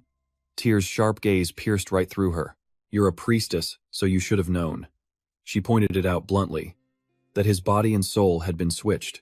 It's a mismatch, Tyr stated, explaining the reason calmly. He must have felt it, too, how his body is just an empty shell. That's also why demons love possessing the kid's body. The real master isn't even home. Hu was completely lost, finding the story impossible to believe. You mean the body's original owner is his ancestor? Now it was Tyr's turn to be surprised. An ancestor? Is that what that old man told you? Tyr buried her face in her hands, roaring with laughter while reaching for her coffee. Director Thien really was a comedian. Still, Tyr had to admit the idea had some merit. But in a way, he was right. The people who built that altar were, in fact, the ancestors of the current clans. And just like that, Hu heard a completely new term. An altar. She continued her analysis. Yong Jin was from Thien's clan, but what if he wasn't? In a flash, a massive pressure wave shot past, stunning them both. One hand still holding her coffee, her other shot out, clamping tight around Yong Jin's throat. What exactly are you? Tyr's sharp eyes bored right into him. A demon? She didn't completely cut off his air, especially considering his little symbiosis with the black dragon. Tyr had been keeping an eye on him for a while. He wasn't just a little suspicious. The accusation made Yong Jin jolt upright in pure shock. The black dragon? She let Yong Jin know who his benefactor was. Director T guaranteed you were human, so I let it slide. But my suspicions are far from gone. A cruel glint shone in her blue eyes. So what, she wondered, should be done right here? Tyr tightened her grip just a little more. All I have to do is purify you right now, and I'll know your true identity in an instant. Her voice dropped to a dark, tempting whisper. You're curious too, aren't you? Whether you're truly human or a demon. Hu immediately intervened, grabbing Tyr's arm. She declared with absolute certainty that Yong Jin was human. Tyr looked baffled, her face a picture of pure surprise. Well now. Hu repeated herself, and Job pulled out several strange-looking gadgets. If Yong Jin was a demon, my equipment would already be reacting, screaming its head off. Actually, he stated with total conviction. To be honest, this talk of altars and black dragons, I don't get any of it. But Jobu vouched for his friend, his faith unshakable. If you're planning on hurting my friend Yong Jin, he declared, drawing his sword, then you'll have to go through me first. Despite his attempt to act tough, Joe's legs were trembling. Tyr glanced down, a flash of surprise in her eyes. Oh really? She floated gently toward him, knocking Jeller flat on his back. Yong Jin panicked. Jeller still tried to raise his sword, shaking uncontrollably. Bring it on. Tyr roared with laughter, finally relaxing. Hu was already on the table, ready to back him up. I'm kidding. Who said anything about hurting him? Tyr smiled, revealing the truth. This kid is a human being we are assigned to protect and care for. She glanced at Yong Jin with a teasing smirk. Besides, little Yong Jin must feel pretty safe, right? having such impressive friends watching his back. Suddenly, his phone buzzed. The caller ID read Director T. Yong Jin picked up the call without hesitation. "Director," the voice on the other end urged. "Where are you? It's past 6 o'clock." He checked his phone. It was true. But Yong Jin was stunned. He was only late by a single minute. He frantically slung his bag over his shoulder. "I'm at Director Tier's house." Behind them, a brilliant light suddenly flared into existence. Tier offered a charming, sarcastic smile. "Honestly, you people just keep barging into a lady's house." Yong Jin, still on the phone, whipped around to see T himself stepping through. "Director." JW adjusted his glasses in amazement. "Is that quantum teleportation? A black hole?" he asked Tier, his tone slightly accusatory. "Why'd you drag him here?" she demanded. Tier explained calmly. "This kid was about to be snatched away by Thien Tin." "Know the facts before you open your mouth," Tier retorted. T's brow furrowed. "What's this?" Seeing Yong Jin's state, he understood. "Looks like something went down." Without another word, T strode forward, grabbed Yong Jin by the arm, and tossed him straight into the portal. Yong Jin panicked, yelling, "Wait a second!" But no one had time to react. T turned to Tier. "Time for the meeting." She refused. "Can't. I have my own schedule. I'll just message Nabi later." T didn't argue and promptly left through the portal. Hisu hesitated for a moment before calling out, "Director T." He recognized her. Tier looked surprised. "What's this? They knew each other?" Hu anxiously tried to find the right words. "Sir," she began, deciding to be direct. "About Yong Jin's situation." He cut her off. "I already know everything." T shot an annoyed glance at the culprit, who simply looked away, feigning total innocence. Hu asked with sincere earnestness, "Is there anything at all we can do to help him?" "Just a little bit would be enough." Jobyu also stood tall. "We want to do our part." The two of them tried to prove their value. "We still have a lot of advanced gear. Plus we have experience fighting demons." Hisu felt she owed him a debt, because Yong Jin was always the one protecting them. Hisu clenched her fists, her friends silent but clearly in agreement. "So this time," she declared, "we want to be the ones to protect him." T simply asked one flat question. "Protect him how?" He cut straight to the heart of the matter. "You are only human." T calmly laid out the hard facts. A body made of flesh and blood is an existence with inherent limits. Hisu's face filled with bitter frustration. He continued, trying to reason with them. If they truly wanted what was best for Yong Jin, they had to let this go. Because he understood the current Yong Jin all too well. He stated bluntly that Yong Jin wasn't strong or free enough to carry the weight of their determination. He glanced up, meeting their intense gazes. His eyes didn't miss Hu's tightly clenched fists, that fierce desire to protect. The truth he revealed was a brutal one. It could actually end up holding Yong Jin back. "You had better remember that," he warned with a hint of reprimand. "Brother, you're being way too harsh." But he didn't care, just telling her to get the kids home safely. His gaze shifted, landing on Hu, who looked absolutely devastated. They headed back home as the evening sun began to set. Jobyu couldn't help but marvel at all the incredible things that happened that day. "It felt like I was watching an anime," he rambled on, completely hyped. "I can't believe I got to see all that with my own eyes. And that Guhao from before. If I ever get the chance, I want to try it." But Hu was lost in her own thoughts, replaying T's earlier warning. "Yong Jin said he fights to protect us, didn't he? So if they were to throw themselves into danger one more time," she analyzed, "what would that do to his resolve?" It was true. Yong Jin had even said it himself that it was more dangerous precisely because they were there. Jobyu was still lost in his own little world, thinking of all the cool stuff he had to write down since his camera missed the action. Hisu's voice was grim. "Yong Jin. Whatever we thought this was," she concluded with a heavy heart, "the battle he's fighting is far more dangerous." Joe's eyes were still sparkling with excitement. "But you saw how awesome he was, right? A total rebel against all logic." Hisu had to bring him back down to earth. "JW, this isn't a comic book, this is real." JW froze. "I'm sorry." He lowered his head, his voice sinking. Things got that serious, and he just shouldered it all by himself, without saying a word to us. He stood there in silence, unable to object. JW agreed completely. Suddenly, Hu's eyes began to fill with tears. If something happens to Yong Jin." She quickly bit her tongue, shaking off the terrible thought as Hu lowered her head in guilt. "Ever since that whole thing with the ghost, all I've done is cause more trouble for Yong Jin." She felt completely and utterly useless. "I want to use all my strength to help him, but just like the Grand Director said, if we're in danger, it just makes things even harder for Yong Jin." Hisu fidgeted with her hands. "There's really nothing we can do right now." But Joe loudly disagreed. "What are you talking about? He adjusted his glasses, speaking with sudden conviction. If there's a domain of the gods, then there has to be a domain of humans too. Joa's positive thinking kicked in. There are still ways we can help Yong Jin. We might not be able to fight like gods, but from our position as humans, we can still support Yong Jin. His words seemed to finally break through to Hu. Isn't that what the Grand Director was trying to say? For us to entrust this to the gods and go back to our normal lives? Ju painted a picture of a peaceful future. After the fight is over, so that Yong Jin has a normal life to come back to. He reached his hand out towards her. Jodiu declared with total confidence, we have to become the pillar that supports him. I know, without a doubt, that Yong Jin will win. Beneath a sky painted pink by the sunset, the quiet neighborhood settled into a peaceful evening. In his room, Jin sat on the bed. His ears twitched as he thought, his gaze falling to his own small hands, staring intently. A memory surfaced, a day shrouded in cold, gray mist. He was standing there, his cloak billowing as if caught in an unseen wind. Jin stared at his hand, lost in thought. His sharp, golden eyes held a tension that he couldn't put into words. Then, a faint sound. His golden eyes narrowed just. Duchan appeared at the glass door, bowing his head respectfully. Grand Director, sir. From inside the Spartan room, the visitor looked at him with concern. Duchan waited patiently for a response. Finally, Jin, who was curled up in a posture of defeat, asked in a strained voice, "How did you know this isn't my body?" Facing him, Duchon answered calmly, "The bodies of the gods. I was under the impression they were born in human form. Is that right?" Jin seemed taken aback by that. "Born?" He looked at the other being, his voice light but sharp. "The way you say it, you make it sound as if we're human. You've got a strange sense of humor." The atmosphere tensed. Duchan lowered his head.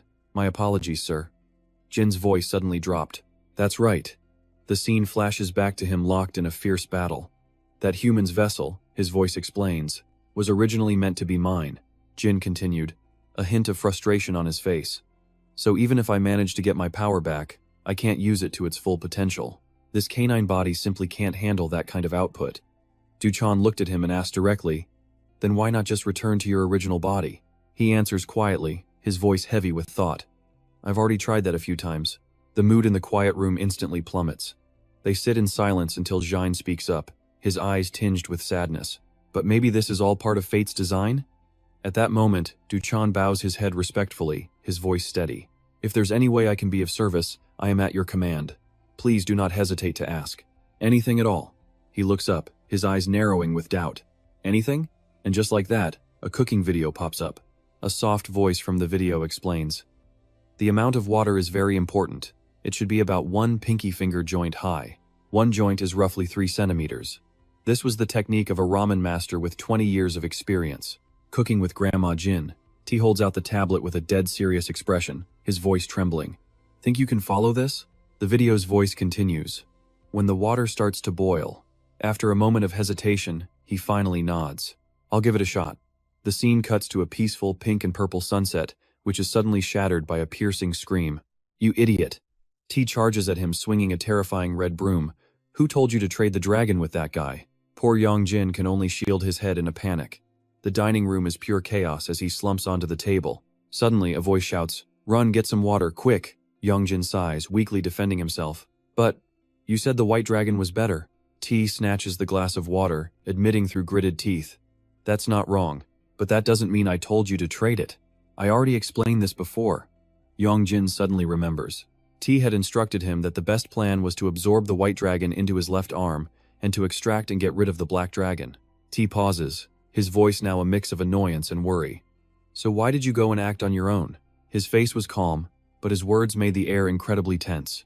"You went and discussed this with Thin without saying a word to me." Yong Jin scrambles to explain himself.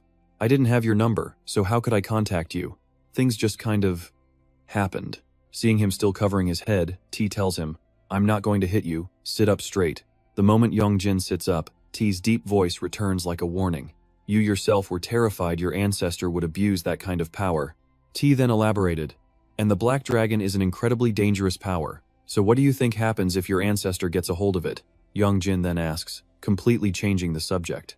"So, can the black dragon beat the white dragon in a fight?" The question seems to send T into a silent rage. The scene shifts to a flower garden as he lets out a helpless sigh.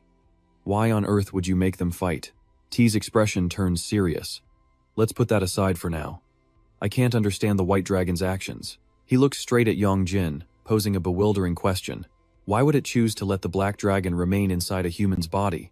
After the scolding, Yong Jin can only run a hand through his hair and sigh. It's not like getting hit was going to change anything now.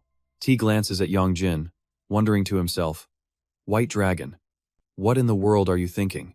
His confusion, however, stays hidden. So what do I do now? Find another dragon? After a moment, T speaks up. Just take it easy. There are other ways. The words bring a wave of relief over Yong Jin. T then sits up straight, asking a direct question. I heard you ran into Tianxing earlier. You two fought? Yong Jin flinches, answering quietly. Ah, an image of being forcibly kissed flashes through his mind. Yong Jin's face turns beet red. It wasn't exactly a fight. It was nothing, okay? T tilts his head. Then why are you wearing that sacred robe? The question catches him off guard. This thing. I honestly don't even know why I put it on. Oh, right.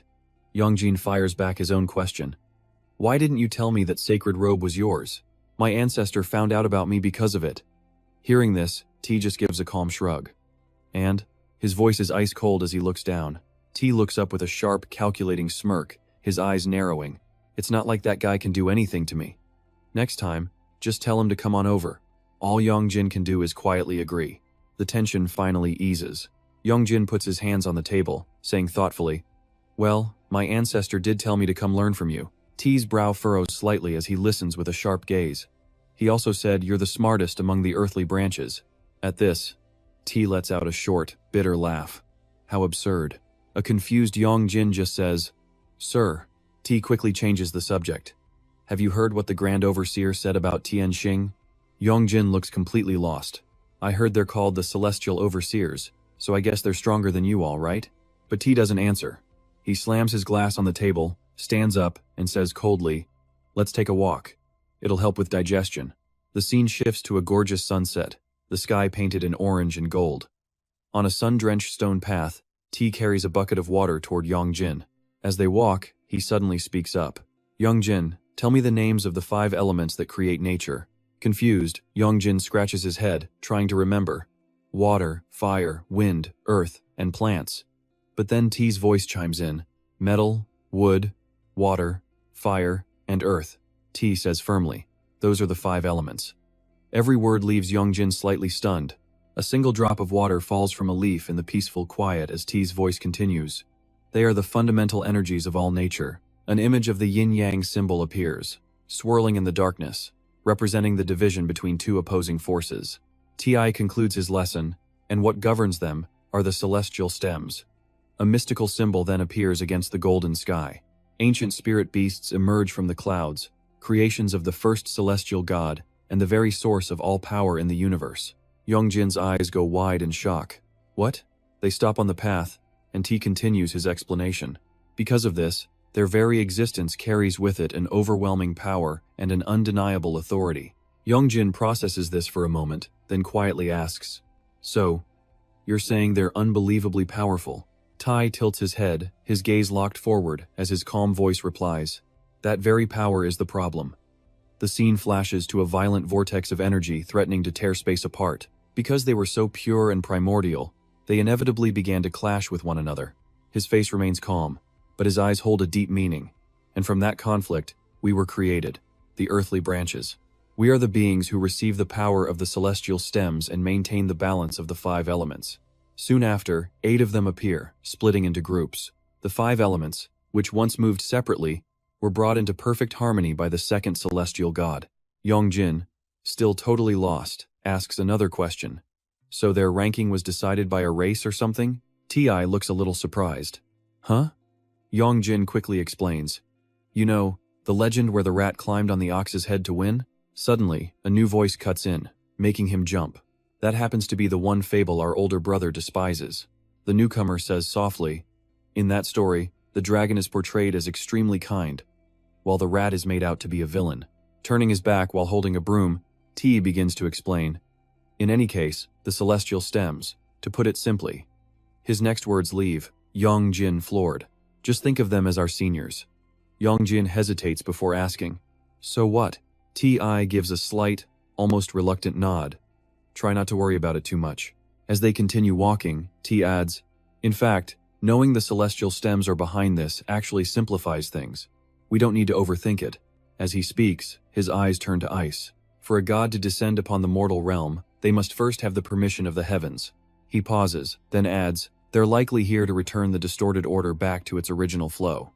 This gets Yong Jin's attention. Return it? He asks. T's explanation is chilling. It means eliminating an existence like you, something that should never have appeared. Yong Jin's face darkens instantly. A moment later, he asks in a small, worried voice, and we're really not supposed to worry about this? T calmly replies as they walk. A little is fine. Yong Jin is taken aback. A little? But the anxiety continues to build inside Yong Jin. But there are 10 of them. How can we be okay? T's voice cuts him off. There are only 9 celestial gods right now. Yong Jin's eyes fly open, unable to believe what he's just heard. He starts counting on his fingers. Jia, Yi, Bing, Ding. Seeing this, Ti continues to explain as a shadow holding an orb appears. Before we were created, he says, that orb was full of vibrant color, but it radiated immense chaos. A single god had to step in, harmonize the conflicting elements, and end the pandemonium. That being is the source of the jewel Jin now possesses, the Wu of the celestial stems. He was destined for this, and is the current earthly branch god. Jin's expression turns deadly serious, his hands clenching into fists. He is the dragon god of the celestial stems, Tian Wu. The more Yong Jin hears, the more confused he gets. Jin's ancestor was ranked even higher than Tian Yi. His face darkens. He lets out a small smile. Fortunately, that person is the Kailan god of the celestial stems, Tian Yi. We find Jin with his blue eyes, staring out a window lost in thought when a voice suddenly breaks the silence. Long time no see. Tian Yi appears in a puff of white smoke, his expression cold and sharp as he calls out, Tian Wu. Jin, still composed, seems surprised. Tian Yi? The surprise in his eyes is now undeniable. Tian Yi breaks into a wide grin. So you do remember me. So much for a good time. Suddenly, a voice cut through the air. You bastard. A stark contrast to the boy's cheer. Jin's face hardened as he asked, why have you descended to the mortal realm? Tian Yi, however, seemed completely unbothered by his hostile tone, simply replying, I came down because I have a job to do. Hearing this, Jin's expression was a mix of suspicion and curiosity. A job to do? Tian Yi didn't answer, just offered a faint smile. I'm only here to say a quick hello today. Jin's gaze turned heavy, lost in deep thought. Jin began to speak calmly. I have something to ask you. The man offered a cryptic smile in return, replying softly, if it's about my mission, I can't tell you that just yet. But Jin simply shook his head. That's not it. Instead, he was fixated on what Tian Yi was wearing. What are those bizarre clothes? The question caught the other man completely off guard. My clothes? Tian Yi stroked his chin, slowly analyzing the situation. Bizarre? You're the one who looks bizarre here, Jin. He eyed Jin's long black hair and his traditional dark robes before passing his judgment. I suppose it makes sense, since you've been sealed away for thousands of years. But man, you look seriously old-fashioned. As a former trendsetter in the celestial realm, hearing this insult from Tian Yi was too much. Jin exploded, shouting, What? How dare you? Tian Yi closed his eyes with satisfaction, happily saying, Well, I'm off.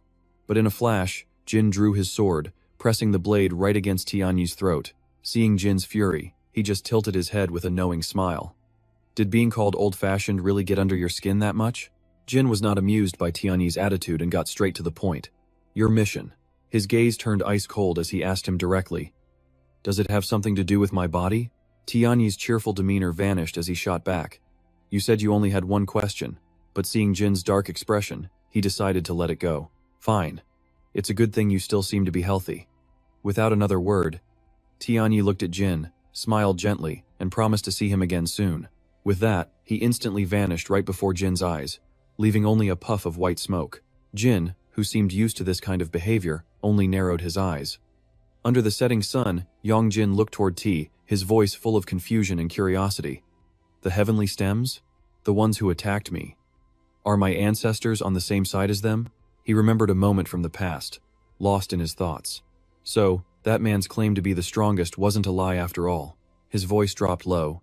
The one who awakened the sealed dragon must have been one of the heavenly stems too. But what T said next left Yong Jin absolutely stunned. There was a silver lining, the most powerful of all. The black dragon was on his side, and the dragon had amnesia. At that moment, Yong Jin's eyes were filled with utter exhaustion. Trapped in a dog's body, I can't use my powers at will. The statement shocked Yong Jin. Not at will? Yong Jin was skeptical. But you've been using your powers just fine. Not quite. In that instant, he finally understood the 16-year-old rule Tia had mentioned before. Is it because my ancestor is a heavenly stem that I'm not affected by it? You said that if I used my power before my body turned 16, it would literally fall apart. Not letting Tia speak, Yong Jin continued his analysis. And there's no way a dog's body can be 16 years old. His logic earned him a deep sigh and a sharp glare. Ti quickly changed the subject. Has the dragon ever used his power in front of you? Hearing this, Yong Jin scratched his head as he replied. Not a single time before we found the white dragon. Recently, after using the white dragon's power to blast away those masked guys, he was perfectly fine. Ti added. The white dragon's power is one of protection and restraint. Looking at the flowers before him, his spirit seemed to find a moment of peace. Ti explained that this likely prevented the body's collapse while reducing the divine power released. It was, he said, a total game-breaking hack. Hearing this, Yong Jin grew anxious. If that was a reduced amount of power, then what happens when? He didn't deny it. Exactly. T's voice became grave. The dragon's power, when it has no restrictions whatsoever. Abruptly, he revealed the consequence, and Yong Jin froze in place. Is in itself a complete and total catastrophe. T stared at the flowers before him, calmly explaining everything with a deep, unsettling understanding of the situation. If the powers of the remaining dragons fall into the dragon's hands, and he joins the heavenly stems to rewrite the laws of nature. At this, Ti turned slightly towards him and asked, "What do you think will happen then?" The question seemed to make something finally click for Yong Jin. "Do you understand what I've just told you?" He turned to face Yong Jin directly, his voice severe. For him, the dragon's power was no longer just an option, it was something he had to risk his life to obtain. T's eyes held a deep, hidden calculation. He didn't hesitate to offer a new strategy. The dragon is not the same as the heavenly stems. See him as an earthly branch god, just like me. After a short pause, Ti continued, "That's the only way you'll be able to use him." Hearing this, Yong Jin's entire expression changed. After a long moment of hesitation, he began to probe. "Grandfather, I heard that you're a heavenly stem." The words made Jin freeze for a moment. He let out a soft sigh, a stubborn look on his face. "Did that old warden T tell you that?" Yong Jin immediately shot back defiantly. "Does it matter who told me?" Facing Jin directly, he couldn't hold back his frustration. "Seriously, how many other secrets are you hiding from me?" Jin simply replied with a shrug. "Well, you never asked."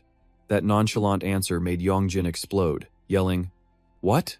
Yong Jin's voice echoed in his head, asking how he was supposed to find a heavenly stem and just ask them who they were. The memory made Jin scowl in pure frustration as the kid's nagging voice returned, questioning what he had even told him in the first place. Something about the 12 original gods, and him being the dragon god of the earthly branches, right? But Jin just answered calmly, "Well, he was the dragon god." That single sentence shut the kid right up. "Oh, right." He shot Jin a grumpy look and started his interrogation. Was that really something to get so worked up about? But Yong Jin shot back with a firm yes, leaving Jin completely speechless. And then, a bombshell. Yong Jin revealed that the heavenly stems were the ones behind it all, making Jin's brow furrow with curiosity. What? Not leaving him hanging, Yong Jin explained everything. The ones targeting him were the heavenly stems. He was even attacked on his way home from school. Hearing this, Jin was a little shocked, saying, "So it's just as I suspected?"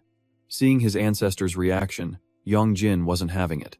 The kid snapped back with a, "What do you mean?" Jin answered calmly, realizing those guys were doing all of this because of him. Seeing Yong Jin's worry, he tried to reassure him, promising to have a serious talk with them the next time they met. "Don't you worry," he said. But Yong Jin was stunned, thinking to himself, could it really be that easy? He asked with a glimmer of hope if Jin would really put in a good word for him. Jin just chuckled, casually announcing that a guest had just arrived, Heavenly Yi. The moment he heard about a guest, the kid instantly grabbed his phone and called for T-Daigum. With the phone in his hand, Yong Jin panicked, accusing Jin of plotting with the heavenly stems to steal his body. Jin just stared at the scene, completely fed up. "Are we seriously singing this song again?" he muttered. He kept that annoyed look, letting out a heavy sigh and reminding Yong Jin he'd told him before. But the kid was breaking out in a cold sweat, eyes wide with fear. Jin spelled it out for him. I'm not interested in your body anymore, so you can stop worrying about it." With a serious expression, he promised that with just one word from him, they would stop targeting the boy. But Yong Jin still looked skeptical. How could he be so sure? Jin's eyes sharpened, his teeth looking like fangs as he made a bold declaration. "Because among all the heavenly stems, I was once the strongest." Hearing that, Yong Jin just replied with a flat, unconvinced, "Okay." His face screamed, "Yeah, right." Jin looked completely defeated, practically begging. "Please, just believe me. What more do I have to do to make you trust me?" Suddenly, the kid spoke up. Yong Jin laid out his condition. On the next dragon hunt, Daigam had to come with them. Jin agreed in a heartbeat. "I know." The quick answer surprised Yong Jin, but then Jin added a condition of his own. "As long as that guy isn't too wary of me, there's no problem." A moment later, a thought crossed his mind. Why was this brat calling Daigam so respectfully with a sir attached, while he, his own ancestor, got nothing? The more Yong Jin listened, the more helpless he felt, wondering if his ancestor was really as dangerous as Daigam had claimed. Jin then made a serious demand. "You should be calling me great ancestor, you know." But seeing his attitude, the kid thought he didn't seem dangerous at all. Maybe he was telling the truth about not wanting his body. Remembering what happened before, Yong Jin's thoughts drifted back. When his ancestor got his powers back, he actually protected him. He even said they could find the dragon's power together. But the cold, red space, filled with a nameless crowd, it was unsettling. It put a heavy weight on his heart. On the other hand, if he kept doubting him and pushing him away, would his ancestor just side with the heavenly stems instead? He probably would, if he were in Jin's shoes. Meanwhile, Jin just stood there, looking completely annoyed. And if it were true, Yong Jin thought, if he really was the strongest of the heavenly stems, then wouldn't it be way better to get him on his side?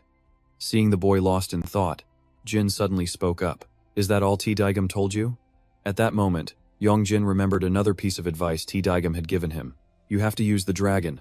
The kid immediately fired back, asking what Jin had talked about with the heavenly stem. Jin recalled the girl's harsh words. "You look so tacky."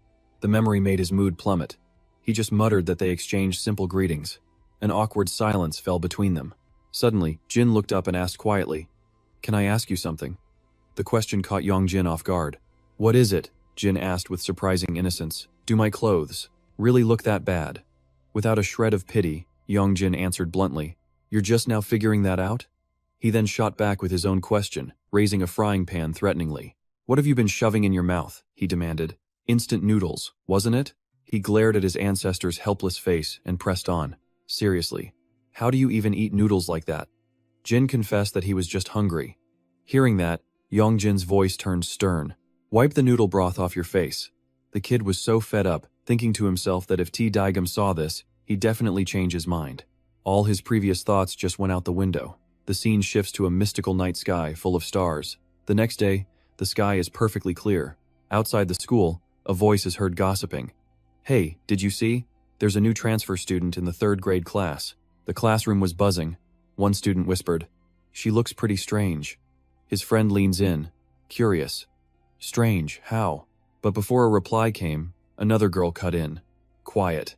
The rumor is she got forced to transfer here for beating someone up."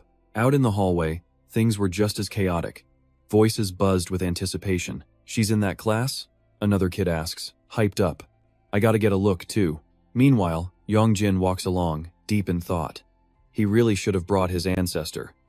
He stops right in front of class 1 to 3, his mind racing. If the Enkan were to attack, his ancestor could handle it. But as Yong Jin reaches for the door, he reconsiders bringing a dog to school is a bit much. He slides the door open, and standing right there is the girl, Tuat. He's so shocked he falls flat on his back. Two girls nearby start whispering and pointing. There he is. Panic fills Yong Jin's eyes as sweat beads on his forehead. Suddenly, a foot slams down right next to him. Seeing his terrified face, she lets out a mocking smirk. Tuat's expression turns dark and menacing as she flashes a sinister smile. As Tuat steps closer, the blood drains from Yong Jin's face. Suddenly, a voice cuts through the tension. That's the Class 3 transfer student. The whole hallway erupts watching Tuat pin Yong Jin down. What's she doing? No idea. But then her hand reaches out to him, Tuat smiling warmly as she greets him. "Are you okay?" His face freezes, completely stunned. The whispers flare up again. "What? What's happening? What is going on?" His classmates poke their heads out of the room. "It's a girl?" Yong Jin is completely ignored. Her expression darkens just a little. Inside class 1 to 3, introductions are underway. Everyone, Du Kyung says from the front with Tuat. Let me introduce someone. This is Kanga Jiang, our new transfer student starting today. Hearing the name, a few of the girls begin to whisper among themselves.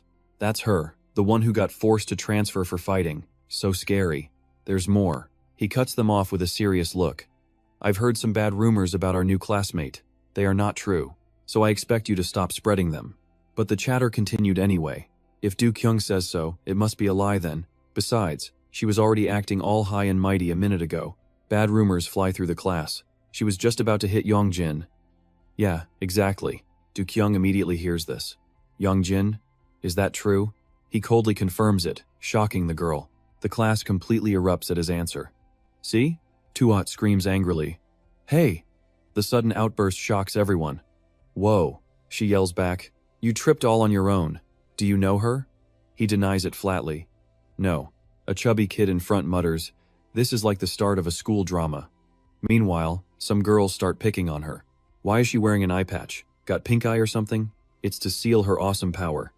Tuat explains calmly. My eye. It's blind. The girl gets defensive, trying to blame her friend. Hey, you were laughing too. You said it looked like a cockroach. Tuat then calls out to the boy sitting right in front of Yong Jin, who suddenly gets singled out. He's a little stunned. Me? She gets straight to the point. Move. Just as he's about to move, Bok Long chimes in. Stay put. The boy is stuck between them, totally confused. Get out of the way. Sit still. Move it. Sit still. Finally, he makes a suggestion.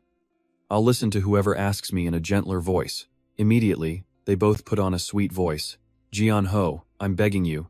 Please stay right where you are. Jian Ho, Ajung wants to sit here. After a bit more arguing, Tuat finally gets the seat. After settling in, she glances back at Yong Jin. Tuat remembers her conversation with Tai, who said Tian Kan is after Yong Jin's body. They'll be more aggressive now, so they must act. And because of that, he had given her an order. You have to transfer to Yong Jin's school. She protested immediately. Me? Why in the world does it have to be me? Tai shoots her a look and lays out the simple reason. Because you're the only one who's in his grade. But Tuat remained unconvinced. That's the only reason? That's when he added something else. I heard you've already run into Yong Jin. Seeing her silence, Tai changed his approach. If you don't want to, I'll just ask Ngodai Jiam instead. Tuat immediately shot back. Who said I didn't want to? Her fierce reaction made him stop. Then what is it you want? Finally, Tuat gives in. Fine, whatever, I'll do it. Back in the present, she softly calls out. Hey Yong Jin. Tuat opens her mouth. Last time. Unexpectedly, he cuts her off. Are you following me now? He's hit a nerve, and she instantly gets flustered. Why would I follow you? To hide her embarrassment, Tuat leans in close and lowers her voice. I'm here to monitor you. If you use the Black Dragon's power, I will kill you. That still sounds like you're following me. She turns away, correcting him yet again. Supervisor. Just the supervisor. It's annoying, and she's only here because she has to be. Hearing this, Jian Hon asks, is he a Tander? Just then, Lai Hu slides the door open and steps inside. Yong Jin. The class immediately starts to snicker. Yong Jin's perfect little wife has arrived. But then she sees Yong Jin being held by his collar and freezes. Things were officially starting to get interesting. A little later, after leaving class, Lai Hu asks with curiosity, who was that student from before? He answers her calmly. That was Supervisor Twat, here to monitor me. At those words, her jaw practically hits the floor. Supervisor. Twat? Her reaction leaves Yong Jin puzzled. I kind of figured you would have recognized her. Li Hu is totally lost. Huh? Me? He explains. You're a shaman, right? Aren't you supposed to see that kind of stuff? He even points out how she can see ancestral spirits. She quickly realizes he's completely misunderstood her and decides to set the record straight. It's true that I can see lingering spirits of ancestors, but I can't see other gods. I couldn't see Supervisor Twat either. Suddenly, a third voice cuts in, finishing her thought. That's because that dog isn't the dragon's real body. They look up to see Twat sitting on a tree branch, who explains that's why a spirit was able to get out. Her eyes lock onto Lai Hu with a stone-cold warning. Hey, you, stay away from him. And with that, Twat leaps down from the tree. She immediately starts lecturing him. You're supposed to be in my sight at all times. Must be nice, going on a little date. What nonsense are you talking about? Twat points a finger, snapping. Don't use that word nonsense with me. That's when Lai Hu hesitantly speaks up. Supervisor, I'm sorry, but why are you doing this to Yong Jin? Tuat just scoffs at the question. Why, you ask? Seconds later, Tuat lays it all out. Don't you know he has the black dragon inside of him? He's dangerous, so you need to stay away. She points directly at him, declaring, right now, he's a walking time bomb. And nobody knows when the black dragon will emerge, because he can't even control it himself. What? Li Hu looks Yong Jin up and down. Yong Jin isn't dangerous in the slightest. I have no idea what you're seeing that makes you say he's dangerous. Tuat just screams back, I am not joking around. Her face darkens ominously. That power could easily wipe out every single person in this school. That's when Yong Jin finally speaks up. The black dragon only appeared because you tried to kill me. It was just defending itself. The sudden plot twist leaves Lai Hu completely stunned. What? Supervisor? Is that true? Yong Jin confirms it. It is. She attacked first. Li Hu is beyond confused. Why? Tuat furiously yells back. Saying it like that is totally misleading. His attitude, however, is perfectly calm. Misleading how? She wants to argue her side of the incident. You want me to tell her everything? Then, right in front of Tuat, he recounts the entire story for Li Hu. She never apologized, and even tried to blame me for it. After hearing his story, Li Hu steps forward, putting herself between Tuat and Yong Jin. From what I can see, Li Hu says, her face dead serious as she flips the problem around. The dangerous one here seems to be you, Supervisor. You're the one who hurt Yong Jin, so why haven't you apologized? For a split second, Tuat is completely speechless. The whole scene was witnessed by their classmates. Are those two girls actually fighting over Yong Jin? It really looks like it, no doubt. They whisper and gossip, full of jealousy. Did he save the world in his past life or what? I wish I could live one day as Yong Jin. I'd make them both happy. Down below, Tuat finally finds her voice again. What? What are you saying? He wasn't hurt, he just fell down. But Li Hu's expression remains completely rigid. You're the one who pushed him, Supervisor, so you still have to apologize. Tuat refuses. It was just a fall. What's there to apologize for? Tuat points a finger right at him, trying to make her case. He's perfectly fine. Besides, a little wound like that can be healed by the black dragon. In her frustration, she lets something slip. He's not even human, anyway. The second she says it, Tuat realizes she has made a huge mistake. Li Hu immediately starts to panic. What did the supervisor just say? He cuts her off. She's right. I'm not really human. Li Hu calls out after him. Yong Jin? Before she chases after him, Li Hu stops for a moment. Supervisor. Her face is deadly serious as she makes a demand. I expect you to apologize to Yong Jin for the words you just said. After that, Li Hu turns away, leaving Tuat standing there alone. The scene changes to a courtyard, where a statue of a man reading a book is disturbed by a nearby voice, shouting, What? Ngar's face twists with rage as he speaks to the person on the phone. What do you mean you let Supervisor Tuat transfer to Yong Jin's school? Are you an idiot? I'm the one who's close to Yong Jin. He covers his face in total disbelief. I should have been the one to go. A Jiang tried to kill him before, you know. What if she tries to pull something again? Ngar makes up his mind. I'm transferring schools, too.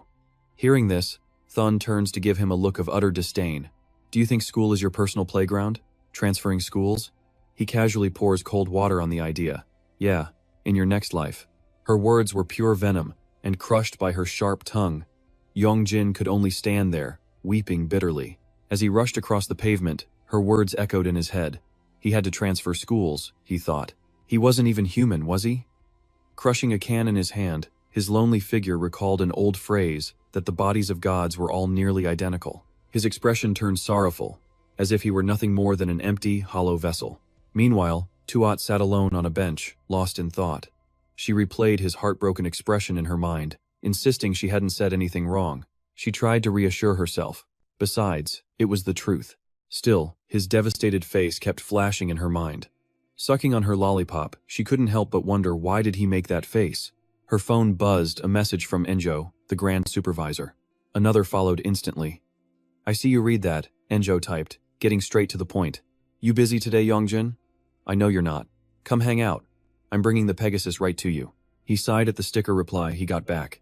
But as Yong Jin looked up, his eyes locked with Tuat, who just happened to be glancing down. To break the awkward silence, she blurted out the first strange thing that came to mind.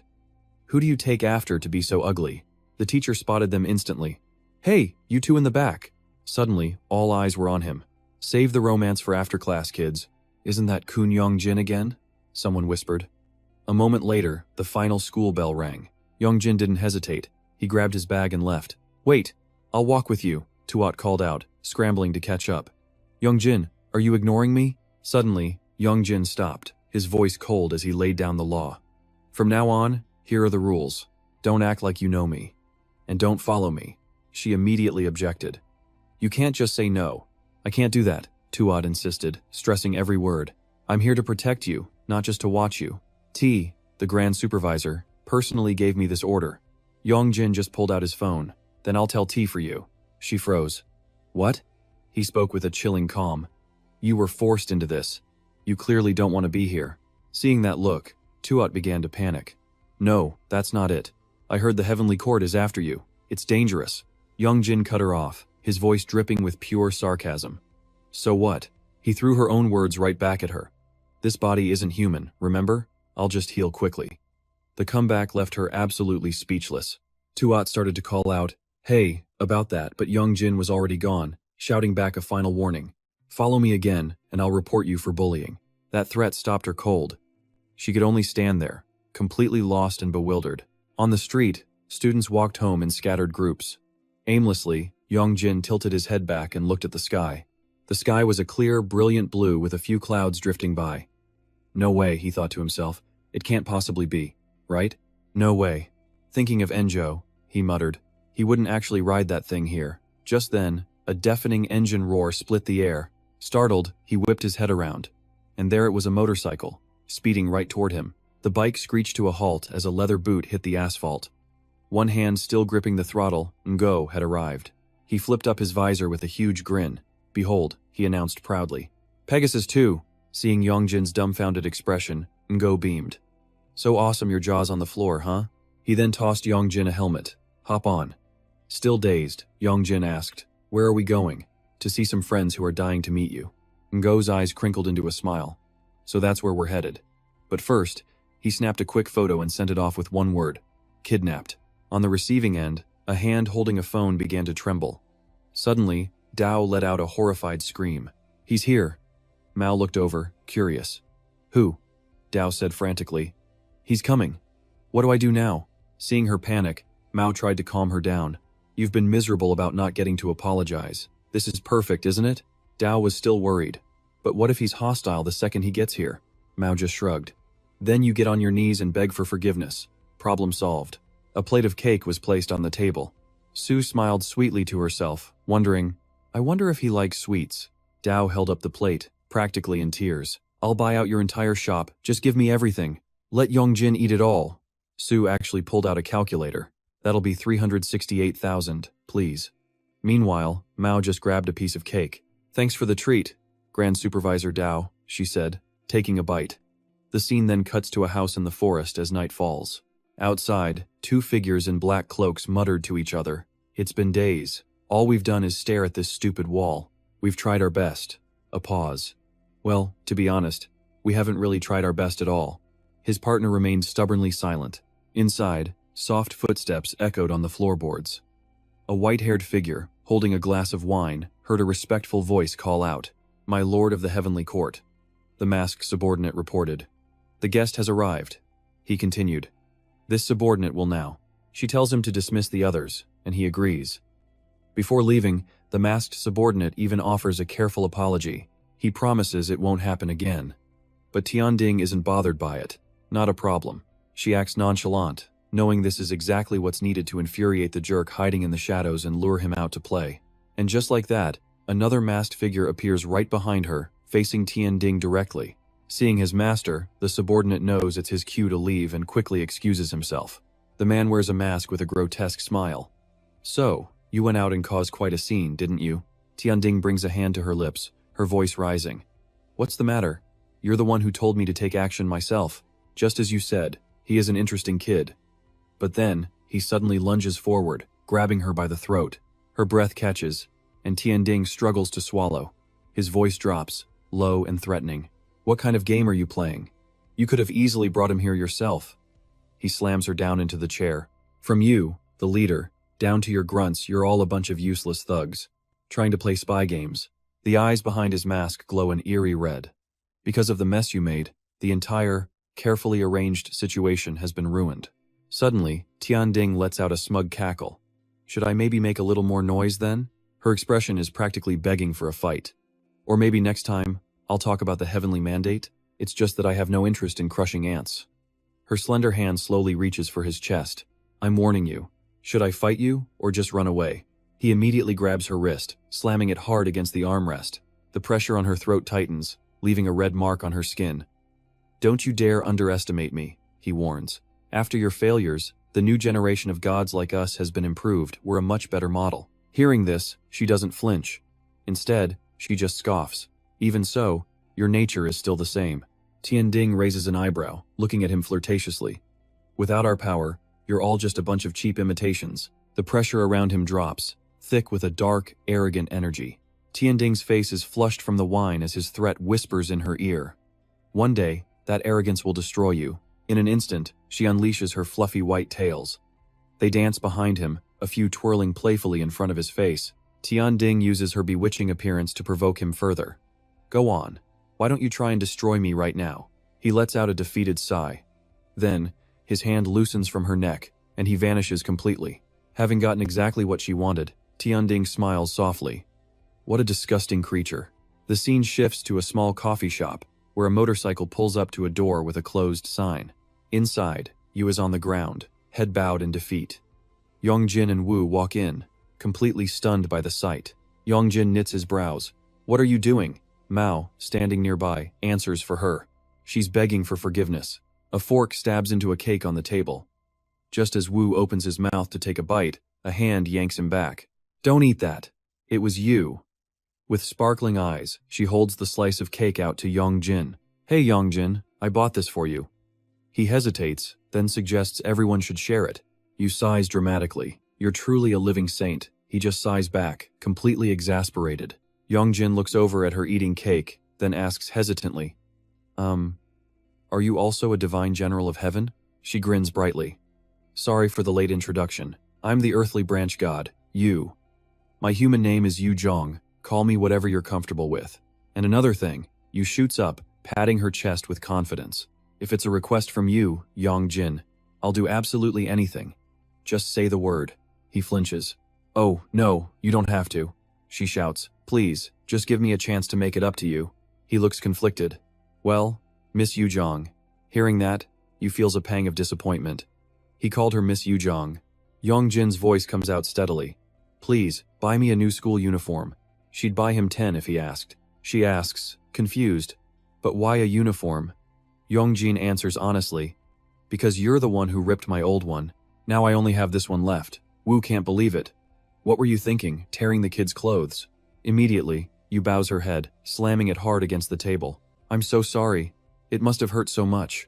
I heard the Heilong had appeared and I just lost my mind. Wu yells. Are you trying to crack your own skull open? Mao watches this, laughing nervously, while Yong Jin calmly says it's okay. His expression turns gloomy. After all, this isn't a human body. He just needs to sleep it off. Seeing his strange mood, Yu puts a hand on his, saying his name. But Mao's voice cuts in, dead serious. He reminds Yong Jin that his body is different because of the Heilong, and he absolutely cannot take his injuries lightly. Startled, Yong Jin looks utterly lost. Wu then chimes in, saying that without Heilong, he's just a normal person. He can't get numb to being hurt. He stared blankly at Wu, unable to say a word. The boy slowly spoke. But now that I think about it, you guardians had a hand in my past injuries, too. Mao offered a reassuring smile. In any case, Yong Jin, you might just be a little more special than the average person right now. Her face was full of warmth, but you're clearly still human. Her voice became firm. We will help you return to a normal human life. Yong Jin was taken aback. And you are? Mao replied. I am the fourth Zodiac God, Mao. My name here is Yui. She cheerfully took his hand. It's a pleasure to meet you. Just then, a finger poked Yong Jin's side, and a moment later, a hand gently touched his forehead. It was Chu. She gasped. It's real. This really is the dragon's body. She then leaned in even closer to Yong Jin. The two of them were strangely similar, but their personalities were complete opposites, which at least made things interesting. Hey, Yong Jin. Just to be clear, the jerk she was talking about wasn't me. She introduced herself with a bright smile. I'm the Zodiac God Chu, but my name here is Ju. Chu tilted her head, her smile widening. Outside the cafe, the sky had slowly darkened. As time passed, night had fully set in, with the moonlight illuminating everything. The cafe had closed its doors after a long day of work. Inside the kitchen, she was diligently washing the dishes. Mao sat with her chin in her hand, lost in thought. Yong Jin, meanwhile, had gotten so drowsy that he'd fallen asleep right there at the table. She appeared in his mind. "May I ask a question?" Yong Jin's lips barely moved.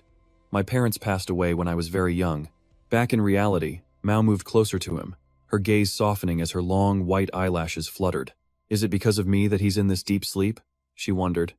Her hand came to rest on Yong Jin's forehead. "Is it because I'm a being that shouldn't exist?" Mao's body began to glow, slowly turning transparent. "No, that's not it. Whatever happens, none of it is your fault." The hand resting on his forehead began to emit a soft light. "Whatever happened during that accident, it is not a burden that you have to carry, Yong Jin." A memory flashed through Yong Jin's mind, his parents, smiling inside their car. Then, a horrifying moment as the car violently flipped over. That was followed by his relatives screaming in anger, blaming Yong Jin for everything. Mao appeared within this memory. So he's been trapped in this memory, living with this guilt until now, left with only shattered pieces of the past. She closed her eyes, her body glowing once more. "Please excuse the intrusion." With that, Mao opened her eyes. The scene before her was staggering. Mao was now inside the car, her eyes darting to the seat right next to her. A young Yong Jin sat there, innocent and full of life. Mao watched him with affection, realizing this was his happiest memory. Suddenly, her gaze froze in absolute horror. A monster had appeared directly in the car's path. It was a grotesque creature. 3 glowing eyes stared into the car as Mao's face paled in shock. That mark. The monster roared as its claws began to tear into the vehicle. Mao was terrified, her face ashen, her eyes wide with fear. "This is just a memory. I can't interfere." The car was thrown into the air, spinning out of control. Mao watched it all unfold, frozen in place like a statue, a sharp pain in her heart as tears began to fall. 2 beasts were still hunting their prey, and in the next moment, they pulled the boy from the wreck. She screamed in pure despair. Suddenly, a brilliant flash of light vaporized the monster. In its place stood Hurry, who immediately rushed to embrace the boy. Mao stood motionless, her eyes wide in utter disbelief. She stared intently at the guardian, her. At that moment, voices started to murmur. "Oh my God. I think there was an accident up ahead. That car is completely flipped." Mao looked toward them, bewildered. "Hey miss, it's dangerous. You need to get out of there. Call 911 first." The crowd gasped. "Oh heavens, is the child all right? Is there anyone else still inside the car? What is happening?" The vehicle suddenly burst into flames. The boy was saved, but he was wailing in despair. "Mommy! Mommy!" She witnessed the entire thing from start to finish, standing motionless with her fists clenched. 2 funeral portraits of his parents sat side by side. His grieving relatives continued to hurl accusations at Yong Jin. Mao looked at his small, trembling frame. So that's what happened. She slowly walked forward. It was too painful for him to bear, so his memory. Mao wrapped her arms around the young Yong Jin in a comforting embrace. She stroked his head soothingly. "This memory. I'll seal it away one more time for you, Yong Jin." But in that instant, thick, dark energy began to swell and surge. Mao's eyes snapped open, his gaze darting around warily. It was the black dragon, smiling devilishly. "I saw everything. Mao, that kid has some very interesting memories." A long, sharp sword appeared. "Don't you dare try anything, Black Dragon." And just like that, Mao returned to her true form, a dense aura erupting around her, completely shrouding her body. She gripped her sword, raising it high, but Hawk Long didn't even flinch. Mao's voice was firm. "I will definitely kick you out." Her eyes blazed with resolve. "Get out of this child's body." She aimed her blade at Hawk Long without a trace of fear as he looked down. Ngo claimed only Yong Jin's spirit was harmed, but Mao shot back, her voice low and dangerous. "No." Her eyes burned with conviction. "Only you got hurt." Mao's blade flashed, but a hand suddenly shot out, stopping her cold. That hand belonged to none other than Yong Jin. He slowly raises his palm and then lowers it again. Instantly, vibrant, shimmering threads wrapped around the black dragon, leaving Mao standing there completely dumbfounded. He glanced down with a click of his tongue as Yong Jin gently touched her forehead, a smirk playing on his lips. A blinding flash of light erupted. Back in the real world, Mao jolted, her hand falling limp, utterly confused by what just transpired. Did he just push me out? Mao replayed the scene in her head. That power he used was just completely illogical. She was lost in thought. If he were just some ordinary human, the black dragon would have devoured him ages ago. Meanwhile, Yong Jin was sleeping like a log, his head somehow having found its way onto Mao's lap without him realizing it. Yong Jin's eyes fluttered open, and in his daze, he saw the hazy figure of his mother. He unconsciously murmured, "Mom." Mao greeted him with a warm smile. "Did you sleep well?" His eyes went wide in absolute shock, rendering him speechless. He bolted upright, completely panicked. "You must have been wiped out," she teased. "I carried you and you didn't even stir." Yong Jin glanced out the window to see Grand Guardian Zangar and Dar were already gone. Confused, he asked, "Where exactly are we?" Mao calmly replied, "Jeju Island." Yong Jin heard this and practically screamed at the top of his lungs. "Jeju Island?" His face turned deathly pale. "Why am I here?" Suddenly, a new voice cut in, making him jump. "So you really are that kid?" It was Hurry. He smiled warmly. "Long time no see. You still look completely lost, don't you, Yong Jin?" Her's gaze softened. "Seeing you alive and well like this, I'm honestly grateful." But Yong Jin's head was just spinning. "Who are you?" The man just grinned. "Uncle Long Legs." As night fell, stars began to blanket the sky. Mao spoke up hesitantly. It was the same that time, too. She addressed Hurry, but her eyes remained locked on Yong Jin. Their goal wasn't just to cause chaos, was it? They had another objective. Her's expression darkened at the thought. For a long time now, it seems the heavenly stems. Mao listened with a grim expression. Have been specifically targeting Yong Jin. They both watched the boy eat, but something felt wrong.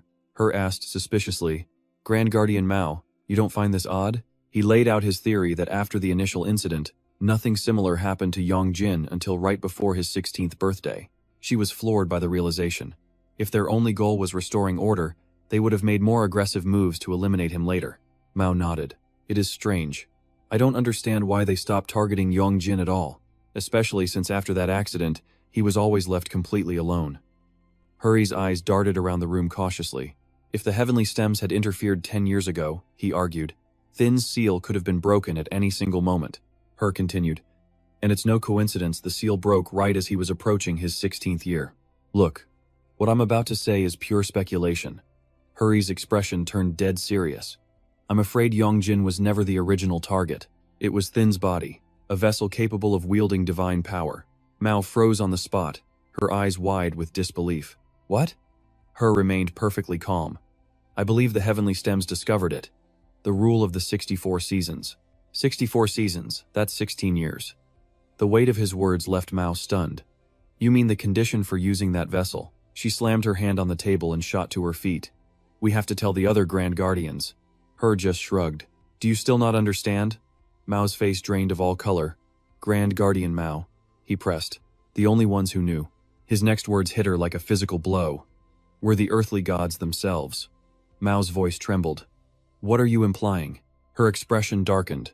"It means, once we consider that as a possibility, we can't share this with the other guardians." Mao's voice shook as she said his name. Grand Guardian Her. A chilling aura radiated from him, even if it's just a guess. But if any part of it seems plausible, that's enough reason to be on guard. "But Her," she pleaded, her face pale. "It was the demons who killed the humans." Her looked at her, confused. "What exactly are you trying to say?" She tried to reason. Since the demons with the marks were the ones who did the killing, it couldn't be an earthly god, right? Her pressed his point. Even if they didn't get their own hands dirty, there could be an insider feeding the enemy information. Mao's hand tightened into a fist. A heavy silence fell between them, the terrible accusation hanging thick in the air. His voice finally cut through the tension. "Working under this assumption, I'll investigate and report back to Grand Guardian T." She hesitated. "If it's Grand Guardian T," Hurry smirked at her reaction, "then he won't have any reason to be suspicious of me, would he?" Her expression softened into a smile. And then, Mao asked a question that left Hurry completely and utterly stunned. "That's everything. Is he all right?" He just offers an elegant smile. "Yes, because Mao Darjiam is a very straightforward person. But if rumors start to spread, it'll be Mao Darjiam's fault." Mao stares down at the tea on the table. "Her Darjiam." She looks up, her expression turning sharp and cold. "I also have some information I'd like to share with you." She lifts her cup, though I'm not entirely sure. There is something inside Yong Jin's mind. Her freezes. "You mean, the Huck Long?" "No, it's something I can't explain." She continues. I don't know if it belongs to Yong Jin's subconscious, or if it's something else entirely. Right now, I can't draw any conclusions. But Mao recalls that moment, it didn't give me a negative feeling at all. She lowers her head slightly, and it pushed me out of Yong Jin's mind. He was completely stunned, unable to believe it.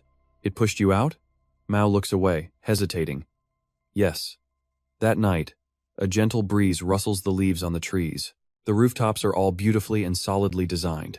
Yong Jin bows deeply. Well then, farewell everyone. He steps into the one-dimensional space, but pauses, turning back with a suspicious look. Isn't this T-Dar Jam's house? Her gives a forced laugh. It would be better if I connected straight to your house, Yong Jin, but my spatial abilities are limited. Mao offers a reassuring smile. I already spoke with T-Dar Jam. I'm sure he's already opened a gate directly to your house. Just go on through. But suddenly, a voice calls out. Yong Jin! He jumps, spinning around in surprise. It's Hurry, smiling. Don't worry, everything is going to be fine. He continues, considering we've only confirmed the appearance of Thien Din so far. It's unlikely that all of the Thien Can are on the move. Yong Jin nods. Her laughs. Besides, my level is way above Thien Din. Mao chimes in with praise of her own. That's right, Hor Dar Jiam is incredibly strong, so you can rest easy. But he looks uncertain. I don't think so. The scene changes. Tyr is now standing pensively before a door, her gaze lowered. Ah, about the two Dar Jiam. Suddenly, a figure bursts out, completely shattering the glass door. My ancestor has already. Yong Jin stops dead in his tracks. His ancestor must have run into another Thien Can. Mao freezes, her brows furrowing. Over here, Her's expression is just as dark, his eyes wide with shock. Tyr is being pinned down by a powerful arm at her neck. A massive figure looms over her. He has a mouth full of sharp, white teeth. Turns out, it's Thien Can. His face is ferocious, absolutely filled with excitement. The unkillable god, Thien Can, slams Tyr down onto the floor. She grits her teeth, trying to endure it as his voice echoes from above her. Long time no see, Sister Tyr. Thien Can flashes a grotesque smile, his sharp teeth on full display. I heard you had some fun with Thien Din last time. One of his hands presses down on Tyr's neck. His attitude is completely mocking. This time, you can play with, but faced with a total madman, she actually smiles back. Today's business hours are over, dear customer. Thien Can looks utterly confused. You think I'm your customer? Suddenly, a voice rings out from behind. Not you. A figure stands silhouetted against the light, radiating a brilliant aura. She was talking about me. In the next instant, his staff swings down. He flashes a mischievous smile at his opponent. Long time no see, huh? Thien Can doesn't even turn around. His hand shoots out, perfectly catching Thun's weapon. Then he turns his head and calls out his name. Thun.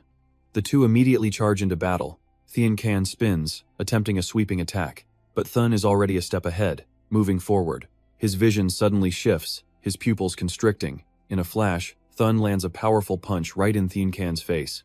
A half-smoked cigarette falls to the ground as his broken blade is pressed right against his opponent's neck. A smirk plays on Thun's lips. Think you can handle this? The expression on Thien Can's face immediately freezes solid. He sees the blade inching closer and closer. Tyr is also frozen, staring wide-eyed at the scene.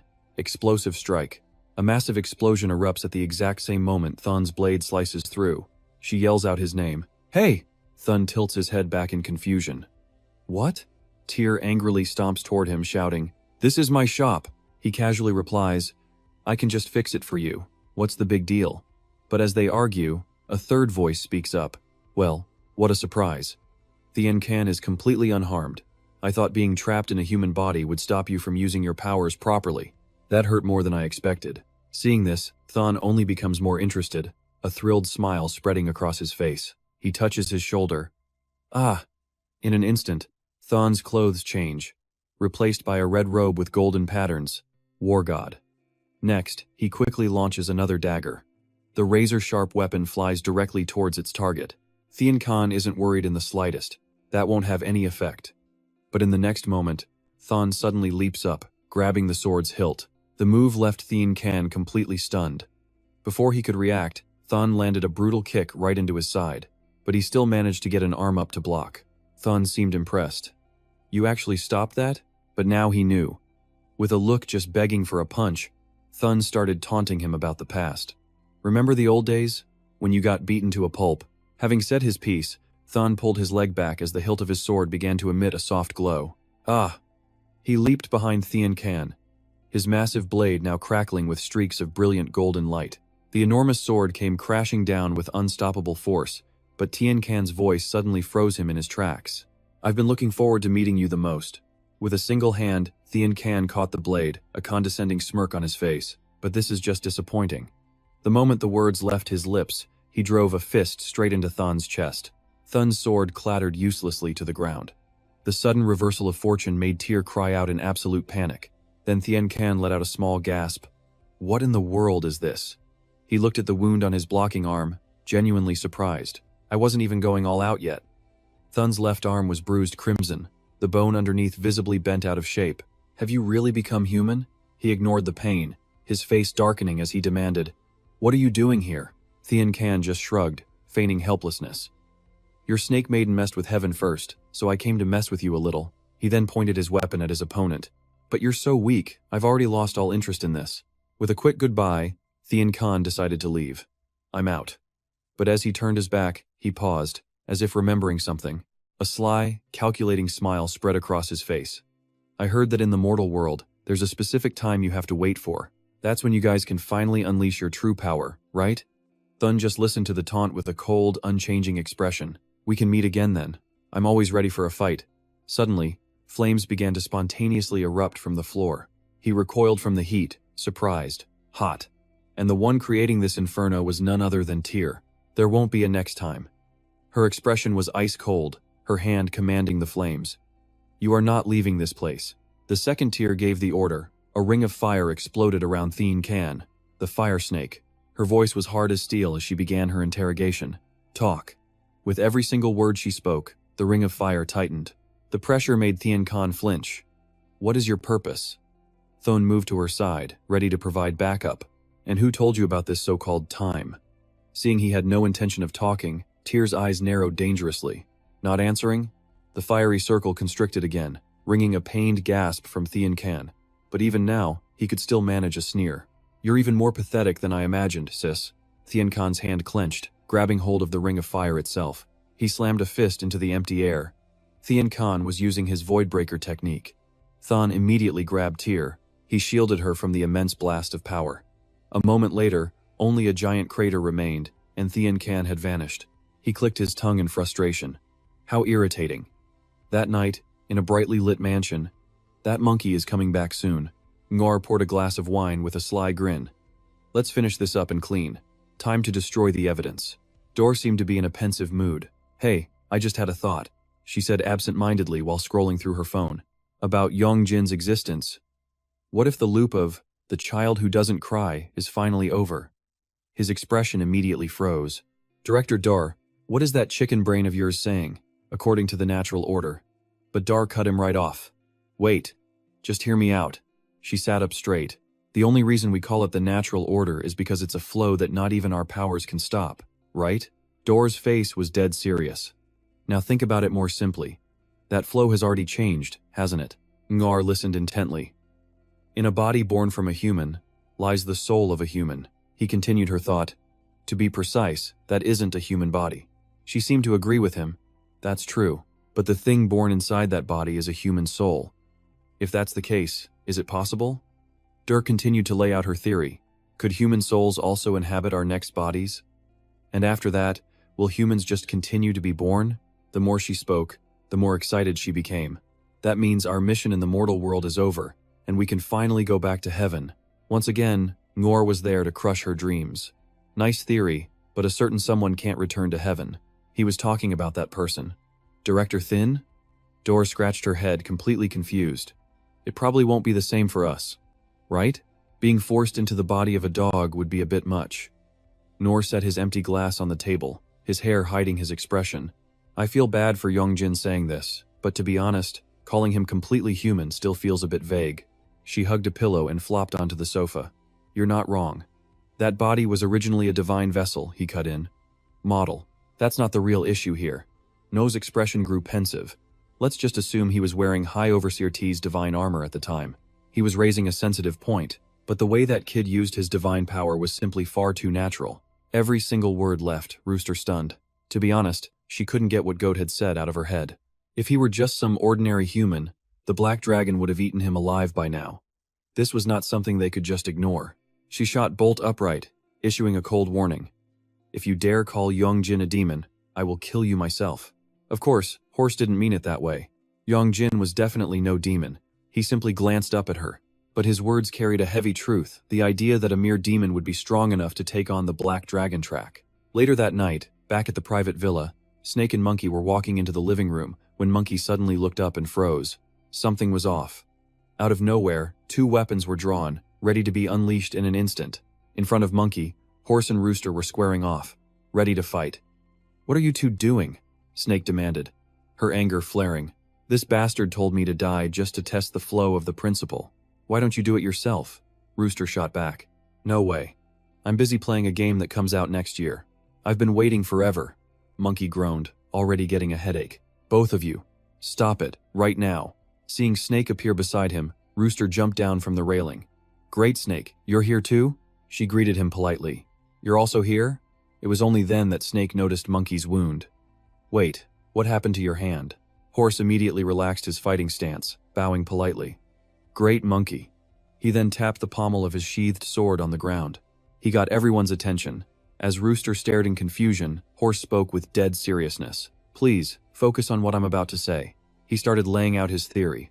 "This body may be divine, but ultimately, it's different from our true forms. It's no longer the body created by the altar."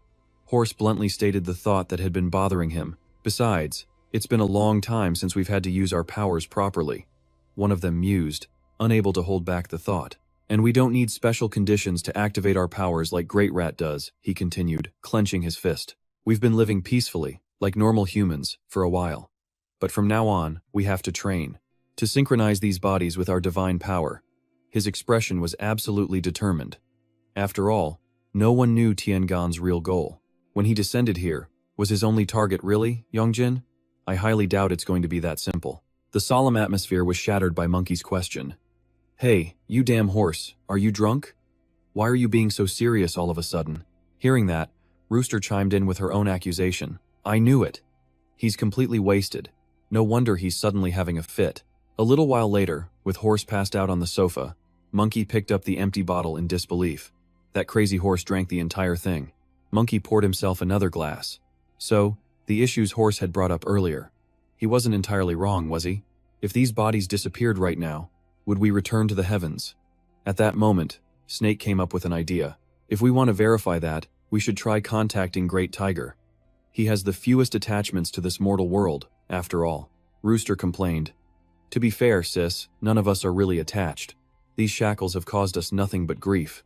Monkey looked up, recalling the last time he saw Tiger. He was an old man in his 70s. That was over 50 years ago. No contact since then. She had another thought. "I wonder if Great Pig or Great Dog might know where he is. First, we should just let them know what's going on." Suddenly, Monkey cut her off sharply. "No." Monkey slammed his empty glass on the table. His expression was serious as he gave his warning. "We have to minimize the information we share with the other Zodiac Gods." Someone was clearly confused. It was Snake who answered the unspoken question.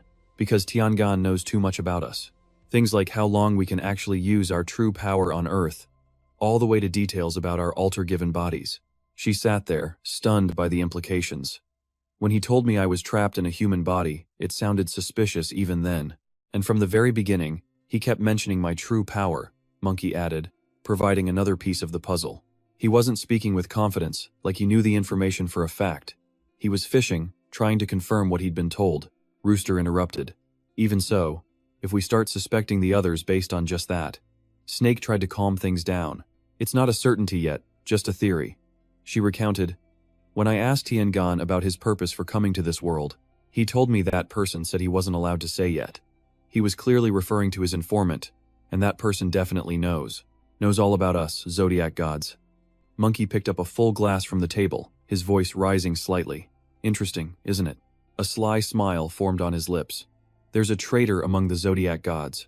Her voice was sharp. "You have to be insane." This time, Snake brought up another possibility. Like Great Horse said, maybe their purpose isn't just about Yong Jin.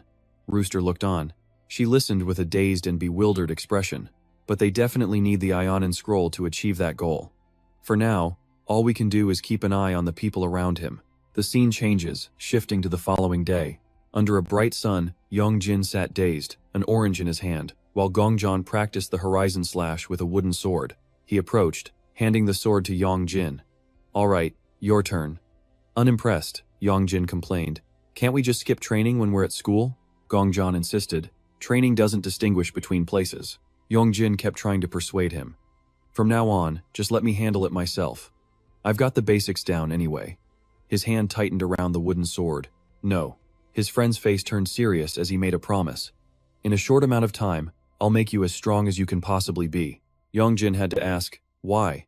Gong Jon replied, "Because no matter how good I am with a sword, I can never break past human limits. But you have the potential to do exactly that. So I'm going to teach you everything I know, so you can protect yourself.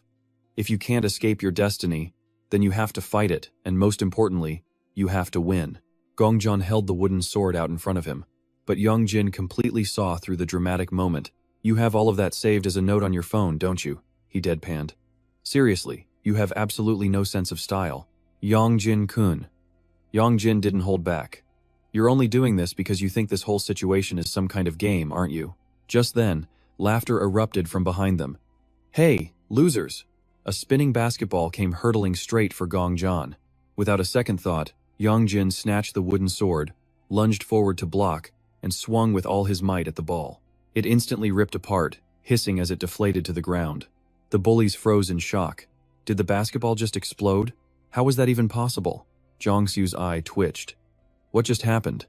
He forced a weak laugh, trying to save face. Guess that basketball must have been old. That explains why it looked so dirty. But his friends weren't on the same page. Dude, it was brand new. It was totally pumped up. Meanwhile, Gong Jon was clapping enthusiastically. "Yong Jin-kun, you only saw the horizon slash once and you've already got the hang of it." Jong-su stepped forward with a taunting smirk. Well, Yong Jin. You've really grown up, haven't you?" Yong Jin gave the wooden sword a sharp flick, his expression dangerous. "Stop trying to start a fight. Get lost." But the other guy just scoffed, unimpressed. "Acting all tough, are we?" Jong-su mocked him. "You've gotten pretty full of yourself since you started hanging out with the Cheon Dogyeon crew, putting on airs with a wooden practice sword." He laughed out loud. "Did you even get permission from the teachers for that?" "I bet you didn't." After that, the bullies took off running. Gong Jon sighed. "Anyway, there are too many people watching us here. We should find another place to practice." Yong Jin's face was completely deadpan. "Are you only just now realizing that?" Gong Jon casually replied. "Well, I didn't exactly expect those thugs to crash our party and steal the spotlight." He rubbed his chin, frowning. "But still, it's weird. How does someone as low profile as Yong Jin-kun even get on that guy's radar?" Gong Jon started connecting the dots. "In situations like this, if we're following the standard tropes, the two of you must have been childhood best friends. Then some big misunderstanding turned you into enemies." Yong Jin immediately shot it down. "We weren't friends, and there was no misunderstanding." Suddenly, a voice called out, "Yong Jin." Tuat appeared from nowhere, snatching the sword from his hand. Her face was deadly serious as she demanded, "What did you just do with your left hand?" A single bead of sweat ran down Yong Jin's cheek. "I didn't use the Black Dragon's power." Hearing that, Tuat was completely unconvinced. "And you still made a basketball explode? Even a dog would laugh if it heard that." "I should be the one laughing," Gong Jon interjected. "That's because you don't know, my lady. Inside Yong Jin is something far more powerful than the Black Dragon." "What? Stronger than the Black Dragon? What is it?" "It was the Sword of the Heart, known as willpower." "I already told you not to talk to me at school," Yong Jin snapped. "I don't like it. And I'm supposed to listen just because you said so? Why should I? Are you some kind of child? Seriously. And what is all this nonsense about training? You think doing a few drills will make you strong overnight?" Yong Jin shot back. "How long have you been eavesdropping on us?" "It's not eavesdropping, it's supervising. Is there even a difference? Anyway, just stop what you're doing and obediently accept our protection." "Why?" "I already told you I'm going to protect myself. You all said I was dangerous, right? So I'll do whatever it takes to avoid using that black dragon you're all so scared of. It's pointless. It'd be better if you just stayed weak." "What did you say? A guy like you? You really think you can control the black dragon? No matter how hard you try, you'll only become a better vessel for it. The fact that it will consume your consciousness won't ever change. Even for a Grand Guardian, you're a real piece of work. You're worse than those stubborn old fools in legends who always think they're right. Don't follow me. My lady, I believe this is mine." After storming off, Yong Jin stared down at his hand, replaying the incident. If he had just blocked it, it would have been nothing special. But Tuat's words kept echoing in his head. But you still managed to make a basketball explode? Even he hadn't expected that to happen. Yong Jin could only clench his fist, certain of one thing. Whatever he'd just used, it definitely wasn't the power of the Black Dragon. Every time that power flared up, his arm would go numb. Thinking back, at least his left hand hadn't been moving on its own lately. But a constant feeling of unease settled over Yong Jin. What was it? Maybe it was just because of his so-called divine body. Besides, ever since that last incident, the Black Dragon had been quiet. After a moment, he could only sigh and let it go for now. Yong Jin was once again absorbed by the classroom atmosphere as the school day slowly came to an end. Meanwhile, in a certain house, a strange sound echoed. Two boys stared, their faces pale, at the scene before them. A pristine white paper was now stained black after a ball knocked over an inkwell. They were frozen stiff, like statues. One of them nervously glanced away. "Jian, you did this, okay? I had nothing to do with it." Seeing the little girl covered in ink, San could only stammer out his defense. "I'm sorry," he mumbled. Only then did the little girl look up. "Why were you running around and making a mess like that? There's a yard and a garden. Why are you playing with a ball inside?"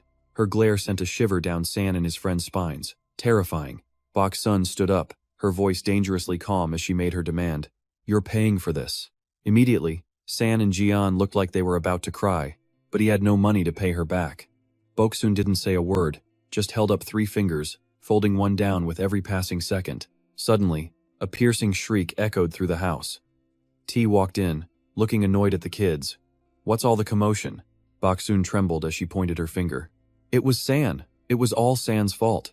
San could only sheepishly admit his crime. "I'm the one who spilled the ink," he confessed. Boksun wailed in despair. "But this is my favorite dress." He could only suggest the obvious, just wash it. But this just made Boksun cry even louder. "How am I supposed to get these stains out?" The boy tried to reassure her with a smile. "Technology is super advanced these days, you know."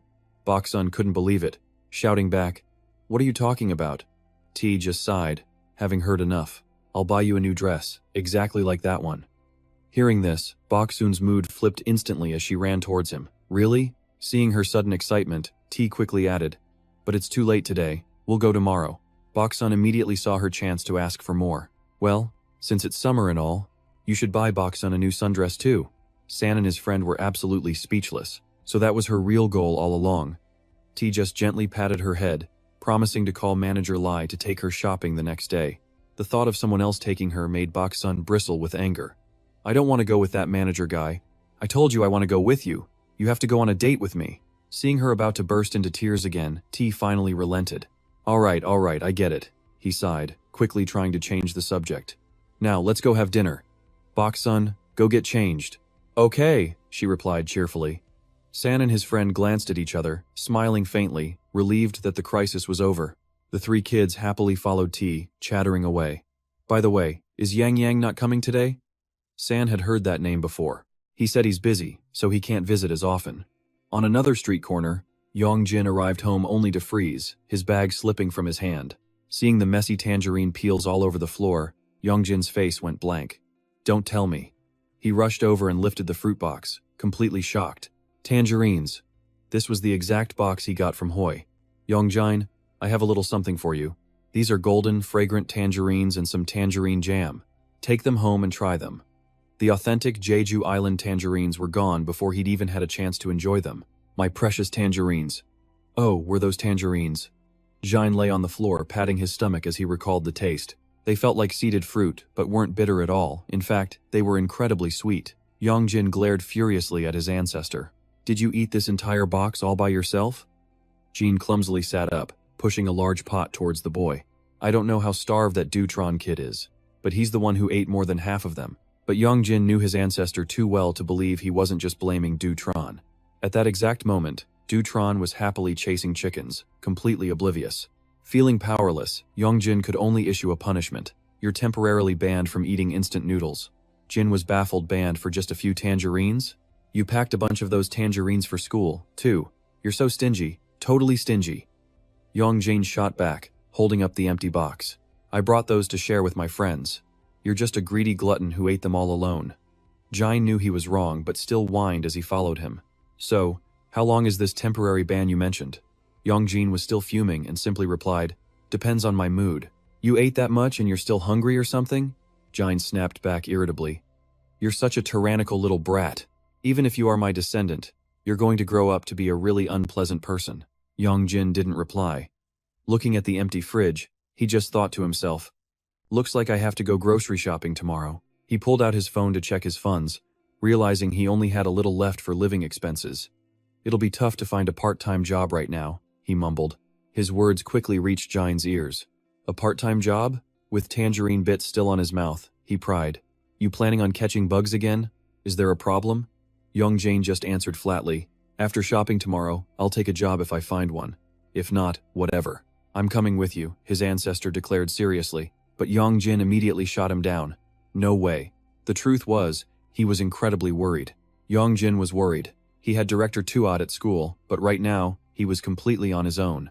What if a demon targeted him? Or if he ran into one of the heavenly stems? Suddenly, Yong Jin recalled what Jane had told him. Just say the word, and they won't target you anymore. Use thin just like the other Zodiac Gods. After a moment, he finally made his decision. Alright, I guess we can go together. The next day arrived in a flash. Bok Sun's tiny legs hopped out of the car, and all three kids let out a joyful cheer. Manager Lai smiled from behind, thinking they must have been really looking forward to this trip. T nodded in agreement. That's right. He pulled back his sleeve to check the time. Those kids love to sleep in, but they woke up so early for this. We're practically the first customers of the day. As the group walked inside, San suddenly spun around to face T and Manager Lai. He and Bok Sun immediately started to protest. Manager, don't follow us. Yeah, we just want to go eat and play by ourselves. Exactly. You're always rushing us and saying there's no time. For real. Manager Lai looked at the kids, totally flustered. But, young masters, director. Just then, T spoke up. It's fine, he told Manager Lai. You can go on ahead. Manager Lai had no choice but to nod. Alright, please call me after you're done shopping. Inside the department store, the employees couldn't help but stare curiously. They whispered among themselves, it's just a group of kids. Surely they couldn't be lost, right? After a while, Bok Sun placed a pile of dresses on the counter. I'll buy all of these. The staff hesitated as the kids moved to pay. But the second T presented his card. They went silent. A private card. Her coworker took it, looking incredibly nervous. Could these kids have just found this card somewhere? She nervously asked T and his group. Excuse me, little customers, but can I ask where your parents are? The kids immediately stared back, their eyes wide with confusion. Parents? The employee asked again sheepishly. You aren't with your parents? All T could do was let out a long, heavy sigh. I knew this wouldn't be easy. The two employees shared a worried look. What should we do? Should we call the Lost Child Center? T turned away, tossing a comment over his shoulder. My parents are in the restroom. I'll go get them. After he stepped around a corner, a pair of long legs emerged from a smoky haze. A mature voice rang out, startling the staff and the other kids. Sorry I'm late. San opened his mouth to call out, brother, but was quickly silenced by the boy beside him. You're supposed to call him Dad. San immediately switched gears. Dad, T, now suddenly tall, had the same intense gaze. Please process the payment for me. After they left, the employees were still in total shock. Then, their suspicions started all over again. Oh my god, he looks so young to already have 3 kids. The other employee remembered, her face a mask of pure surprise. No, wait, if you count the kid with the bowl cut from earlier, that makes 4 of them. Her coworker practically jumped out of her skin. Good grief. That little one looked like he was in elementary school. The two began wildly speculating, maybe he just had a baby face, a rich tycoon with a huge family. Wow, he's really doing his part for the country's future. Meanwhile, at Yong Jin's house, a new item had appeared, a free pet carrier from Danan Market. He tapped it, urging, come on, get in. The supermarket doesn't allow dogs, so if you want to come with me, you have to get in here. Jin silently cursed the cramped space but got in anyway. The moment Yong Jin lifted it, he cried out just how heavy it was. As he opened the door, he whispered, hey, can't you use your divine power or something to make yourself a little lighter? Jin, of course, refused and cheerfully replied, take this as an opportunity to build your strength. Yong Jin grumbled nonstop. How am I supposed to carry this heavy thing? He was so preoccupied that he didn't notice someone lurking behind a wall, their eyes fixed right on him. Just then, a voice rang out, startling the stalker. Who are you? Tuat was suddenly there, as if from thin air. The stalker saw he was caught and tried to bolt, but in an instant, Tuat had him by the collar. His hat fell to the ground. Tuat looked down at the person before her and sneered. Wouldn't it be faster to escape using your divine power? She had immediately recognized the scent of a director coming off the person in front of her.